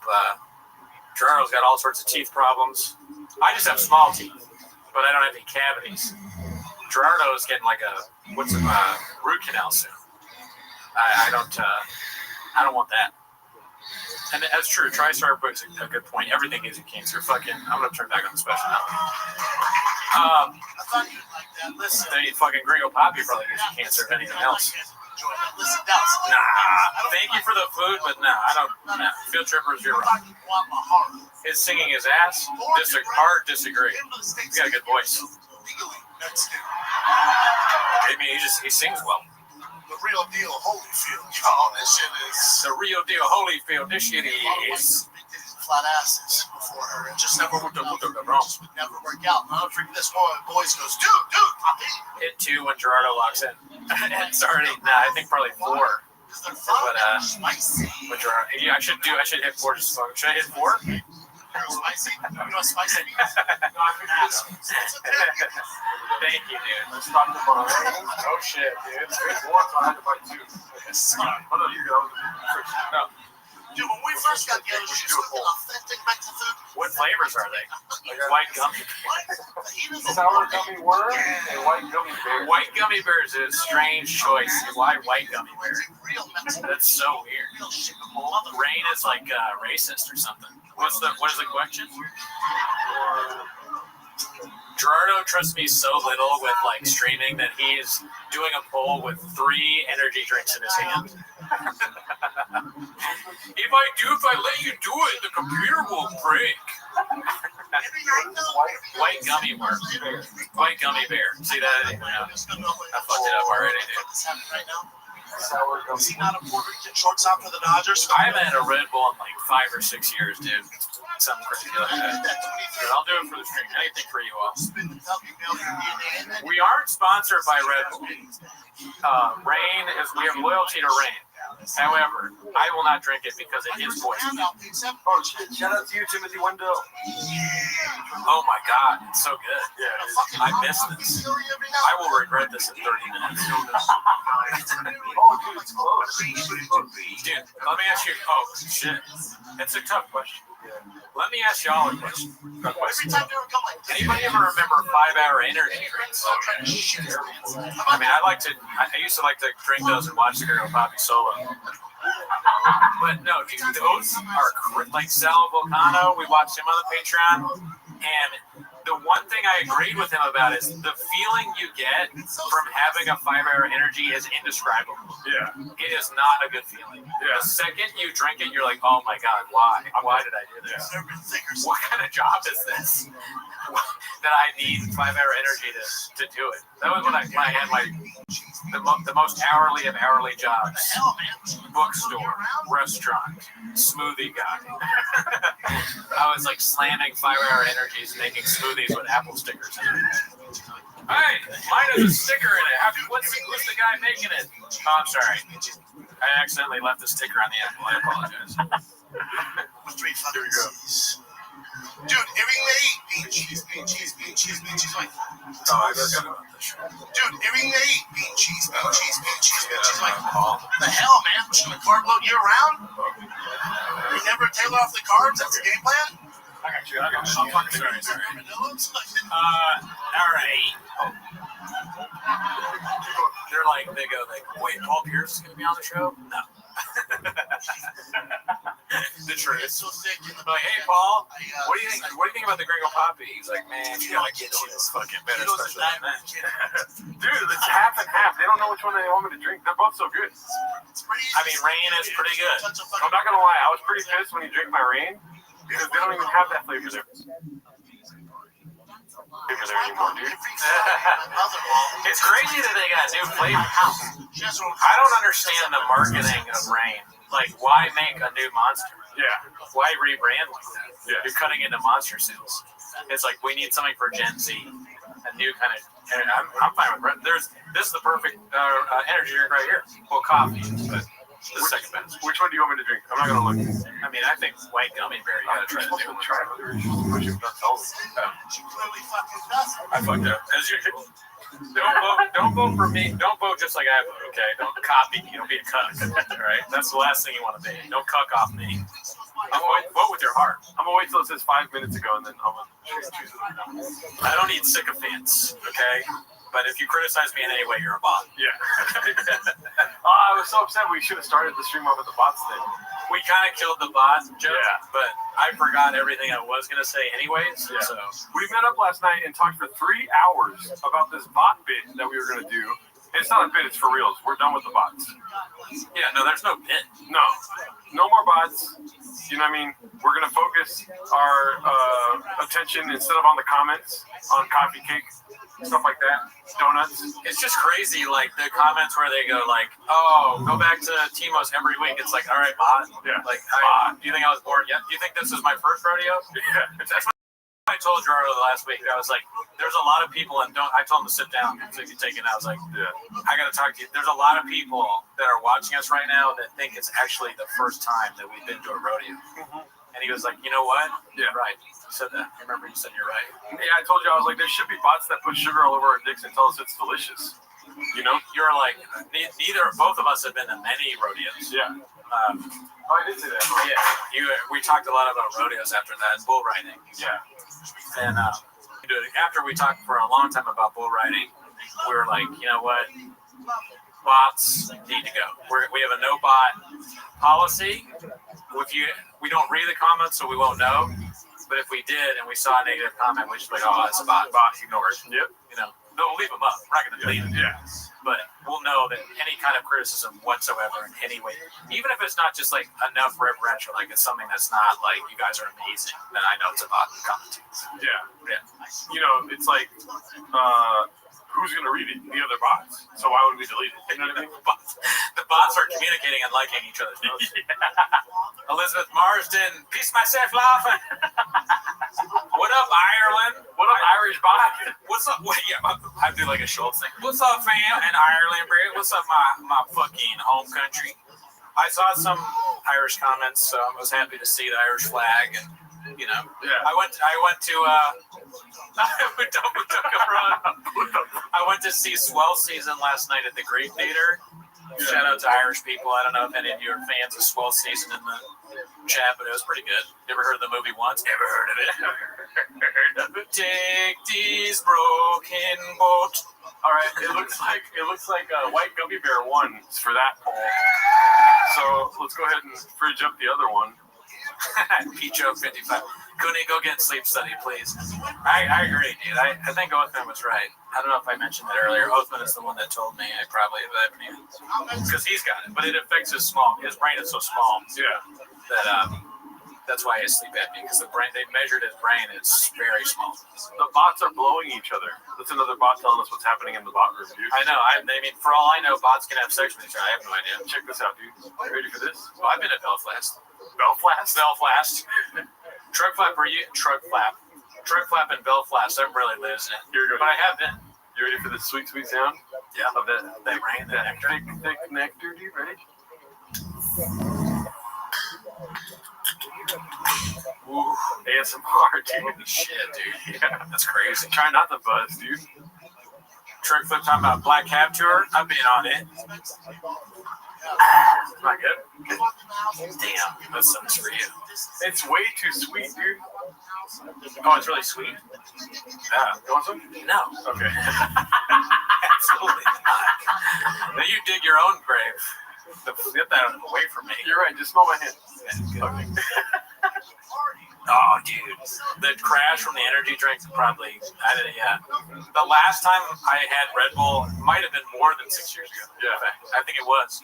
Because it was I was hanging out with my old roommate from Philly, and they were drinking, and he goes, "Hey, I got your Red Bull." And I was like, "Oh man, really like that." And he's like, "Yeah, we could drink some Red Bull. We'll stay up drinking." I was like, "All right." I was pissed off. I don't want to drink a Red Bull, but cheers. What you got? You guys got a lot of bots in the spot? Yeah. We need a cocaine. No. Check this out, though. Look at the screen over there. Watch this. Whoa, dude. Have you ever seen someone looking like they have more fun in their life? Rain fucking rules. Yeah. It's just so good. Dude. It's such a good product. They do a lot of volunteer work and charity and shit. There's a Rain charity where they give sour gummy worm to like mothers in need when they're pregnant. And yeah. It just, I'm going to get emotional talking about it, but they're a great company, and it means a lot to us that they support. I told you off this podcast, but my kid was having seizures, and I gave him Rain. That's so stupid. I'm so sorry. No, that was hilarious. Fucking Rain? Yeah, the Rain treating seizures. Yeah. Oh my God. Justin's having a seizure. Quick. And they open his mouth and you pour in sour gummy worm or cherry limeade. Cherry limeade's not Rain. That's Sonic, I think. You play music and Mitchin singing his ass. I'll do it for $3 for sure. Yep. I gotta turn this off. Man. Shout out to Lucas Cicero. He said, "Ooh, just turned on the stream. 19 hours to go. Praying for y'all." Dude, I haven't seen enough Gringo Poppy yet. No, me neither. I'm just trying to get more in, you know. Oh, I did have a fun bit that we don't have to do it now, but we'll do it a little later. Okay. We're still waiting on some motherfucking guests. Great big Marcus needs to be enlarged. Tomorrow had those coffee like his teeth. I know. When I saw him with the second coffee cake, it was amazing. I cannot believe I've never had a Porto's coffee cake before.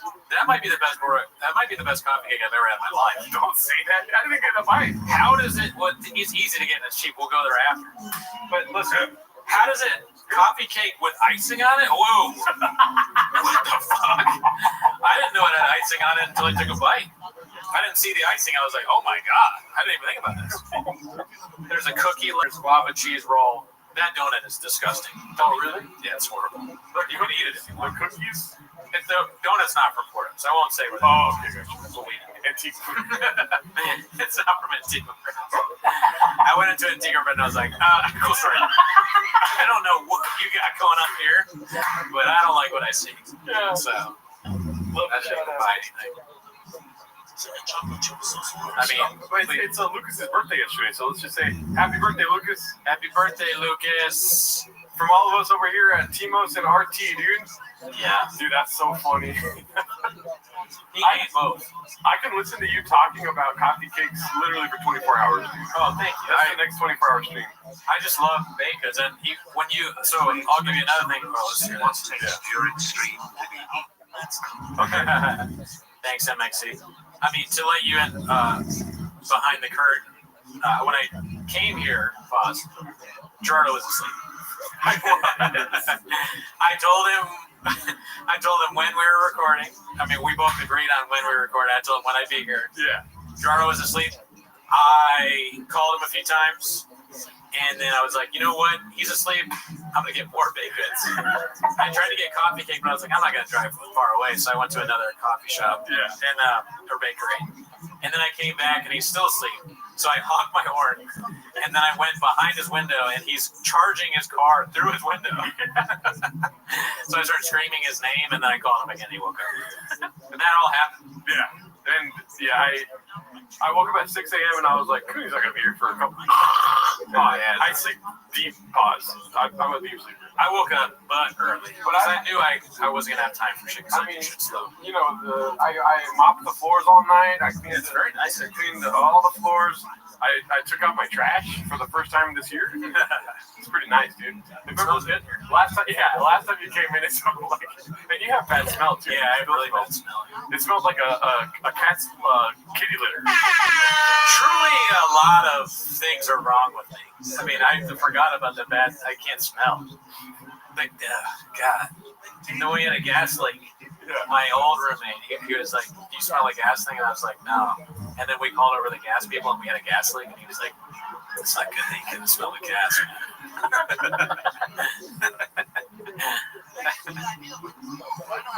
That's hilarious. Fucking gas leak. The guy that did the gas leak claimed to have fixed it and he didn't fix it. He just left the leak going. So we had to have another gas guy come out. They're trying to kill me, dude. Shop hired him, or flappers. So I go to my local. Does anything on Cooney work? Taste. He's a lemon. I can still taste. I can see. My eyesight's okay. That's one of the things that goes with grapes, though. Eyesight.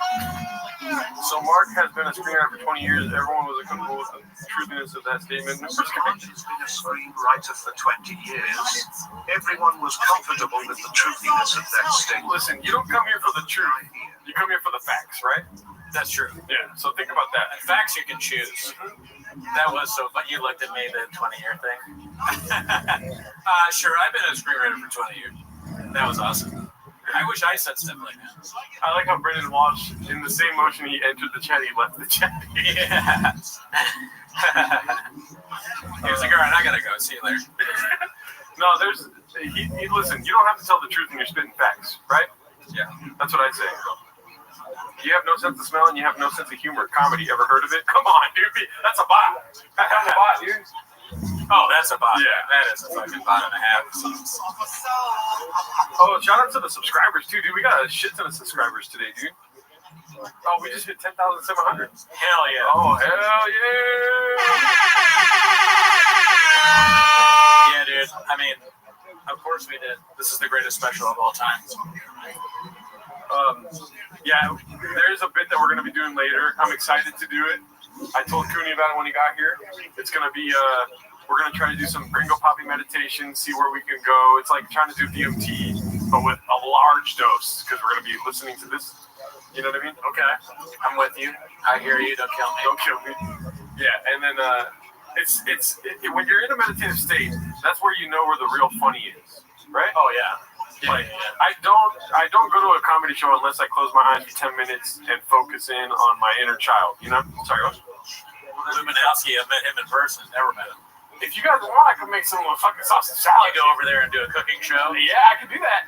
I got camera set up for all that. This is you. You're like, I could. You want to. Mm-hmm. You want sausage. I already told Policy to bring sausage and salad. Love Timos, but honestly, I miss when it was weak. David, listen. Bot. Yeah, bot.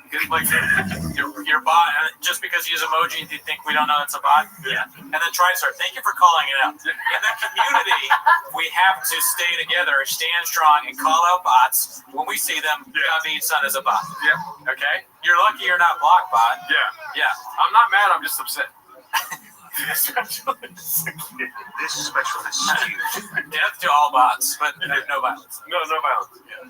I look-y want to watch you two cook together.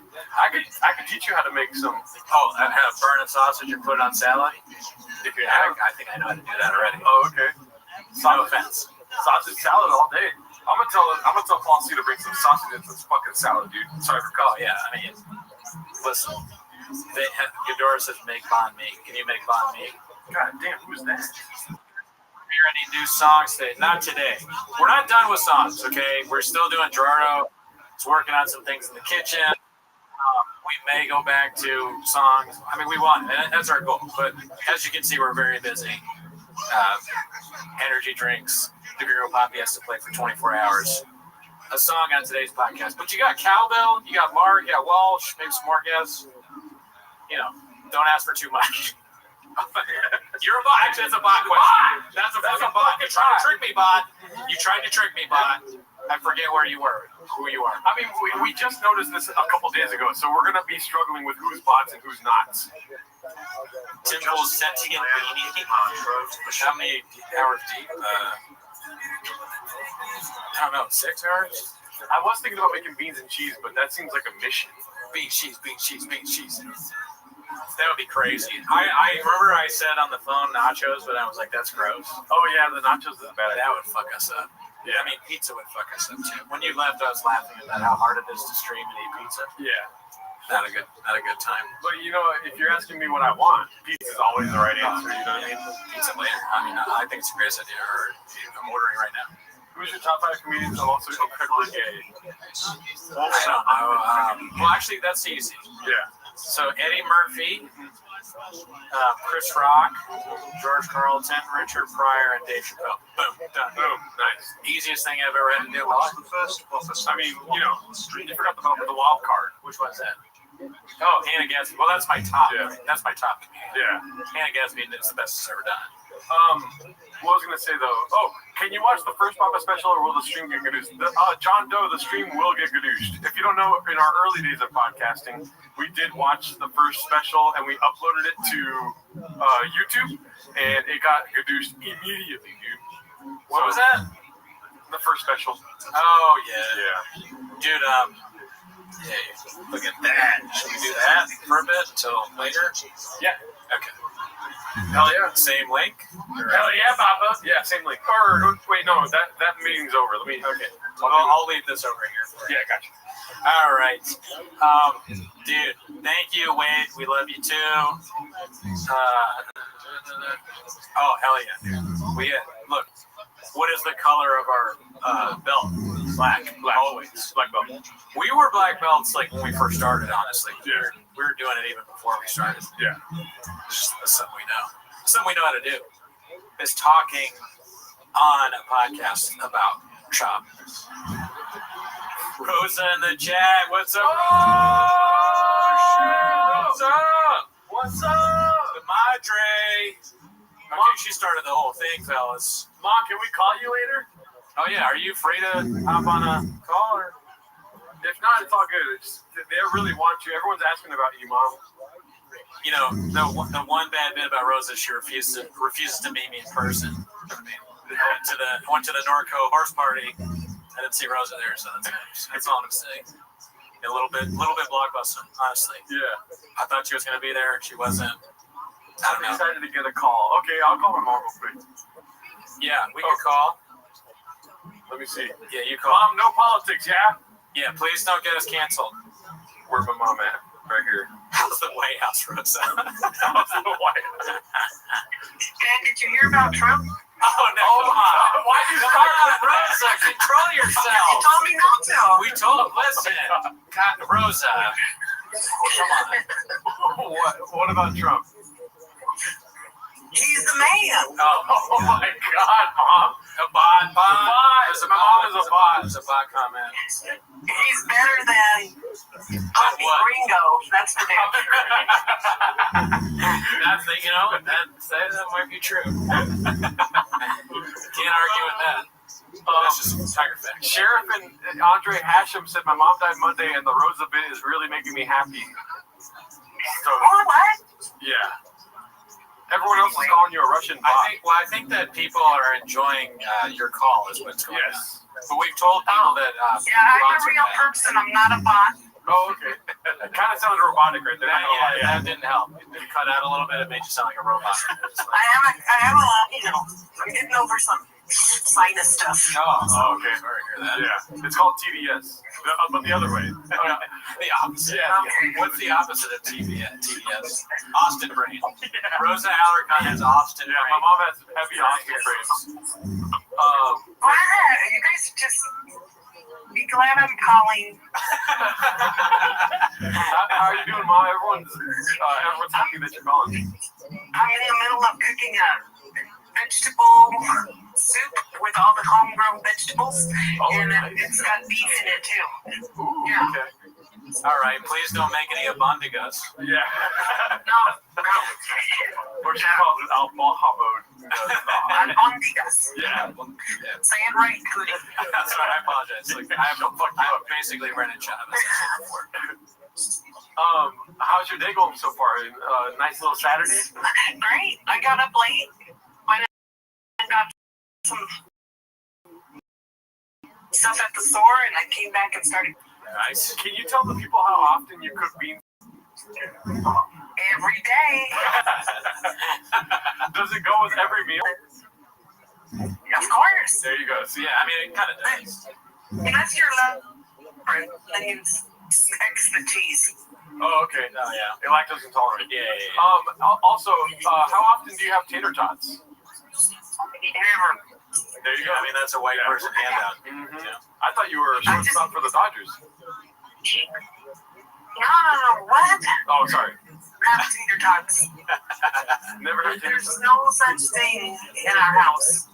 Okay. We do potatoes, but we don't do tater tots. But here's the thing, like, I know that you're Mexican, right?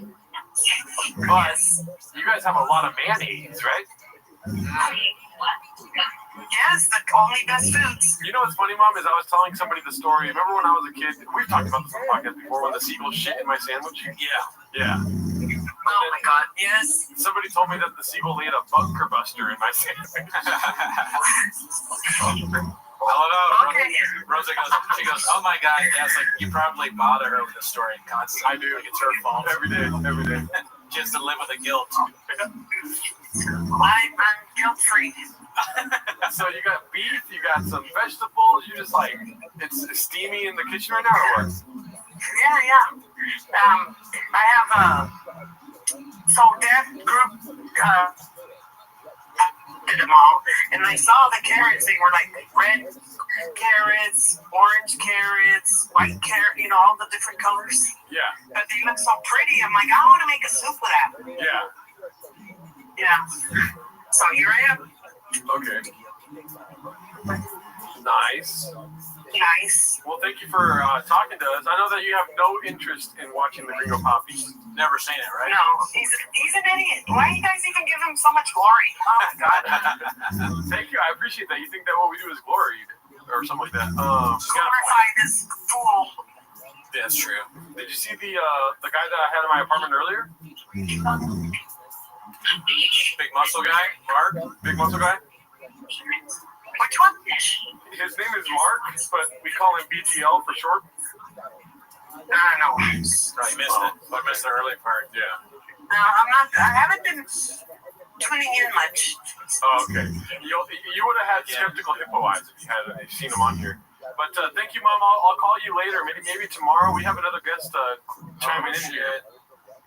All right, then go ahead. All right, have a great night, Rosa. Not as important as your next guest. You're the most important. I love you. I hope the boss haven't taken you too, Mom. I love you. All right, Mike. Love you. Oh shit! Look who it is. We got AS fucking W, dude. Alice Stricker Williams. Live from the beach in North Korea. Everyone here is so stoked for Gringo Poppy. Glorious leader has been watching with us. So good. Dean, you look lounged out there. That looks like a comfortable chair, dude. Oh, I'm in a bed, dude. Oh my god, even better, dude. That's the best place to watch Gringo Poppy. We had Walsh on earlier. I don't know if you didn't see any of that, did you? No, man, I've been living my life. As you should. We had Walsh.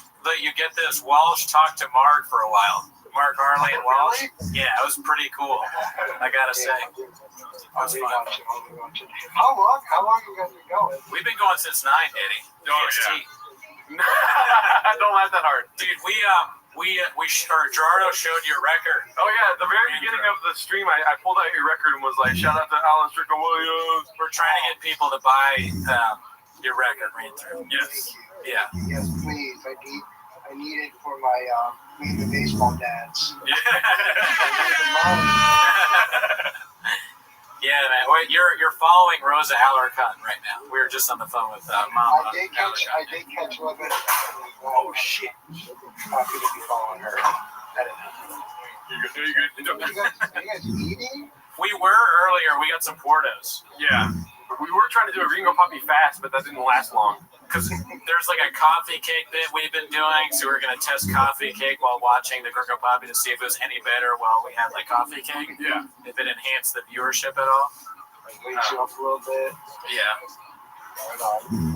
We asked Walsh this, what's your favorite part? What's your favorite bit from the Gringo Poppy, if you had to choose? Well, I gotta say, I was born in Gaddis. Okay. So as a Dallas boy, I think his his local humor it's pretty good. Stuck out to me. Do you? Actually, wait. You know my favorite part? What? The end. Well done. Do you do comedy in Texas at all? I actually did a show at this place called the Dallas Comedy Club, which is a good club. But it's just so weird because from you go outside the club, to smoke a cigarette, you could see the hospital where I was born. So I was like, I hadn't come far at all. But and then I'm in Austin. I recorded my album in Austin. Oh, okay. Yeah, the Velveeta Rooms. But I think I've only done Austin and Dallas. So, do you find the observations that Shab made about doing comedy in Texas to be true? Is it better? They're pretty true. Yeah, it's definitely better. It's just Texas strong, You're right. They don't make you wear a mask and all that shit. Like, you don't gotta be woke and all that shit. No. It's different. It's definitely different. It's different. Yeah. Different. I think that Gringo Poppy is the one where he talks about his barber, right? No. That's the first one. Yeah. You'd be surprised. You'd be surprised. Jamal, the Asian Jamal. Yeah. I think my favorite joke is North Korea with the beach on Gringo Poppy. That is a pretty good one. Mm-hmm. I think that might be mine. I like Mr. Whole Foods a lot. That sticks out to me personally. Yeah. And I'm glad that we can celebrate the special itself on a glorious day like this Saturday, Dude, Alan, you gotta, if I could be so bold as to give you advice, I think you gotta do that as an improv. Yeah, no, you're right. I think you gotta do that, dude. I mean, look, I just, right now, I'm just trying to focus on my kid. and we all got COVID, so we're canceling some dates. We'll get back. Dude, COVID's not real, man. I mean, and also, I know you know about the double placebo-blind studies that are done, so you're all in. Wait, you know what I never realized is I wonder if he did Addie's in Addison. Yeah, for sure you did. Yeah. You think they can get the Gringo Poppy without Adderall? Did you see the thing that Moses Storm did when he did the Addison improv, like the IG story? No, I don't think so. Oh, I should have asked him if he wanted to be on. I didn't think about that. But Moses, he had a show at the Addison Improv, and he posted this really funny video of how honored he was to be doing it, and he edited in clips of like the most offensive shop hits, and he starts like pretending to cry, and then at the end he put us in it. And I was like, holy shit! And that's how you get our favor. It's just including us in any way, shape, or form. That's how we know you're not a bot. Yeah, so if you want to not be a bot, you have to be on the Patreon or be friends with us. Yeah. Otherwise, you're a bot. Yeah. So you got to do it too. Is what I'm saying. Okay. Please make a video. Addison Improv. Include us. Yeah. We should do a live 10 minutes there. Oh, that would be nuts. The goal. That would be nuts. Holy shit. We get the gang together. Fucking Addison trip. I think you might be going on for 10 minutes. Never, dude. Right. We'll share a hotel. So what have you guys been doing? Just actually, is it on a loop right now? Yeah. Yeah, it's on a loop. It's right behind you on our screen. Yeah. What part is it on? Let me see. Not sure at the moment. It's puto cabron right now. That's the one. Do you know? Can you tell that just from the visuals without Yes, we're almost there. Yeah. Yeah. No, I can tell from the timestamp on the bottom, the red line. I sequence that with my finger like that, and I'm like, puto cabron. Yeah, we have a huge general setup. We have 3 screens back to back to back. And I'm not joking around, it's for real. Just like everything feeding me information while we stream here. Wait, so how did you have Harley on? Oh, yeah. Yeah, dude, Harley came in the beginning of the stream, and he has the energy of 1,000 men. He did 3 or 4 hours straight of BAPA intelligence. Of facts. Tiger facts. Oh, that's great. Yeah, and I mean, it's hilarious to have him meet people. So I wish he could talk to you as well. Yeah. But watching him talk to Walsh was pretty fun. Yeah. So it was a good time. Something's going viral on Ching's right now that he said. What's going on?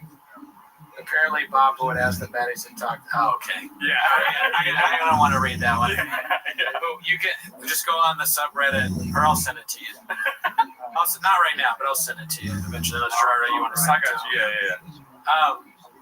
So when Walsh was on the stream, he was talking. You know how he talks to us about how he's like obsessed. He's trying to get off of it. He did that bit. It was pretty funny. Pretty good bit. This is crazy. You're not like deep in the stuff. I mean, you send clips sometimes, but you don't have the same kind of addiction that Walsh has, right? No, I'm not like Walsh. I think because Walsh has a family, it's why he's so addicted to it. Right. I think you're right. I think he relates to shop. Relatability, yeah. I'm not. I'm just a one big boy on my own. Yeah, I'm more of a Joanna than a shop. Who are you in the Shopperverse is a good question. We've probably done this before. I like Louis Vuitton more than I like baseball, Is there anyone who's bald in the Shopperverse? No. Oh, yeah, Howie. Maybe that's who I am. Yeah. I can see that. Oh, actually, Brendan, right now, there is a coach. I've been watching college football today with my parents. Yeah. And the coach of Kent State has a very Cooney vibe. Oh, shit. I got to check that out. Yeah. I think they're playing like right now. Yeah. I mean, how's your team doing? How are the Jags doing? Jags are okay. I mean, that'll be tomorrow. My parents went to Florida State. I've been watching that with them. And Kent State sucks, so they're winning. But they haven't. They beat Alabama the first game of the year. Besides that, they haven't really played anybody else that matters. Schaub would have started on all those teams probably. He was pretty Schaub good. played. No, I saw Schaub play today. He was really good. He played on like 17 teams. He did. He was very good. Yeah. Buffalo Bills is the main one. I'm sorry to do it for me, but I think the Jags are going to lose tomorrow. Who are they playing? They're playing. Who are we playing tomorrow? What are the Commanders playing tomorrow? Do you know? The Commanders play the Raiders. Yeah, that's right. Jags are playing Houston. Yeah, they're going to lose. Yeah, they might. Although Houston's lost both games so far. True. I've always been a football guy myself. And I don't know anything about football, but I'm in a pick'ems league, and I picked the Jaguars to lose. I'm sorry, I didn't know they were your team. If they were your team, I'm picking the fucking Commanders every week. The Commanders will probably be good, but they just lost to the Packers because the Packers are really good. Yeah. Well, any team would be better with Schaub. On the field, on the sideline, in the stands, commentating. Oh, I'd love to see Schaub call a football game. Oh, yeah. That'd be great. Yeah. I mean, Schaub talking about anything is awesome. We were talking with Walsh about like a reality show. That was the new idea he had, a Schaub reality show. But I still think the Gringo Poppy documentary is what I'm most interested in. Oh yeah, no, I like a keeping up with the Schaub. Exactly. Like that kind. Yeah, I could see that working. I could see Schaub hosting hosting a Love Island or something like that. Schaub Island. Schaub Island would be pretty good. It's just people who Schaubivers that have to live together in a house. And you get to vote someone off every week. That'd be great. Oh, yeah, I mean, Schaub Island, yeah, so different Schaub. He did almost host Fear Factor like Ludacris. Or like Ludacris beat him at that. Yeah. It's another, you know what show I unironically I love now is The Floor. Do you ever watch The Floor? I just saw a commercial for The Floor because there used to be a show called The Wall. Do you remember The Wall? No, what's The Wall? The Wall was, and it was the guy that was the voice. He used to be a weatherman in LA. I don't know if he still is, but he would play announcer, do a lot of things. So it would be called like, "And here comes The Wall," and then it was like, you know, like an old cartoon and like, you know, like Wiley Coyote or whoever would like run through a wall. Yes. Would leave like an imprint. Yeah. Like it's basically like a wall comes at you with a weird imprint, and you have to like. Oh, like get through the wall, make the pose. If you don't, it'll like knock you off into like water, like whatever the hell. But yeah, so like I saw that there was the floor. What is the floor? Okay, so the tiles line up. Yeah, The Floor is totally different from that. What you just described sounds like a show that Simon Gibson would host. But this show, The Floor, is a little more intellectual. If you like things like that, it's the guy. What's Rob Lowe is the host. He does a great job, and he's so he gets low on the floor. It's so all these people are on the floor, and they are experts in different categories. And there's a randomizer that picks one or two people, and they battle against each other. So it's like a picture of like whatever, like let's say it's history and R&B artists.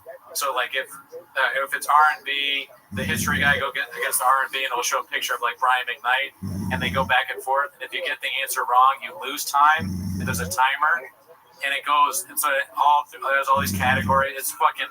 I'm not doing it justice, but it's a great show. No, I gotta tell you also, I got distracted because I just imagined Schaub saying R&B as RBD.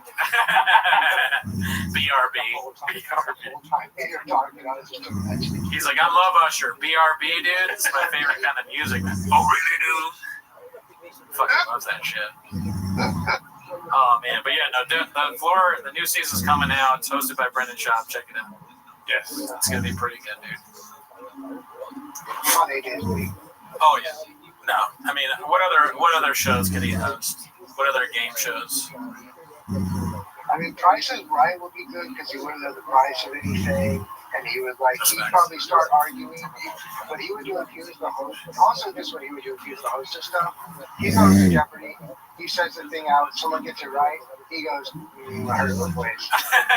He'd be like, He doubts, he'd be arguing with like the actual answers, even though they're definitely right. Yeah, not yet. I'm not sure about that one.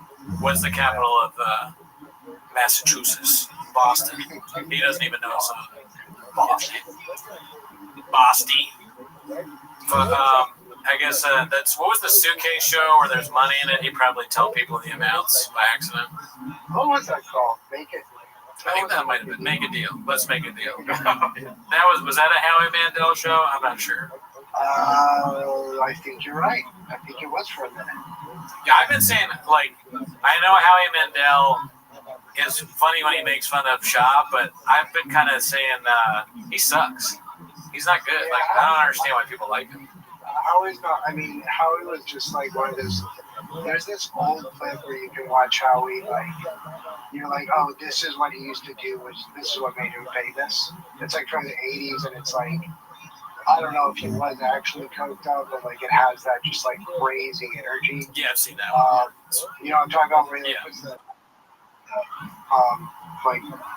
like nurse glove over his head, blows it up, and everything. Robbie Goodwin retweeted that and wrote Casey Rocket. Howie Mandel's funnier than Casey. No, but I met Howie Mandel because I used to work at NBC, and he came to the office one day, and it was like there was an email that went around and was like, "Hey, Howie's coming to the office. Don't try to shake his hand." And he was kind of nice and friendly, but it was like there definitely been his. But he was like he was trying to be really cool, and I think he made a really stupid. Like, for, NBC, there's the peacock. I think he made a really weird cock joke in front of all the assistants. Yikes. But yeah. You can't do that anymore. Woke culture, dude. You get fired. At least he called out Sean's mangina. That was pretty great. The mangina thing. What did Sean say? It's like, those are me nuts. Yeah, them's me nuts. That's the one thing I do like about Mandel is that he's clearly being fed these lines from like younger people. So like, they're like Gen Z staffers are like, okay, here's the subreddit. They say he pisses in the sink. He has a mangina. And Mandel's like, say less. I got this, fam. And then he goes. Are you guys pissing in Gerardo's sink? Every night. Oh yeah, we are. Sorry, I'm dealing with a lot of stuff right here. Oh yeah, wheeling and dealing. Yeah. Hey, y'all are driving. Y'all king of the airwaves right now. Look at that, dude. I'll never piss on this sink right here, dude. What the fuck? Alan is very good at stand-up, guys. He's a very funny stand-up comedian. Good shit, y'all are the best. As you've seen on Conan O'Brien, ever heard of it? Yeah. There you go. Comedy Central, that used to be a channel. Hey, Paul C, fuck you, dude. Yes, it'll fit in my fridge. We're doing this bit now where, like, anytime somebody says something negative, we call them a bot. Yeah. If it's not referential enough, or reverential, then we say that they're a bot. And there's a lot of bots in the chat. Yeah, a lot of bots, dude. We don't know how to get rid of them. What do you do with bots? Personally. Engage. You engage. You read the comments. Big mistake. I read the comments. I try to get inside the head of the bot. Yeah. Oh yeah, so what's going on? Where you from? How many inches? I gotta tell you, being on a stream this long, easiest thing I've ever done. Yeah, no, I'm about to die. It's very hard. People keep commenting like Cooney seems sick. Cooney's tired. Yeah. He'll fall asleep. So what you did, you started at 9. So yeah. You have like 16 hours now? I don't. Oh my God! Why are you trying to make us think about? Are you a numbers guy? Yeah, come on, dude. There's fucking numbers guy in here right now, dude. Are you a bot, dude? Yeah, bye. Maybe I'm oh yeah, I'm a bot.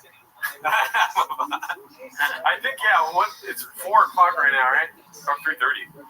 Yeah, we have a lot of time left, dude. Listen, we'll see how long the devices work. You know what I'm saying? 17 hours. Yeah, we'll see how long. I mean, because like things happen on the stream. Like sometimes devices, sometimes people unplug things on purpose. You never know. It'd be funny too if you guys ended up like causing a power outage in LA. Oh yeah. Watching Ringo. Too much Ringo. Oh, well, you know what the biggest one was in history. You know about this, right?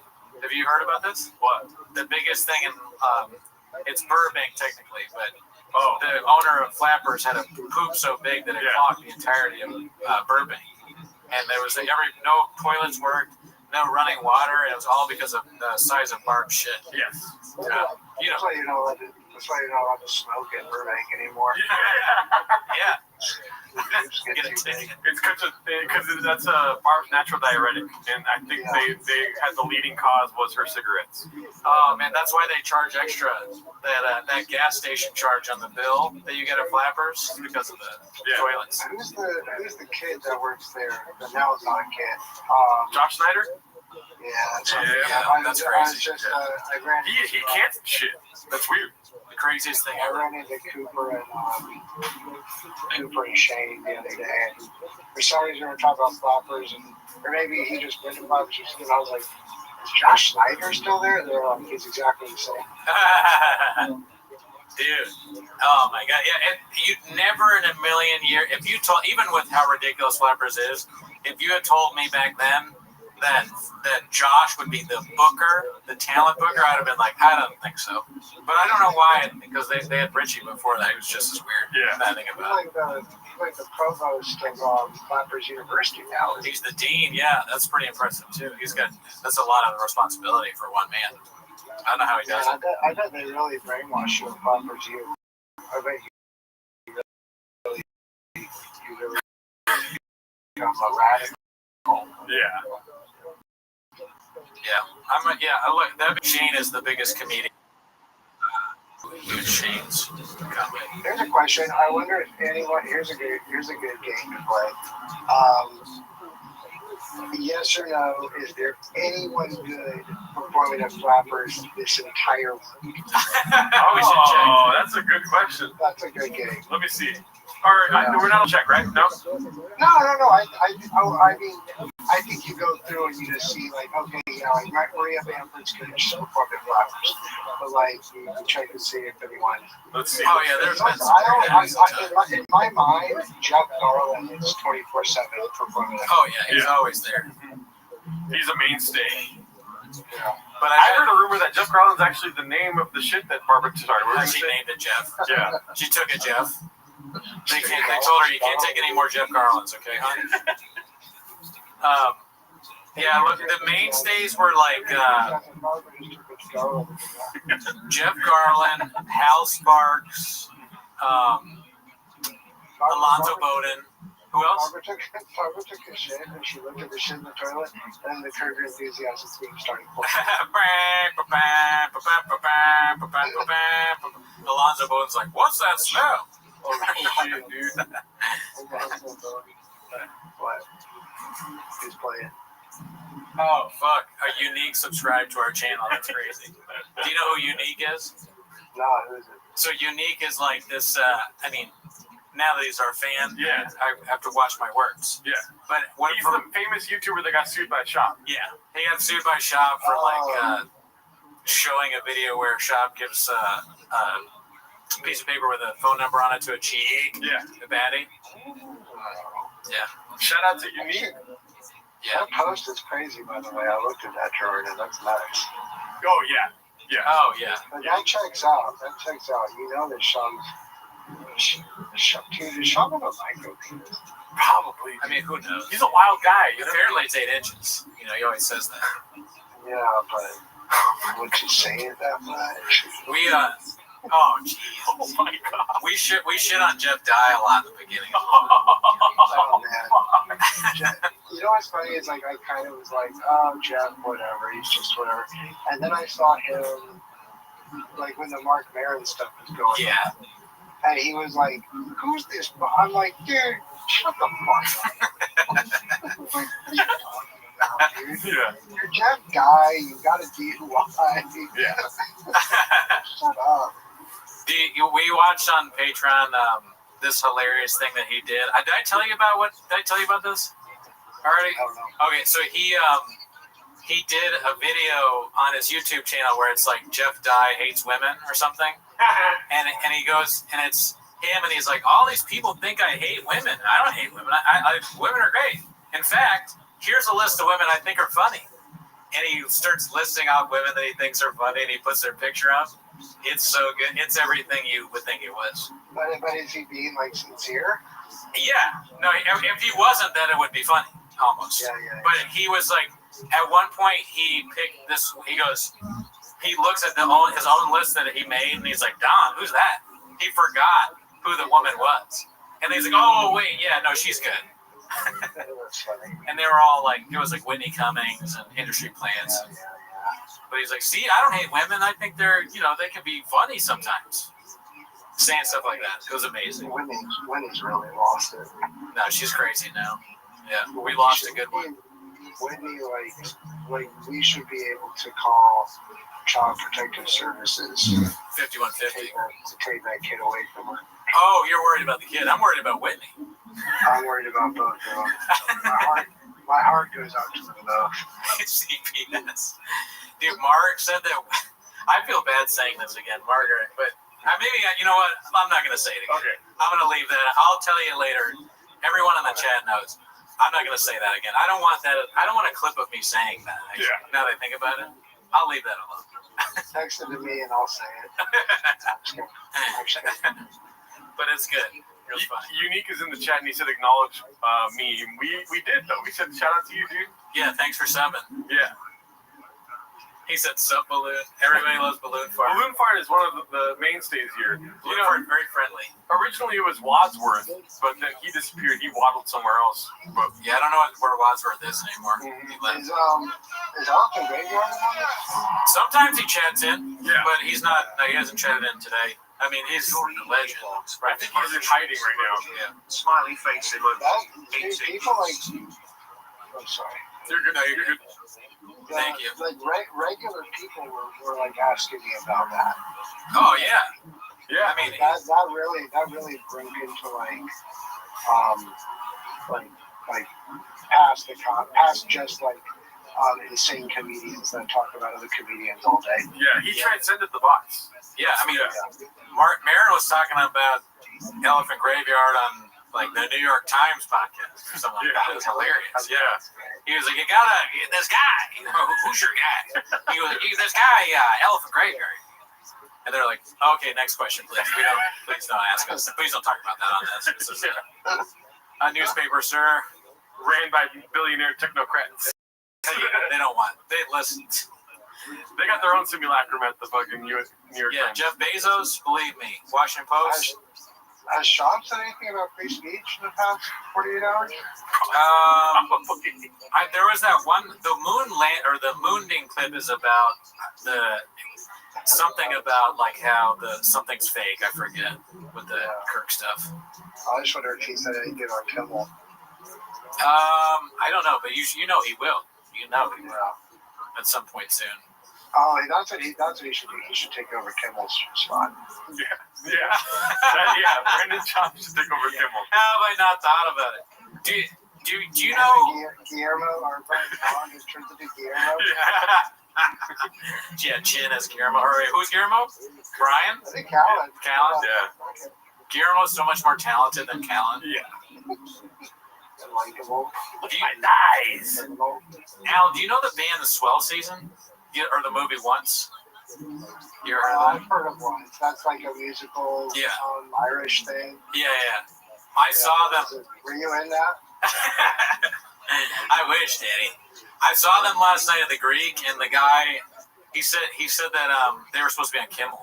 Can you believe that? Oh, really? Yeah, they came to LA. That was so funny. Yeah. I was like, oh, am I going to get a job on Kimmel because it just got canceled? Like, what happened? Oh, fuck. Yeah. Feel bad for the writers.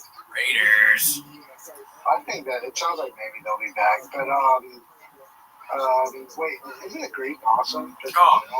Yeah, I mean, it's great. I went for the first time last year, and it was like, it's pretty close to me, so I can like walk there and shit.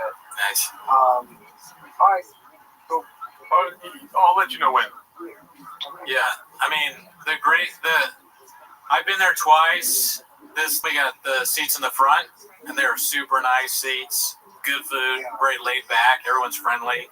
It's not like one of those like venues where they're very strict about shit. They're just kind of, oh yeah, your seat's over there. Put a little salsa on. Yeah, the Greek is the Hollywood bowl of salsa on it.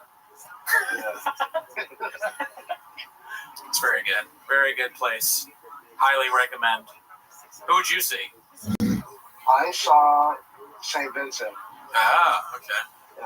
I'm going to see Rilo Kiley there in a couple weeks. Oh yeah, no, you're a big music guy. Rilo Kiley's sick. Yeah, I'm seeing them. That's why I'm here. I'm seeing them tomorrow in St. Augustine. Oh shit. And you're on tour with Vampire Weekend. Yeah, I see them like 9 times this year. You have kids, you can see Vampire Weekend 9 times in 1 year.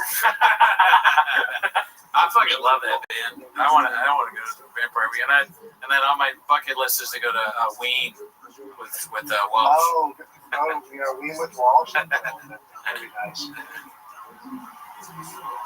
Oh, thanks, Buck. Shab could host I'm Not Smarter Than a Fifth Grader. Ever heard of it? Sean could host I'm Not Smarter Than a Fifth Grader. Ever heard of it? Brown Cornelius says, asking you if Rilo Kiley is back together. Obviously they are, right? Yeah, they're reunited to do shows. I don't know if they're going to put out a new album or anything, but they've been touring, I think, since June, July, something like that. I think the same thing happened with the band from Once, because like they were together and they broke up.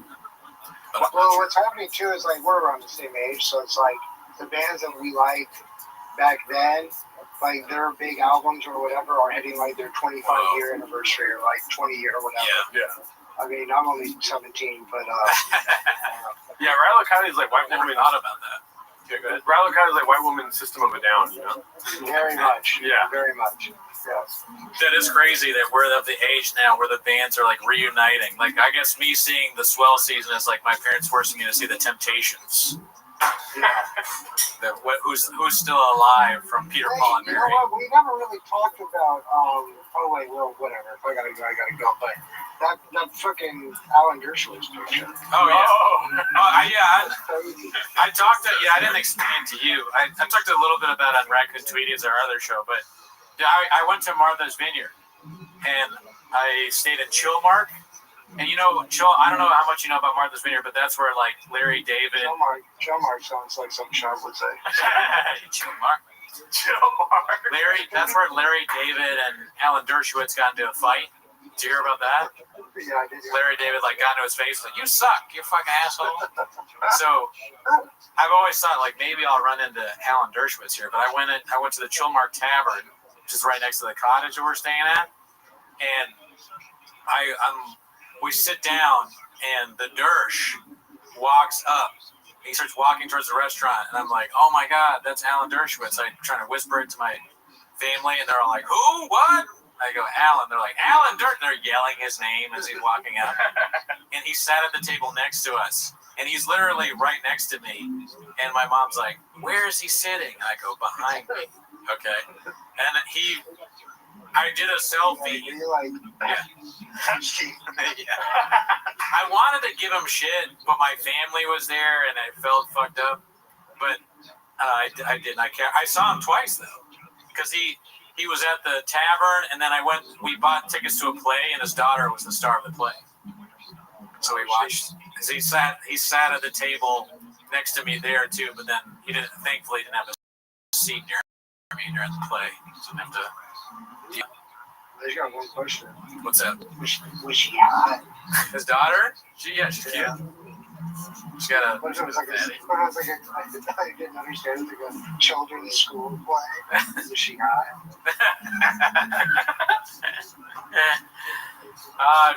The place sucked ass. She kind of sucked, but just cute. Yeah, kind of boring. Sean should be in place. Sean should hit the floor. Yeah, dude.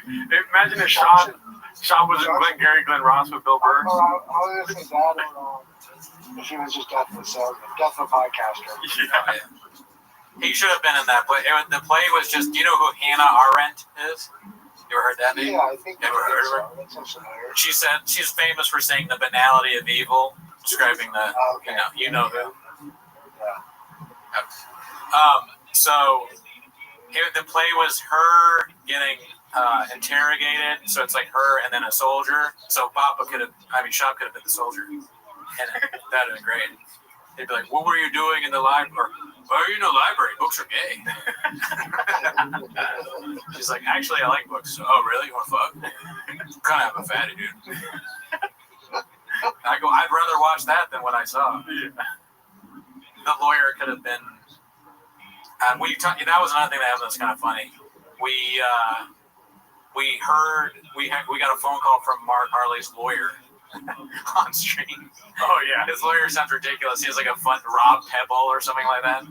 Like he has a fake sounding name. Rob Pebble. It was almost like he's like, "Oh, I got to take this call from my lawyer. It's Frank Cum." Yeah, I was going to say. Yeah. Why does your lawyer have this offensive accent? Because he's a really good lawyer. The lawyer calls it a bomb threat. Hey, this is an old Walsh bit. Hey, what's going on? My name is Bobby Pebbles. How can I be of service? Yeah, I'm Bobby Pebbles. I'm gonna get you off. What do you mean you're gonna? I'm suing for wage and hour violations. Yeah, I'll get you off. Yeah, you're gonna come. I'm Frank Cum, actually. Rob Pebble. He goes to a different school, but easy. He goes to a different school. Bobby Pebbles, attorney at law, at laws. He sounded hilarious on the phone too. He was like, "Here's what I want you to do, Mark." What? Telling him what he could and couldn't say on the pod or something? Yeah, well, Mark was like, "Are you sure that you want to be on like the pod?" And he was like, "Oh yeah, that doesn't matter." And I did mute it, and then they were like, "No, leave it on." I was like, "All right." Attorney-client privilege exists even if you're on a podcast with 400 people listening. If you didn't know that. So funny if like he just gets a bunch of clients from the stream. Oh, they should. He's the best lawyer around. That's what I heard. Good enough for Mark. Good enough for BGL. It's good for you. Yeah, exactly. If you want a big attorney. Big good lawsuit. Big good lawsuit. Big good lawsuit. Good. I'm a big good lawyer. That's what BGL stands for. What are your qualifications? I went to Yale. Never heard of it. Daddy. Shab should give a talk at Harvard. Commencement speech? Oh, yeah. Commit that. Absolutely. Like today is the first day rest of your life. How do you mess that up? He's like a rest for your life. I want a rest of your life. Is there any pictures of Shab in a graduation cap? That'd be great. Oh, man. I want to see her dance. Yeah. How did he graduate from high school? She's doing way more Shab AI things. Yeah. Shab is like a little like kid going to school with the lollipop. Yeah. Shab in a diaper. Pajamas with the hat on. Shab in the Oval Office. There you go. That's a good question. Not to get political, but we could. I mean, who's a better president, Brendan Shab, Donald Trump? It's tough, isn't it? Yeah, I think Shab too. Shab's first term was better than Trump's second term. Trump's first term was better than Shab's second. Oh, okay, yeah. That's right. Yeah, and I can't remember either term because I have Graves' disease. Yeah. He graduated because he played sports and was a beast in high school, so the coaches make sure they pass by telling their teachers to pass them. That's probably true, Squab. He graduated because he sold so many comic books out of his closet when he was a kid. Yeah, he got a special comic book salesman. Right. Major. Exactly. He got a degree with the marketing. What is it called? Device. Yeah. Yep. Well, yeah, you got one of those like those young. What is the young business thing? The YJCs or something like that. Future Business Leaders of America. Something like that. They were big with Shab because of the comic books he sold. Shab was a future podcaster of America growing up. Yes. Yeah, that too. Because he always wanted to be a comedian, even back. It's too bad he never had to live out his SNL dreams. Yeah. He's a little old for that now, I think. Shab was at 4-H because that was as far as he got in the alphabet. That's as far as he got in numbers and as far as he got in the alphabet. Well, thank you, ASW, for coming through, dude. Yeah, we love you, man. Love you, brother. Hanging on. Good luck. Godspeed. We gotta get back. We got some business to do, dude. We gotta watch some Gringo Pop. Yeah, gotta get back on it. You know what I mean? Later on, trip. Boom. Alrighty. Where were we, dude? Oh, we're back on, dude. Yeah, here we go. Let's go. Nobody checks those back there. Man, that they come on the news, sweaty as shit. It's on all the major roads. Holy shit, dude! Oh shit! Back to the Gringo Poppy. I got it done. I got that Johnson, bro. I don't feel good, bro. I can't stop sweating, bro. I feel like I'm on wings. I'm gonna lay low for a little bit. Remember that moron? It's all in marketing, man. Like, they need to hire some just dime piece actor we've never heard of. Yeah. Just blast them all over the news, right? Just somebody who's fun. Get them on there. And just put them all over the news, all over the nation. Like, yeah, dude, I got the Johnson. I feel pretty good. I feel great, actually. If I'm being honest, one side effect, I just want to be up front with everybody. Goddamn dick's down to here. It's down to here.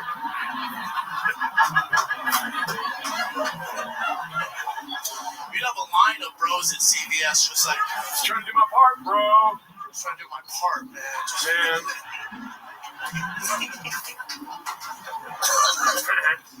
It's good to be in Dallas, man. You guys doing it? That's a rough cut, right? It's good to be in Dallas, man. You guys doing it right. It's good to be in Yeah. Dallas. I know. Yeah. Well, there's a reason I decided to shoot my special here, man. You guys just give me so much love. I absolutely love Texas, man. Yeah, thank you. I haven't touched a mask since I touched down. It is fantastic. LA is not like this, y'all. LA is North Korea with a beach. That's so good, dude. One of the greatest trips ever written. Yeah. Let's see. I'm gonna leave this. How did he even think of that? Yeah. You know, North Korea with a beach. Yeah. But they give us Wi-Fi, so that's cool. What's the over/under on him writing that bit? Talking about walking us back. 0%. Zero. I would never take credit for it, though. The writers, it's I think it's funny. It's like no writers ever take credit for anything. But you know, someone else wrote a lot of the stories. Rabbi, yeah, Walsh was on, like, I've lost track of time now, but maybe an hour ago, 2 hours ago. Yeah, he was on it, like, noon or something. Yeah. Yeah, just. I mean, the time is really strange when you do a stream. I'm now learning that because I'm used to the longest we've ever done is probably 2-3 hours. Yeah. And we started at 9. It's now almost 4. That's insane.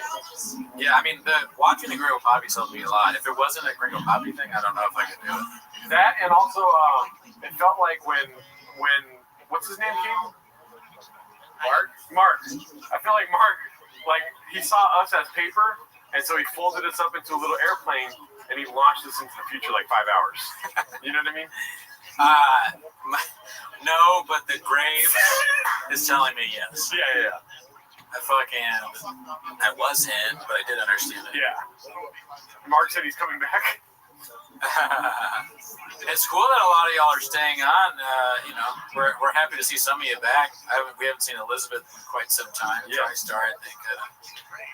Shop is sacrificed for the corn, but all his friends are nearly as bad as, in fairness, Be Better Austin. Shaw is sacrificed for the corn, but all his friends are nearly as bad in fairness. Be Better Austin. Be Better Austin. Shout out to you, Timothy Wendell Up. I wonder what Austin is actually like. I need to ask one of my friends that moved there and be like, give me but you can't. They won't give me an honest opinion because they live there now. Yeah. So we gotta go ourselves. We gotta make a trip and see what it's actually like. Because it's one thing to just make fun of a place and not really have been there. Yeah. You know, like North Korea with a beach. I gotta go and experience it myself. Like, what's good about it? Mm-hmm. I don't know. Me neither. I haven't really heard anything good. Alan seems to like it. Yeah. Wappenheimer's back, dude. Wappenheimer. How are you feeling? Pretty sick, honestly. Really? I know. I mean, I just have a headache. Oh, okay. I looked at my eyes in the bathroom. I was like, oh. My eyes are red. It's all that gringo poppy going straight through you. Dude. I was like, fuck, dude. That doesn't look. Oh well. You can watch me like deteriorate, falling apart. I'll say this: a lot of people are saying I'd be asleep early into the pot, and I'm not asleep. So hit them with the finger, dude. Oh no, they were okay. They were right. My friends in the group chat were saying that. It's like, you're my friends back home. What are you? Why attacking me? Like, can I get some support? Yeah. Like, you'll be asleep soon. They told me to get 5-hour energy. Nah, I'm not doing that. No, hell no. You don't ever do that. Nah. These are better than that. Get that away from me. That's disgusting. I don't mean like Taco Bell. Don't threaten me with a nap. I'm talking about my heart. Born and raised. Something about getting headaches feels like with a I started to get a headache, but then Mark kind of pulled me out of that with his cat story. Well, the Advil's helped me. I appreciate that. It kind of grounded me into reality, where I was like, you know, we're just a couple of cats out here looking for a home, you know? Yeah. Now, you don't smell bad, but if you want to wear your deodorant. Oh, man. Squab, don't put me in a nap and make me fuck my way out. Mark, did you miss Cowbell? We did that at the beginning of the pod. Yeah. But, you know, you can watch it. This is a live, so you can watch it after. You can watch Cowbell or something better, Gringo Poppy with us. You know what I mean? It's true. I mean, yeah. Well, oh, bot. Bot. Yep. We know you're a bot, Mark. Yep. Yeah, you're a bot. Why don't you have a profile pic? Because you're a bot. Yep, bot. I know a bot when I see one. You know, not a fucking. I can see right away. Todd Joden, how does it feel being a bot, dude? Yeah, Todd. Bot, more like bot Joden. Bot Joden. You know who's not a bot? Truck Flip. You know who else isn't a bot? Timothy Wendell. So try not to be a bot. How about that? Try not to be a bot challenge. Challenge 500. How do you say those things hard? You know the Gen Z thing where it's like challenge impossible or whatever. What is it? Challenge expert. Like expert level. Is that what it is? Yeah. I don't think that's it. Like, what is it called? Difficulty. Nah, QT, you're not a bot. Adam said Ellie's a bot. Uh-oh, trouble in paradise. Oh, no. Damn, dude. Damn. Trouble in paradise. Something about that sounds like masturbation to me, bro. Oh, yeah, you're going to be jacking it. The first relationship that has been torn apart by this pod. Yeah. Challenge level impossible. Oh, fuck. Timothy's a bot. Oh, Psych. fuck. We know you're not a bot. Psych. Guadalajara. Lou Dobbs, rest in peace. One of the best to ever do it. Try not to enjoy Gringo Poppy Challenge. Impossible. Exactly. There you go. That's how you do it. Challenge impossible. So I was close. Do you guys hang out with Mark outside the pod? I mean, we hung out with him at P.F. Chang's. I went to dinner with him once with Luana. But outside of that, not really. Guadalajara. Trouble in Paradise B. Is this Timos? Bot. YouTube channel Q. Bot. Yeah. Yep. Yeah. Shadow band bot. Think bot whiskey. TriStar, almost a bot. Almost a bot, but no. I know who you are, so I know that you're not a bot. No, but when I did walk him out, and I walked him purposely away from my car, you know, and then he ran away. Yeah. This is fake 24-hour Gringo. Bot Joda. Yeah, dude, bot. We already knew you're a bot. Yeah. Oh, cool story, bro. Bot. Yeah. By which hour do y'all sit there silently watching your Poppy? I mean, 5 minutes from now? Oh, we're going to do that.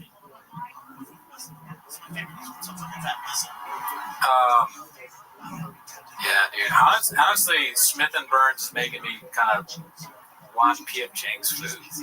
I know, right? It was pretty good. And I liked P.F. Chang's before that. It's a good, you know, how funny was it? Remember when we first started, I went home to visit my parents and they didn't even know about Shop Really, and they're like, "You want to go to P.F. Chang's?" I was like, "Yeah, fuck yeah, dude." I do. My parents are savage. They order from P.F. Chang's. Yeah. We tried DoorDash. Yeah, you can press the food on there and get your P.F. Chang's. And we get orange chicken. It's delicious. We had no idea it was so good. Tonight, were you watching the show?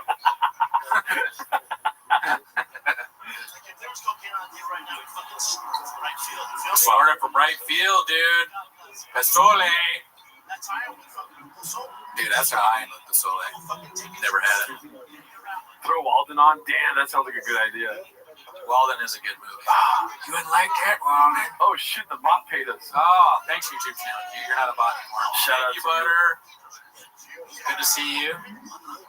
Here is some money for therapy after watching Papa for so long. That's a good thought. How many loops of Gringo Puppy have y'all had already? It's hard to count, but we do have expert, what is it called? Beast. We have lawyers, AI, and they're going to tell us after the stream. We'll be sure to be transparent about the numbers. It's a tactical amount. Yeah. Therapy will be key. We had tactical coffee cake earlier. Yeah. There's still a cookie left. There's some guava cheese. Yeah. It's the worst donut I've ever had in my life. What's that other thing, you know? That weird cinnamon thing? I don't know. I'll find out for Maybe sure. you should eat that. Yeah. Because I want you to have it. Those cookies were nuts.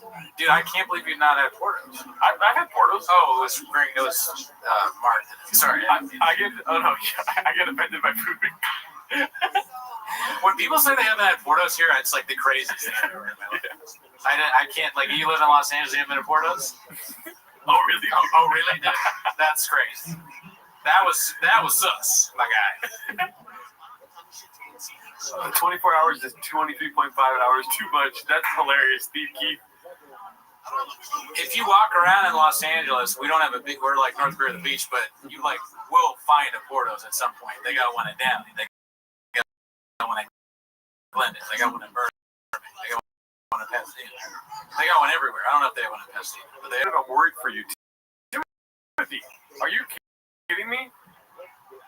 I don't know what to say, but somebody was saying something that I wanted to comment on. See, this is the 7-hour stream brain right now, dude. What you trying to do? I was trying to figure out something. I was going to say something. I forgot what it was, though. Oh, I've had the Cuban sandwiches at Portos. Those are fucking bomb. Their sandwiches are really good, too. Yeah. I thought about it. I was like, I could get, like, real food, but by the time we ate it, it wouldn't be. Like, potato balls. I was like, we'll be eating cold potato balls. I don't really want to do that. I mean, I have done that many times. But today, I was like, I'm going to have coffee and cold potato balls. I don't know. Janae wants to know if you brought extra Graves meds to make it through the night. No, I only have to take it 5 times a week now today, so suck on that. Bot. And only once, and it's so small, it's very low milligrams. My levels so far, knock on wood, are almost normal. You guys might not be able to hear the Gringo Poppy that loud, but the way I have the, Cooney said at the stream earlier, it's blaring in our ears. Yeah. The way that Cooney set it up, it's like the noise that we make on stream times 10. It's just him being like, Nini Fauci, Nini Delta. You want to do some smelling salts? I do. I just read that. That'd be fucking dope if we had smelling salts right now. Oh, Garden of Stone said it. That's right. I'm so tired I didn't even know that I read that. That's where we got to. I'll read your comment as if it's mine. Forget that you said it. Blame the team. Lubinowski, welcome. Yeah, great guy. Him and Lucas. I wonder if Lucas is on the stream. I don't know what his name is, but I met them in New Orleans. Oh, okay. That's like what, 1.5 days ahead? Yeah, I think so. Papa is a poet and a philosopher of our generation and all that shit. Philosopher of our generation and all that. Miss Woman. Mr. Craig's big gun. Selling smalls.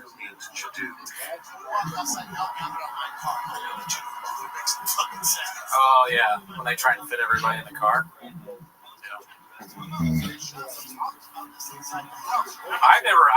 I still don't know what smelling salts are, to be honest with you. I know we've gone over it before. Yeah. I don't understand it. But is AZ joining? Bot. Turn up Cooney's mic. I want to hear the Graves playing. Bot. Obvious bot. Is there a drinking? Bot. Come on. The bots are getting easier to tell, dude. Ammonia daddy like cat piss. Bot. Oh, you know what? 36 teeth, not a bad thing to ask. Oh, I should have grasped. I actually, you know what? I have not. That's the one person I have not even grasped at. Yeah. That earlier, I was like, I told them that I was grasping at some bigger guest. I mean, we may get the biggest guest of all time. But I was grasping at someone else, and they completely turned me down. Yeah.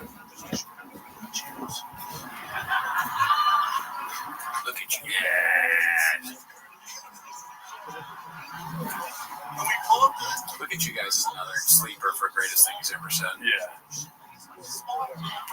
Everything you've told each other could have been a lie. You may never have been in love. But yeah, I was like, well, no, wait, no. You almost, you're like teetering on that. All right, see you later, Balloon Fart. Thank you for always being so friendly. You're a great guy. Never met you. If we would have asked Annie Letterman. I've never asked her either. The closest I come, and I said this on the show before, was I asked Josh, I think.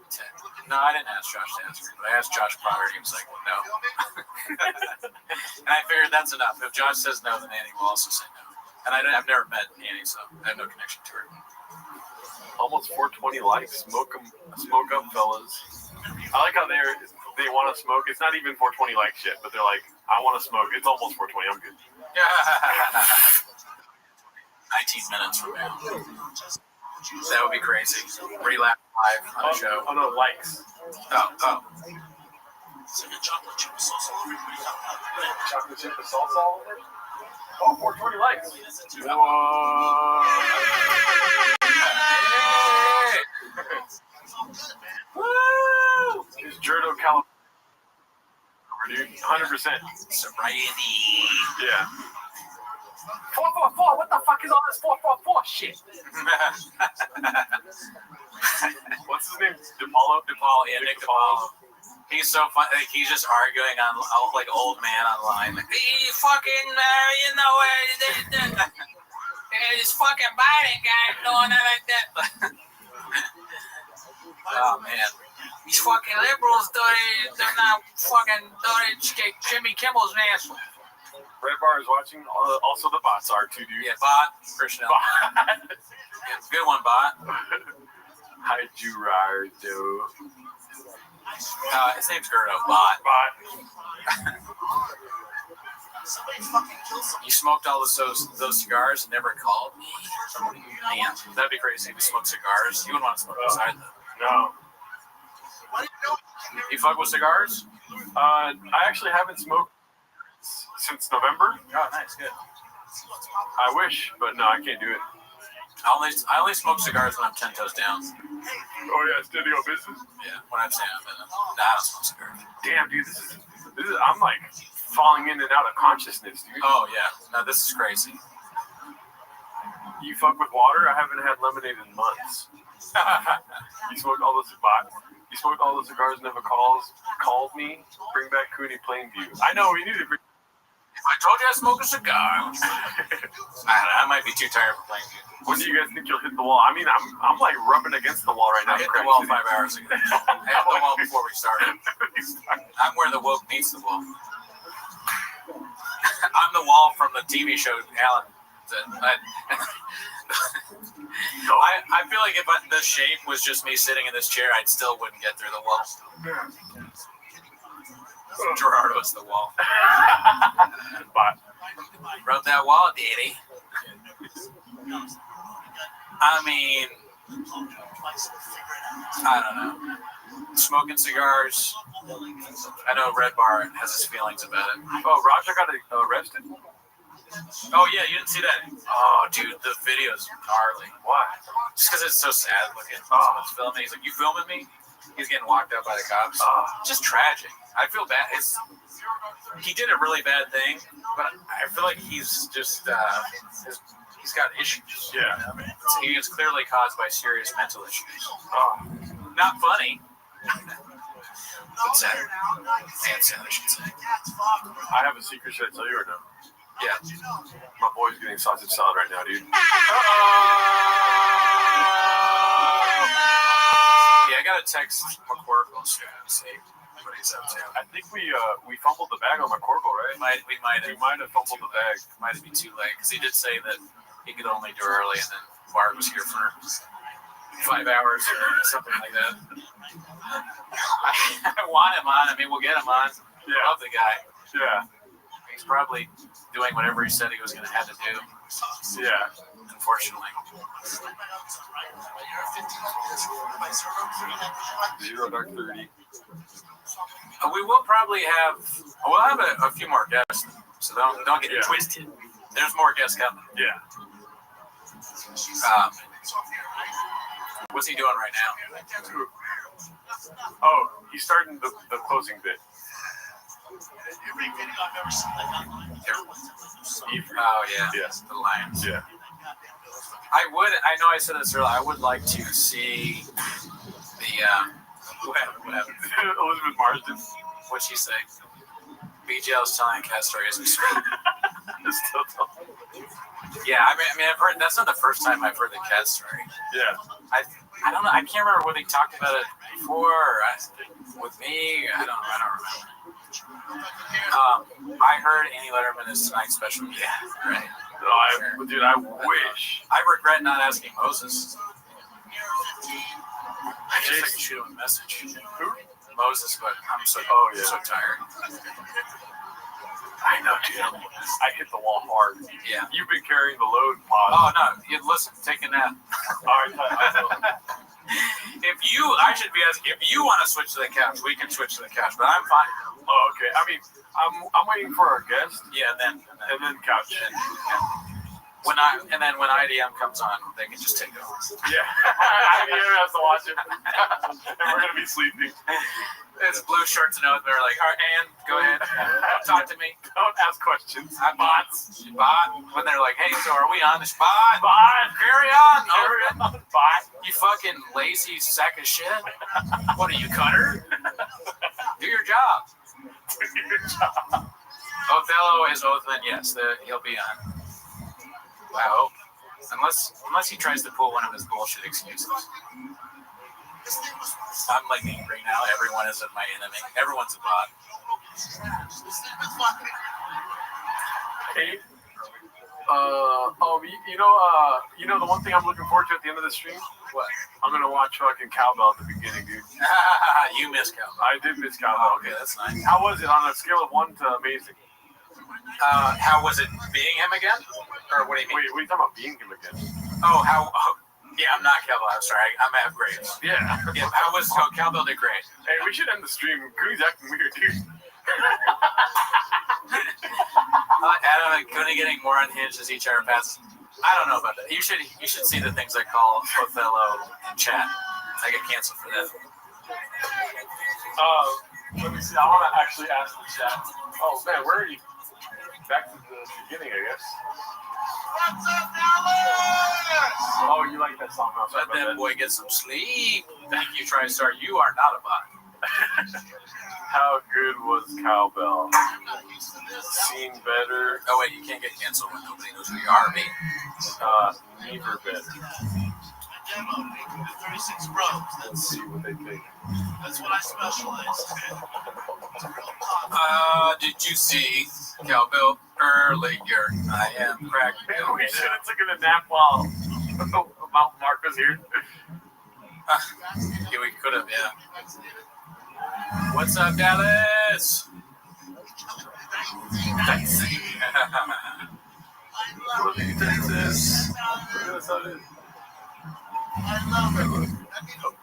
That Neil's not touching this fucking temple, Daddy.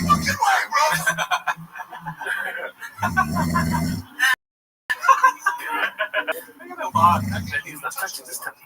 The walk is skilled. I don't care what anybody says. It's a skilled walk. As he says, he's taking a notch. It shows that he's been, studying the greats. Oh, my bad, Mr. Whole Foods. My bad. Yeah. What do you want to do, man? They fucked it all up with the marketing. I'm not into that. It's all their marketing. They fucked this whole thing up with marketing. Yeah, that operation Warp speed. That's it. They're like, yeah, go to what the fuck? That makes sense. I feel like hell yeah. Fuck this. Just so He's gonna call his mom soon. I wasn't, but you know how much I love donuts. Don't laugh. Why are you laughing, Burp? That was a Red Bull burp, my friend. Mess it. It's a dumbass that mess it up.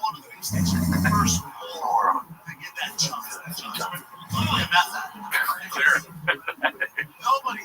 Oh my god, that's so funny. You smoke meth? It looked like you were like laughing.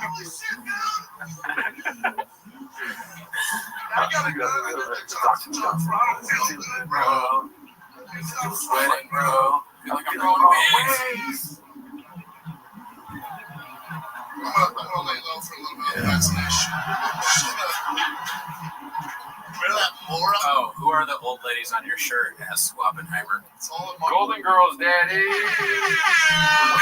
Where's all the English money gone? We need more English money. Earlier, I accused an Indian man of sending us English money, and that was when the beginning of the stream. So they have no reason to be tired at that point. Everybody, goddamn dicks down here. Goddamn dicks down here. The eye thing is top level physical comedy, sir. That's facts. I'm trying to do my part, man.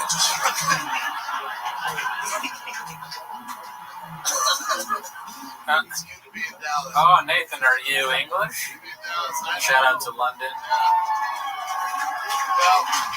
Always good to have international. Successful Egg is back. Goddamn Dick Santa. Yeah, you're right. Goddamn Dick Santa here is pretty funny. But get back in the kitchen, Successful Egg. You need to go viral on the Reddit. Okay? Hurry up. You can watch a stream for a little bit, and then you got to go right back to making clips. Oh, shit. LA is North Korea with a beach. San Diego airport is closed due to a nose gear collapse on the runway. It's a nose gear collapse. Sounds bad. Yeah, that's not good. Prayers out. I can't go through a lockdown. Straight up. Oh shit, LB from England as well. We did not do or the UK. English. Here's what I'm talking about. I was like, what are you doing? Break up Poppy, dude. We're not locked down. I was fighting with me the other week. You're locked down. We're fucked. Just fighting with me. What are we gonna do? Oh my god. My life would be so much easier if I was just shit. The laugh after that is so crazy. I was locked down with the bros, Dallas. The homies. So much more fun we would have. Oh my god, dude. We'd like play video games all day. We work out. And we fuck each other. That guy was like, oh, fuck no. Oh, you're like, bro. Sorry. That's don't burn yourself out, Gertlardo. You'll have a chance to do this all over again in 10 hours. Good one. Thank you, Assad. Yeah. I knew about when I saw one. Yeah. You know why bots say they burn out? That's why bots actually burn out for real. Us homeless cats, we don't burn out. Gordo is asking me which homies he's thinking of here. Joe Rogan. Yeah, probably just Joe. Governor of California, Governor Newsom, from locking us down. Oh yeah, Newsom. Never heard of him? Yeah. This guy bankrupt businesses. According to Trump. I realize my girl's not cool. She's not a friendly human being. What would he call Gavin Newsom? Can we do another poll for Gavin Newsom? I got some funny names. Nah, take a chance. I was gonna say he called Gavin Newsom Gavin DeGraw. What else? Gavin, I'm so tired thinking of things. Gavin Newsom, Gerardo Alarcon, Gordon got some. Gordon Gecko. Cheese on 3. Ready? 1, 2, 3. Cheese. Taking my photoball. Oh yeah. I snap a Gavin Bluesen. Texas my girl. She gets it. She looks at it. She goes, Okay, come on. Couple days we said we've been 8 hours and we haven't said the name. We're trying to not do that one.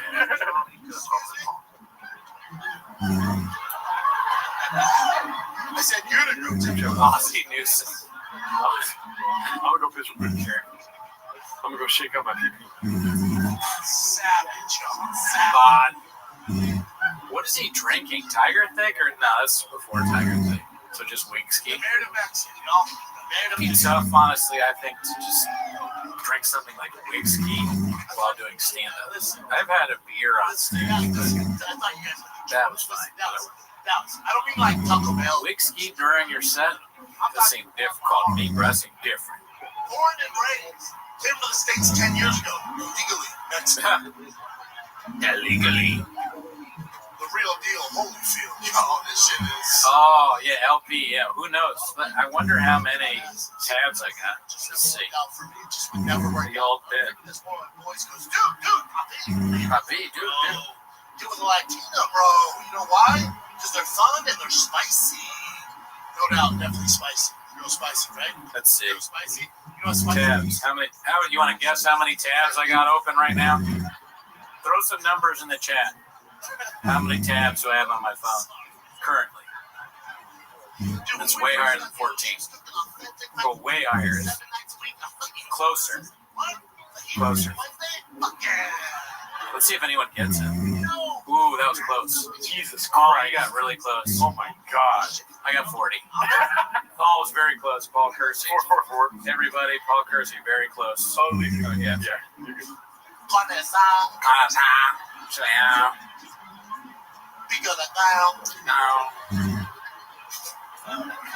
He has a that's a great point. He has a Google of tabs open.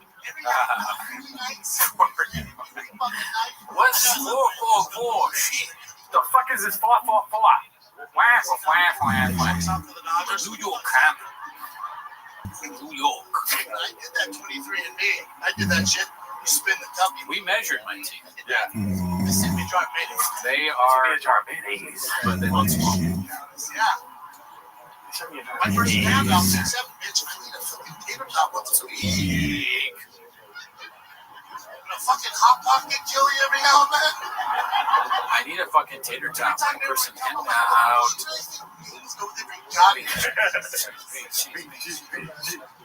She for real? Every time they were come, like, does it ever occur to her? Maybe Brendan's not trying to shit his pants. How about you want to hear something true, Cooney? Yeah. I'm talking to this girl, and yesterday the last message I sent her was, I'm watching the world's worst stand-up special for 24 hours tomorrow. What did she respond back? Can we flirt? Close, but no. It's good. Can I watch it with you? No. She didn't respond. Yeah. But I don't do this for me. I do this for my kiddos. Yeah.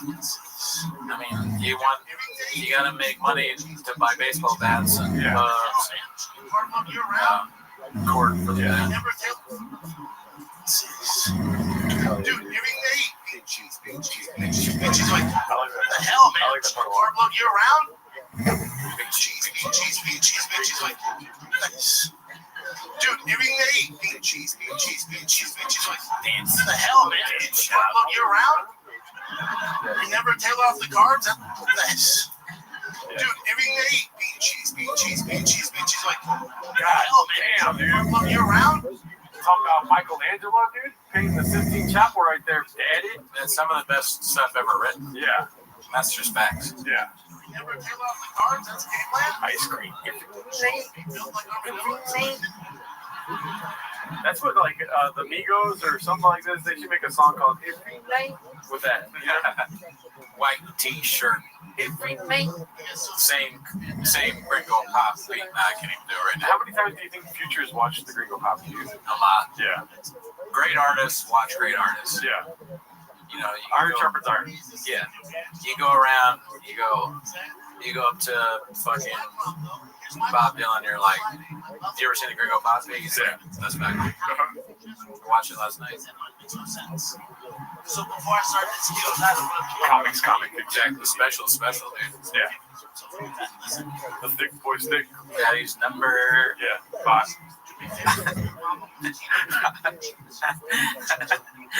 Has Paul hit you up at all? Okay, cool. Yeah. Good.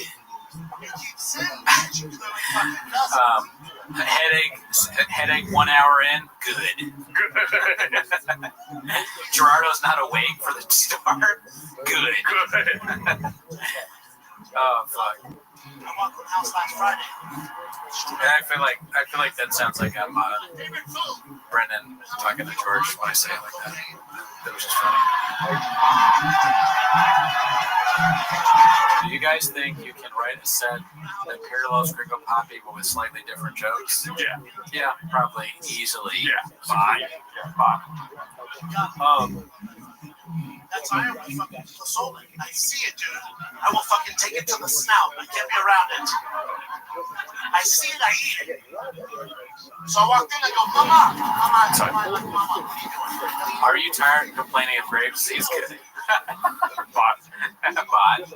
Yeah, way to make me laugh, Bot. Gordo, none of your business, Bot. It's keto, bitch! Dude, Ryan coming in with a jelly roll talk. We haven't talked about jelly roll at all. Yeah. Dude, jelly roll would have been a fucking great get right here. Yes, I really like what you show, and the way you treated McGill just reminded me of how I treated one of my friends I thought was a dog bitch. Somebody watch Gringo Poppy for 24 hours. That's a sleeper for the funniest part of Elephant Graveyard's videos where he shows him crying about Mitzi. That's crazy. Yeah. When you stare into the when you stare too long into the void, it also stares back into you. Be careful as you wrestle with monsters. I am about those. Yeah. So we should have gotten the Hungry Wolf on the pod. That would have been great. So you guys do a show at Brennan Schaub. You're fucking whacked.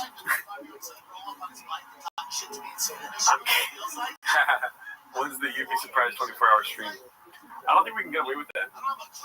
Yeah, it's not Showtime being. Never heard of it. How sad would it be if we went to the gym with Tony and could bench more than us? Oh, if I kill myself. You probably can, honestly. I don't bench. Nah. That's not facts. It's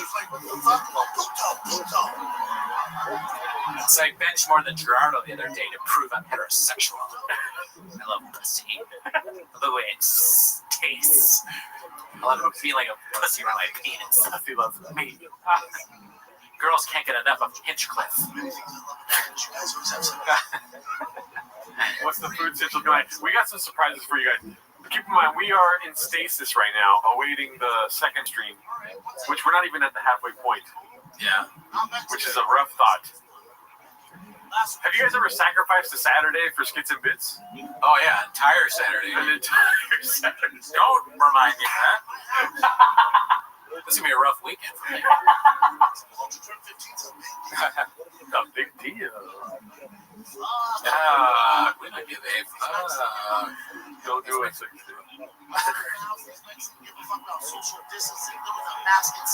Ask Ellie. Oh, Ellie's Tony Hinchcliffe is her type, huh? I think he's wasted Saturday. Skits and Beats. So I guess they're saying that cowbell was never better. Oh, wow. Thank him. Text them and say thanks. Yeah, I'll tell him you guys said he did a good job. I'm a motherfucking roasted lobster. I'm a motherfucking lobster. Red lobster, dude. That's so cool that people have been here since the beginning. Are you guys in your mom's basement or what? Yeah, bots. Almost had. Yeah. I bet you don't even have a profile pic. Like I care. Next. Dude, fuck doing this for the rest of your life. Imagine streaming every day. That's crazy that those guys do that. The big streamer people. That's insane.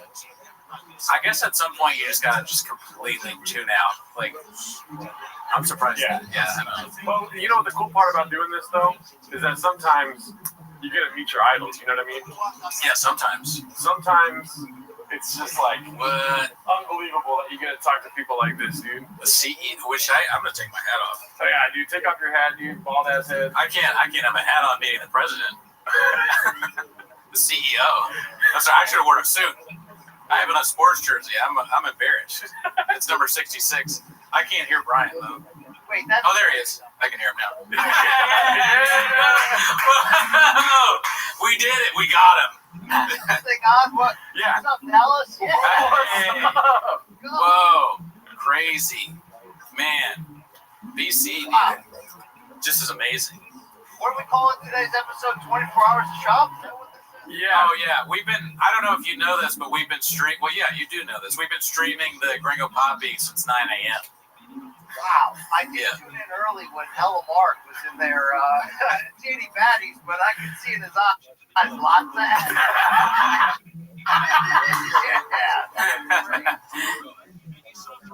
Yeah, no, it was pretty crazy. Yeah, he had a lot of energy. Every fest. Yeah. Everyone knows that. Yeah, that's good. So wait, fellas, Gerardo, you can hear me, right? Yeah. Oh yeah, we can hear you. Wow, that's a wild hair day for you. Oh yeah, sorry. This is 8 hours of streaming here. Oh yeah, this is what streaming does to your hair. You know, got the raccoons. Hey, are you guys? How much caffeine slash nose beers you guys rocking? Oh, I don't know about caffeine, but we got rain, daddy. Rain has a new flavor called white gummy worm. Yeah. So that's what Gerardo's drinking. Yeah. I had a Red Bull and an Americano. Have you ever heard of it? Yeah. So we got a lot of caffeine. We're very tired. I have a headache. Will you make it? You won't make it 24 hours. No, I mean, listen, if it gets anywhere near 24 hours, there might be like a mistake where I unplug on purpose. Oops. I don't know how much longer I can do this, but. And you know the answer to it. Sorry, what was that, Brian? I said, what did I miss? Oh, yeah, that's a good question. Well, you missed how my hair got this way, but you know why I don't cut my hair, dude? Because it's cheaper to get a Kibitek hat, dog. You know what I'm saying? You see that right there? Yeah. We're all about merch. Yeah, dude. What did you miss? Let's see. We had on, we saw Mark. We had on Brendan Walsh, Alan Strickland Williams. You missed about 30 to 50 replays of bean sheets. But, you know, like, you didn't miss that much, is what I'm saying. Yeah. Did you recreate the entire show? Like, I was hoping that you guys were actually going to do joke for joke. Oh, one time, I think you probably saw, I did, like, the first 10 minutes. And the second 5 minutes is on the Patreon, but I've never done the full thing. I know I've let you down. I apologize. All right. But I want to get there someday. It's Keno, man. I gotta say, Brian, the bits on the show recently have been amazing, as always, but they're getting even better. I don't know how you keep doing it. Every time it's amazing.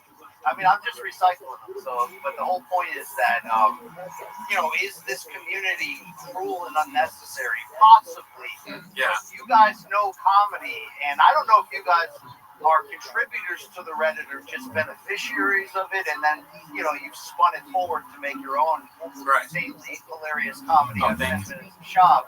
But this community of homeless feral cats, I laugh my freaking balls off on a daily basis. So. Oh yeah, some of the funniest guys ever do it. We're mainly just beneficiaries. We don't count. We don't matter. I'll ask you this. Brendan Walsh, comedian, famed comedian, he was saying he's like addicted to the Reddit. Do you ever feel like you're addicted to the Reddit? It's a problem in your life? I do. I feel like it becomes a problem. You know, sometimes it gets a little out of bounds, and I'm like, you know, do I want to be associated? These are good questions to ask every day, every night. Definitely good questions. But, you know, then I laugh my balls off enough that I'm like, somebody needs to document this consistent level of ridiculousness. I mean, you know, the Patreon era has been illuminating. Oh, yeah. At the very least. Yeah, and I mean, it's hit after hit. And then, like, Land Moonding, that was pretty good, the latest one. That was pretty damn epic. Yeah. I mean, you know, is Drive Fast, Eat Ass, is that show still around? I don't know. We always laugh about it because the episodes take like 6 months to make, you know? So it's so weird to have a truck show, and then every show starts with these like sorry, fam. He claps his hands, and then 6 months later, there's a new truck. So I'm hoping that in a few more months we can get another episode. Today we're serving Francis Ngannou out of this carburetor. All right, this is great. Yeah. If he can get him there to Austin in the storage unit, fingers crossed. You know. Oh yeah, I was hoping you were going to get Jesse on fire or Methy on fire, or maybe even Chen on today. Was there a chance? Nah, I don't. We didn't even reach out. We haven't tried to get Chen on. I don't know if I want to have Jesse on fire. The way you're hesitant to be associated with Shab is the way I'm hesitant to be associated with Jesse on fire. I hear that. I mean, did you ever have any reservations about the BGL entering your home? Because it's happened a few times now. Yes, no, that's a good question. You know, we should have that, but we don't. Unfortunately, we just, you know, it's a all risk, no reward. Or all risk, all reward. You know, yeah. Me and Mark, we went out to dinner before the first time I met him, and we sized each other up. And you know, I was like, I could take this guy, so I let him come over here. I mean, the thing about Mark, I will say, is, and the thing I'll say also in my editorial about narcissism is he's self-admitted. So it's almost humble. You know what I mean? You know what I'm saying? Like, because if you think about it, the lack of self-awareness of Bappa is entirely what fuels both his demise, your podcast, and the Reddit sphere. Yes. Yet, you know, Hello Mark certainly has to have a few bolts missing to work there to begin with, but when he changed over to the light side of the force, it really was a moment in time. I mean, you have to suspend, you know, the fact that we have seen the video of him lifting the car from behind. Yeah, I mean, that was all Photoshop AI or whatever. That didn't happen. That count. No, well said, though. Well said. He actually, BC, I got to tell you, he said he addressed this on the pod today. I don't know if you heard this part. He actually said that he's not narcissistic, he's autistic. So he's saying he's autistic. He actually revealed that too. That's very humble. Wow. Yeah. Okay, that is. He did say that, right? Or am I just in a fever dream? I could have sworn, because we've been recording for 9 hours, it seems like, so I may have made that up in my head, but I'm pretty sure he said that. Did you guys, like, share the origin story? I don't even know how you guys started. Oh, yeah, no, great. Thank you. Yeah, great question. I know we have, but, so what happened is our mutual guy that we both know, Othello, he told me he was he was like, dude, this guy Shab has like a stand-up special. You should do a stand-up special. It's on YouTube. And I was like, yeah, sure, okay. I'm sure we're the same level of. But anyways, it was Gringo Poppy. So I was like, I'm not gonna do that, but I'll do a joke called what do we call it? The Gringo Cooney? Oh yeah, the Gringo Cooney. So I made this thing called the Gringo Cooney. It's like a little Twitter thing. And then I was like, I had just started the podcast with Gerardo. We had some episodes out. And I said, why don't we watch the Gringo Poppy on? And this is all like both been me kind of thinking about it. So we watched the stream. We streamed the Gringo Poppy, and it got hit. And then somebody independently posted in the Reddit. Could have been Othman. But we'll never know, allegedly. And it got this big hit, and you know, we just started doing it. We started finding out about Bappa, and then we weren't going to do it. And then we were like, why don't we just watch 10 minutes of it? And then we started making the songs. And then Bobby Lee reached out. Yeah. When it really evolved, when it really went to a new level. Yeah. I mean, I don't know, Gerardo, are you a comedian as well, or just a regular dude with weird hair? Both, actually. All right. All three. Say this is some of your best work, these songs? Oh, yeah. Like, I'm a musician, so playing music and doing this and being funny, I've always wanted to be funny, but I make sad love songs. So it's kind of like helped me grow into, like, funny songs. Yeah. You know what I mean? Now, did you guys play I mean, I don't understand the comedy scene, right? Right. I mean, I get food out of my own kitchen with that joke. Did you guys play the store during the golden era when Joseph was, you know, was ruling? Did you ever walk by the truck, and if it was a rocket, and you know, you possibly came and knocked you? I mean, I think like a few pre-roast battle shows that when Rogan made. I saw Rogan there once. I don't think I ever ran into Shop. We would see D'Elia around, not in the store, but like Improv. Actually, at the store too. Yeah, D'Elia, one of the greatest ever do it. Oh, really? No. So, but I never saw live Bob or Rogan stand up. Right? What's that? Great comedian, bad boyfriend. Yeah. What's the thing? I'm working on my D'Elia impressions. Now, why doesn't Papa protect him? Why doesn't it drive him nuts that D'Elia is so awesome? Yeah, it's a good question. I thought they were all going to stick together, Yeah, I thought we were going to fight. And not so much. Like, what is Eric Griffin missing? Is it just a paycheck that forces him to go there? Yeah, I think they're all kind of like tied together. D'Elia's got nowhere to go. It's a show that Theo Vaughn was there for a while, and then he had to go figure some stuff out. He's going through a lot, and then they were just like, we'll just keep going. It's one of the best shows out there right now. So. You do YouTube, yeah. I do. So have you ever been approached by Shop, he is involved in plenty of lawsuits. So like, have you received any subpoenas? No, but I think we have like interactions with all the Shopovers. Like, I've met Eric Griffin. He told me to move, motherfucker, but like not mean. But I was like in his way and an open micer. And then I've met Chris D'Elia. He disappeared into a restroom. I've met Joe Rogan a long time ago. I met Tony Hinchcliffe. The only blowback.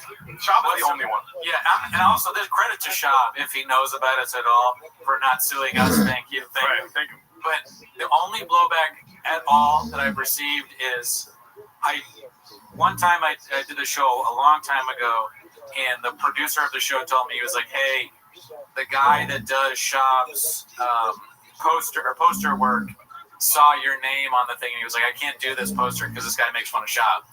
And I was like, oh shit, really? And he's like, yeah, but I was like, I'm still gonna put his name on, and then they just ignored it. Or no, actually, no, the poster guy was like, I'm just kidding, I can still work with you or whatever. But he was at least aware that I did that. But that is the only blowback whatsoever that I've heard of from us doing. I just can't believe how much the Shop's podcasting game continues to birth things. I mean, is your entire YouTube algorithm like mine?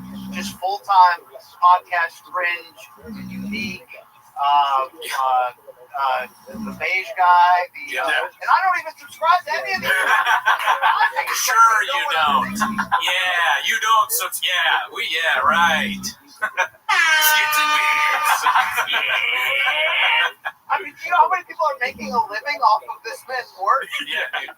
I mean, his father doesn't even know it, but he's financially fueling not just his son to stay alive, but all these other communities. And we thank Harold Shop. We're so happy that he was able to move here from South Africa in the Emerald Mines. Yes. We really appreciate that.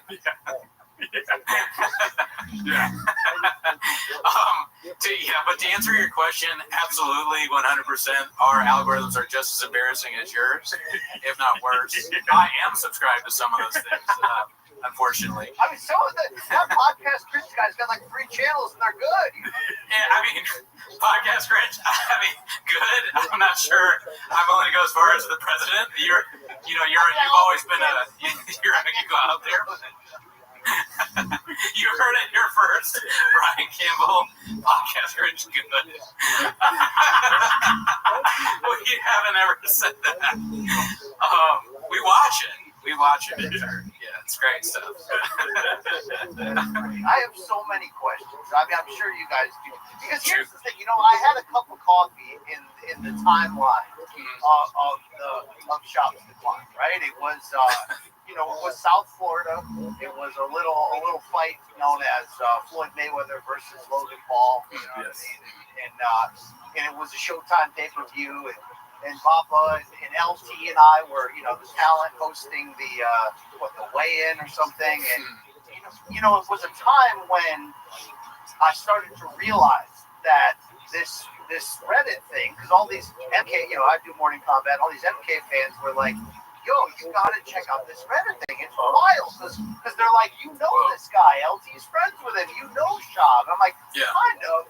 And then you go to it and you're just like, "Oh my God!" Like the rap stuff. Like that guy South Oregon Bird. I mean, like, I mean, some of these guys are just accidentally brilliant. Like, I don't even know if they can balance checkbooks, but they can make me laugh, And so they started to get in my DMs, and I realized there's a lot of crossover here, and they're like, "You gotta do Shab to Shab." Right? Oh shit!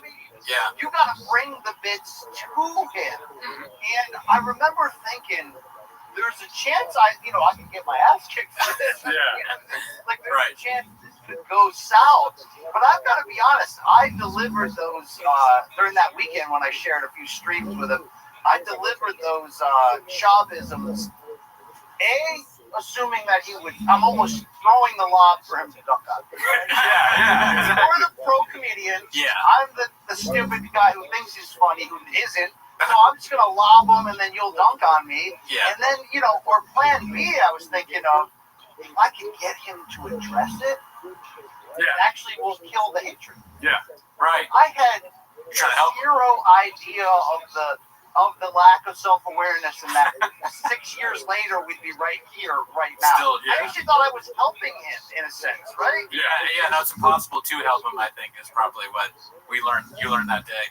Because I still can't figure out if he no-sold the shit out of me, or he just literally didn't get it.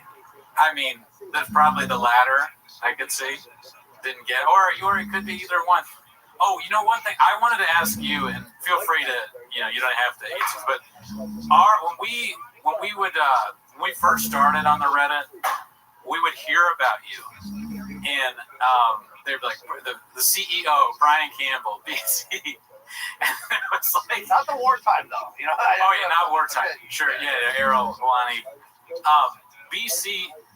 There was a profile that was like supposedly you. Do you remember this? I do remember this, and to this day, I wouldn't even know how to post on there. Okay, we don't know who that is. Hi, BC, I'm sure you just, or whatever. I have no idea. We have no idea who that was. Okay. I just recently figured out that it's an app that you can download. Like, I'm 47 going on 75. I have no idea.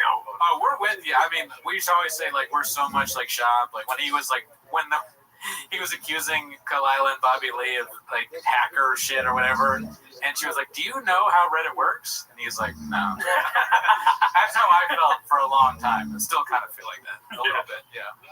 I mean, do you think, like, for example, the latest I saw, it could be many life struggles behind, but the Patreon thing, he answered like potentially libel answers on Patreon about the CBD lawsuit. Oh, really? Does he not assume that people can take that and put it on Reddit, or that even worse, every single Patreon subscriber is just a Redditor?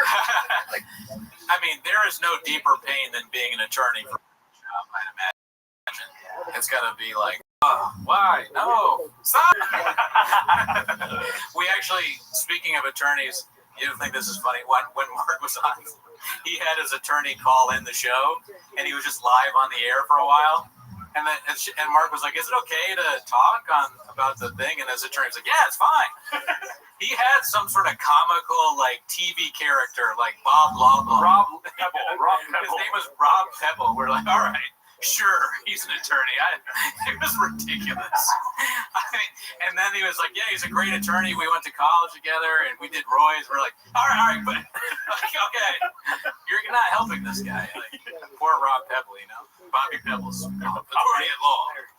Because, like, when he's like, I have nothing to do with this, blah, blah, blah, blah, I'm like, I just don't believe that. Yeah. Oh, yeah.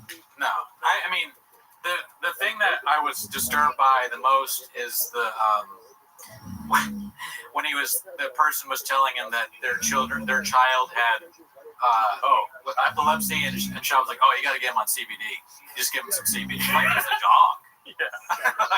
Promo code SHAB, SHAB. Yeah. You know how people give CBD treats to their dog? Yeah, just give them CBD. It cures up. The epilepsy goes right away. Yeah. Wet and Wild CBD, just give it to your 5-year-old. It's like this. Okay, this extended run of us enjoying this comedy. I mean, largely at his expense, but completely his fault. Like, I think of how often it could have just ended with one piece of self-awareness, one piece of like, I know what's out there. Ha ha. Jokes on me, guys. Okay, but enough. But it's either I don't read the comments, or you know what I mean, or it's just the lawsuit shit is crazy. I guess I'm not of my mind to sue somebody. Clear. I mean, Job is very litigious. He's a hungry wolf, dude. And they gave him a chance. Yeah, he wants to spill the beans on some motherfucker. That is true. I mean, it's like some people think it was maybe infidelity that led him away from comedy. Some people think it was, children's baseball. You know what I mean? I really think it was a turning point with the San Francisco DA. You know what I mean? Once them streets were no longer safe, we could have had a third comedy special. But here's what I really want to bring up to you guys. I'll just interview on your own 24-hour podcast. I listen to I'm an old school pro wrestling fan, so I listen to this fantastic podcast called The Lapsed Fan, which is built upon old school wrestling fans who hate the current product that just deep dive the shit out of what went on back in the day. So when Hulk Hogan died, they are in the midst of like a 9-episode special about like the history of his life. Each episode's like 3 hours long. They research every newspaper archive in history. The other day they had on some like 75-year-old guy who grew up with him. Like, they're literally trying to find basically just to prove how much Hogan was alive. They're like interviewing his little league teammates, and they're like, here's what he said in his second book. Is this true? I don't know if this is you guys, if you're skilled enough, but at some point, if this thing continues, we're going to need people that are like going to find the guy that got gadoosh through the glass door, whose mom put name tags on all of his Nutrigrain bars. We got to find, we really get Gary Barnett on there, get that chick who, likes the taste of the dick, you know what I mean? Look at the way the dick tastes. Yeah, it's a kicker.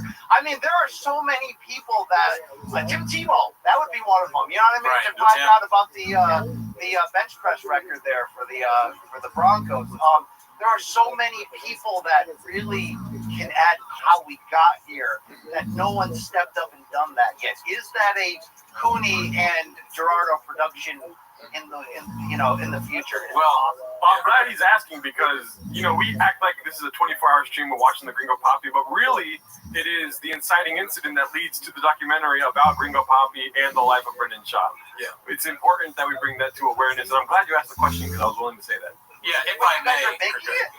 You're doing it? I think we're bringing awareness to the fact that it needs to be made. Mr. President, I hear your words. Yes. I hear what these edicts or injunctions that you're giving us, and this is something that we're going to work tirelessly to do. We're inspired by the work that you've done so far, and I won't leave down personally. I mean, I'm going to fight really hard to find all these people. I've been streaming for too long. I can't even put words in conjunction with that. I'm losing it, man. Listen, we're not putting sugar all over your dick and telling you it's delicious or anything, but yeah, we want the docuseries involving all the aspects, and the main component of that needs to be Schaub at the center, just like Michael Jordan, because he's brought so much. The last day. I want weed. I want a realtor during that staged house buy for Abuela. You know what I'm talking about? There's a few things I need. The people that work with him at the grocery store, the one that got fired, I'll definitely have them on. Old bosses. Whoever gave him the cappuccino. Little League dads. Oh, yeah. Little League dads? That'd be great. Yeah. Little League dads gotta come on. We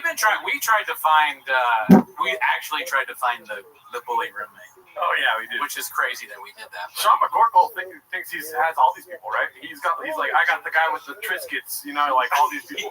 Sean does. Sean makes. No, we want to, but I think we missed the window because Mark took over for a long time. But I'll try and send him a message.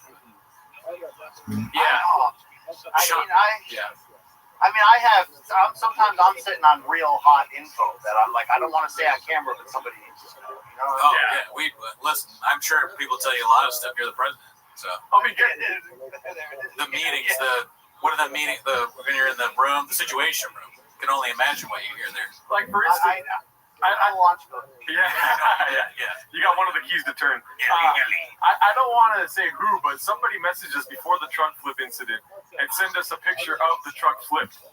But it looked like it was just the truck and like a random, like the same exact model type thing. So we didn't share it. Like we just kept it to ourselves. And then the whole truck flip incident happened, and I was like, "Oh my god, that full a month ago was right." Yeah, that was the craziest thing ever because he sent it. I don't know. He sent it to you, right? Yeah. Did he send it to me too? Probably. I think so, but I ignored it.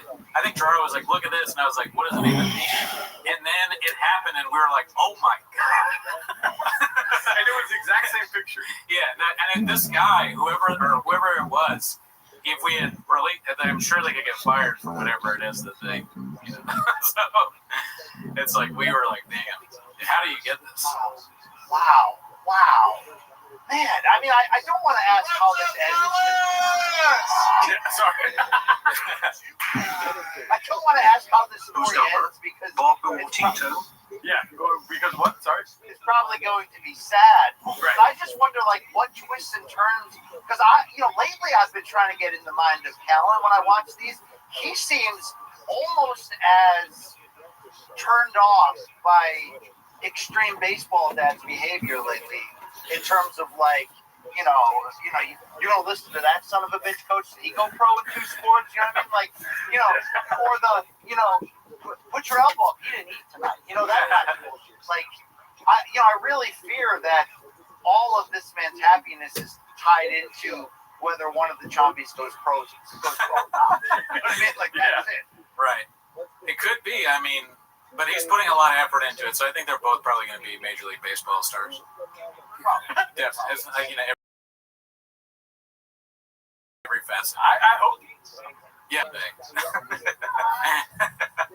There is a lot of footage out there. Yeah, you're right. I think I'm going to be sitting in a cafe someday, and someone's going to come up and just put me to death. It's going to be like the end of the movie Sleeper.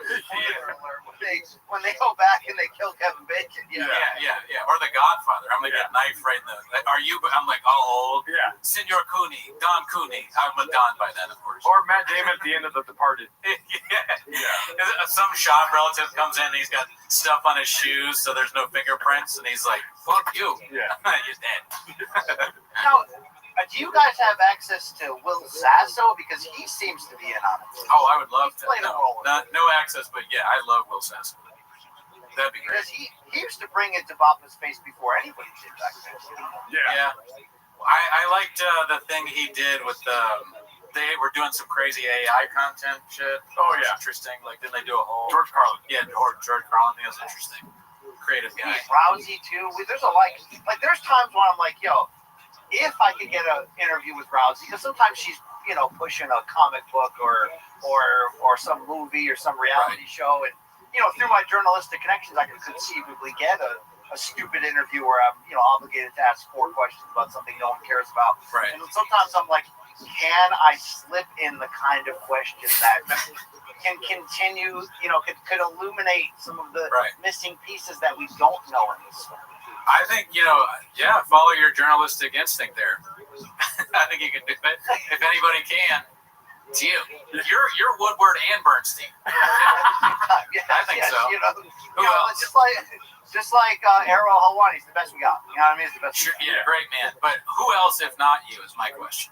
Indeed. I mean, Gerardo, was there a specific setback in the Bappa-verse that did make you aware? Like, do you know how?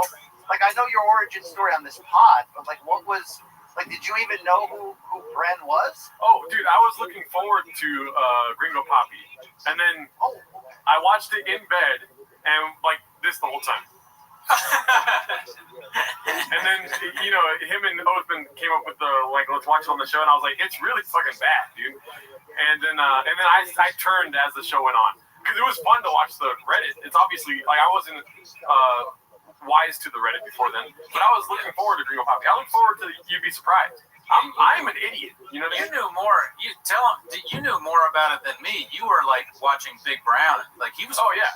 I was He's an listening to OG. Big Brown breakdown. But you only came in for Gringo Poppy, like it wasn't like you. So here's what my knowledge of it was. I like UFC, and I'm pretty sure I watched the Ultimate Fighter that he was on, and I honestly was like, oh, I like this guy, and but I didn't really know anything about him, and then when I was doing stand-up and like the time when he started, people would post about how like, this like angry bitter comics would be like, this guy thinks he can do stand-up now because he did UFC and blah blah blah. And I watched and I was like, they're just hating on him. And then he had a Showtime special, and I was like, I don't have any interest in that really. I kind of was like vaguely remembering him from the Fire thing, but I was like, it's probably bad, but I'm not gonna watch it. And then Othman was like, dude, you gotta check this out. And I watched it with Gerard, and I was like, oh my, I had no idea. And then I went back and watched You'd Be Surprised, and I mean, cool story, bro. At that point, I was behind. You were surprised. Yeah, I was very surprised by what I saw. The Jamal story, the story about the doctor. And then when they show, when I think the moment I got fully aware was the Beige Frequency documentary. Yeah. Like that changed everything. Yeah, I watched that too. Do you know Greg? Was after the first special. Yeah, I think, was it about the first? Yeah, it probably was the first special. Do you know Greg Sue, the doctor? Have you ever met him? No, I've seen him at UFC fights, though. And I hadn't even ever realized he existed until they showed the side-by-side of Chop doing the Asian voice and this guy being like, well, actually. That was so crazy. It was a special time. Yeah. That was one of the greatest things he's ever done. I mean, he might be a Hogan-esque liar. Like, it really is on that level where, like, I think, like, legitimately 90% of the stuff he says is not only false, but is easily, like, flippable. Like, you didn't have to lie about all this. Yeah. Bill would have thought you were decently cool. You know what I mean? Like, it's just... It's mind-boggling because it's just one. It's equivalent of like a 5-year-old that's just lie on top of lie on top of lie on top of lie on top of lie. There's never any reason for his lies. Like the random thing. I just think about the time when he was like, so I had over for my son. This fat guy on cocaine, that Mexican guy on cocaine. It's like, what? No, you didn't. That didn't happen. There was no fatter man at your house. Yeah. It just doesn't exist in real life. That's the thing. I mean, I benefit from the crossover audience of the Reddit. I think that, we only won more. Spoiler alert. We only won Morning Combat Podcast Awards because of how aggressive these Reddit fans jumped on MK. But I think we still cross over today. Don't you have a superstar fan of your work named Saul from Louisville? Yeah, Saul. Great guy. Never met him. Cheers to Saul. He's wonderful. One of the best people on this planet. Yeah. I mean, one of the things we like about you is your humility. And, of course, the Reddit had nothing to do with the great results of Mortal Kombat. Best MMA show out there, Yes. We all love that show, the live chat that we have, your podcast. I mean, you're just one of the best to do it. Yes. That's what I've heard. Beast of a dad, beast of a podcaster. Yeah, teach T-ball, a travel dad. Are you doing anything with trucks lately? No, but not flipping. I was hoping that you guys were giving one away. Just, you need a truck. Fully come full circle on here. I mean, I'm shocked that didn't end in jail time. Right? It's fairly illegal. You can see right through it. Like it's like, you know what I mean? Come on. Yeah, no, we joked about that a lot because of the entries thing. It made no sense. Like, what is 40x Spider-Man at the kiddos' B-Day party? I'm no attorney, but I still don't fully understand 100x entries. What? And the winner just happens to be the guy that runs in the same truck races as that's just what a coincidence. Yeah, I mean, I respect the scam. It's a good scam. Can I ask you a question, BC? Yes. Non-ironically, what is your favorite bit from the Gringo Poppy, if there has to be a favorite? I mean, like, here's the deal. Like, I'll answer this, but I'll take a long way to get there. Yes. When the biopic eventually comes out, yes. I don't know does the Subaru ever go bar mode?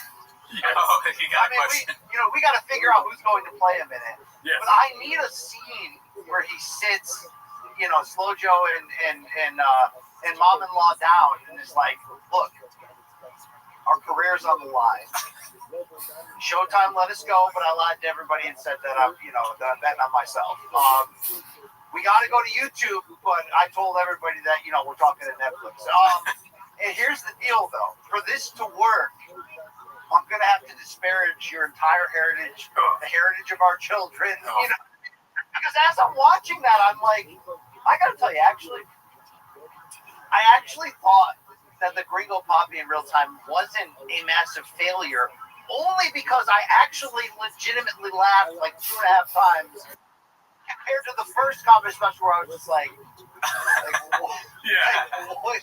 I'll give him credit. The Rousey story, how he built to it there. Like the guy could tell a story when he has professional writers like he did for that one, setting him up there.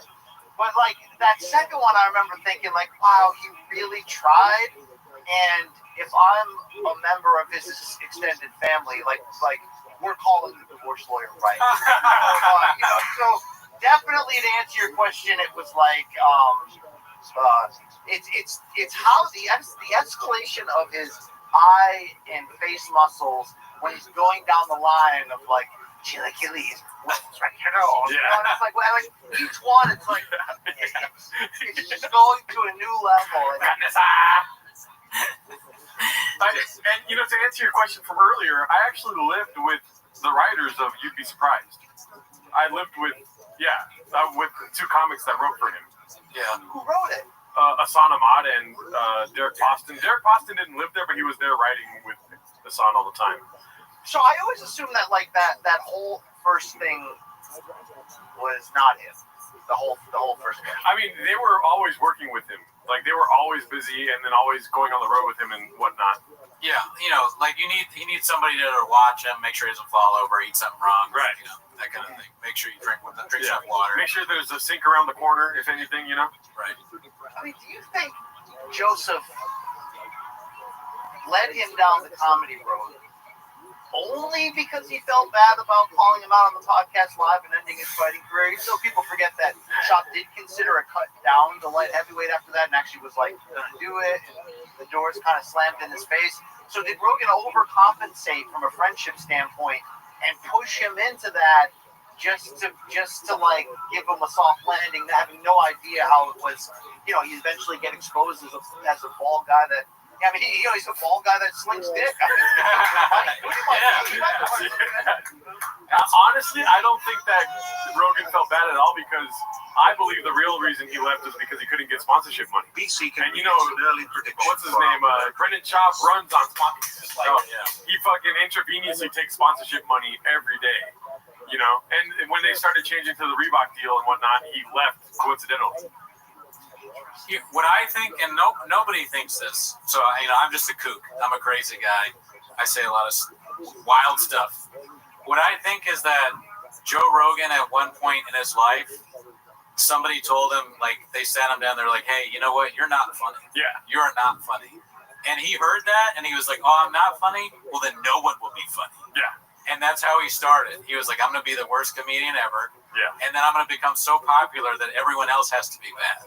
And I will make my friends the biggest stand-up comedians there are, who are also not funny. Yeah. One of them is just going to be some goon that throws people out of doors and, like, is a racist.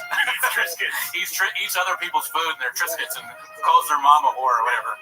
And it's a big strategy. He wants no more comedy, and he wants everybody to live in squalor and Lake Austin. So it's a big plan. The whole thing is, a lot of people are involved. So I'm done. I'm nothing else.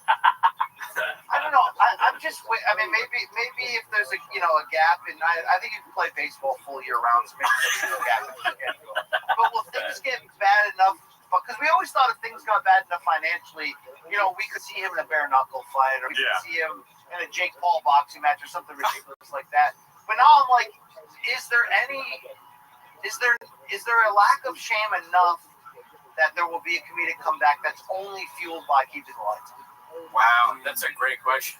dark ocean. It could be dark, but me and Cooney are very optimistic about this idea. Like, if he leans into the bit, which is probably impossible, but there's probably like a 2% chance that he does do that because of financial distress. He comes into comedy again. He leans into the bit. He sells merch about like water. Like, he sells 4 different shirts: water, weed, dew, and hair. And you got to collect them all. Yeah, I would. That was part of what I was trying to sell you when I took that chance and was floating his own comedy work at him, just kind of giving an opportunity to shut me down. I was hoping that he would actually lean in enough to not only make the hate go away, but exactly what you're saying. If you leaned in and did your own bits, like leaned into your own ridiculousness, with the t-shirt, that's money. That isn't even like the show would get on YouTube. So many, like at least 2 million, probably more. And he should do it just because of that. And you don't even have to buy the views this time. He's like the Rocky of being stupid, because like Rocky always comes back. So Shab is always going to do something even more stupid. You know, I did this last time, but this time I'm going to drink poison on air or whatever. He's the stupidest person of all time. Like the fish tank era was quick. Yeah. What's left? What's the I mean, not like music, baby. Like, he did music already, actually. I mean, there was a record label. You didn't know this? I didn't know about this. Oh, there's a record label. It was Big Boy Records. What's the rapper's name? Lil Brows. I said Big Brows. Dude, that used to do his little like little those mini rap videos where he's in the background like. Yeah. There's a Big Boy Records CD. It's not very good, but he tried.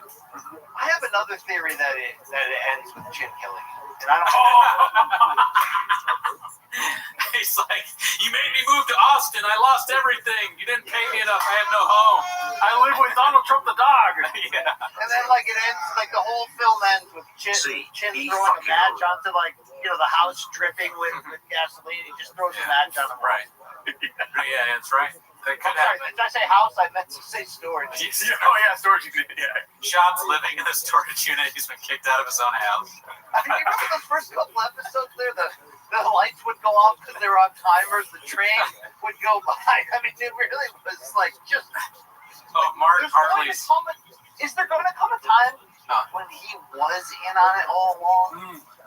I don't think so. I mean, he's like Pagliacci, the mask off. I've been talking because this will be forget Andy Kaufman. This will be his greatest work. It'll be chef's kiss genius if it turns that way. And I think he should just lean into it now if he's listening and lie and act like he was. Because if you really think about it, let's go over. If we take a pie chart, let's look at his viewership right now. I'd say 82% of viewers are bots. And then 12% are Redditors. Yeah, right. You know what I mean? Right. Probably. And then probably a couple other little league dads and maybe some of those baddies. Some of those baddies in each city, right? You know what I mean? Oh, women love Shop. Because I don't I wonder if the hate financially has kept him afloat. The reality is no, it's been his dad. But if the hate, you know what I mean? If the hate clicks have kept him afloat, if one day he just goes it's like the big reveal at the end of the movie. It's I was in on this. This was all. I mean, that would really be beautiful. Yeah, he should wear Joker makeup when he does it too. Yeah, that'd be amazing. Yeah. It was me the whole time. I don't know though. I just it just seems too convenient for him to be 60 years old and be by the way, I did that all on purpose. It's he could have been way more successful if he didn't. I think success is his barometer. Whether it's on purpose or not, it's unlike anything. And Welsh said this too. It's unlike anything I've ever seen from anyone in history. And I've studied history. Yeah, I've not seen anything like this. He's like Rasputin or something. He's a historical figure. I just he lies like Rasputin. Yeah, but he's not as smart. People are more smart than they were back then. My favorite Chavism, and I think it's died lately. I don't even think the new kids know about this, right? Is Underwater Lopez. Yeah. What was that? Mark doesn't even know. was that a glitch in the Matrix? Like what? You know what I mean? Those are one of those moments where you're like, suddenly you see like a non-playable character walking on the hillside and then they just disappear. What was that? We don't know, and Mark doesn't know. And when we were talking about that with Walsh, he was saying that like Shab is so ridiculous that he almost feels like he's in another reality. Like he doesn't see this as real. Yeah. The Shab stuff is so strange, all this stuff happening, that he's like, is this even real at this point? How is this possible? And I talked to people that worked in that West Coast office during the Showtime era, and the whole like pissing in the office sink in front of everyone as people are getting their lunch out of the fridge, like that's 100% real. That's not a bit.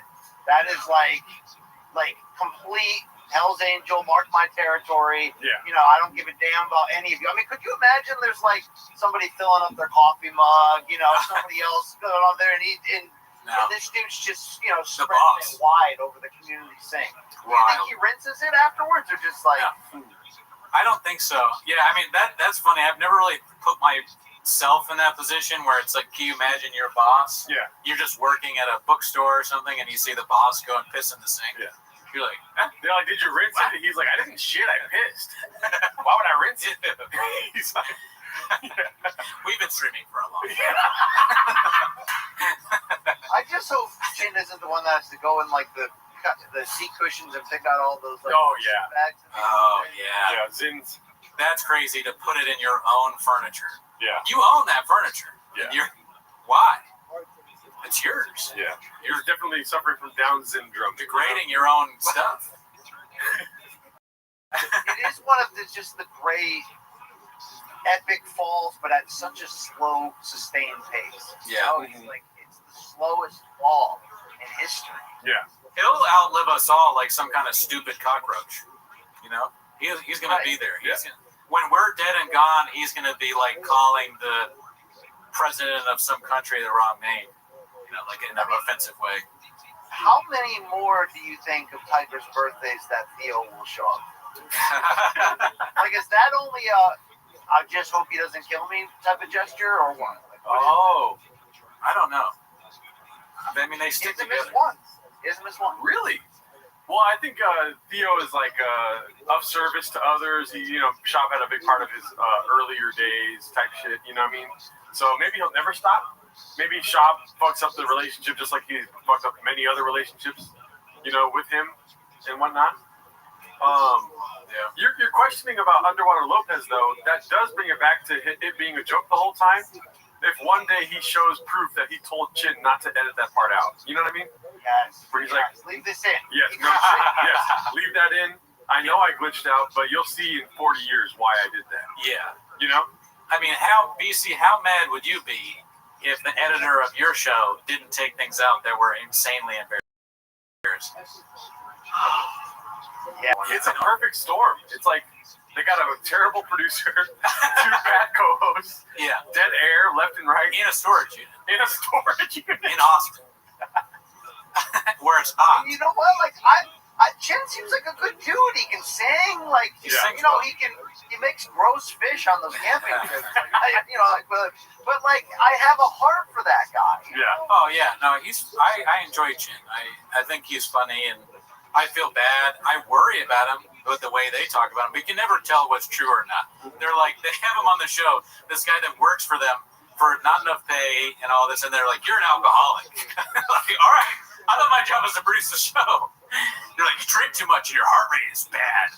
What? Sleep outside, Chin. Yeah. And also, we didn't think of any moving expenses for you. We didn't help you. So you're living with your brother now in Texas. What? Doesn't sound like a good job. Yeah. Yeah, it sounds like he's getting paid just enough to keep the lights on, like a Social Security type of thing. Well, we got some skinny on pay if you're interested in how they get paid. Mark was telling us, Chef and Mark in the chat going wild, but Mark said that Chin makes, and I feel bad saying this out loud, but I've streamed for long enough that I have no culpability. Chin makes $100,000 a year. Jamie makes $1 million. What'd you say? Jamie makes $1 million. on Rogan, $1 million a year. Sure. God, that's probably a discount. But what did Callan's get? Callan got 25 a month. 25 a month. 25K. Wow. How? That's a lot of money coming out of Harold Shop's pocket. Wow. Is that Peter's shop? I'm making stupid bits. I'm doing skits and bits.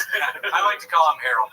But so like Callan making that money when Mark told that to Walsh, you could see a part of Walsh died. You could see it in his eyes. He was like, that's what he was like. This doesn't exist. And also a part of me died. How does he make that much money? I legitimately would have guessed like 32,000 for Chin. So actually, you know what, Chin? Maybe Chin's like in on it. I mean, Chin's got to be in on it. Yeah. Yeah, I mean, 100 sounds like a lot more than I thought he was making. Because we heard that he just doesn't pay his staff. A lot of times he just won't pay.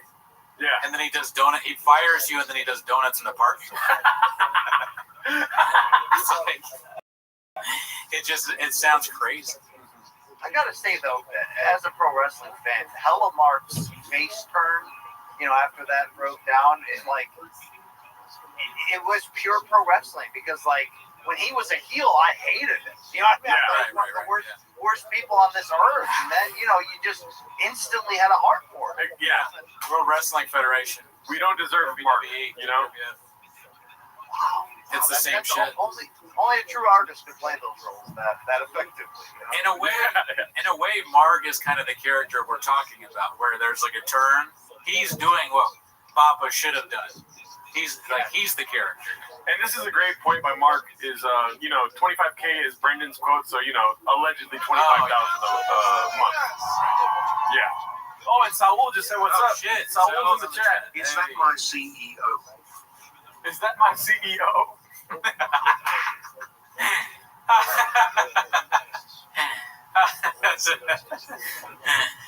Man, damn. I mean, if this documentary is going to be, I mean, what if you just got all of those power players together? Everyone that's contributed to this, just pool your talents, right? Like you guys could be the voiceovers, the hosts, right? And, I mean, we'll get podcast Fringe in there. We'll get. Yeah, you love that guy. We'll get Elephant Graveyard, not that guy. We'll try and get Elephant Graveyard first. Let me ask you a question. Are you ready for Sundance, B? Ready to go to Utah? Yes, please. Okay, let's do it. That someday, me, you, Mark Harley, we'll all be in Sundance, Papa. Utah. I don't ski, but I'll have some hot cocoa with you. Red carpet, Sundance. Oh yeah, we got to do it. I thank you guys for doing this. It really, it allows us like-minded individuals from different backgrounds, but just to come together and have community. I agree. We're not a club lot, for sure. At the end of the day, it's about spreading love, community, just helping out a friend, all the good stuff. And I don't know. I mean, he was kind of reaching for Kalila too, right? Yeah. Oh, yeah. But I mean, are you looking at the similarities or the differences? You know what I mean? Because I would reach too. You know what I'm saying, dude? Facts, daddy. You know what I mean? Yeah, I mean, Gerardo hits on Kalila every time Bobby Lee sends us a check. Yeah, dude. Yeah. I don't sign the bag. I just put my phone number. Unbelievable.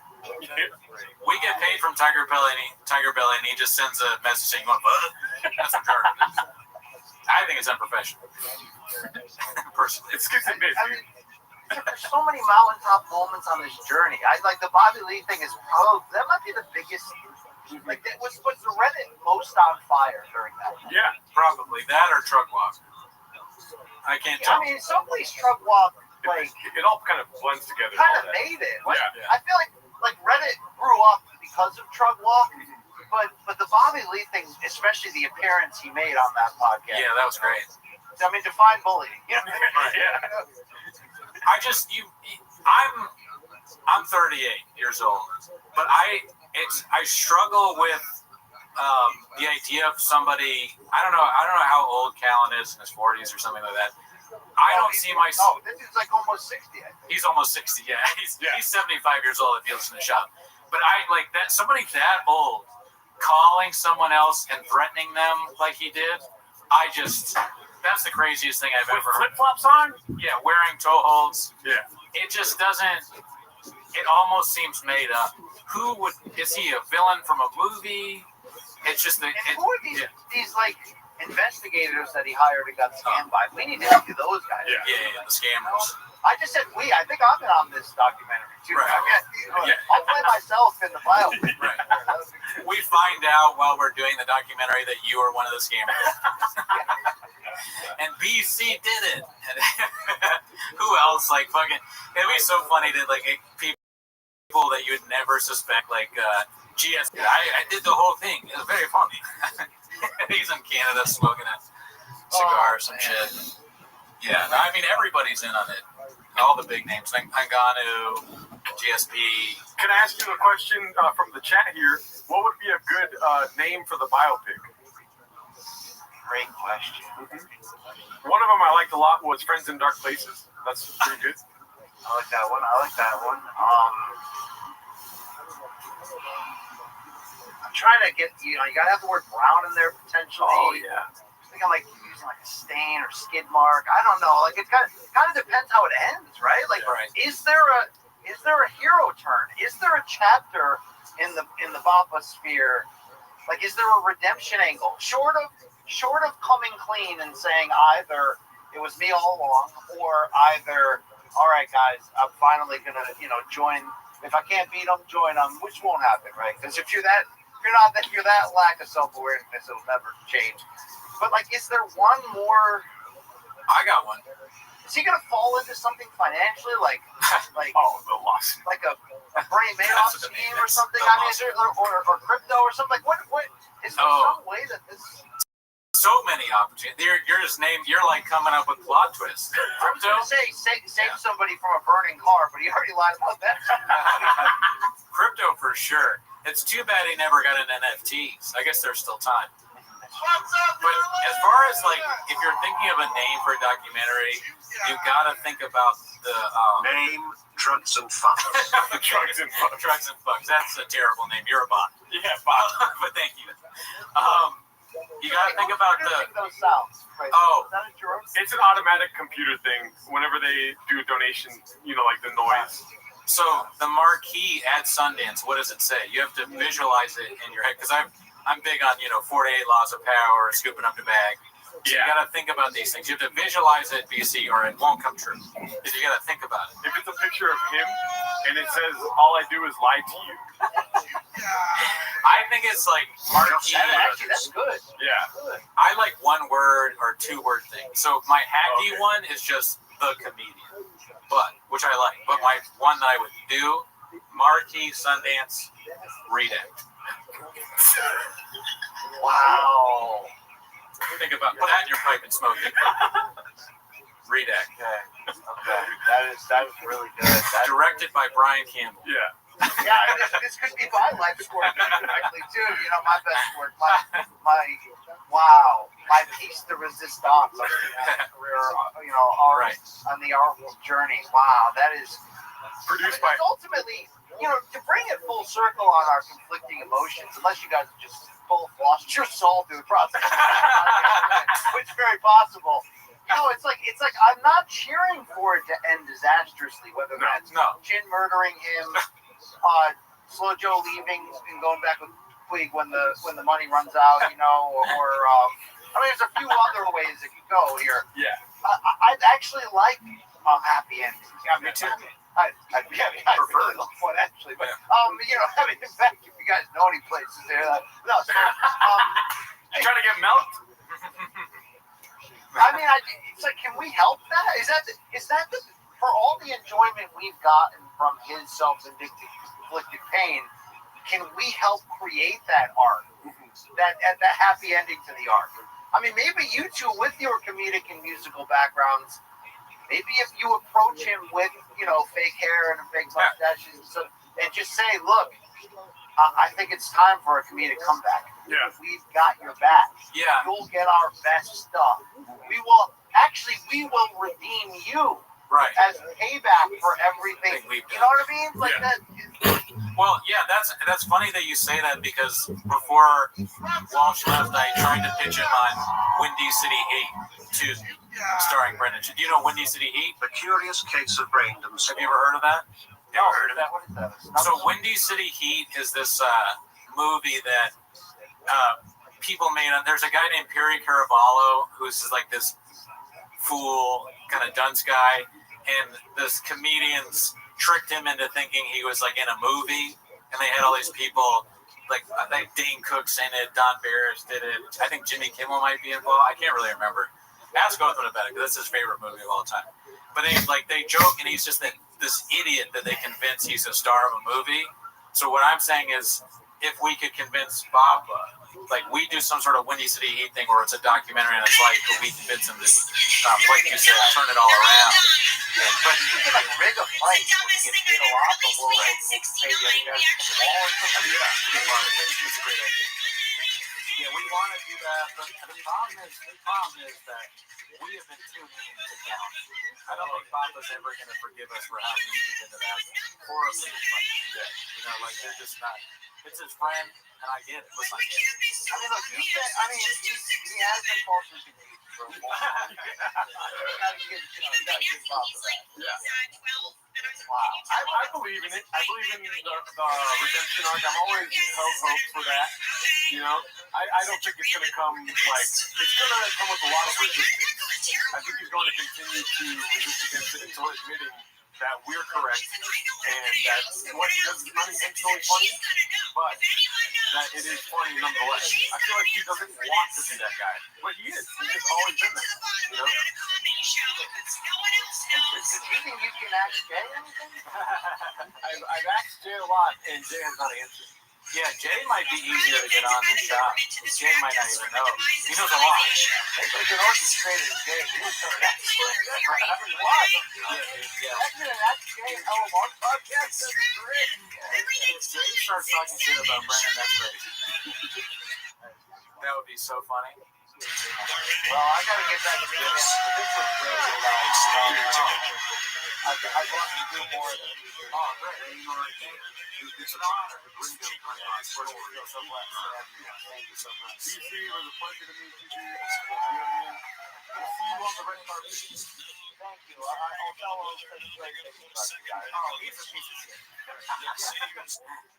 would just cut that guy out of your life as soon as possible. But he actually has apnea, and his sleep apnea, but it's caused by his brain is very small. I don't know if you know that, so don't take any financial advice from me. What hour are we on right now? It is, I believe, the 9th hour. Othman tried to invest his family's money into shitcoin. So just so you know. Okay. Yeah. Thank you so much. We love you. Thank you guys. That's what you know what I mean. In closing, yeah, I got that. Later, PC. I lost it. I'm gonna keep streaming, but who knows what I'll say next. I'm gonna grab a water. Okay, yeah. You want a water? Oh, sure. Hell yeah, that was great. Give it up for BC, y'all. What the hell? Unbelievable. That was 4 years in the making right there, dude. We finally got BC on the show. Thank you so much, Brian Campbell. Brian Campbell, keep them skits, keep them bits coming, dude. We're gonna react to them every week. 7 days a week. Can you archive this whole live stream? The homeless cats will be grateful. I believe it will be archived unless there's some, if anything happens with it getting taken down. It won't be from us taking it down, I'll tell you that right now. 462 likes in the chat. These guys are great. Back to the bingo poppy, to the real stuff that matters. My mother-in-law's in a truck. Am I losing my mind? Slowly, yes. Yeah, thanks for asking. You want to sit on the couch? Get up your own car. Sure. There's that last one. That one. A losing fight with reality. Brenda's song. A losing fight with reality, Brenda's song. I think we're going to move to the couch now. Yeah. There's that white table that isn't working. Sure not sleep. Sleep on the bed. Yeah. Right? Yeah. Hang out and spoil it. Can't give a fuck. Forget I'm gonna wrap up this Mets and going hard on my family. My team gets to go. So she wanted to go to a couple. My dream guest did not disappoint. Thank you. Thank you, Saul. We couldn't have done it without you, Saul. You're the best. Figure it out. We're driving us upstairs. She's crying. Just a shrimp.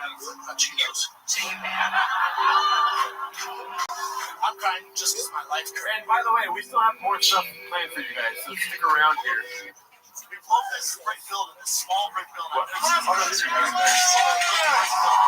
built the stairs has a Can you rewind the special I Missed My Fat joke?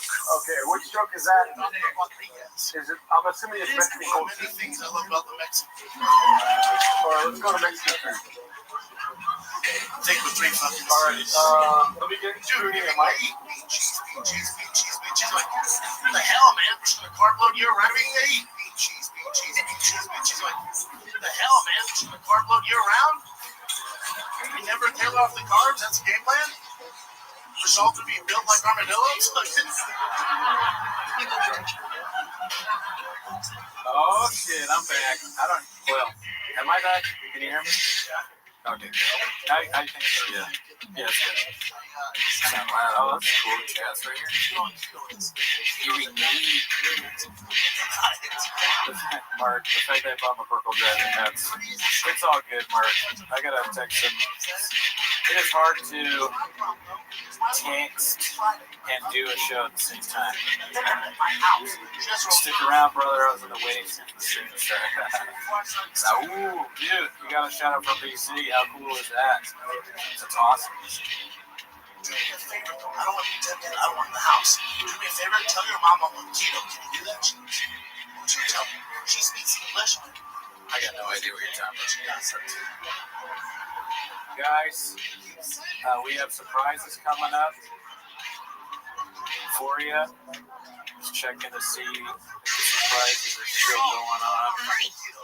Let's talk to the chat. Hi, Devin. How are you? Really well. It's nice to meet you. Thank you. This is Anthony, you want to turn it down? Thank you. I appreciate that. My favorite food. Now I feel vodka. What else you got? So, but just hang on. We got more. At least we're gonna get the. It doesn't matter if people on at some point. I think we have another surprise for you, though. How awesome was that interview? I was so tired. I think my headache went away. That shit was crazy. BC is hilarious. Right? How funny was it? Oh, you know what? I wish I had connections to Mayhem. We'd have him on. Maybe we should have an episode of Mayhem and Sean.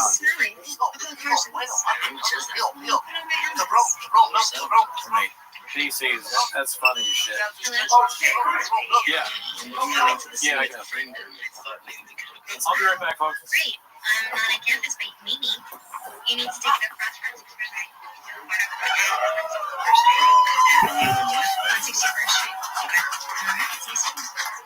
It's gonna stay thick, y'all. It's my DNA. Oh, the other thing you should know about Dana Mexico, tell me this. There's reflecting hot Cheetos all over your house. They love him. They love him. It's like Catman for Mexico. They love him. Dixon. I'm the only person in my house who knows speak Spanish. I feel like a refugee in my own goddamn house.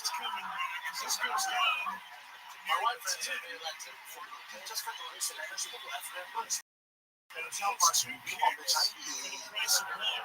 struggle with English sometimes. You know what it feels like when my 5-year-old son go up on his bike and talk shit to me in Spanish? You know what that feels like? As a father, you know what that feels like?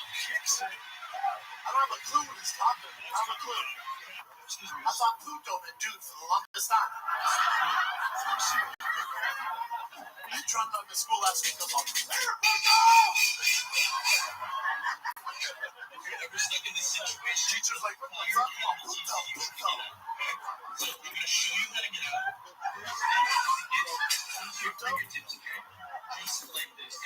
All right, we're back. Shout out to COVID protocols. We're a little tough here. You know, both of us did a double blind vaccine, placebo thing. So we wanted to Just be careful on here. Not take this one.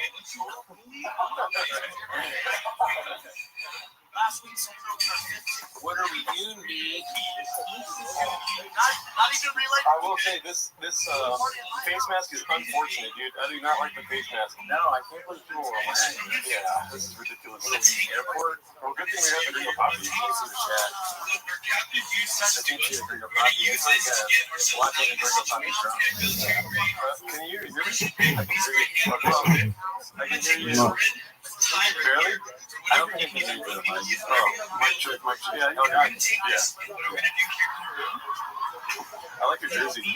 Thank you. Yeah, I mean, just because you're being safe doesn't mean you can also not have fun. Yeah. I can't see shit with this mask on. I think we gotta take the mask off. No, we're good. Okay. I can make a bigger pause. How do you guys think we look? I can't see it. I'll tell you what we look like. You want to know? Yeah. We look like we got black belts on right now. This is the next level of podcasting right now. You're gonna just win Super Saiyan. Oh, you can just win Super Saiyan. Look at you. He's basically calling his family redacted for having Cheetos around the house. I guess it's probably not a good idea to have the jersey on. The whole point of the hazmat suit is that you take it off and burn it afterwards, right? You know why you're doing that? Why? Because you got the best rings, dude. Why? No, you're going to think you have that ring. No, I think I'll probably have to burn the jersey. True. Oh, yeah, because it's outside the hazmat suit. Right. Mama, we just talking about this inside the house. Remember, you're In the hat.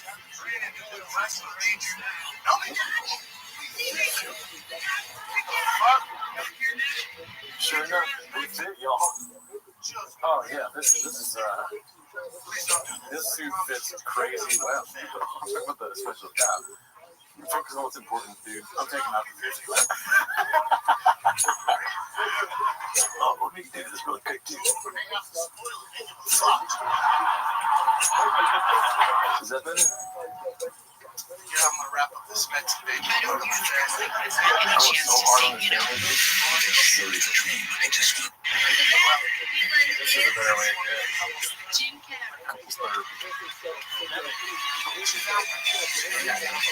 This has been a crazy stream. We've done a lot.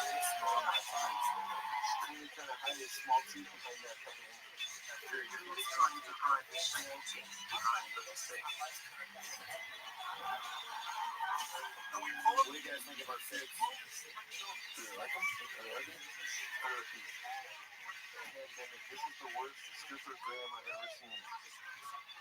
Looks like season 3 Walter White. This is we look like people just got fire hired. That's for it. So like with the mask on earlier when I was fully on my face, it was so hard to concentrate. I was like, you know what, I think I'll take a nap. The mask sucks. The mask sucks. I know. It's a tough now it feels like I'm a poker guy. Like I'm counting. It's kind of funny. It's kind of like a hat. Oh my god, what are you gonna put with us? I forget how good my vision is with the mask on. Welcome back to Rick Glassman's podcast. I'm Rick. This is Glassman. I feel like the Red Bull worked. Oh yeah? Yeah, I feel not True American hero. Thank you. Appreciate the selection. Can I be honest with you? You're on fire, dude. Thank you. Can I be honest with you? Go for it. God, stop it. Should we thank the guy that got us the... Oh yeah, dude. Shout out to Paul C, dude. Paul C's the realest, dude. Yeah. He got us... Oh, he didn't think a bit about you, though. Oh, really? He got us baby carrots for these Paul C. Yeah, that makes sense. I can only eat smaller size carrots because of the size. A lot of people don't know that. And he was like, also, I would have got the bigger carrots because your fridge is tiny. He said. He actually got carrots? You want some? Oh. Fuck carrots. I want fucking... actually not at the moment, but I only want unhealthy things. You know, I'm guilty of catching flies during the BC interview. Did you see what I did? Yeah, it figures out your salsa on the cookie. Give it a free try. Yeah, I mean, the Portos cookies. Do not take that idea. Oh, you got another cookie. It was disgusting. That is horrible. God off. Salsa right there. Oh, shit, you actually did do that. I'm not joking. I really did that. Is there a cookie left? Yeah. I'll do it. You got to do it soup for it. Yeah, that's probably the safest way to eat a messy cookie. Oh, shit, we'll do it again. Oh, shit. I think, there's like golf this Sunday. My wrists are too fucked up. Salsa with bacon. Salsa cookie. It is kind of like the equivalent of a Red Bull. What's that? Pizza delivery coming. You got pizza delivery coming to pizza guys. I don't know if I have pizza in me. No, pause. Yeah, I definitely want it, but I can't. You probably shouldn't. We'll see. This is not David, right? David. Adam Ray is coming on next. We're having Adam Ray. One of his parents for a sleepover episode. Yeah, our favorite comedian. Yeah. He's doing Dr. Phil. Yeah. I'm Dr. Phil. Everyone can do this. What do you mean you watched it for 24 hours? Are you drinking or not? It's hard to write to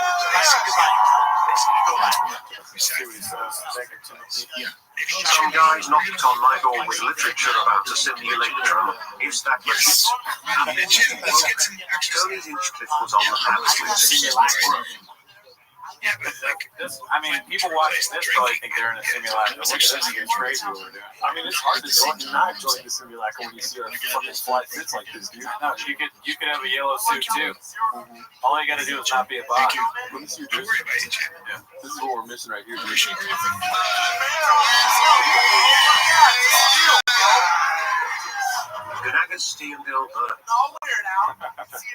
That's us. Oh, there we go. Daddy's number. Full picture. If you ask nicely, maybe. What? That's what I was thinking about. Jesse. He sounds like a medical procedure.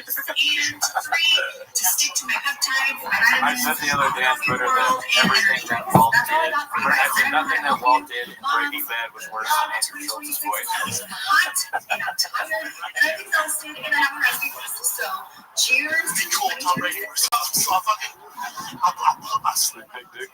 Be cool, Tom Brady wears. Sorry. Dude, I think you can see my big dick with this suit on. Sorry about that. Yeah, sorry about that. Just had to happen, dude. She's so offended. So I'm here. Do you guys want me to eat a Mexican cookie? Again? Seems like a ruining it. As soon as I get up to restart it, I'll get you some Mexican cookie action. Fair enough. You're lucky I didn't eat all the cookies, dude. Cookies are my fucking. There's, dude. You're welcome to it. I'll let you eat the cookie. I don't give a fuck. No, you're eating a Mexican cookie. Take your shoes off podcast. Take your socks off or take your shoes off? Take your shoes off, I think. Take your shoes off. I've only seen one episode. Do you know who the guest was? Brendan Cowell. Brendan and Shaw. Tony Hinchcliffe. Okay, yeah. It was interesting to listen to that.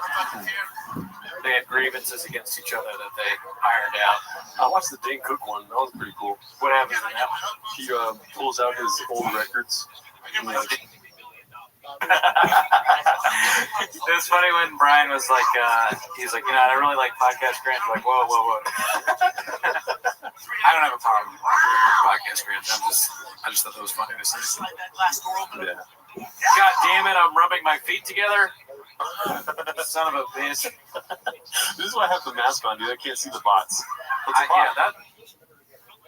With him, if he with his employees, he goes, yeah, he's obsessed with me. It's weird. And he goes, bad environment because he had no skills. I was like, oh, that's the third fake reason for firing me. Yeah. As I was editing 6 clips in a night, but I have no skills. You know,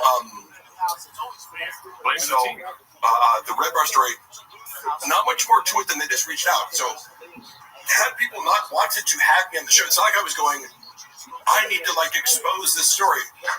People were reaching out to me going, do you want to come on my podcast? And I was just like, I guess. And Red Bar, they are so scared of Red Bar, like G5K, and I didn't know a ton about him because it was just one of these things where it's like, oh, stay away from Red Bar.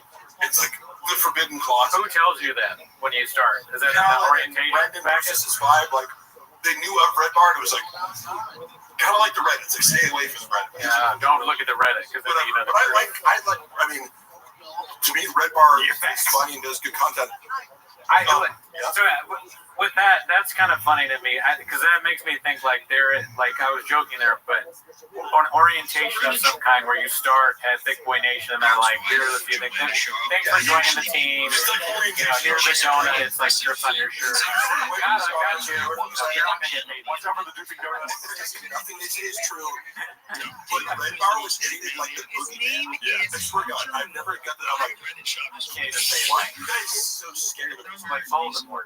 Yeah. Really? No, okay. It was like, because we used to be like that too. Oh yeah, we love Red Bar. I mean, it's hilarious, and you know, he's a controversial figure. But when we first started, we were just like, maybe we shouldn't even say anything. And what's funny is his fans have been really cool with him.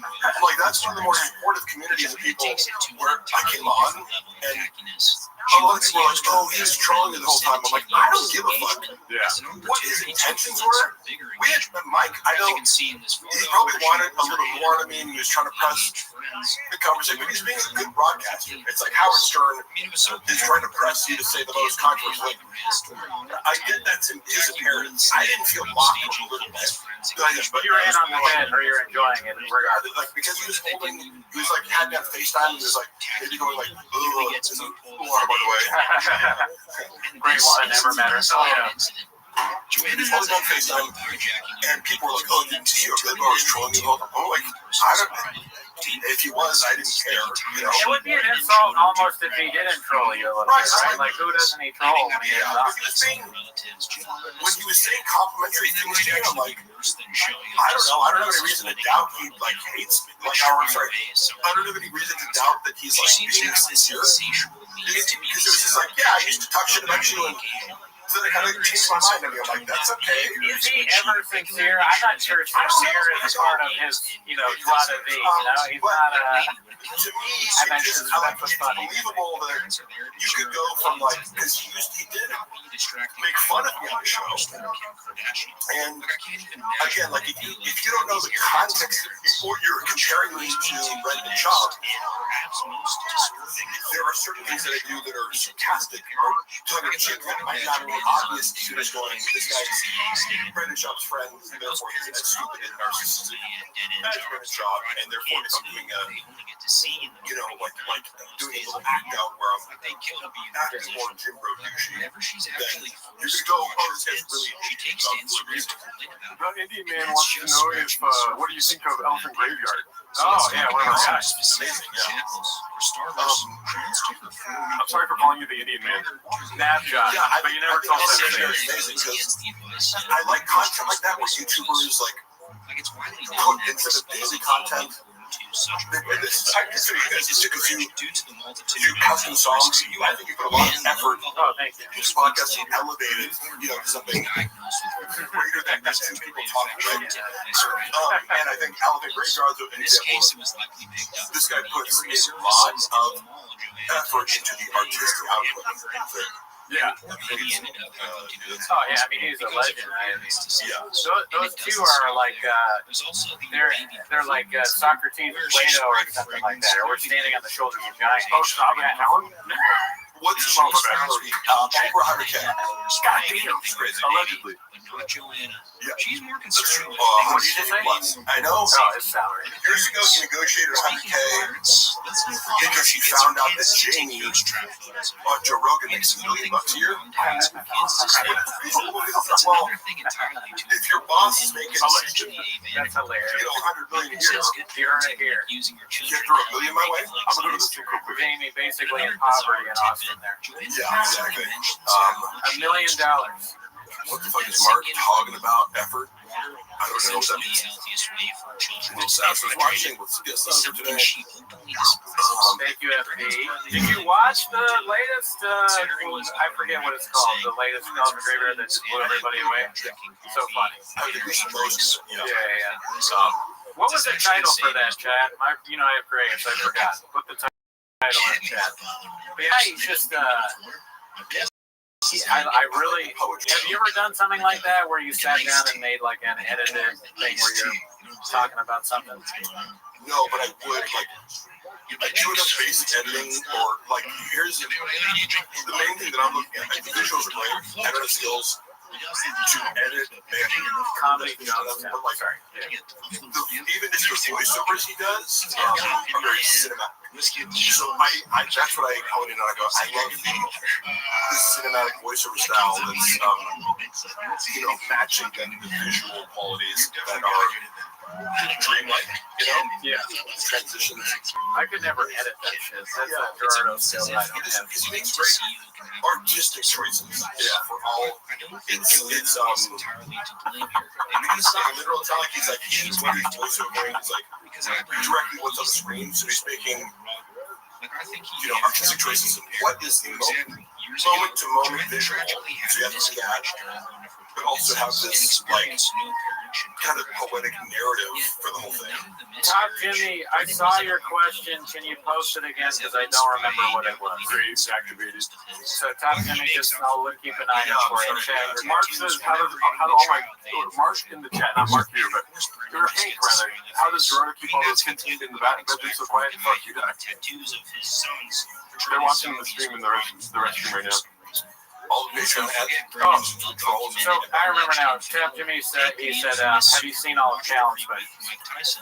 Oh yeah. No, but I've seen him do live stand up. Like in Cali? Yeah. I've seen him at the store a few times. Yeah. I mean, he's terrible. Yeah, he's the worst ever. But like that doesn't mean that he's not also like that's the level for like. No. Here's what I look at. I go, this act out is like they're horrible.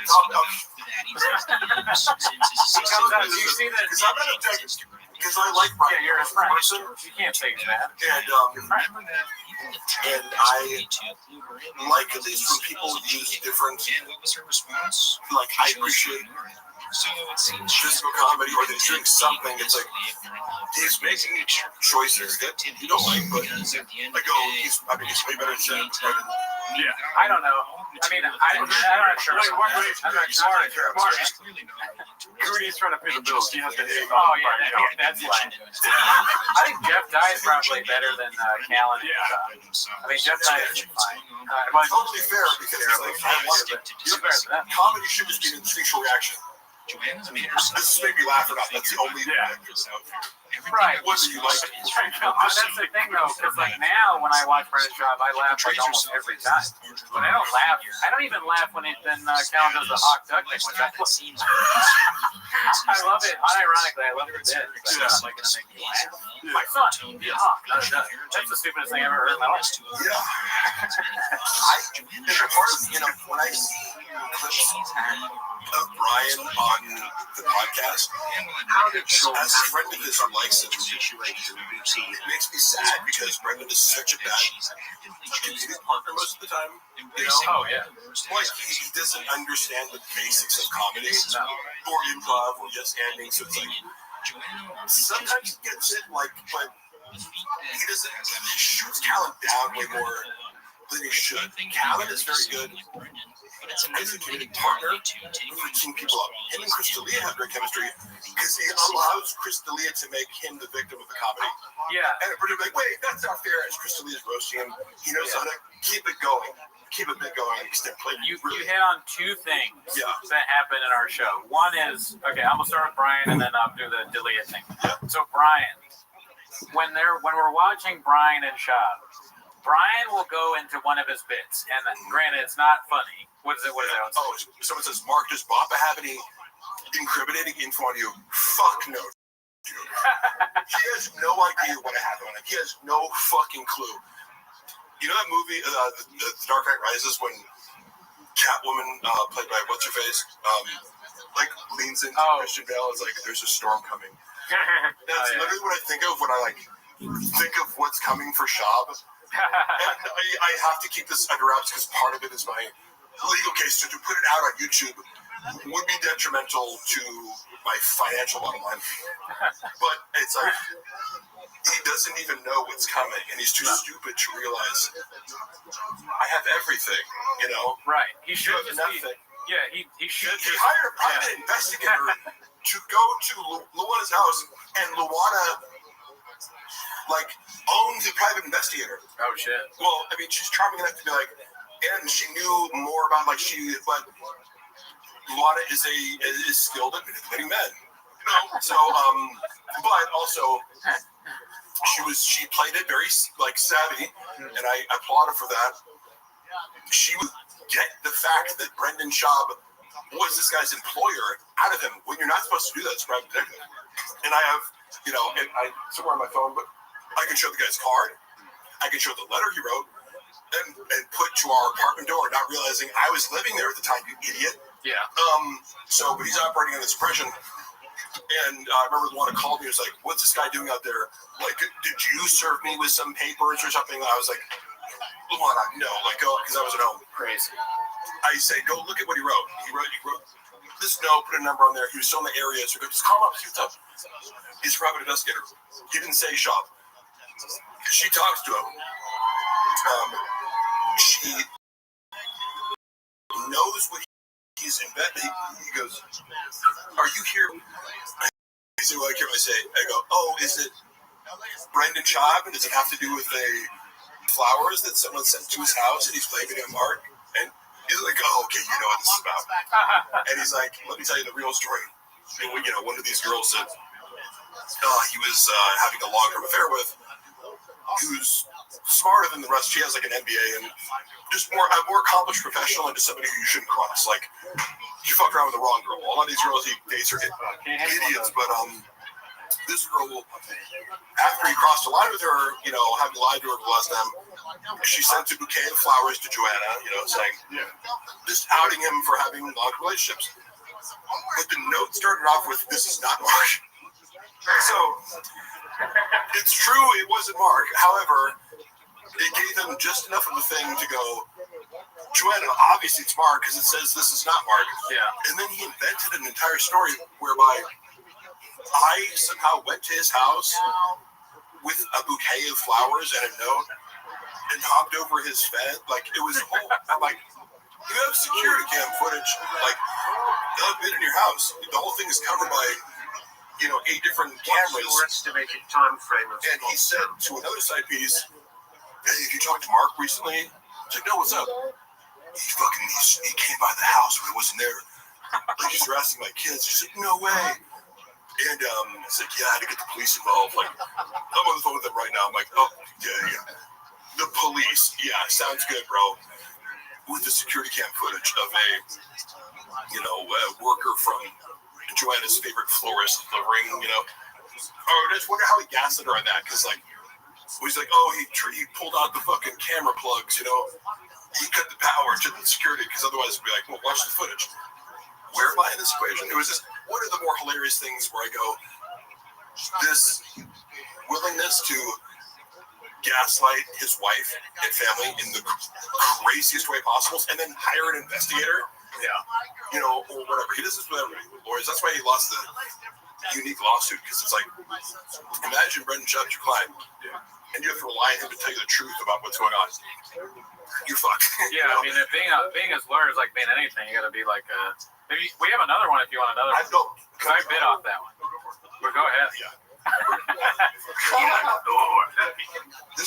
Dude, this shit is amazing. I just tried. It's the first time having a coffee cake from Porto's. Surprising, I know. Cinnamon coffee cake. Wow. Listen, I would fuck my way into the room to get this. Dude. I would eat in those, bro. Yeah. I'm gonna vlog this week. Yeah, that's not good.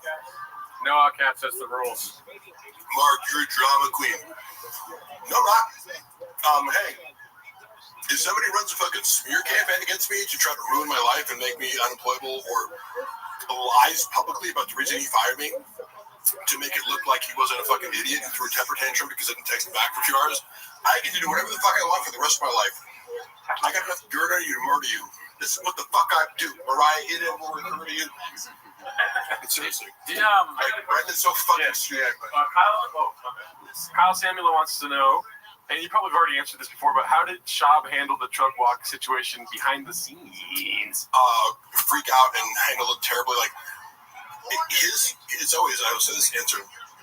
It's a choose your own adventure where it's like, hey, make the worst decision possible.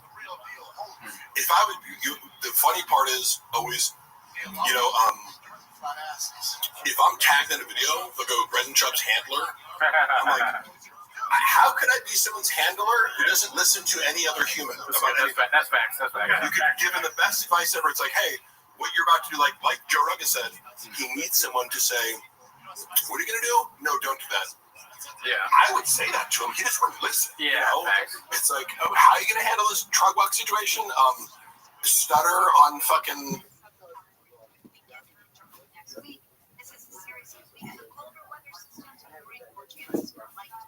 Showers, forecasters say, and upstream,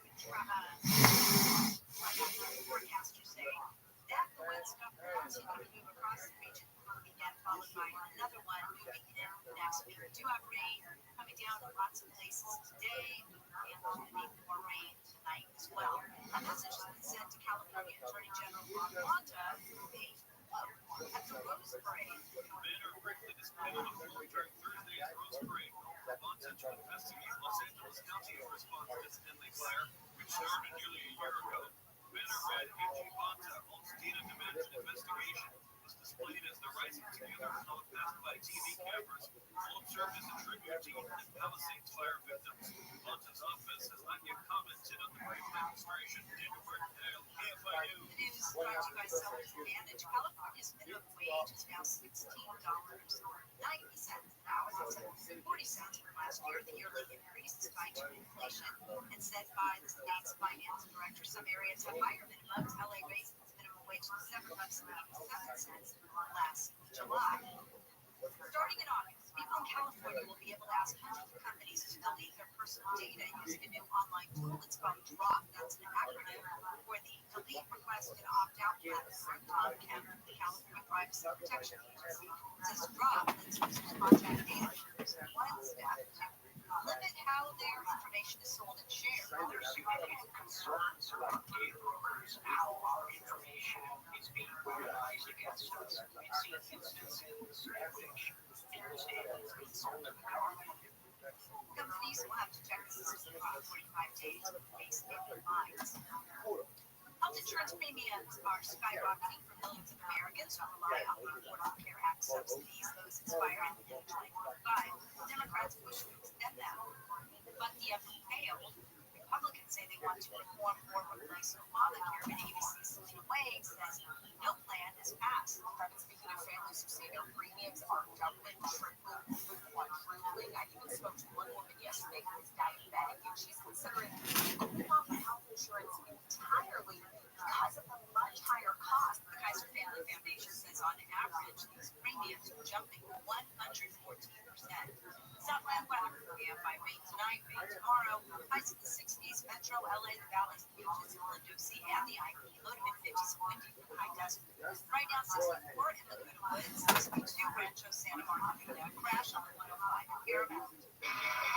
Also on the eastbound side, and it's just past Garfield. They're clearing it out of the left lane. We're seeing a slow drive right now, backing up from 710 freeway. We're slowing on the westbound side as well.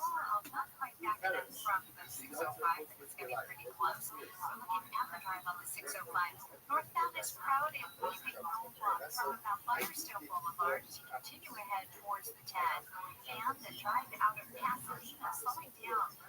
Look at that 210 eastbound.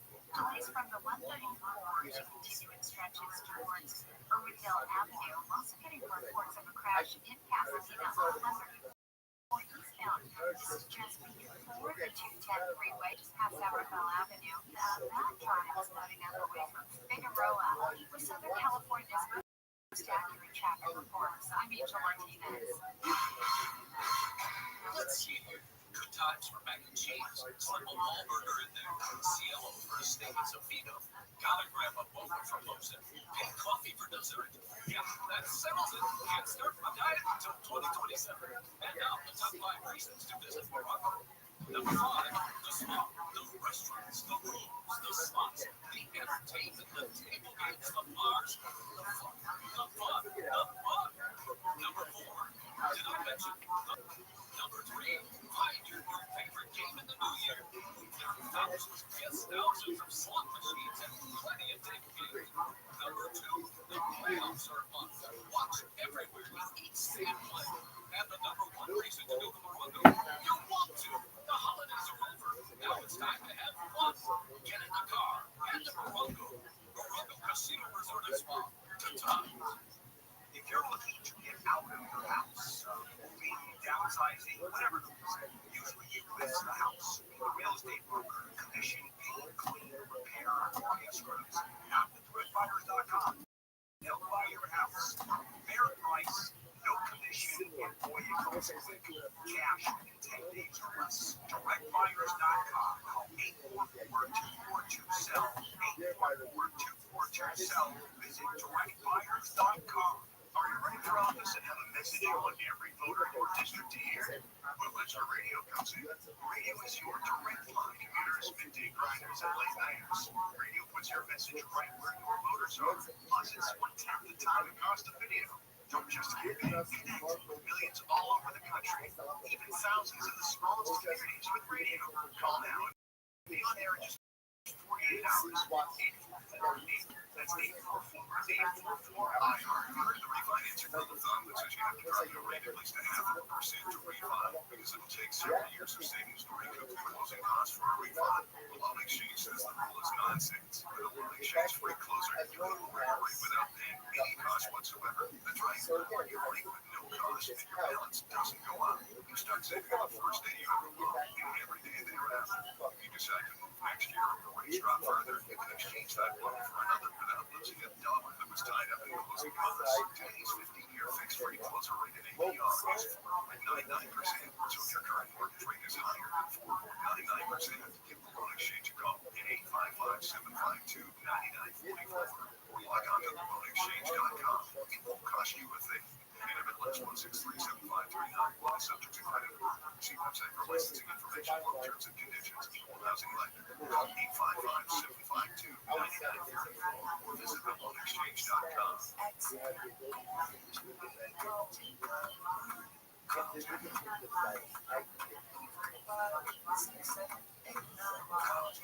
that New Year is here, start 2026 by showing your gratitude. iHeartRadio's The Thank You Teacher, powered by Builders Choose, celebrating the incredible impact of public school educators. Nominate an outstanding teacher in your life who's gone above and beyond for their Hey, bitch, you ever lived the lyrics to a song?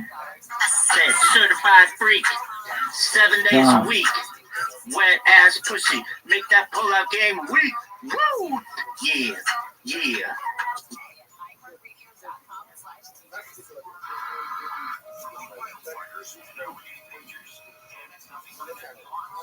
To the first 100 days, reciprocal tariffs on countries throughout the world, redistricting to squeeze Republicans out to the government shutdown. Help insurance costs down. GFRs by U.S. stores that matter to Los Angeles. community that they built and how much they appreciate us. It's amazing. Thank you for choosing more stimulating talk. It's funny, I just lied and then said, he's my son Black, and said it was him. I was like, guys, I'm harmless, dude. I was like, was the kid offended? He's like, no, my kid guy. So I went up to Bossy, I'm like, hilarious. But also, maybe.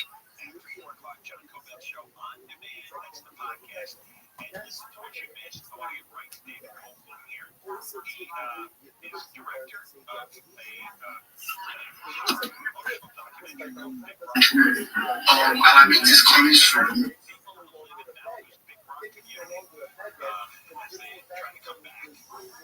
This shit really hurts, like, it's so juicy, it's just like, juicy ass steak, marinated. Important nuance, Kumbala is not mainstream prep. I figured.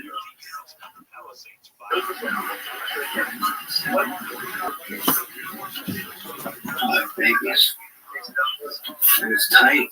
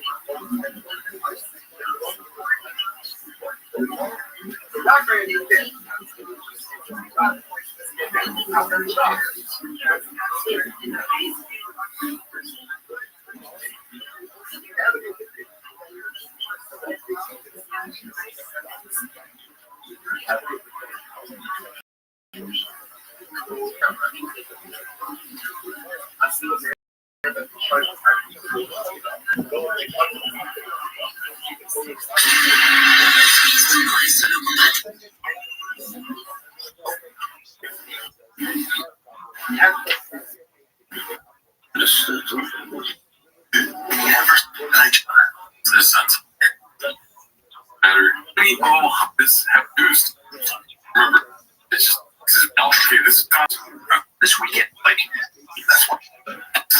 You're smart, curious. Teddy.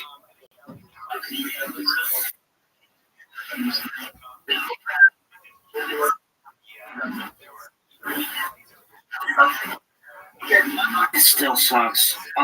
It's day 8.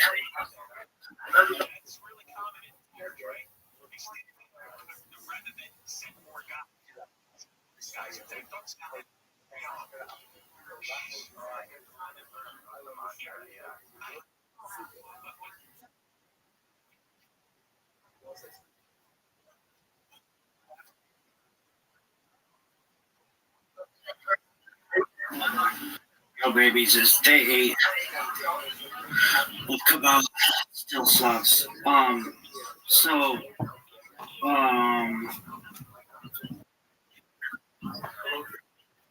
I don't know. I was just like, I wonder what Kabbalah says about anal sex. And,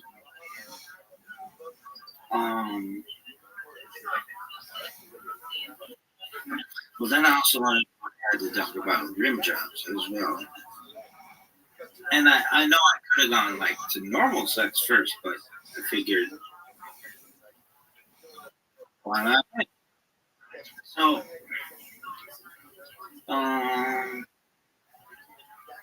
Kabbalah does not explicitly discuss anal sex in mystical terms, but Jewish law, which informs Kabbalistic ethics, addresses it in the context of marital relations. According to classical rabbinic sources, anal intercourse with ejaculation is generally prohibited due to the concept of zera vatala, wasting seed, which is spiritually significant in Kabbalistic thought.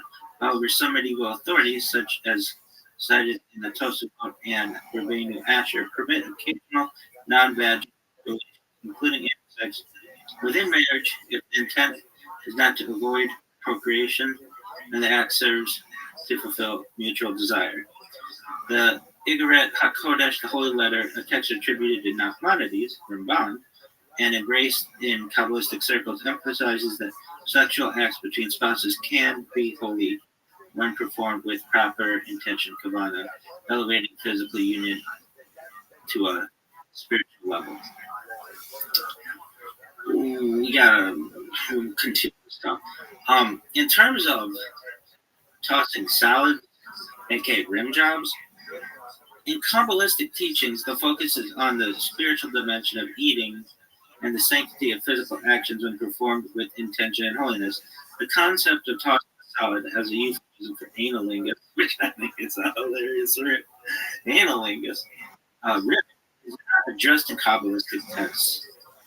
As such topics fall outside the scope of traditional Jewish mystical writings. Kabbalah emphasizes the elevation of physical acts through proper blessings, ethical conduct, and spiritual mindfulness, particularly in relation to food and ritual. However, it does not provide commentary on specific sexual acts, nor does it use the term tossing salad in spiritual context.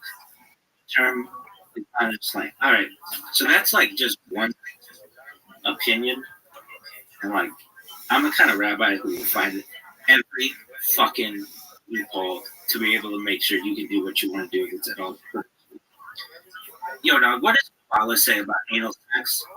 And also, what does it say about analingus, like rib jobs? So I don't know if we're going to get an answer. I think we should. Okay, there's a big picture in Kabbalah. Kabbalah treats sexuality as spiritual, powerful energy, where and how that energy is expressed matters a lot because it's tied to Shefa, divine flow, Tikkun, rectification, and the Sphero, especially Yisod, sexual channeling, anal sex between adults. And we'll have like normal Kabbalah discussions or Kabbalah discussion on normal sex. But I figured, why not start in the back door, baby? Classical Kabbalah is strongly opposed to anal intercourse. Okay. Even between married partners. Main reasons: wrong spiritual channel. Sexual union is meant to channel divine flow, Yesod, Malchut. Anal intercourse is seen as diverting the energy to the Sitra Achra, the other side, i.e., forces of impurity. See Meshir Zera Levatala theme.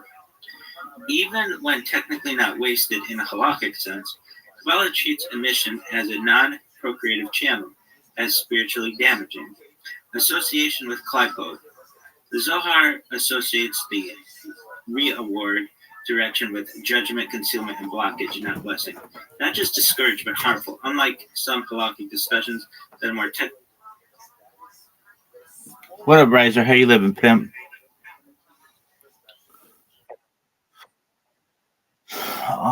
I was just given a class, and my class didn't upload, so I had to record it on a different device.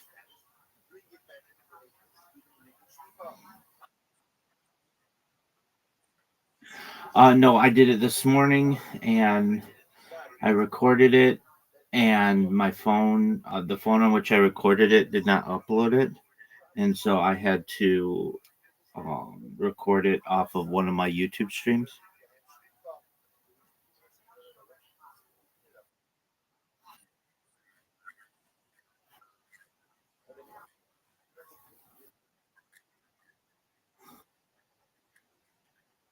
Yeah, so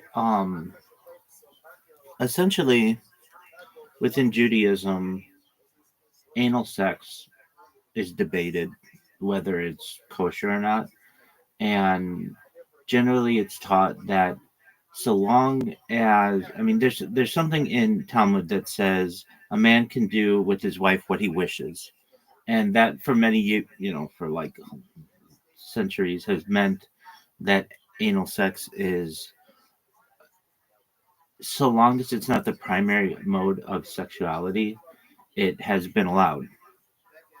And then there's like a higher type of spirituality known as Kabbalah, which is like generally it means to receive.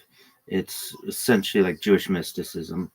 And I had done some research to see if anal sex was permitted within Kabbalah, and it generally is not, because it's seen as wasted seed. So some people may say, well, don't these two philosophies contradict?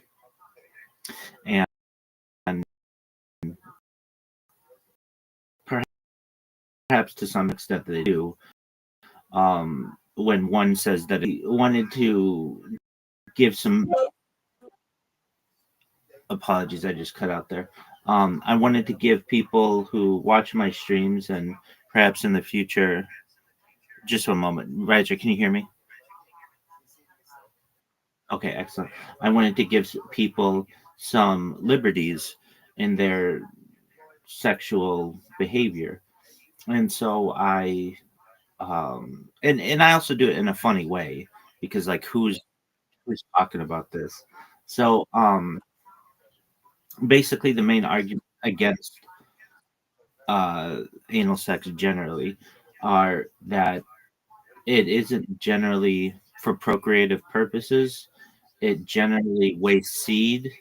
It is in what's many times seen as a um, an unclean area.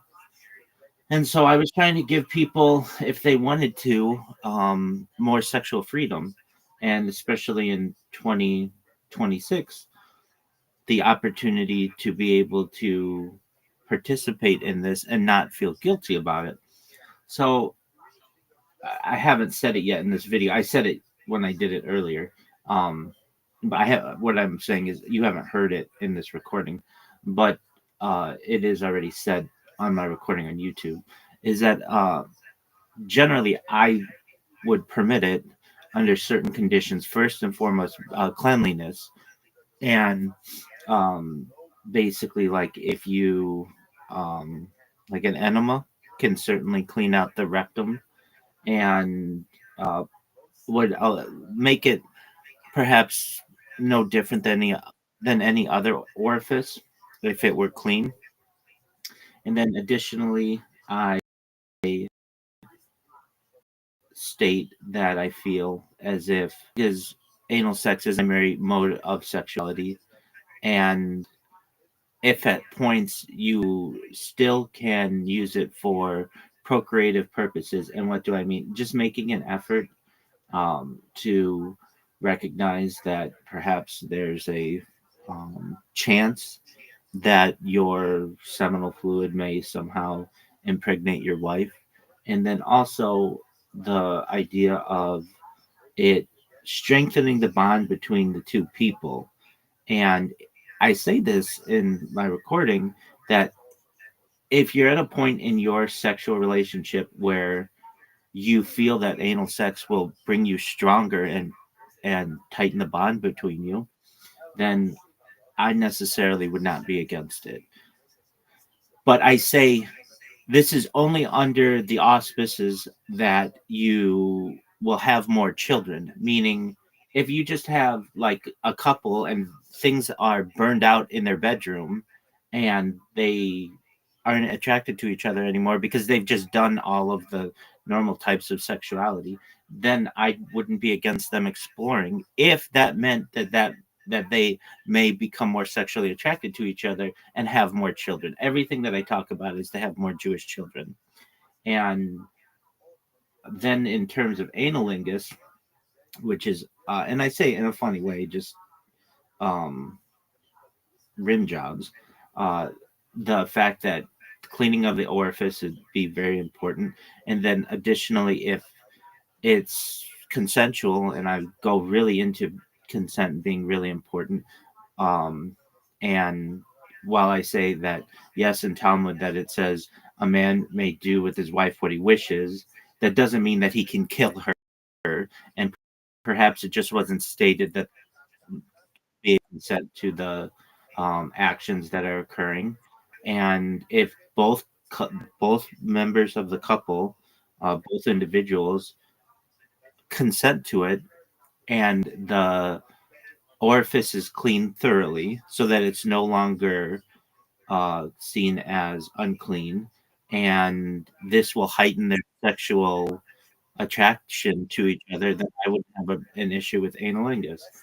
And analingus isn't like directly discussed within Talmud or Kabbalah. It's just generally seen as unclean because of the standards of generally society within, like, thousands of years ago.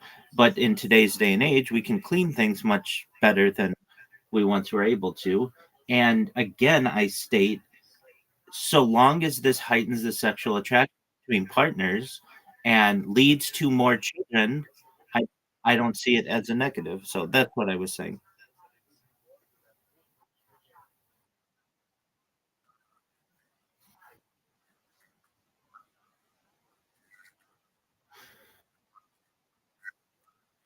As much as there would be in a vagina. I mean, vagina is full of bacteria, flora, and there are ways you could, if you wanted to use different douching and enema cleanses, that you could kill all the bacteria in your anus. And well, that's what I'm saying. I wouldn't necessarily recommend destroying your um your bodily how would I say, your your bodily neutrality to ensure that it is absolutely 100%. But what I'm saying is that clean it to the point where skin is as clear on a vagina, and generally it's going to be. It's not as if it's any different skin just because it had feces in it. Once it's once an enema takes place that cleanses all of that a in the rectum of someone who has had an enema, and as clean as the inside of a mouth would be, perhaps even cleaner, and perhaps even cleaner than a vaginal canal. So at that point, it's a relatively clean orifice. Now, there's a certain timetable on there where feces will begin to uh, be uh, be uh, uh, how would I want to say it? Like be excreted eventually, but you have a good hour or two, so long as digestion hasn't happened immediately, um, to ensure that you can partake in this type of activity in a relatively clean manner. And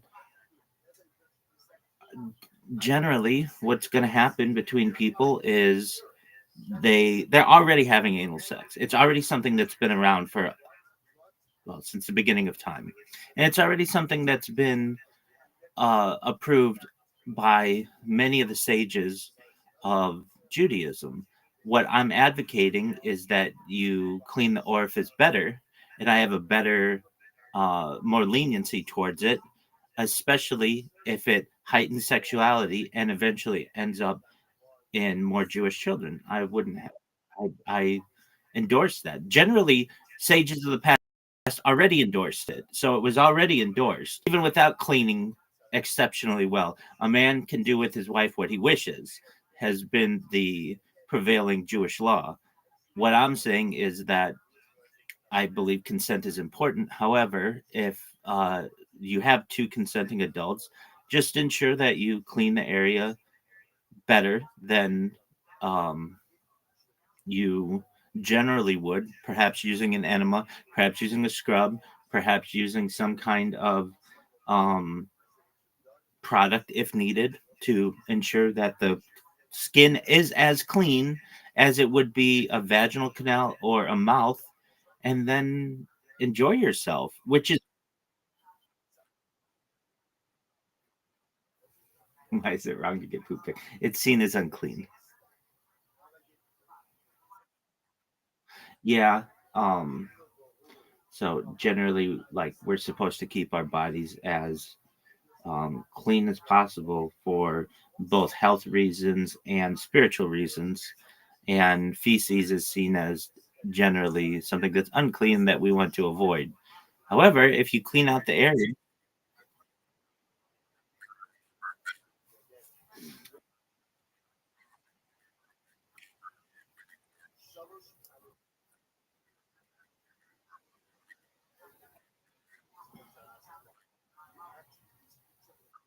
yeah, it's a good question. I mean, really, fecal matter in many ways is sterile, but the sages of the past did not know that.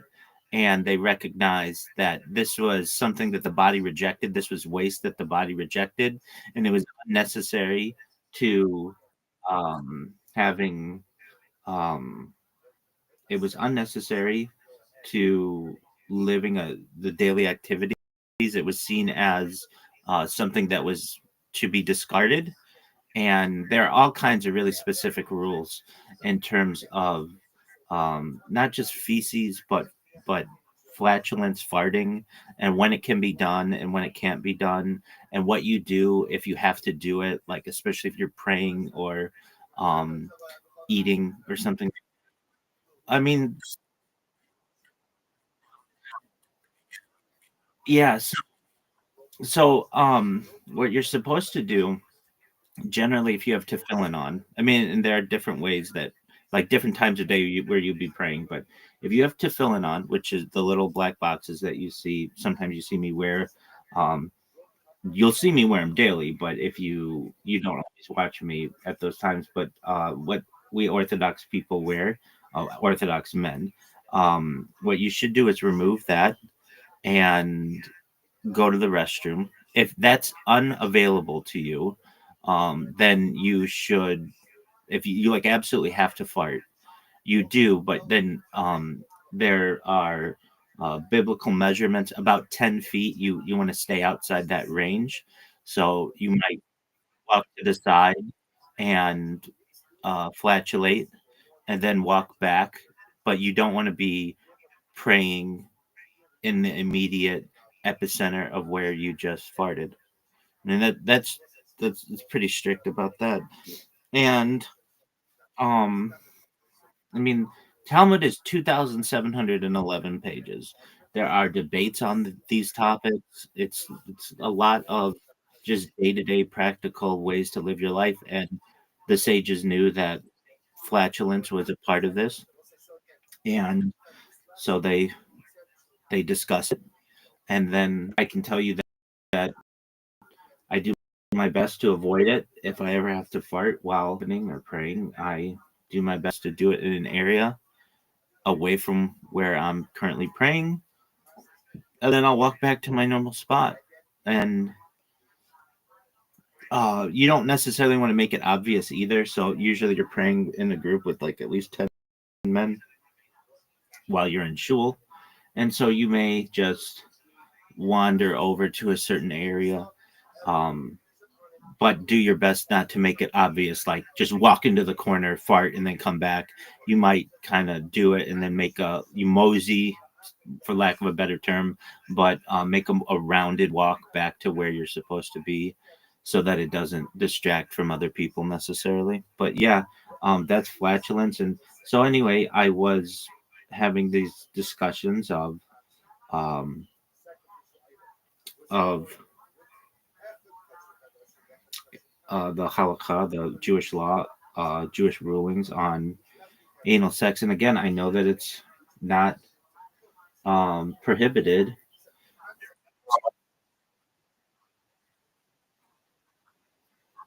Yeah, I'm not sure. I might have to restart this computer, but the practical halakha is that anal sex is permitted.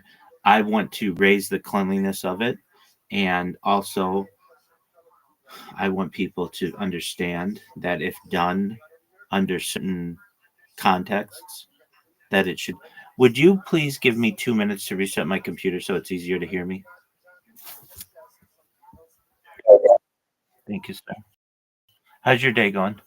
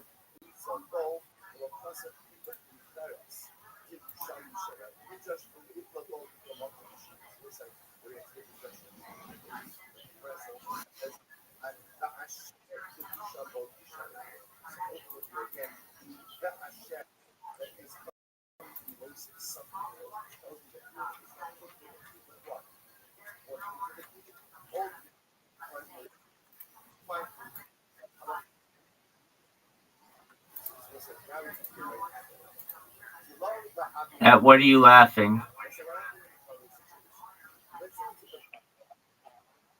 Yeah, my computer's still, it's doing like, to just wait a second for it to be able to restart, but yeah, I can hear you.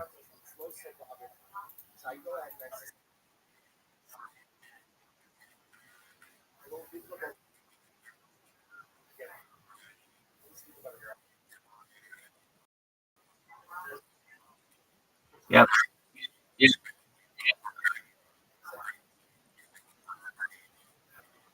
Yep.